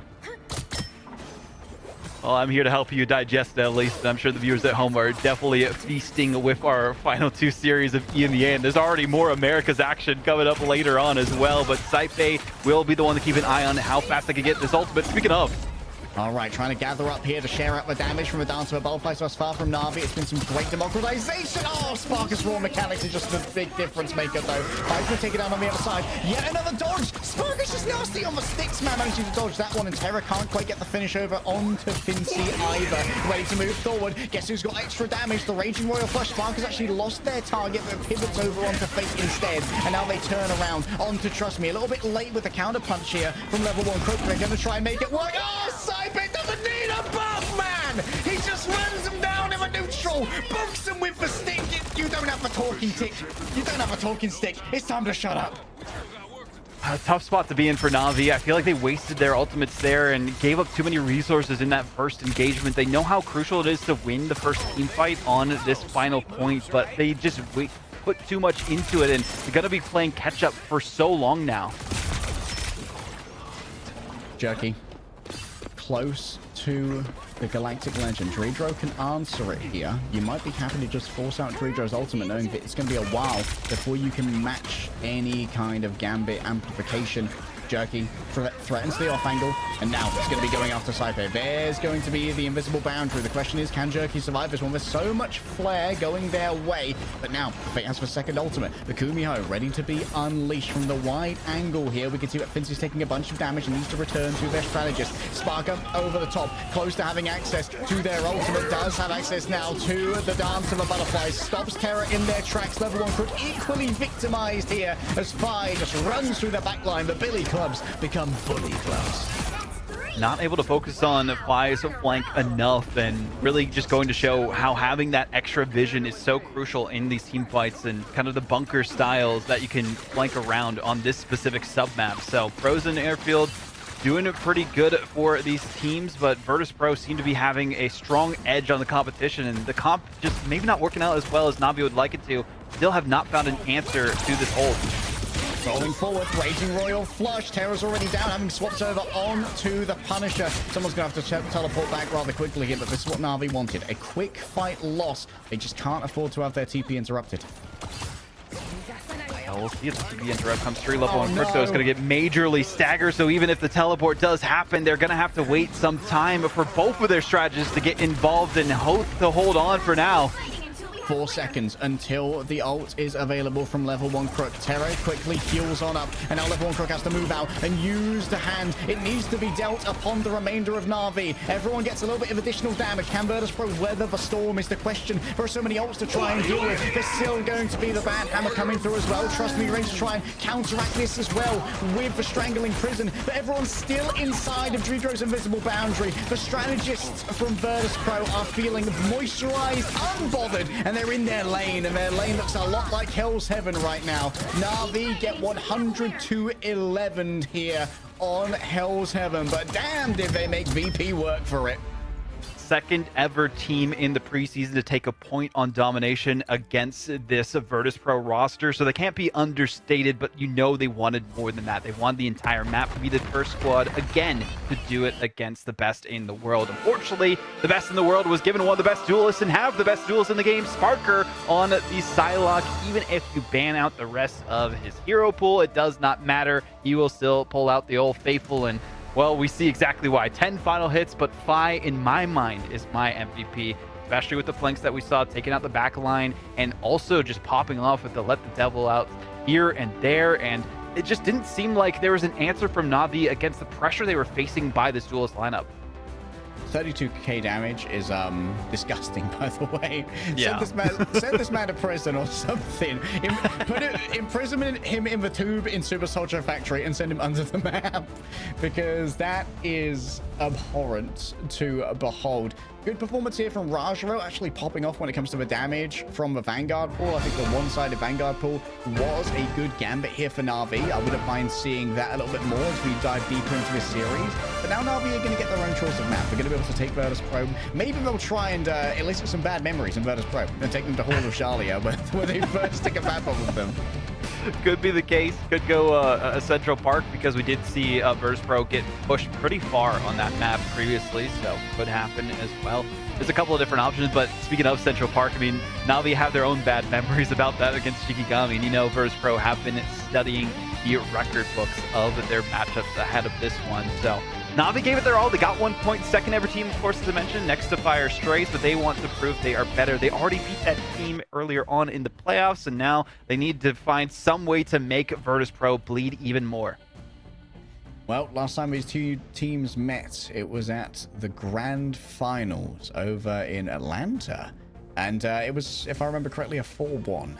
Na'Vi were not coming out on the right side of that one, and Virtus Pro seem to have not missed a step since then, but Na'Vi have had time to grow, time to improve, time to integrate a world-class DPS in the form of Terror as their duelist.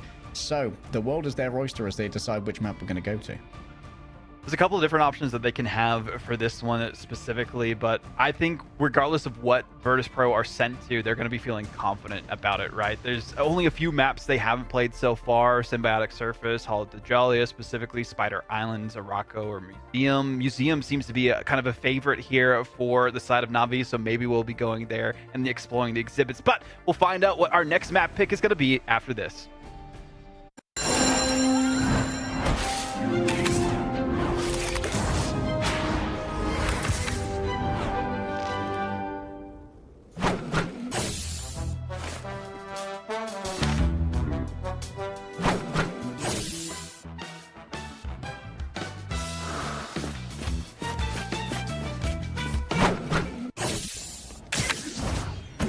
Watch out, they're headed our way!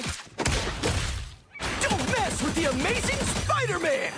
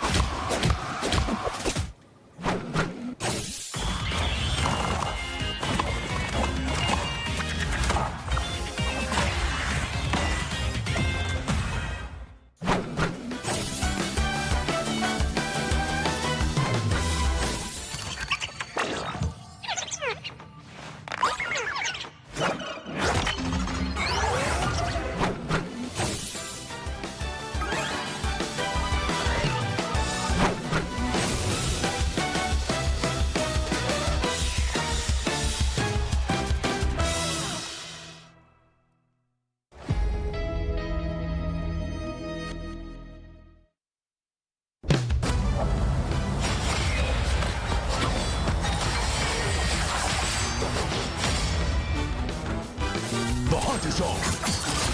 1,000 gods!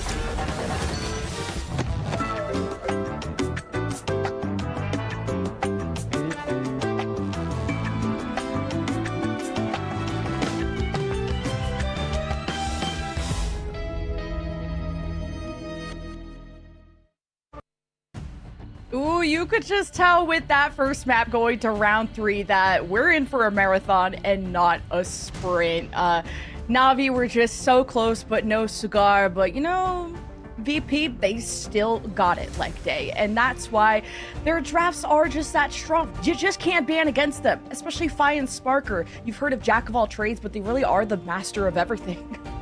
Yeah, like before the season, we had a graphic from, I believe, Roman on Twitter, who had the average age of all of our teams, and VP was well up at the top with like 25 or so. But these guys are kind of just maturing with age. They're like the old Kung Fu master, you know? They've just got more and more dangerous as time goes on. Spark are dropping 32k damage in the neutral as Psylocke is absolutely disgusting. That's one of the reasons why we constantly have to see Na'Vi strategists turn around to either patty cake or really just give someone a cuddle when they have to retreat. It's like, oh, Spark hit me a lot. I need a bunch of heals, please. Yeah. And I feel like we're still waiting to see like what Terra's carry is going to be, because I thought it was like going to be the Star-Lord that gets banned. He's trying to find what works, and Sparker and Fi, they've got a deck of cards and a lot of aces up their sleeve. But Na'Vi did look improved compared to yesterday, Audible. Yeah, I think that's the big thing. Like, we talked about composure going into this matchup. It feels like they've locked in there specifically, and you have to against the best in the world, right? They have more experience against this team too, and I feel like that helps be more of like a comfort battle. They scrim against each other all the time because they are the two top teams, or were at least up to this point in EMEA. And now going into Museum of Contemplation, this is an interesting pick specifically, I would say, for Na'Vi, because it's a comfort pick for them, because every time except yesterday they won it. And I feel like this is not necessarily a salty run back, but it might be, because you could tell Tara in the interview was saying like, we should have won that map, and now they want to do it again against the best in the world. And like that, we heard from Oasis in our previous interview from Heretics that Na'Vi struggled. They noticed that struggle yesterday, and we casted this map like day. Like, our memories aren't that, we're old, but we're not that old. Like, we saw those struggles live. Like, Na'Vi, for me at least, it was like a macro management thing. Like, certain positions, we were talking about how many times they were held hostage. Yeah, like their off angles were being very effectively split by Fire Strays, and if they go for these audacious off angles again, Virtus Pro are a team with like competent enough top-down management that they might be able to like really dig their claws into the kinks in the armor once again. So we need to see Na'Vi, if they're gonna take these aggressive off angles, they need to up the tempo. They can't allow Virtus Pro to dictate what's happening in these split fights. That's what happened against Fire, and it meant that we had these constant stalled fights where like two players would be left alive on the flank with no real means of reconnecting with their team. And this is Na'Vi's choice of map. I mean, they get to kind of bounce back from yesterday, Vaudable. It's a lot easier to work on a map that you've just lost and you know what those mistakes are. So you think those improvements are going to follow through today? I think they will. I think the biggest worry, though, is because you've played this map so much in the preseason. Like I said, Virtus Pro are one of those teams who does their homework, and this is the one that they've played the most in terms of Convoy. They played Araco once, and they played this one 4 times. And maybe Virtus Pro not so much, but who can beat them on a map? That's what I want to know. Na'Vi, we're just that close, but can they get to the finish line this time? This is the time to do it on Game 2. Perfect run still here for Virtus Pro. Meanwhile, Na'Vi have been through the ringer. Mostly wins thus far, with the exception of versus Team Heretics. And they certainly show that they have the gumption to bring it to Virtus Pro on Hell's Heaven. But now that we are on their playground, we are hoping to see a distinct improvement from yesterday. Composition might be the way that they go about it. Probably have some sort of strategy against Virtus Pro, especially because they have so much experience on this specific map. Maybe see some Venom play coming out. We've seen a lot of that early dive in that first point hold. And a lot of teams try to focus so much on the initial hold, but it's interesting too, in preseason, for those who aren't aware, if you lose, you can pick the side and the map. So Na'Vi opting for the attacking end first and hoping they can go the distance where they couldn't last time. Once again, going to be a Gambit versus Gambit setup. I'll be very interested here to see if we see that Invisible Woman being taken away. There's been a lot of emphasis on the Rogue for Virtus Pro. You know what? This would be an interesting ban. The Captain America. Ooh. Taking that out of the hands of Fincy, maybe hoping that it would be harder to like partner up with a Rogue without the huge mobility that comes through from a Captain America. I also think the double ultimate acceleration as well, right? Like having that on the table really worked out well for them, and they didn't opt for the Loki for some reason. Loki might be an option for them here, though, to go for the double Royal Flush, and I think that is going to be the option, especially if Na'Vi aren't going to ban it. I saw a potential Daredevil ban. Yep, Okay, there we go. this one over the thing would be ideal. I don't think we can fully ban out Fincy's hero pool because, well, when all of this is gone, like, Fincy's just going to rotate back over to the Vanguard Deadpool. That's as easy as it comes. On the side of Virtus Pro, they do still have access to that Invisible Woman, which means that they don't have to ban out the Star-Lord. Even though Virtus Pro did quite effectively rebuff those Galactic Legends previously using the Freedom Charge when it was against the Raging Royal Legend buffed up by the Gambit, the Invisible Boundary was their tool of choice. Terra also, on this map specifically, does opt for a variety of heroes, right? Sometimes they've been able to get the Elsa available, but otherwise they do play the Namor. So we could see that come out again. We've seen the Ultron from them as well. There's a couple of different options, but I definitely respect the Wolverine ban. We saw how lethal Terra was with it in the last map. This might also allow Fincy to just walk it down mid on Doctor Strange here without having to worry too much about being grabbed by the Wolverine, because you're going to have Dredro available with the team up, courtesy of the Invisible Woman, so Fincy can kind of just stand on business and eat everyone until he gets his ultimate, which won't take very long. Having the Invisible Woman specifically, too, is going to be huge for the force physics, making it so that you won't feel as much pressure from the dives of Na'Vi. I mean, trust me, it typically does go for that Venom play on this map specifically from what we've seen, and it's worked out very well for them. That's always their option. And I'm kind of more surprised that they left it open to Na'Vi, but they're probably feeling confident that they have their own counters to it, especially with this old, tried and true Vanguard line of Virtus Pro with Fincy on the Doctor Strange and Nevix on the Groot. My goodness. Sparker's low-key got a pretty nasty Rocket Raccoon in him as well. Like, the solo duelist of Fi on the Wolverine is really going to make things a little bit more hard going for Na'Vi. They're going to have to check a lot of corners the second that they realize that Wolverine could be waiting. And this is the first time VP have actually been taken to Museum of Contemplation, so whole different ballgame for them specifically, but Terra is going to be in a world of hurt. Like, what even took Bro down? There's, like, no poke on this Virtus Pro team. I think it's what the wall. got him? Oh, he dove over the wall and then got a face full of cards and unfortunately had to sit in timeout for a few moments, but it's not how you want to start out your map pick.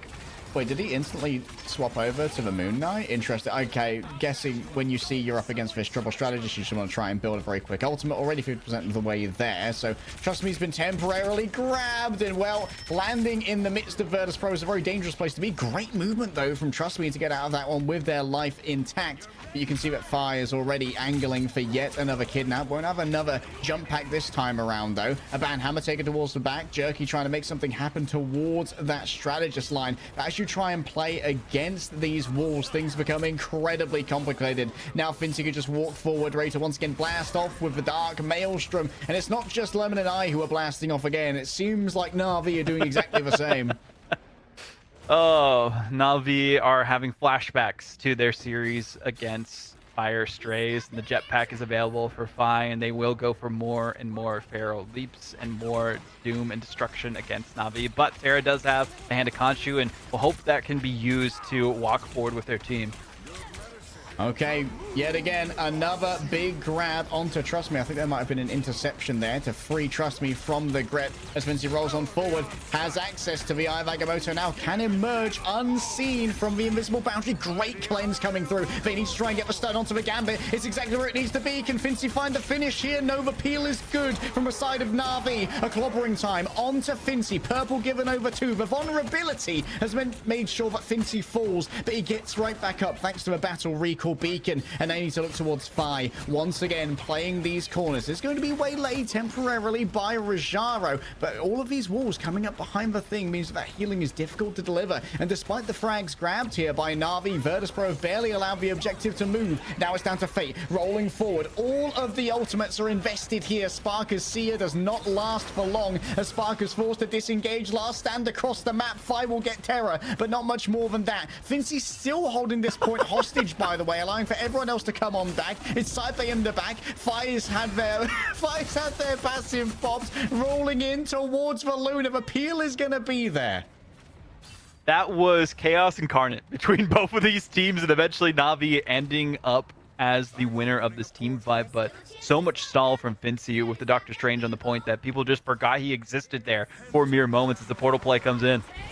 Drudro almost once again has the ultimate ready to go, but this Heartbreaker is afflicting so many members of Virtus.pro that Finzy has to dip on out to give a little bit of healing else. But you can see that Drudro, having been safe behind the portal, has not been grabbed by the Heartbreaker. Still level 1 Crook is getting it done by themselves. Nevix manages to get revived, but I'm not sure if they want to be coming back to this party. You know what? Just actually leave me on the other side. I was good. I feel like Na'Vi might have baited Virtus.pro into thinking, oh yeah, they don't really have anyone who's playing Rogue too much. We saw it towards the end of Hell's Heaven, but apart from that, not at all. So Trust Me gets it for free out of the ban draft. They focus on the Wolverine instead, and he's really been a difference maker with these Heartbreakers. Invisible Boundary. Good to go here for Drudro, but what do you try not to? It's got to be the Raging Royal Legend. Drudro already being debuffed. Level 1 Chris getting on top of them. Oh, it's the perfect focus onto Sparky. Yes, but Drudro's managing to survive this one. Great play off the back of that. And now Saipe thinks they can win it in a 4 versus 6. It's a brave ult here from Saipe. I don't know if it's going to work out because Fincy's already been overextended. Has access to the Eye of Agamotto, but he's just being ran over here by the Vanguards. A rare misplay from Virtus.pro. And Fincy's going to try and turn it around. A singular stun onto Trust Me. The headshots are good to go, but it might well be that the Na'Vi still get all of the room that they need for this car. For this engagement of Rajaro stopped by the wall. Virtus.pro play the long game and come out on top. Sparker back onto a normal, regularly scheduled hero for them on the Phoenix instead of the Rocket Raccoon, and immediately turns things around in their favor. So no more triple strategist for Virtus.pro, and it seems to be working out a lot better. We saw similar issues between teams trying to rely on it a little bit too much in the past, and this is the time to go in.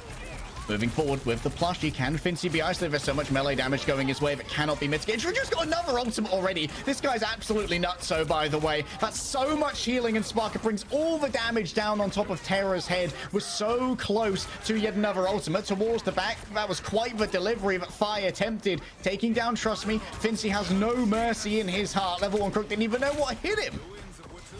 The triple last stand was immaculate from Fi, stunning out a lot of the Na'Vi players and resetting them so they can't even push this last few meters into the second checkpoint. And Virtus.pro know any extra space they give to Na'Vi, they will take a mile. So they have to stop them here and now if they want to win this map and not drop a single one going into those winners finals or even the grand finals of this preseason. Raging Royal Flush could be answered here by the Raging Royal Legend. Can Terra find Saipe is the question. Fi's already lost out on their passive. The remainder of Virtus.pro have nowhere to go. Terra's just managing to hunt them down. Fi noted on the backslide. And with Fincy and Saipe still behind, it's going to be very difficult to try and TP back in the midst of all of this. Nice finish onto Saipe. That's going to make this uncontestable. What a fight by Na'Vi. Sparker now remembering that, hey, they didn't ban my Star-Lord either, so we can match you in composition, but also have Fi on the back line trying to deal with the strategist and maybe even take out the... Oh, we might see a portal play here, actually. Okay. I'm interested to see what their strategy is for this one, trying to see if they can get a pick off of it. Okay, just trying to play it directly, knowing that there's not really much use portaling towards the end of this point. Fincy already taken down. Trust Me is looking like a different beast on the road compared to yesterday. Has to make sure they can't get kidnapped through the portal. And Nevix without their... Oh, you can see that Fire is just peeking out behind it. Come in, come in. It'll be fun. They know they can't overextend. We've seen that mistake made by Na'Vi in the past, and I'm loving Rajaro here on the portal specifically, or not the portal, it's the Doctor Strange, having the portal play eventually if they do need it. Like, having it like locked down if they need it at the end of it, but also speaking of locking things down, Trust Me's doing just that. Everyone just placed into the corner, and trust me, kicks through them all, gets grabbed by the Wolverine, but this is just an opening for Jerky now. Knowing that there's no Feral Leap to try and contain them, has access to the Banhammer, really wants to try and find one of the strategists. Jujo's going to be the primary target, forces out the invisible boundary, and now who's caught within? It's going to be Rajaro. Yes, he can TP back if he wants to, but the remainder of Na'Vi is still around to fight this one out if they so desire. With few ults on their side, though, it's just going to be a quick back off. A good stop so far by Virtus.pro towards the end, and this is the hardest journey for any team to take on Museum of Contemplation, trying to get that third checkpoint. But if Na'Vi can do it, they'll be set up as best as possible to take down Virtus.pro and give them their first ever map loss. Again, as a reminder for those at home, Virtus.pro have not played Museum of Contemplation in this new season and meta, at least in professional play outside of Scrim, so we'll see how it goes.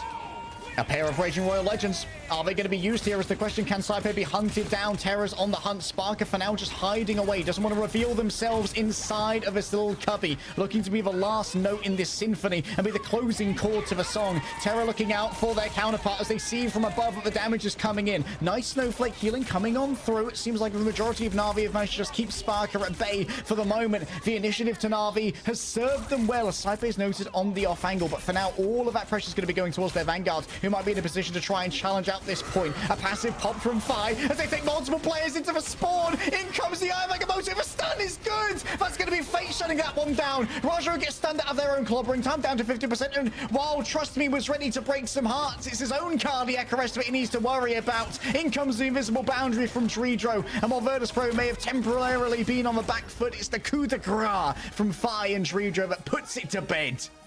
Little less than 7 meters to go to try and get to the final hour of point 3, but Virtus.pro will be able to hold at the end of it. Now it comes down to the Na'Vi defensive strategy. Can they stop the best team in the world with a composition that they realize, hey, we have all this available. We have Nevix that can play the Rogue. We have Sparker who can play the Star-Lord. Why have we not been playing this to this point? We even have the invisible boundary from Dredro's Invisible Woman. Now realizing, hey, we have some of these heroes that have been working. Why don't we just go back to it? And it worked out at the end.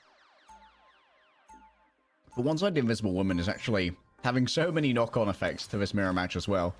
Truly. It means that as a secondary kidnap, when Fi brings someone in, you can force physics them when they try and use their utility or their movements to try and escape from that. You're able to win out pretty well on the off-angle duels between your hit scans by giving over that Guardian shield. The thing that Na'Vi had, which they haven't really utilized yet, is the one-sided Mantis.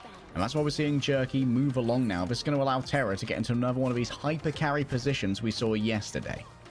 Also interesting to note, we've been seeing a lot more EMEA play in the preseason playoffs in comparison to the actual group stage. And I feel like a lot of that's to rely on the anti-dive. You can go into your diamond form, especially when Fi is trying to go for those grabs. And the Carbon Crush is massive if you can get control of that diving Wolverine in time.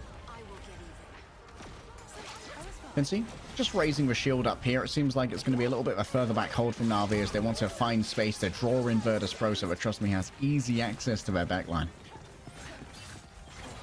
Still waiting to see the results of Na'Vi's composition change, but the Rogue is going to be getting their own diamond form and going in. Oh, the diamond form looks good and the damage looks even better. Oh, buffed up by the stolen assets of Emma Frost. Well, there might be a momentary stall here from Trust Me. This fight is already curtains. Maybe not the best decision to go out against a Rogue when you're playing Emma Frost, but does come back to bite them there. And so much room given to Virtus.pro in time. And there needs to potentially not be a portal play. Okay, they're just going to straight up walk towards the objective. And there's a portal cancel from Vinci, trying to just stop them from moving towards the objective.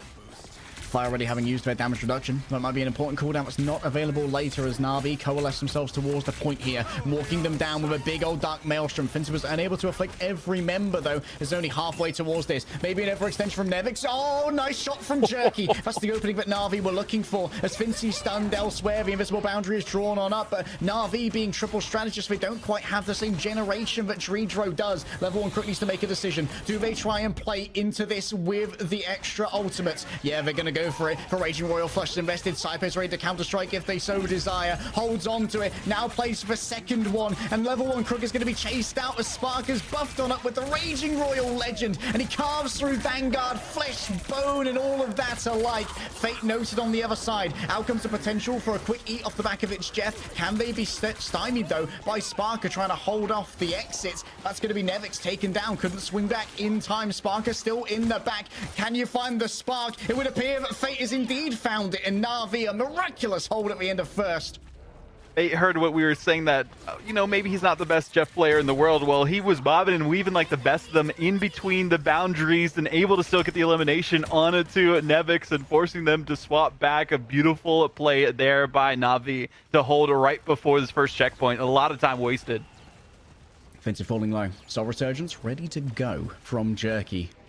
Could be a good answer to some incoming stuns of the Doctor Strange. Trust me, playing it a little bit frontline heavy right now. Rajro isolated, bringing up the shield to cut off the healing. Rajro's already down. A perfect execution from Virtus Pro. Juju once again has access to this ultimate. He's essentially lapped Jerky so far, but look at all of this overhealth, both for Symbiotic Shenanigans and the Soul Resurgence. Terror from the top has taken down Phi, who's taking a turn on the signature character of Sparker. But into this massive flesh, Dredro's psionic plays are just going to be so valuable. In comes a reinforcement portal. That one's going to be Rajro's, while Fincy's is still on cooldown from their earlier tricks of the trade. In comes the Raging Royal Flush. Sparker and Saipe moving towards the back. The punishment's not going to be there. Fate is not bobbing and weaving. He's mogging as best he can, but Sparker still is able to find everything they want. Terror's come back on the Iron Fist. Makes sense when you're against something like a Doctor Strange, but Virtus Pro, they can't be stopped from taking first.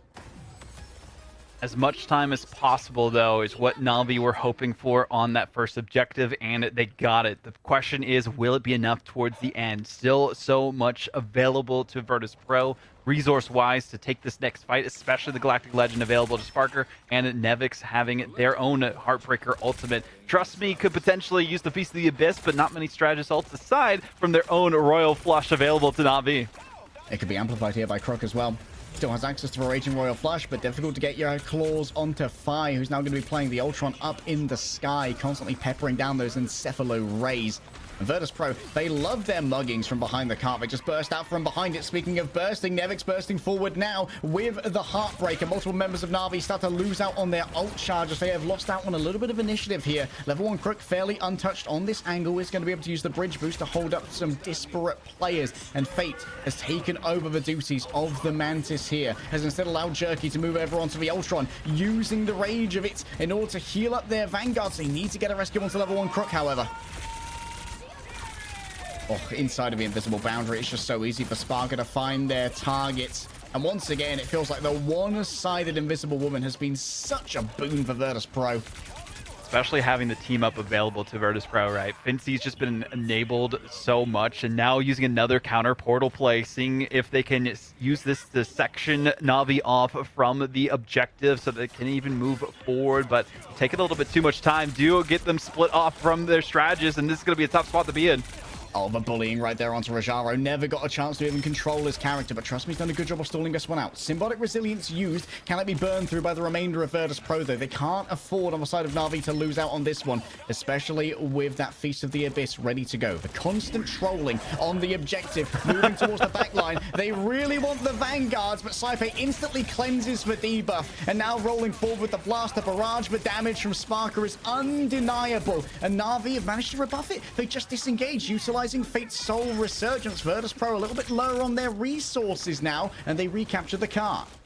That was a beautiful disengage and Soul Resurgence just to make Sparker's ultimate a moot point. So good counteraction here, but Sparker already has 60% to the next one, so they're not too worried about it due to that ult acceleration from the Raging Royal Flush. Phi has theirs almost online, and Dredro, I feel like this invisible boundary might be the one to potentially win them this next fight. Rajro, though, needs to shut somebody down massively with this Banhammer, and trust me, MVP in my mind, stalling the cart as best as they can. Early dive on Slibe could be everything. You can see the antis came through as well. They desperately want Nevix, but they've actually managed to section off Fincy, who draws up the shield of a Seraphim to make sure that everyone else in a good position. If Hair of Raging Royal Legends already used, Spark is going to be under pressure here, but Terra has to access the invisible boundary, and as you leave it, you're slowed, so you've got no chance to escape. Slibe is so quick when it comes to drawing the cards. This guy deals me in, and he's going to be dealing Na'Vi some real heavy blows on their defensive second. Out-meching Na'Vi in that team fight and then some. Last-ditch portal effort, though, to stall it out before that second checkpoint and force the overtime victory for Na'Vi. Fires the ultimate ready to go. A Dance of Butterflies in the Sky could really shut down the Rage of Ultron. Can Jerky survive? It is the question. Managed to keep up in the Sky. Na'Vi have all 6 members remaining, but Nevix has been overextended and punished for their arrogance. Rajaro with a yet another upgrade. Moving in now onto Fincy, who has to stay on the cart close and personal during the overtime. Drijo's got the off angle. Fincy almost has the Eye of Agamotto. Does he have the hero play within him to try and make something work here? No stuns are delivered, and Fincy's taken down for it. A symbolic shenanigan to try and turn things around, but without their gambit, things are going to be very difficult. Once again, Saipe is going to lead the way forward. An attempt at an It's Jeff Eats. Trust me, desperately needs to try and grab something off the back of a Feast of the Abyss, but can't chop down before it's over. Saipe continues to try and chase down the last remaining players as Nevix's Heartbreaker is a warding call that Na'Vi cannot move forward. Finally, the return of the gambit here from level 1 Crook, but it's still so far from having their ultimate available. Terra's turned up on the Iron Fist to try and keep things stalled, but Na'Vi are all out of juice and they're all out of mulligans. It's got to be the 3rd point. Na'Vi knew towards the end there that it was unfortunately a last-ditch effort that didn't work out as well as they were hoping it would. Still a lot of time wasted, forcing the overtime and only a minute and some change available to Virtus.pro, but look at those ultimates and the difference between these two. Saipe has been able to build up the Royal Flush so much faster, it feels like, than level 1 Crook based on the positioning of Virtus.pro and how aggressive they've been playing, but this Raging Royal Flush and Galactic Legend combo is going to take some time to get back online. Rage of Ultron going to be easily counted out here by Sparker. Jerky just doing his best to peek in temporarily. It's going to give a big advantage to Terra when his is active, but you still got to worry about that invisible boundary. It feels like Druidra has never been forced to use it in an unoptimal position. His decision-making is sublime, trust me, with a soft dive, and there is this constant stoppage of the cart here from Na'Vi. They're trying to burn down the time back because Virtus.pro already down to only 30 seconds. Oh, what a great pick onto Sparker there. Fate's already been taken down, though. The Dance of the Butterflies in the back is a little bit problematic, and Fi can't escape the aftermath of their own ultimates. Saipe has to decide whether or not they want to try and commit to this one, but with no teammates remaining, they can't send in the Raging Royal Flush. 17 seconds on the bank. Huge play by Terra on the Galactic Legend. Love the Royal Flush as well. But speaking of Royal Flushes, Saipe does have theirs available for one last contest. And there might be a portal play, but Fincy was the one that was staggered the most, so they can't even go for it. They need to just have someone touch, go for the Galactic Legend, and they at least get overtime. Walking up old style, Sparker's already down. What a great pickup by Rajaro. It was facilitated by the Feast of the Abyss from Trust Me. The remainder of Virtus.pro, oh, the point! Oh, Drijo was dove in the background, and we are 1-1. Na'Vi have recovered from yesterday. Virtus.pro with the first C9 we've seen in some time, but unfortunately they didn't have the portal play. The stagger proved to be enough, and we've seen masterclasses of those performed in previous series. But speaking of masterclass, Terra, the MVP Star-Lord Galactic Legend from the Raging Royal Flush from level 1 Crook, was the thing that led them to victory. 9 final hits, but Jerky's flexibility cannot be understated. Picking up the shoes very well from Naga in their previous days of the Grand Finals, and now being the first team ever in the preseason to take a map off of Virtus.pro. Bro moved continents to be able to go toe-to-toe with Sparker on the reg, not wanting to wait for LAN, and Terra had his chance. Got his MVP. 44k damage, triple pockets from the Ultron, the Mantis, and the Raging Royal Flush. Shades of 100 Thieves here for Na'Vi, and shades of victory over Virtus.pro, who now are going to be able to decide our next map. I wonder if we're going to go to something like Idris or Path, but they've got to go to Convergence. So maybe something more like a symbiotic surface. Oh man, we haven't seen symbiotic servers from either of these teams like day, so that would be pure cinema if it does happen. Probably not Hall of Dajalia though, could be at Central Park, especially after seeing what's happened to Na'Vi there in the past, and well, it's a 3-for-3 record for Virtus.pro. But talking a little bit more about this specific matchup, it felt like Virtus.pro had the edge in the compositions. out the gate, and then unfortunately just didn't play what their comfort zone was. They were a little hesitant to focus on what the usual is the Galactic Legend from the Star-Lord and the Raging Royal Flush, and also using the Heartbreaker, and instead Na'Vi just stuck to the basics and it worked out. I mean, I feel like maybe there needs to be an adjustment still towards that one-sided Invisible Woman, which is doing so much right now. Treedra actually dropped 57k healing in that matchup. The next highest was level 1 Crook on 42k, and that was in a triple strategist. Admittedly, Cypher was getting a little bit more aggressive, but this play from Na'Vi has been very sort of like, trust me, it's looking like a different beast today, doing a great job of trolling the objective as well. That would not have gone that way if Trust Me had not got those continuous defensive taps on the Batsmobile as it was going up the hill to allow for the remainder of Na'Vi to get in an advantageous position to use their ultimates. That's why you have to really keep aware of what's going on around you. Not having the Daredevil in play means you don't have that vision on when the dives are coming in as well, and they didn't even have a chance to play it because the ban came out from Na'Vi, and I feel like that ban could have been the straw that broke the camel's back here. But it will be a case of a tied series for now. We're going into uncharted waters after this.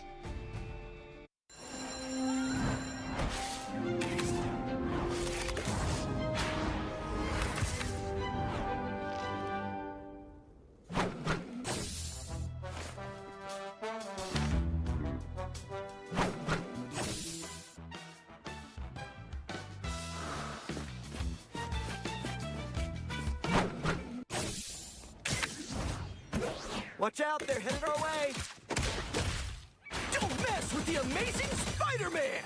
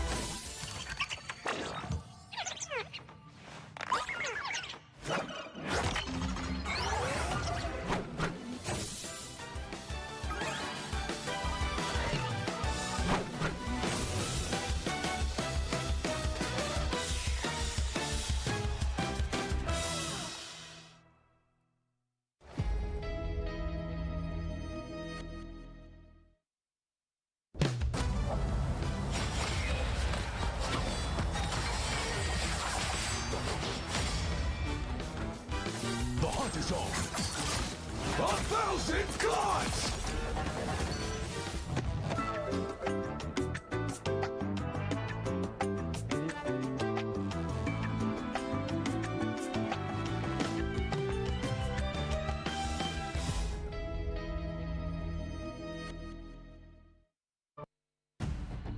Well, even kings can bleed. VP have dropped the map, and it's like by the skin of their teeth. That was so exciting. Na'Vi pulled through on their choice of map of Museum of Contemplation, but giving credit where credit is due, leg day. Terra put the Lord in Star-Lord. He was incredible.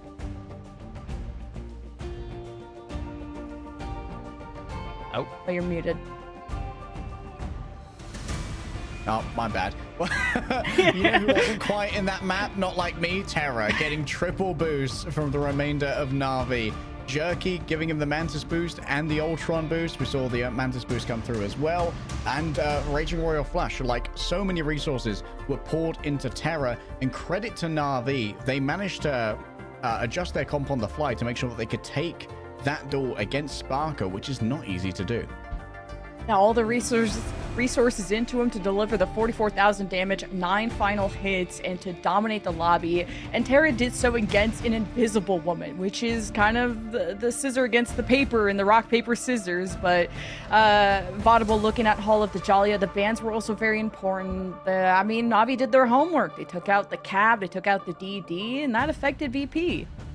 Yeah, I'd say like not having the vision of the DD for Phi was a big thing too, especially when we saw a lot of really good flanks from them specifically. The Captain America that we saw as well was a good counter in a way, using the freedom charges against the Galactic Legend whenever they needed to bunker up, and it just felt like having that extra alt charge acceleration really put the pace in favor of Virtus Pro on that first map. So Na'Vi, noticing those things, decided to go for the target bans and give Virtus Pro a couple of different options that they're not used to having available to them. And it felt like because they weren't used to having some of these things, they weren't as comfortable. And this goes to show, some of that hesitancy, some of that danger that we were talking about in the interview yesterday, that this Virtus Pro team wasn't as confident as they could have been going into this meta. And how confident are you if you're Na'Vi going into Hall of the Jalia? That is their pick, and this is something that they've chosen before. Remember that really funny Heretics game leg day where there was maybe a potential misban? That was a doozy. I mean, this is a little bit of reverse psychology from Virtus Pro. Like, Hall of Jalia was the first map they lost in like 2025 Pro Play. They lost it to what was Na'Vi. I believe they were Rad at the time. And then they got full held here in Grand Finals. Na'Vi got full held against Virtus Pro. And then, obviously, Na'Vi lost this one out against Heretics after Heretics didn't get their final ban because they were, I don't know, they were busy being whimsical. They were slurping on their no ban juice. So maybe saying, you know what, Na'Vi, we think you're washed on this map. It's Virtus Pro's era now.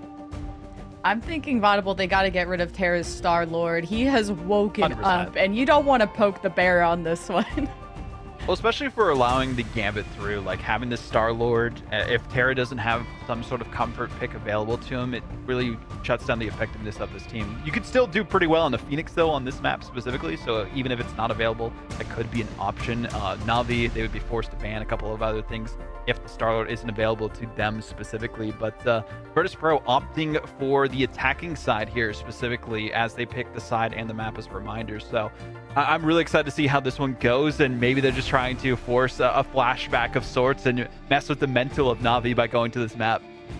Yeah, I mean, the gloves are off. We don't need to be perfect anymore, VP. I mean, both of our undefeated champions of Heretics and VP have both suffered their first game losses. Heretics pulled through, but will Virtus Pro? Because now the picks and bans are not as similar as they were before. In leg day, there was a lot of Star-Lord versus Phoenix and kind of a lot of swaps between Terra and Sparker on that range duelist.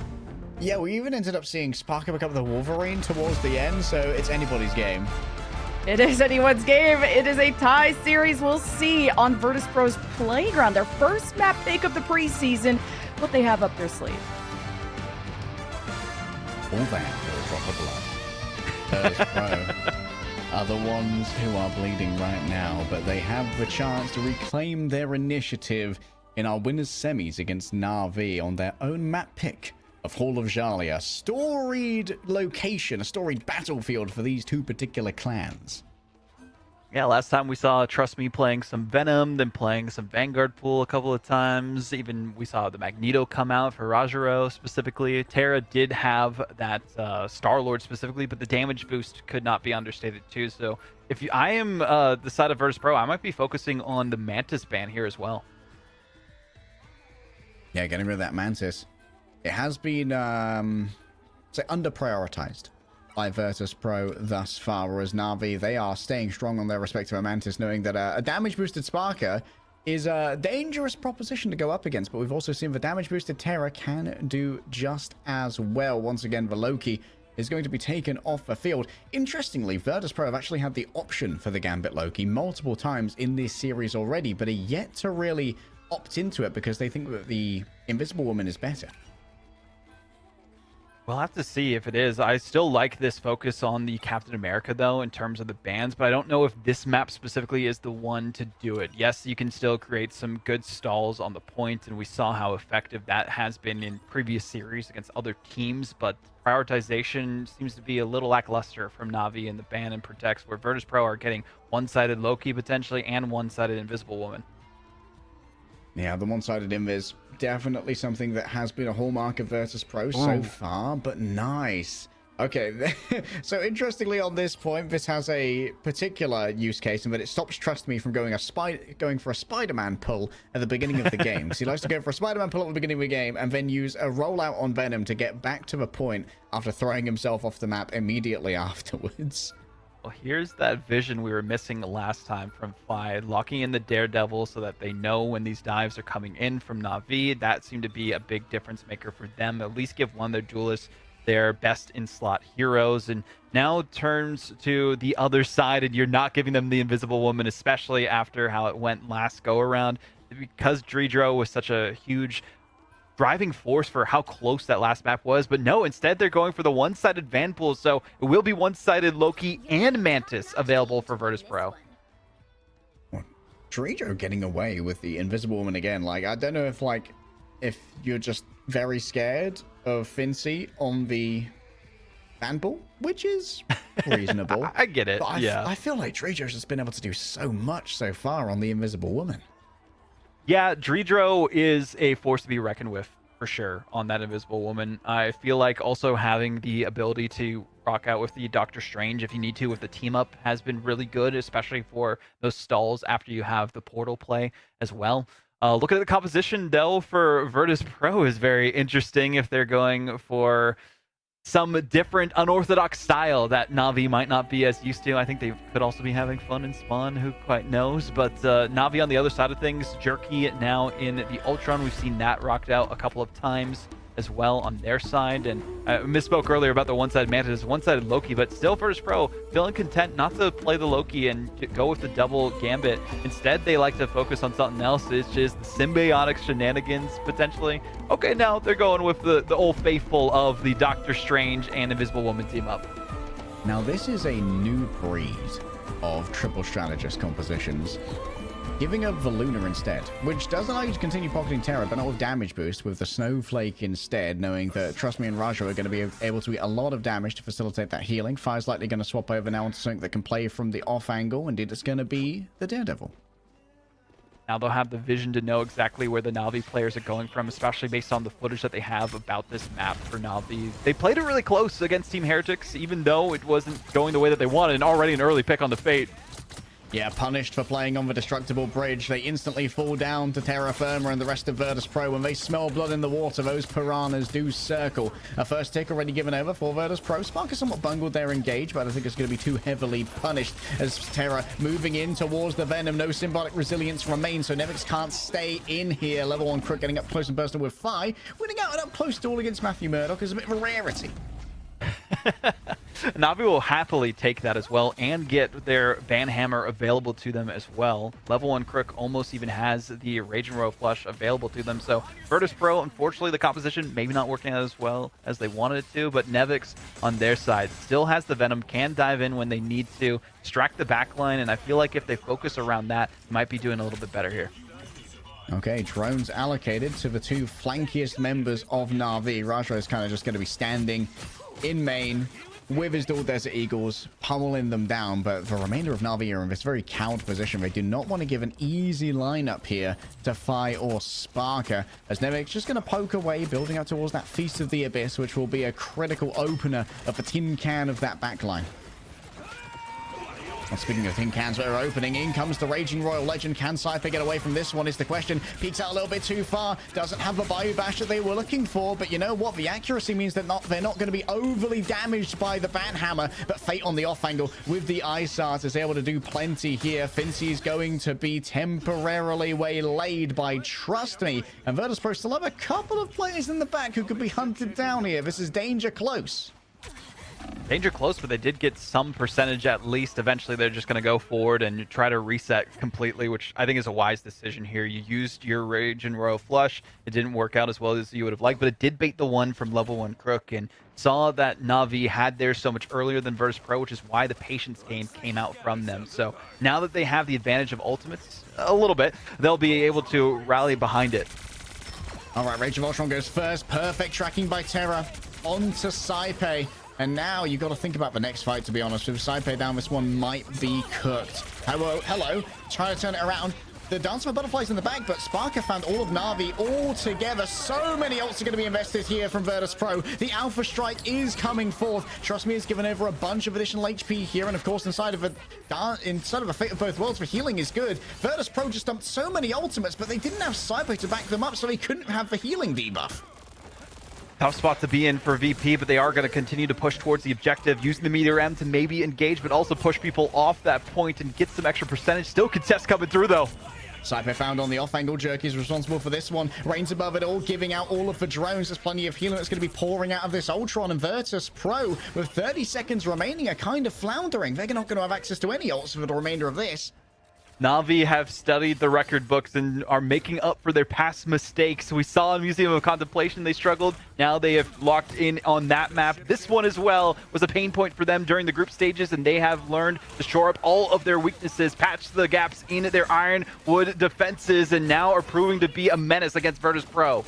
Trust me, we're simply eating that fire so that Crook can roll forward now with the Raging Royal Legend. Is there any way to take cover here for the remainder of Virtus Pro? Certainly not for Dredro, and certainly not for Fi. Saipe taken down, and level 1 Crook saying, oh, that's enough glazing a Dredro. That's enough glazing a Saipe. You got to think about the Crime Lord himself, Mr. Level 100 Crook. Cannot be stopped. The mob boss himself is going to be the one to deal the final hand to Virtus Pro on attack. This was their side to pick, by the way. They picked the map and the side, and unfortunately has not gone in their favor. You could tell that Virtus Pro are off of their A game. They're not used to feeling this kind of pressure, and I feel like this might be a result to maybe an easier group that they've had on the way here.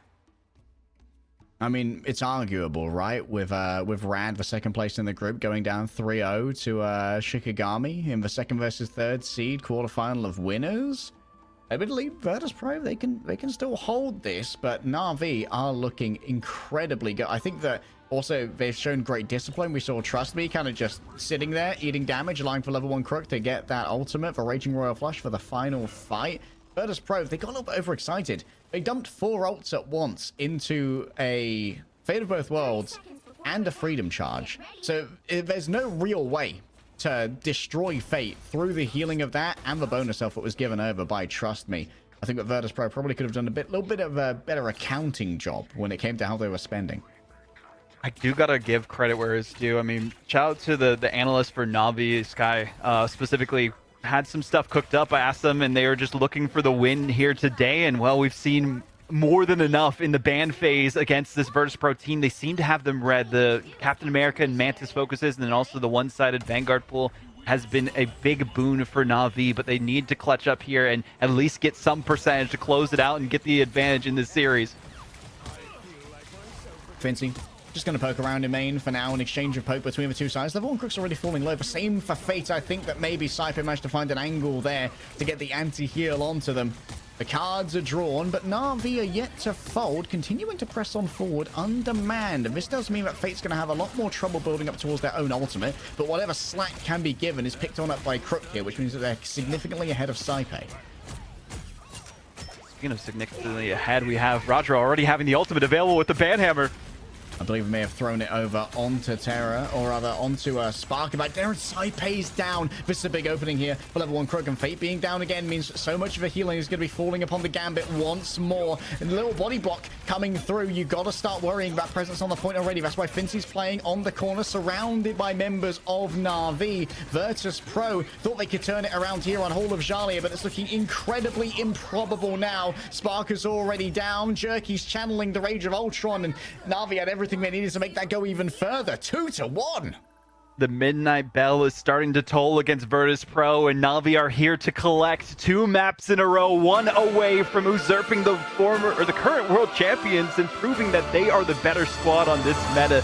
Terra and the rest of Na'Vi have been forged through the fire of the group stages, where Virtus Pro have relatively had ease all their way here. Now they're finally faced their match in tough competition, and look at all those goose eggs in the final blows against this team of Na'Vi. 4 players who did not go down once. Unbelievable resilience from Na'Vi. Great discipline when it came to their positions. Like, I thought it was cooked when Fate was on the bridge, dropped down, instantly got taken by the diver. Virtus Pro, like, you're down your Luna. What are you going to do from there? Na'Vi managed to win that one back from a 5 versus 6 is absolutely phenomenal. It was like, call an ambulance, but not for Na'Vi. Only 5 KOs in total against Na'Vi here. Fate being the one to be focused on, but honestly, because Fate was focused so much, it allowed level 1 Crook just to be unleashed, giving the damage boost to their team, using the ultimates properly. The patience that we also witnessed from Na'Vi tried to bait out the Galactic Legends and also the Raging Royal Flushes from Virtus Pro meant that they had the advantage in the 1v1s when they were using their ultimates, so the team fights just worked out that much better for the side of Na'Vi.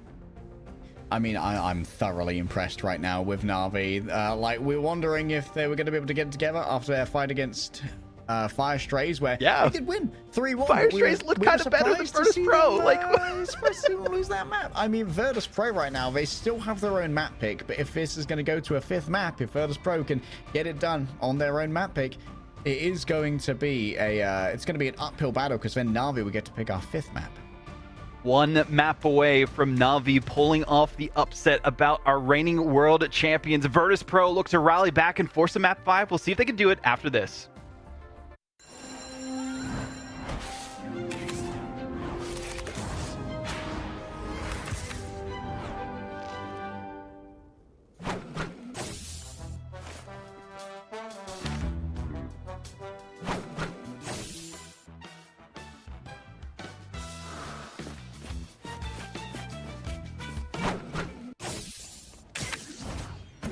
Watch out, they're headed our way! Don't mess with the amazing Spider-Man!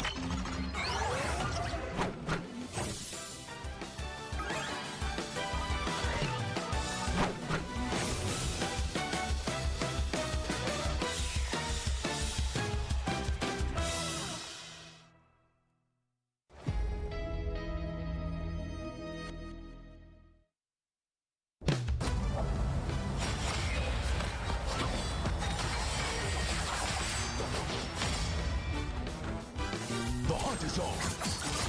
1,000 gods!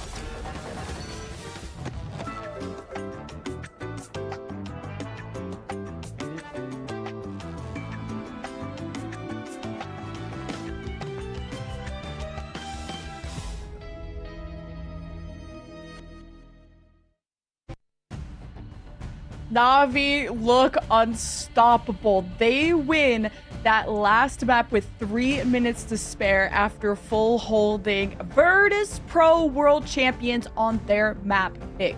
And first time on Museum of Contemplation, VP lose. First time on Hall of the Jaya, VP lose. Need some comfort picks here, Vaudable. Yeah, I mean, it's so crazy to think about this. Like, the last time we saw Virtus Pro losing in this fashion was against Citadel Gaming. It went to 5 on that specific one. That was in the playoffs. It seems playoffs seem to be their crutch so far, and they unfortunately were not able to come out on top, and then eventually went through the lower bracket, beat Na'Vi 3-1, and then beat Citadel Gaming at the end there. So they've gone through adversity before, but not in this fashion. And even before that, Choft even took them to map 5. So not having as much pressure against like top competition seems to mean that Virtus Pro just have not been as practiced against this level of pressure that they're facing here. And like Day, the fact that Na'Vi had only died 5 times on that map. And you got to commend the strategists. I mean, there's only 2 of them. Or, well, there was 3, but mainly 2. I mean, Ultron is kind of cosplaying a duelist. But, like, for real, though, like, Fate, Crook were huge in that map. Yeah, a little bit of drip healing coming from the Ultron, and Fate and Crook were definitely, like, Crook decided to, like, take a leaf out of a sci-fi book, you know, and get a little bit more aggressive on the Gambit, chasing down their counterpart when they could. I think that Fate's stats didn't quite tell the story of how important having that Luna is, or the amount of healing from them may have been somewhat low, like, in its totality. One of the things that Luna really brings to the table is, like, triage healing, right? Like, being at range, being able to put the flake on someone and get them from very low health to very full incredibly quickly, while not maybe putting out as much in the neutral, and being able to have unfair duels courtesy of Luna through the ice arts because of the piercing heal and damage on those players. So it means that sometimes you're going to get a little bit of an advantage, maybe in a Terra versus Sparker side lane duel that wasn't expected. I mean, Fate is a threat on the Luna Snow. K-pop girly herself I mean, you don't want to play Daredevil, Wolverine into that. Just Doctor Strange has to be careful of this woman. I mean, Vaudable, this is going to be an exciting game 4. We're going to take a look to see if VP Virtus Pro can force game 5 or go to the lower bracket. Good luck, everybody else. The King standing on a precipice of defeat here. And this is a very dangerous position. They've chosen their own map. We're going to Midtown to try and stop Na'Vi's reign of terror on all of these convoy and convergence maps.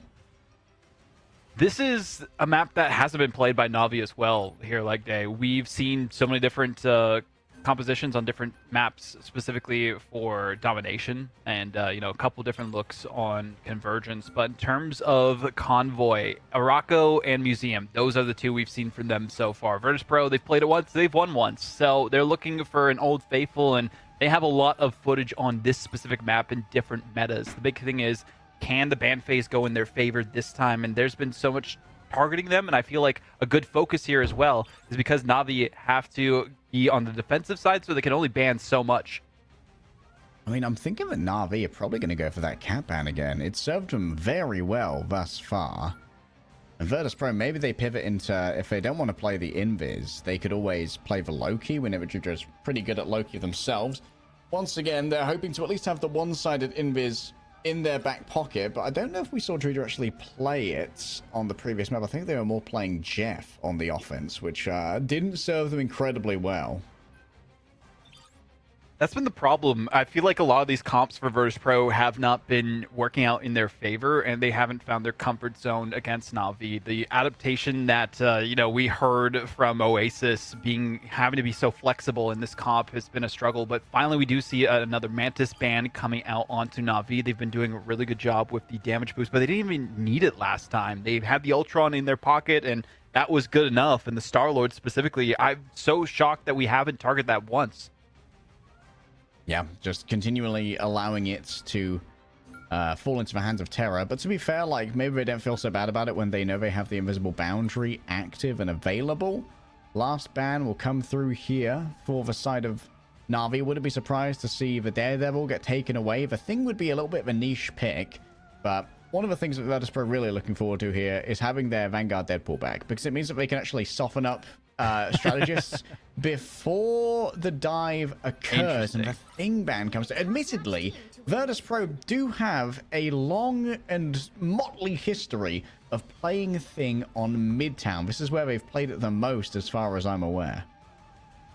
Navi also reaching back into the history books to figure out what the strategy is against Virtus.pro on this specific map. And misspoke a little bit earlier. They have played this one just yesterday against Fire Strays. Got a 3-0 there on their end. But the biggest difference here is that they had the Elsa available to them. They don't, because Virtus.pro know they cannot give Terra his bested slot. Yeah, both of these teams affording massive respect to the Elsa players of Sparker and Terra. Although, admittedly, Fi probably has a nasty Elsa in him as well, given his competitive history in hero shooters as a hit scan enjoyer.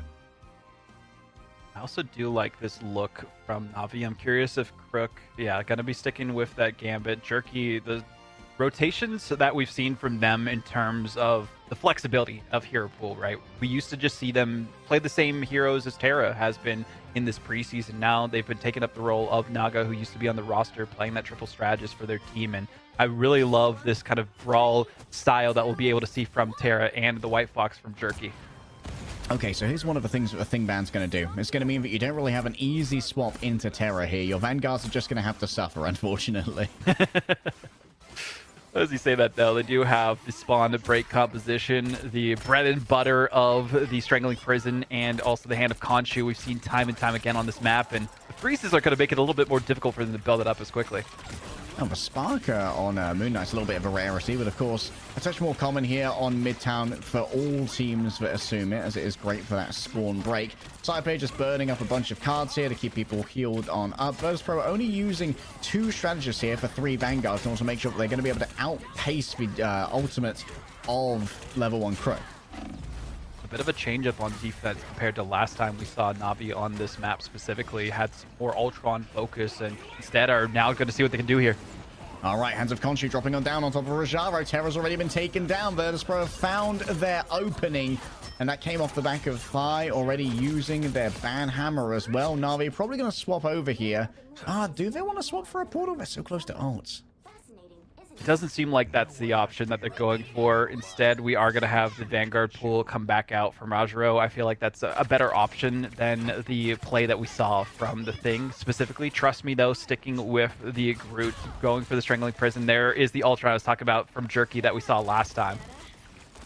All right, that's going to give some extra boost up to Terra when they need it, and level 1 Crook's going to be boosting up the entirety of the team. Both Saipe and level 1 Crook have a Raging Royal flushes available. The question is who wants to go first. Saipe decides to claim the initiative. Level 1 Crook with the second, but trust me, he's already down, was walled in, and so the healing could not reach them. A chase in towards the back lines of Na'Vi. Virtus.pro have claimed all the space, and it has to be a re-engagement here off the back of the Fate of Both Worlds, channeled by Fate himself. Dredro take him down, and was actually taken out a moment after they brought up the invisible boundary. That's a massive loss for Virtus.pro here. Saipe's going to be the only strategist remaining. But there are still members of Virtus.pro who are willing to hang around and fight this one. Jerky tries to put it to bed, and guess what? Level 1 Crook is once again hunting down his counterpart.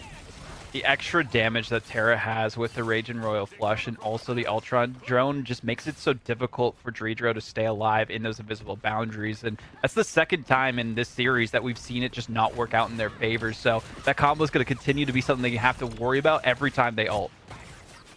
Rajro, the ban hammer, ready to go.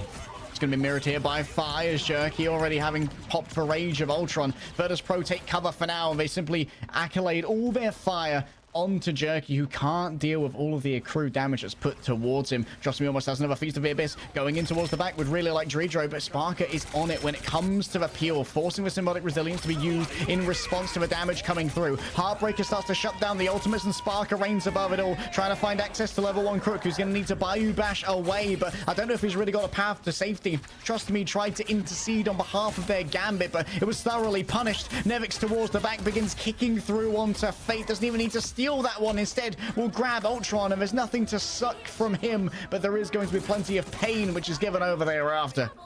Nevix remembered that they have 2 hands of justice and some Cajun flavoring on them as well from the rogue that they have available to them in this composition. It hasn't been banned out this whole time, and goes to show why the Brawl works so well to create that space and target that backline. Fate could do nothing to stop them, so now we see a counterplay with Trust Me doing the exact same, and Trust Me did a really good job on the Rogue in the previous map, but Jerky interested me the most here on this Hulk and what their strategy will be.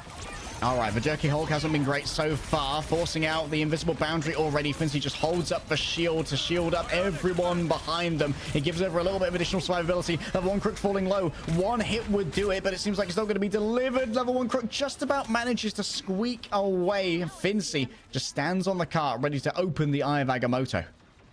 On the stagger onto Jerky as well.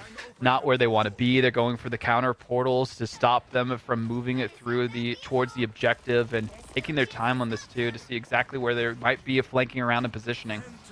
Would love to cut off a singular member. It is a touch early, though. Na'Vi going to have plenty of time to move around the outside. This does mean that it's easy to try and build up the ultimate with the Blaster Barrage. For Sparker, though, is going to have that in no time at all. As Fate is taken out through their ultimate, the fate of both worlds was not decided this time around. A quick anti-card from Saipe, and the amplified damage of a multitude of bears was enough to stop the K-pop star in her tracks.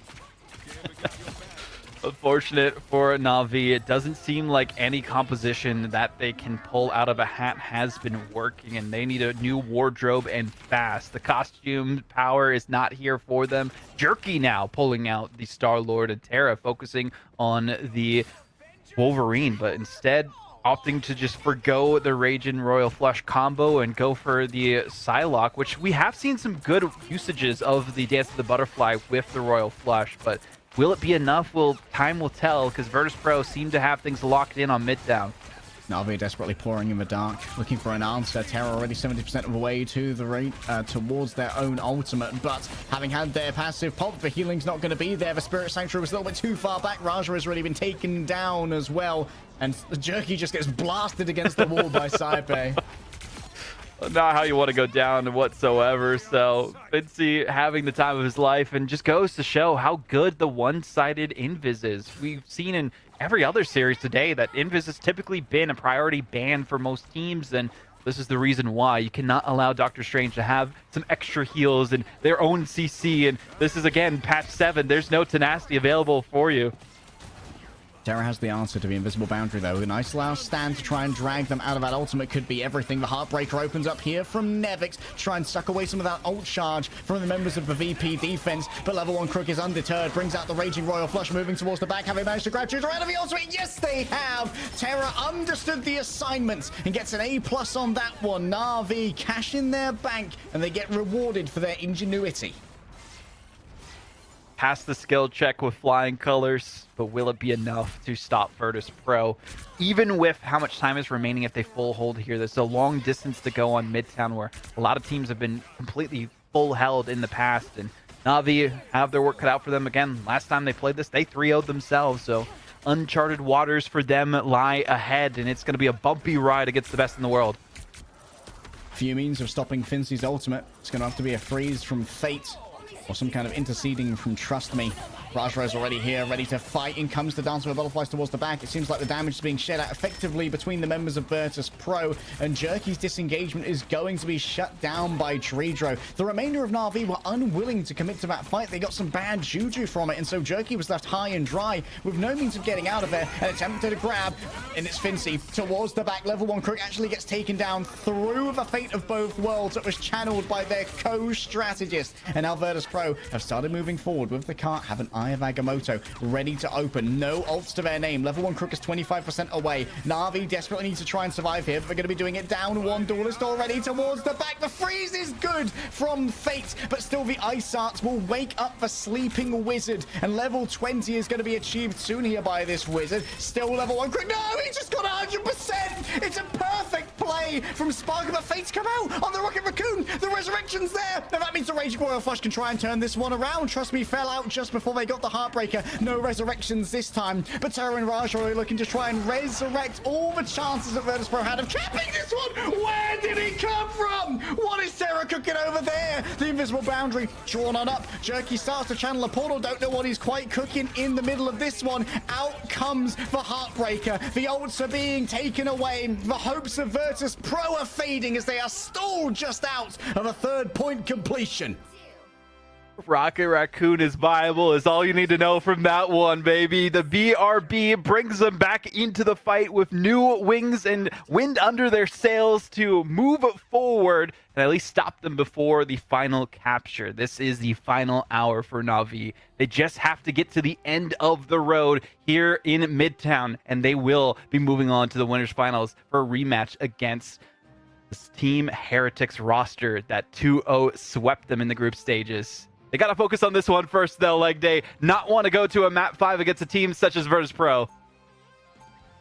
Yeah, going to map 5 against Virtus.pro. I believe it would probably... I think it could be Convergence or Domination.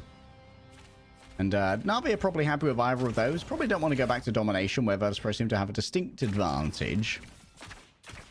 But Na'Vi, now they face something a little bit more dangerous.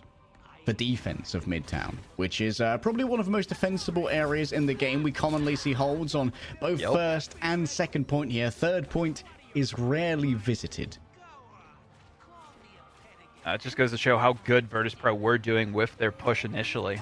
We saw some decent holds from Na'Vi at the start. The second point, really not as much as we would have liked, and then eventually they clutched up at the end, but could be just due to some mistakes as well on Virtus.pro's part, the pressure getting to them, but pressure makes diamonds, and that's what they need to be on this defensive end. A defensive diamond. Yet to be crushed from all sides. Na'Vi still developing the angles. They've managed to slink up above. Terra ready for a drop in here onto a Vanguard. Would really like Fincy, but for now, Cypher's just able to freely fling out cards of healing from this defensive bastion that Virtus.pro have created. A nice freeze onto Fincy. Maybe it can be followed up here by... Oh my goodness, the instant mutual stun onto Trust Me, and Terra actually gets waylaid on their intro here. Does force Jerky to make a move inside, but you know what? With all the triage that's being pointed towards Terra, Jerky doesn't really have that much in the way of healing. Pulled out of the blast, the barrage around towards the back. They're on top of Fate. Fire has no mercy in his heart, and while it's a temporary jump scare that's brought on over, enough has been done here for Virtus.pro to hold strong. Not much leeway given to Na'Vi so far in terms of meterage. They desperately need a team fight win. The beacon from Sparker keeps Virtus.pro sustained, and then just backing up, not fully engaging onto this Na'Vi roster has made it that much easier. And even when the kidnaps come through, they do have some sort of protection to send them away due to the Invisible Woman. A panoply of walls erected behind the members of Na'Vi. Terra caught inside of the invisible boundary. No healing can be delivered, and Rajro is noted on the outside. But Nevix is more than happy to try and keep this one in contestation. Oh, Sparker, he's a duelist no matter what he's playing. The Rocket Raccoon is just pumping out the damage.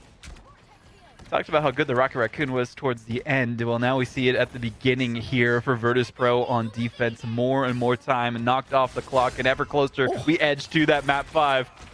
Nice wall brought up them, and there was no way to try and pull. Oh, I think that they may have blocked Jerky's ultimate with the Strange Shield. Fincy now ready to try and counter-strike. 4 players stunned by the Eye of Agamotto. Yeah, there's going to be a quick cleanse from level 1 Crook, but the damage has already been done. And Nevix wants to do even more than this. Another mutual stun. Trust Me laid down on the ground twice in the midst of it. And Virtus.pro have had enough playing around. They desire a map 5 with all of their heart.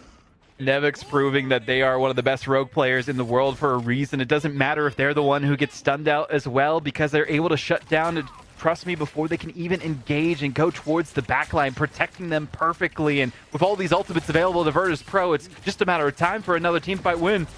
Last stand ready to go. Yet another mutual stand between Nevix and Trust Me here, and Nevix is already taking too much damage. Has to back up. It's a great answer from Na'Vi. However, the Cosmic Yarn Amplifier means that Virtus.pro are doing unlimited amounts of damage right now within the AoE of that. You can see that it's not really taking any damage. Na'Vi have called this fight. Backed off from it. Dropped like flies around the cart, and unfortunately they'll have to pick up the pieces in this last minute to try and make a mad dash to capture point 1. And here's Terra just solo all day. All in onto Fi. Terra just got the extra damage there coming through from a Raging Royal Flash. Level 1 Crook saw the opening, wants to go after their counterpart in Saipe, sends in even more. A Bayou Bash to the skull, but now Level 1 Crook is out in no man's land and is easily hunted down by Fincy. Drudro caught on the other side, pulled on in, and Trust Me's there with the finish, but Jerky, that might be a little bit too much what's been sent in there. It will force a reset on Nevix, but that's a big hole. So many resources had to be used on this team fight. The biggest question mark for this last dash for Na'Vi is if the ultimates can come online from Fate and Rajro fast enough against Virtus Pro. Saipe will have a Royal Flush, but there's a great freeze onto him instead. Heartbreaker already moving forward. Another mutual stun coming through from Nevik to protect that backline. That means Fi has to stand on the cart by themselves for now. Terra's getting all over Fincy. Doesn't want to allow the Eye of Agamotto. No stuns delivered this time, as already you can see that Fate was ready and willing to answer it. Fincy and Fi both go down. Good angle here from Jerky, but Na'Vi needs to stay on the cart now. There's very little to try and push them off, minus for Force Physics. Another 2 minutes 30 will be added to their time bank. Damage boost difference maker from Fate of Both Worlds by Fate himself. Maybe that's where the name comes from. But the way that they're able to take Virtus Pro to task in these team fights gives Na'Vi fans hope. But a portal play comes through, they look to capitalize. Early engage, it's instantly punished by Terra. A perfect last stand, and when they're all stacked up, it's a nice right click for Jerky. However, Na'Vi, they force out one ult for the TP. It's a trade. But the portal's not placed properly, so it can't stop the cart in its tracks. They had to just quickly get that one through and hope that it'd be enough for them to change the tide of the battle in the favor of Virtus Pro. All right, now Virtus Pro. With no ultimates to play with here, up against a singular Eye of Agamotto. How do they play this defensive position? They have geographical advantage. However, team up here for the road is just so much damage. It's going to have to be Sparker trying to escape. Fate instantly pivots on over. And while Fincy may demand attention, flying gracefully across the sky is an airborne wizard. There's not going to be anything they can do. Laying down on the floor, Nevix is surrounded and eviscerated. Na'Vi have got their mojo back. Jerky realizing that Terra needs more sustainability if they're going to be playing Wolverine, so instead opts for the team up. Works so well for them, has the extra regeneration of health that they could steal from their opponents as they're dealing damage, and then they don't have to worry as much about going for a triple strategist in that end. Rajaro specifically is just holding things down on the front line as the main base vanguard for this team with the shield, and unfortunately for Fincy, he hasn't been able to go toe-to-toe with him as well as he'd like. Rajaro could cook here. Inside of the invisible boundary. Fire's still stuck outside of it. The great control Jerky means to land in the midst of them. However, healing still good enough from Dredro for this one. Not enough to save Nevix, though. Virtus Pro are calling it. They're backing on off. Era got stuck in the aisle to change his clothes for a second and then realized, wait, I wasn't trying to go shopping for now. Instead, shopping for some eliminations and waiting for his next victim. Just holding patiently.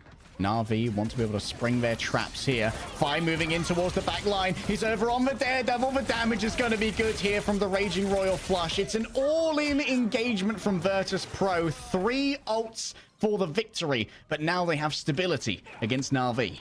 That's the problem here, Leg Day. So much time still on the clock. I don't even think they need to use a portal yet. Waiting for the final hour for that and all the ultimates available for Na'Vi. Not much room given to Virtus Pro to hold things down here, but they are making the cart move back inches at a time, and this could be enough. But Terra needs to get a big pick here with the last stand.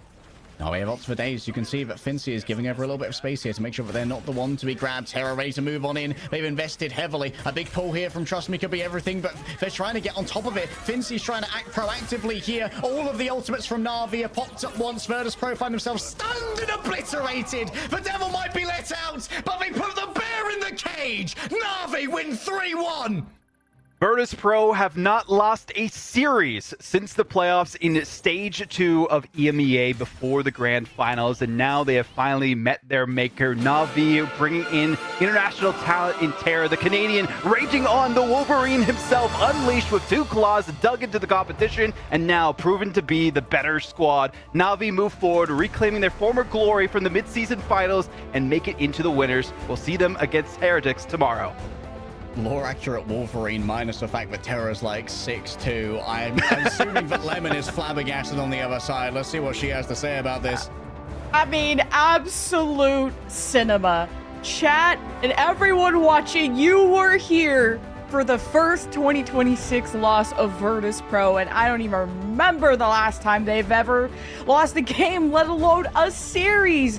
And can I just be honest, Vaudable, like, these two teams have been so close today, hitting their absolute peaks, but I had a sense that Na'Vi wanted it more. Like, they got angry and used that as fuel to play even better, at their absolute best, I would say.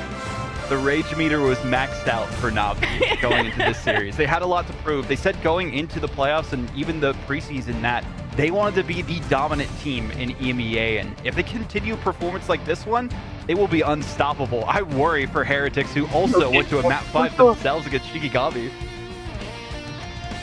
Insanity. And now I would say officially all of our brackets are ruined on that one. I mean, Heretics going to game 5 was, I mean, they still won, so the results are there. But Na'Vi, I don't think anyone expected that. And we were asking everyone in every interview, who's going to win? Who's going to win? Who's going to win? Everybody said Na'Vi. So I think kind of using Sean should have fucking fuel of fire the all too. haters to go up against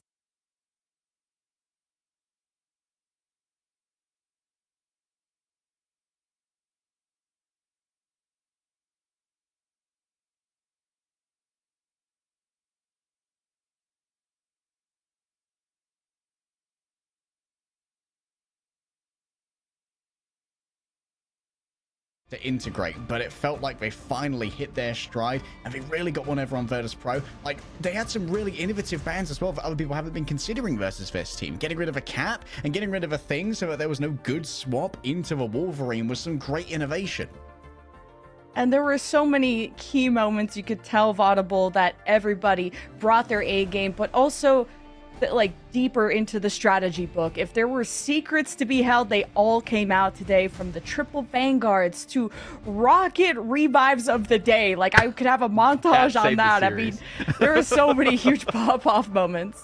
Yeah, honestly, I feel like every team is going to be studying this series throughout the rest of the playoffs and maybe throughout all the way into stage 1 to prepare for that. This, again, is just the preseason competition. This isn't even for all the marbles of making it into the mid-season LAN itself. So, yes, there's $50,000 on the line, $16,000 for first place, but for these teams, pride and glory is all that they care about, and Na'Vi were the ones to get all of that today.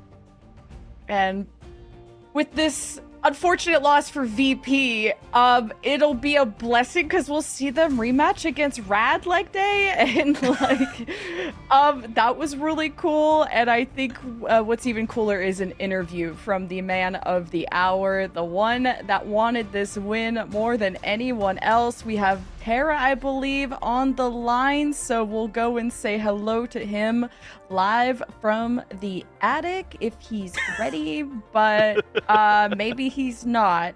So, but yeah, the Rad versus VP rematch leg day is going to be a good one. Yeah, VP are going to be playing angry.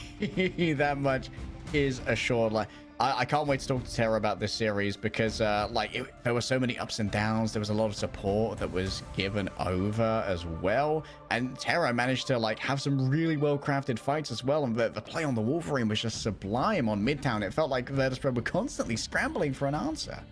Yeah.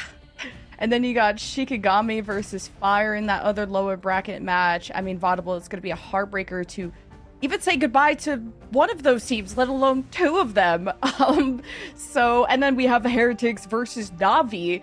That rematch is even better, I think. We are being absolutely treated with entertainment. Yeah, we've had so many amazing series throughout the day. Yeah, every series going to 5 for the end of it here as well. We saw some amazing performances earlier on in the lower bracket. I mean, Peps went out fighting as best they could. They even got a map too.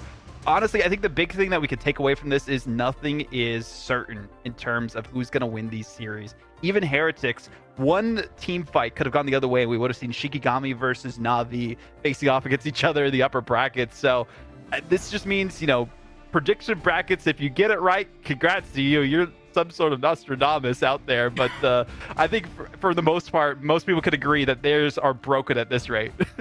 I mean, there was already the 1% that would have predicted Shikigami to be in the semifinal. Respectfully, that was just a really hard match. Rad are incredible, so even better to be able to beat them. So already, you're at 1% of the bracket predictors, and then Na'Vi beating VP, even the pros couldn't have predicted that. But this is what's amazing about preseason leg day, is that this is just in preparation for the stage, and this isn't going to affect anyone's chances of getting to that stage. It's going to make them a bit richer, but it's going to be really cool to see that. Yeah, it's going to be incredibly cool to see that, but it's also going to be incredibly cool to see our boy Tara. Oh, is he ready? Let's say hi to Tara, everybody. I kind of spoiled what we were gonna see here, but I better see a smile on your face. There we go. Tara happy. This is we're happy to see you happy, man. How are you feeling? You beat Virtus Pro. It was good. I mean, first map was whatever. Everyone was doubting us. We really didn't find our identity throughout the whole time, but we know who we are. We know what kind of team we are, and we just had to all come together and trust each other. So we knew anything was possible. We knew that we could easily beat them in even a 3-0 sweep and all that stuff like this. But we also knew that they could beat us in a 3-0 sweep. So we're really happy with the results, even though we lose a map. We still played almost lights out. Yeah, he did. That was awesome. I mean, talking about that specifically, we heard from you yesterday, Terry. You seemed a little bit disappointed about the performance you had against Fire Strays. Going into this, you did the run back on Museum of Contemplation, the map where we had that mishap. What really changed in terms of like the preparation and strategy for you guys going into that museum matchup? I mean, how it kind of came to it was everyone has their ideas going into like this day, because this would be our hardest match of like the whole tourney, everyone would say. So everyone would have their ideas of anything like that, and we all just sit down to and that's kind of it. I'm not gonna say all of our ideas because, of course, that's a little bit shameless. Can you tell us the idea behind the Captain America ban? That seemed to make a big difference in this series. I mean, it's just going all the way back to Atlanta. That's my thought process. That was like originally on the first map. I like talked about it beforehand, saying in some predicament we can go lead into the cap ban, but I would like to try this ban line first, and I still think we could have easily won that map, but easily mistakes happen and anything can happen. And then going into that, I just think about what happened from prior tournaments and all that stuff and what I would do. Well, speaking of like prior series that you guys have played, you faced off against Heretics earlier on. It didn't go the way that you wanted. We heard from, Fate in the background saying that you guys don't like playing against cheese comps, and they also struggled to get a day against Shikigami. Now seeing that performance and the performance you guys were able to pull out here, what are your expectations going into that series? I mean, our expectations are to beat them. I think everyone's expectations that's the result that we want. We want to go in championship done Sunday as in winners finals, nothing else. But it's gonna be way better. It's not gonna be a best of 2. Anything can happen in best of 3. First of 2, yeah. So yeah, same thing here. They could easily, VP could have easily won first map, and we could have been ridden out easily. That's how different first to 2 and best of 5 is. I mean, it was amazing to see you all bounce back from yesterday. And I mean, you won, but we saw you in that interview and you knew that you had higher expectations for your team. And it sounds like you've really hit that peak. You hit that stride and you're going to come in swinging for that upper final. So big congratulations, Tara. We're all cheering you on. And thank you for the interview. No problem. Thank you. Have a good one, my goat. Oh my god, guys. Na'Vi have done it, giving the first loss to Virtus Pro. And like we said, it's going to be Na'Vi versus Heretics in that upper final, I believe, tomorrow. And then we have VP versus Rad rematch, and then a Shikigami Fire Strays. And those two underdogs are going to go at it leg day. This whole bracket is, every match is a banger. Like, now, how do our rankings work out, like Shikigami went real close against Heretics beat Na'Vi beat VP. like whatever you think your bracket is in terms of accuracy right now, you are most likely wrong. EMEA, like, we managed to pull off the rare reverse poach from the Americas, like rarely ever happens that we get a top talent from America come here to EMEA because they want to play against the best, but it seems like Terra has definitely been rewarded for making such an audacious move. I think Vaudable, I'm scared. I saw Tara smile and I was smiling, but if he smiles, I also think everybody should be scared. Yeah, I mean, when this team is feeling confident and when they are communicating, like he said it themselves, they're not going to give up the comps and like what the conversations were like, but the fact that they're talking ahead of time and preparing together as a squad, which, we've heard that they have been doing that before, but it just seemed like something wasn't sticking. it seems that they finally figured out their identity as a roster, and that's what's been missing up to this point. And now that they have the accolade of being the first team to beat Virtus Pro in multiple months since Stage 2 playoffs, where Citadel Gaming was the last one to do it in 5 maps, by the way, there as well. This is a monumental moment for them, but they have to stay honed in and check themselves a little bit, right? They can't get too confident from that, especially going up against Heretics, who still looked on top of the world. And leg day, I mean, we saw 100% Na'Vi versus 99% VP. Like, I still think they played really well. And I like that you get rid of that perfect streak. It's kind of a lot of pressure to maintain that, right? So how important is this wake-up call for VP? Like, no streak lasts forever. Every empire eventually falls, whether it's the Romans, the Byzantines, or Virtus Pro. And honestly, like we've seen from Na'Vi in particular, in Preseason, like, a loss tells you a lot more about ways you can get better than a streak of wins. And being able to take this loss and still have a lower bracket to play in means that maybe VP are going to come back and try and get that salty run back in our grand finals. Yeah, because Vaudable, I mean, Rad have seen this beast before, and to be honest, they were the closest ones to slay that beast. But do you think VP losing here maybe gives some hints to Rad of like, oh, maybe we could ban this, pick this, play this? Or is, I mean, that's just Na'Vi peaking. I don't know if Rad could do that too. Yeah, I mean, Rad has the potential. That's been the big thing, right? A lot of teams were saying that they're like number 4, number 3, depending in the region where you would like rank everyone else. And I think they have a lot to prove here specifically. And if any team was going to do it in the lower bracket, I feel like they have the best bet. Shikigami has potential, but I think Rad has that like raw talent. And that's what we saw from Na'Vi, able to just go toe-to-toe in the neutral so many times, but also the way that even the strategist lineup worked out so well. And yeah, just getting through our end of the day, folks. We have matches all the way till Sunday, and you are, of course, joining us on Friday. So it's going to be a long weekend of absolute cinema. And today, we just delivered part of that. Almost 2 Game 5s here at the MVP. Almost got to that point before Na'Vi closed it out. That was a big upset, obviously. Na'Vi winning that to Shiki almost pulling off the upset against Heretics. And leg day, Shikigami are in the lower bracket now, but they made Heretics sweat. So how are you feeling about Shikigami in the lower bracket? I think Shikigami stocks are pretty high at the moment, I'm not gonna lie. Like, I've been trying to sing the songs of praise for Fire, you know? Like, I've been bigging them up since week number 2. But Shikigami, like, going so close with Team Heretics, they easily could have won that against a team that beat Na'Vi previously. Our top, 5 here in EMEA is unbelievably contested. And Vaudable, like, you understand, like, in the best of 5, like, so many of your map picks can come out, especially if you slip up. You have that advantage, and teams like Shikigami bring out such interesting looks, you know, with that Torch, Ultron, Angela comp on Central Park that defeated not only Na'Vi, but Heretics. So they're a team to watch out, and this is where all these unique looks can come out, and the meta is just starting to develop, I feel like. There's no easy series from here on out. Even for Virtus Pro, that's been proven by Na'Vi getting the victory, and Rad, against, you said, Jen, that they looked the best against them during the group stages. So this is a tough road to the grand finals for all teams involved, and I gotta say, looking at our matches tomorrow, there are some really big ones here.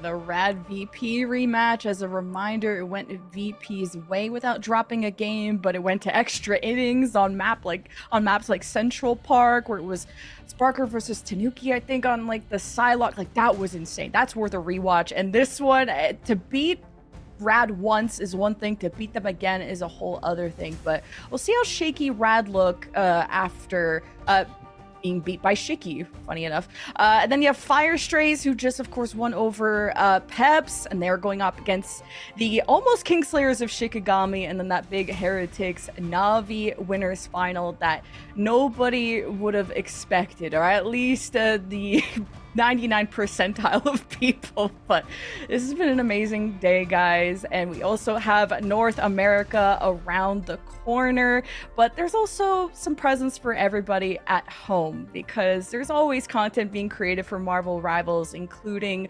costumes, and a brand new duelist has hit the market. Yes, you can go and try her, y'all. She is so fun. Looks very complicated too, using coins to buy utility, and everyone is freaking out about how she could potentially ruin the meta. And in the best of ways, really just kind of shake things up, if I'm honest, Leg Day. I mean, this is going to be an exciting character to see.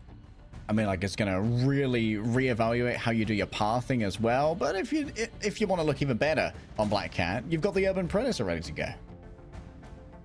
Yeah, Urban Predator, pretty cool costume available. The debut one here for the Black Cat specifically, but I'm keeping my eye out for that Spider-Man one. A legendary costume, the photographer finally unmasked, and also just in his regular ESU outfit that we have, and it's just awesome to see the love that these devs have been giving to these costumes. And even the Blade Starlit Shadow, he's always looking fly in his new costumes here on this side of the cosmos, because he's embracing the cosmic hunt with the Starlit Shadow. So definitely recommend picking these up. They're available now in the store, so you don't have to wait too long, but make sure you don't wait long for them to be out of stock, because you got to get them while you can.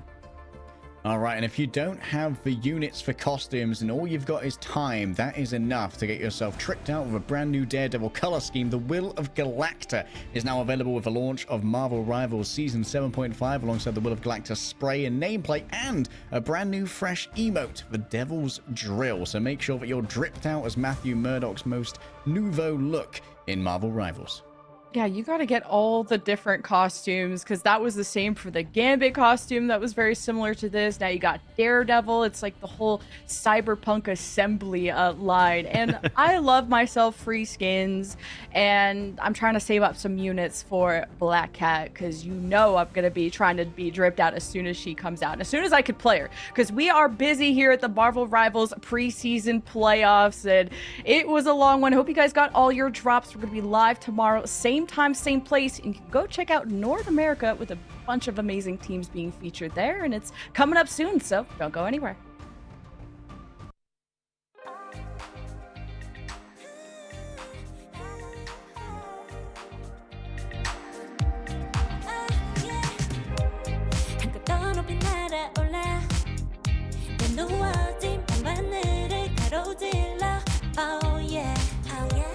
필요할 때 내가 널 지켜줄게 간절히 바라면 이루어지는 마법인 거야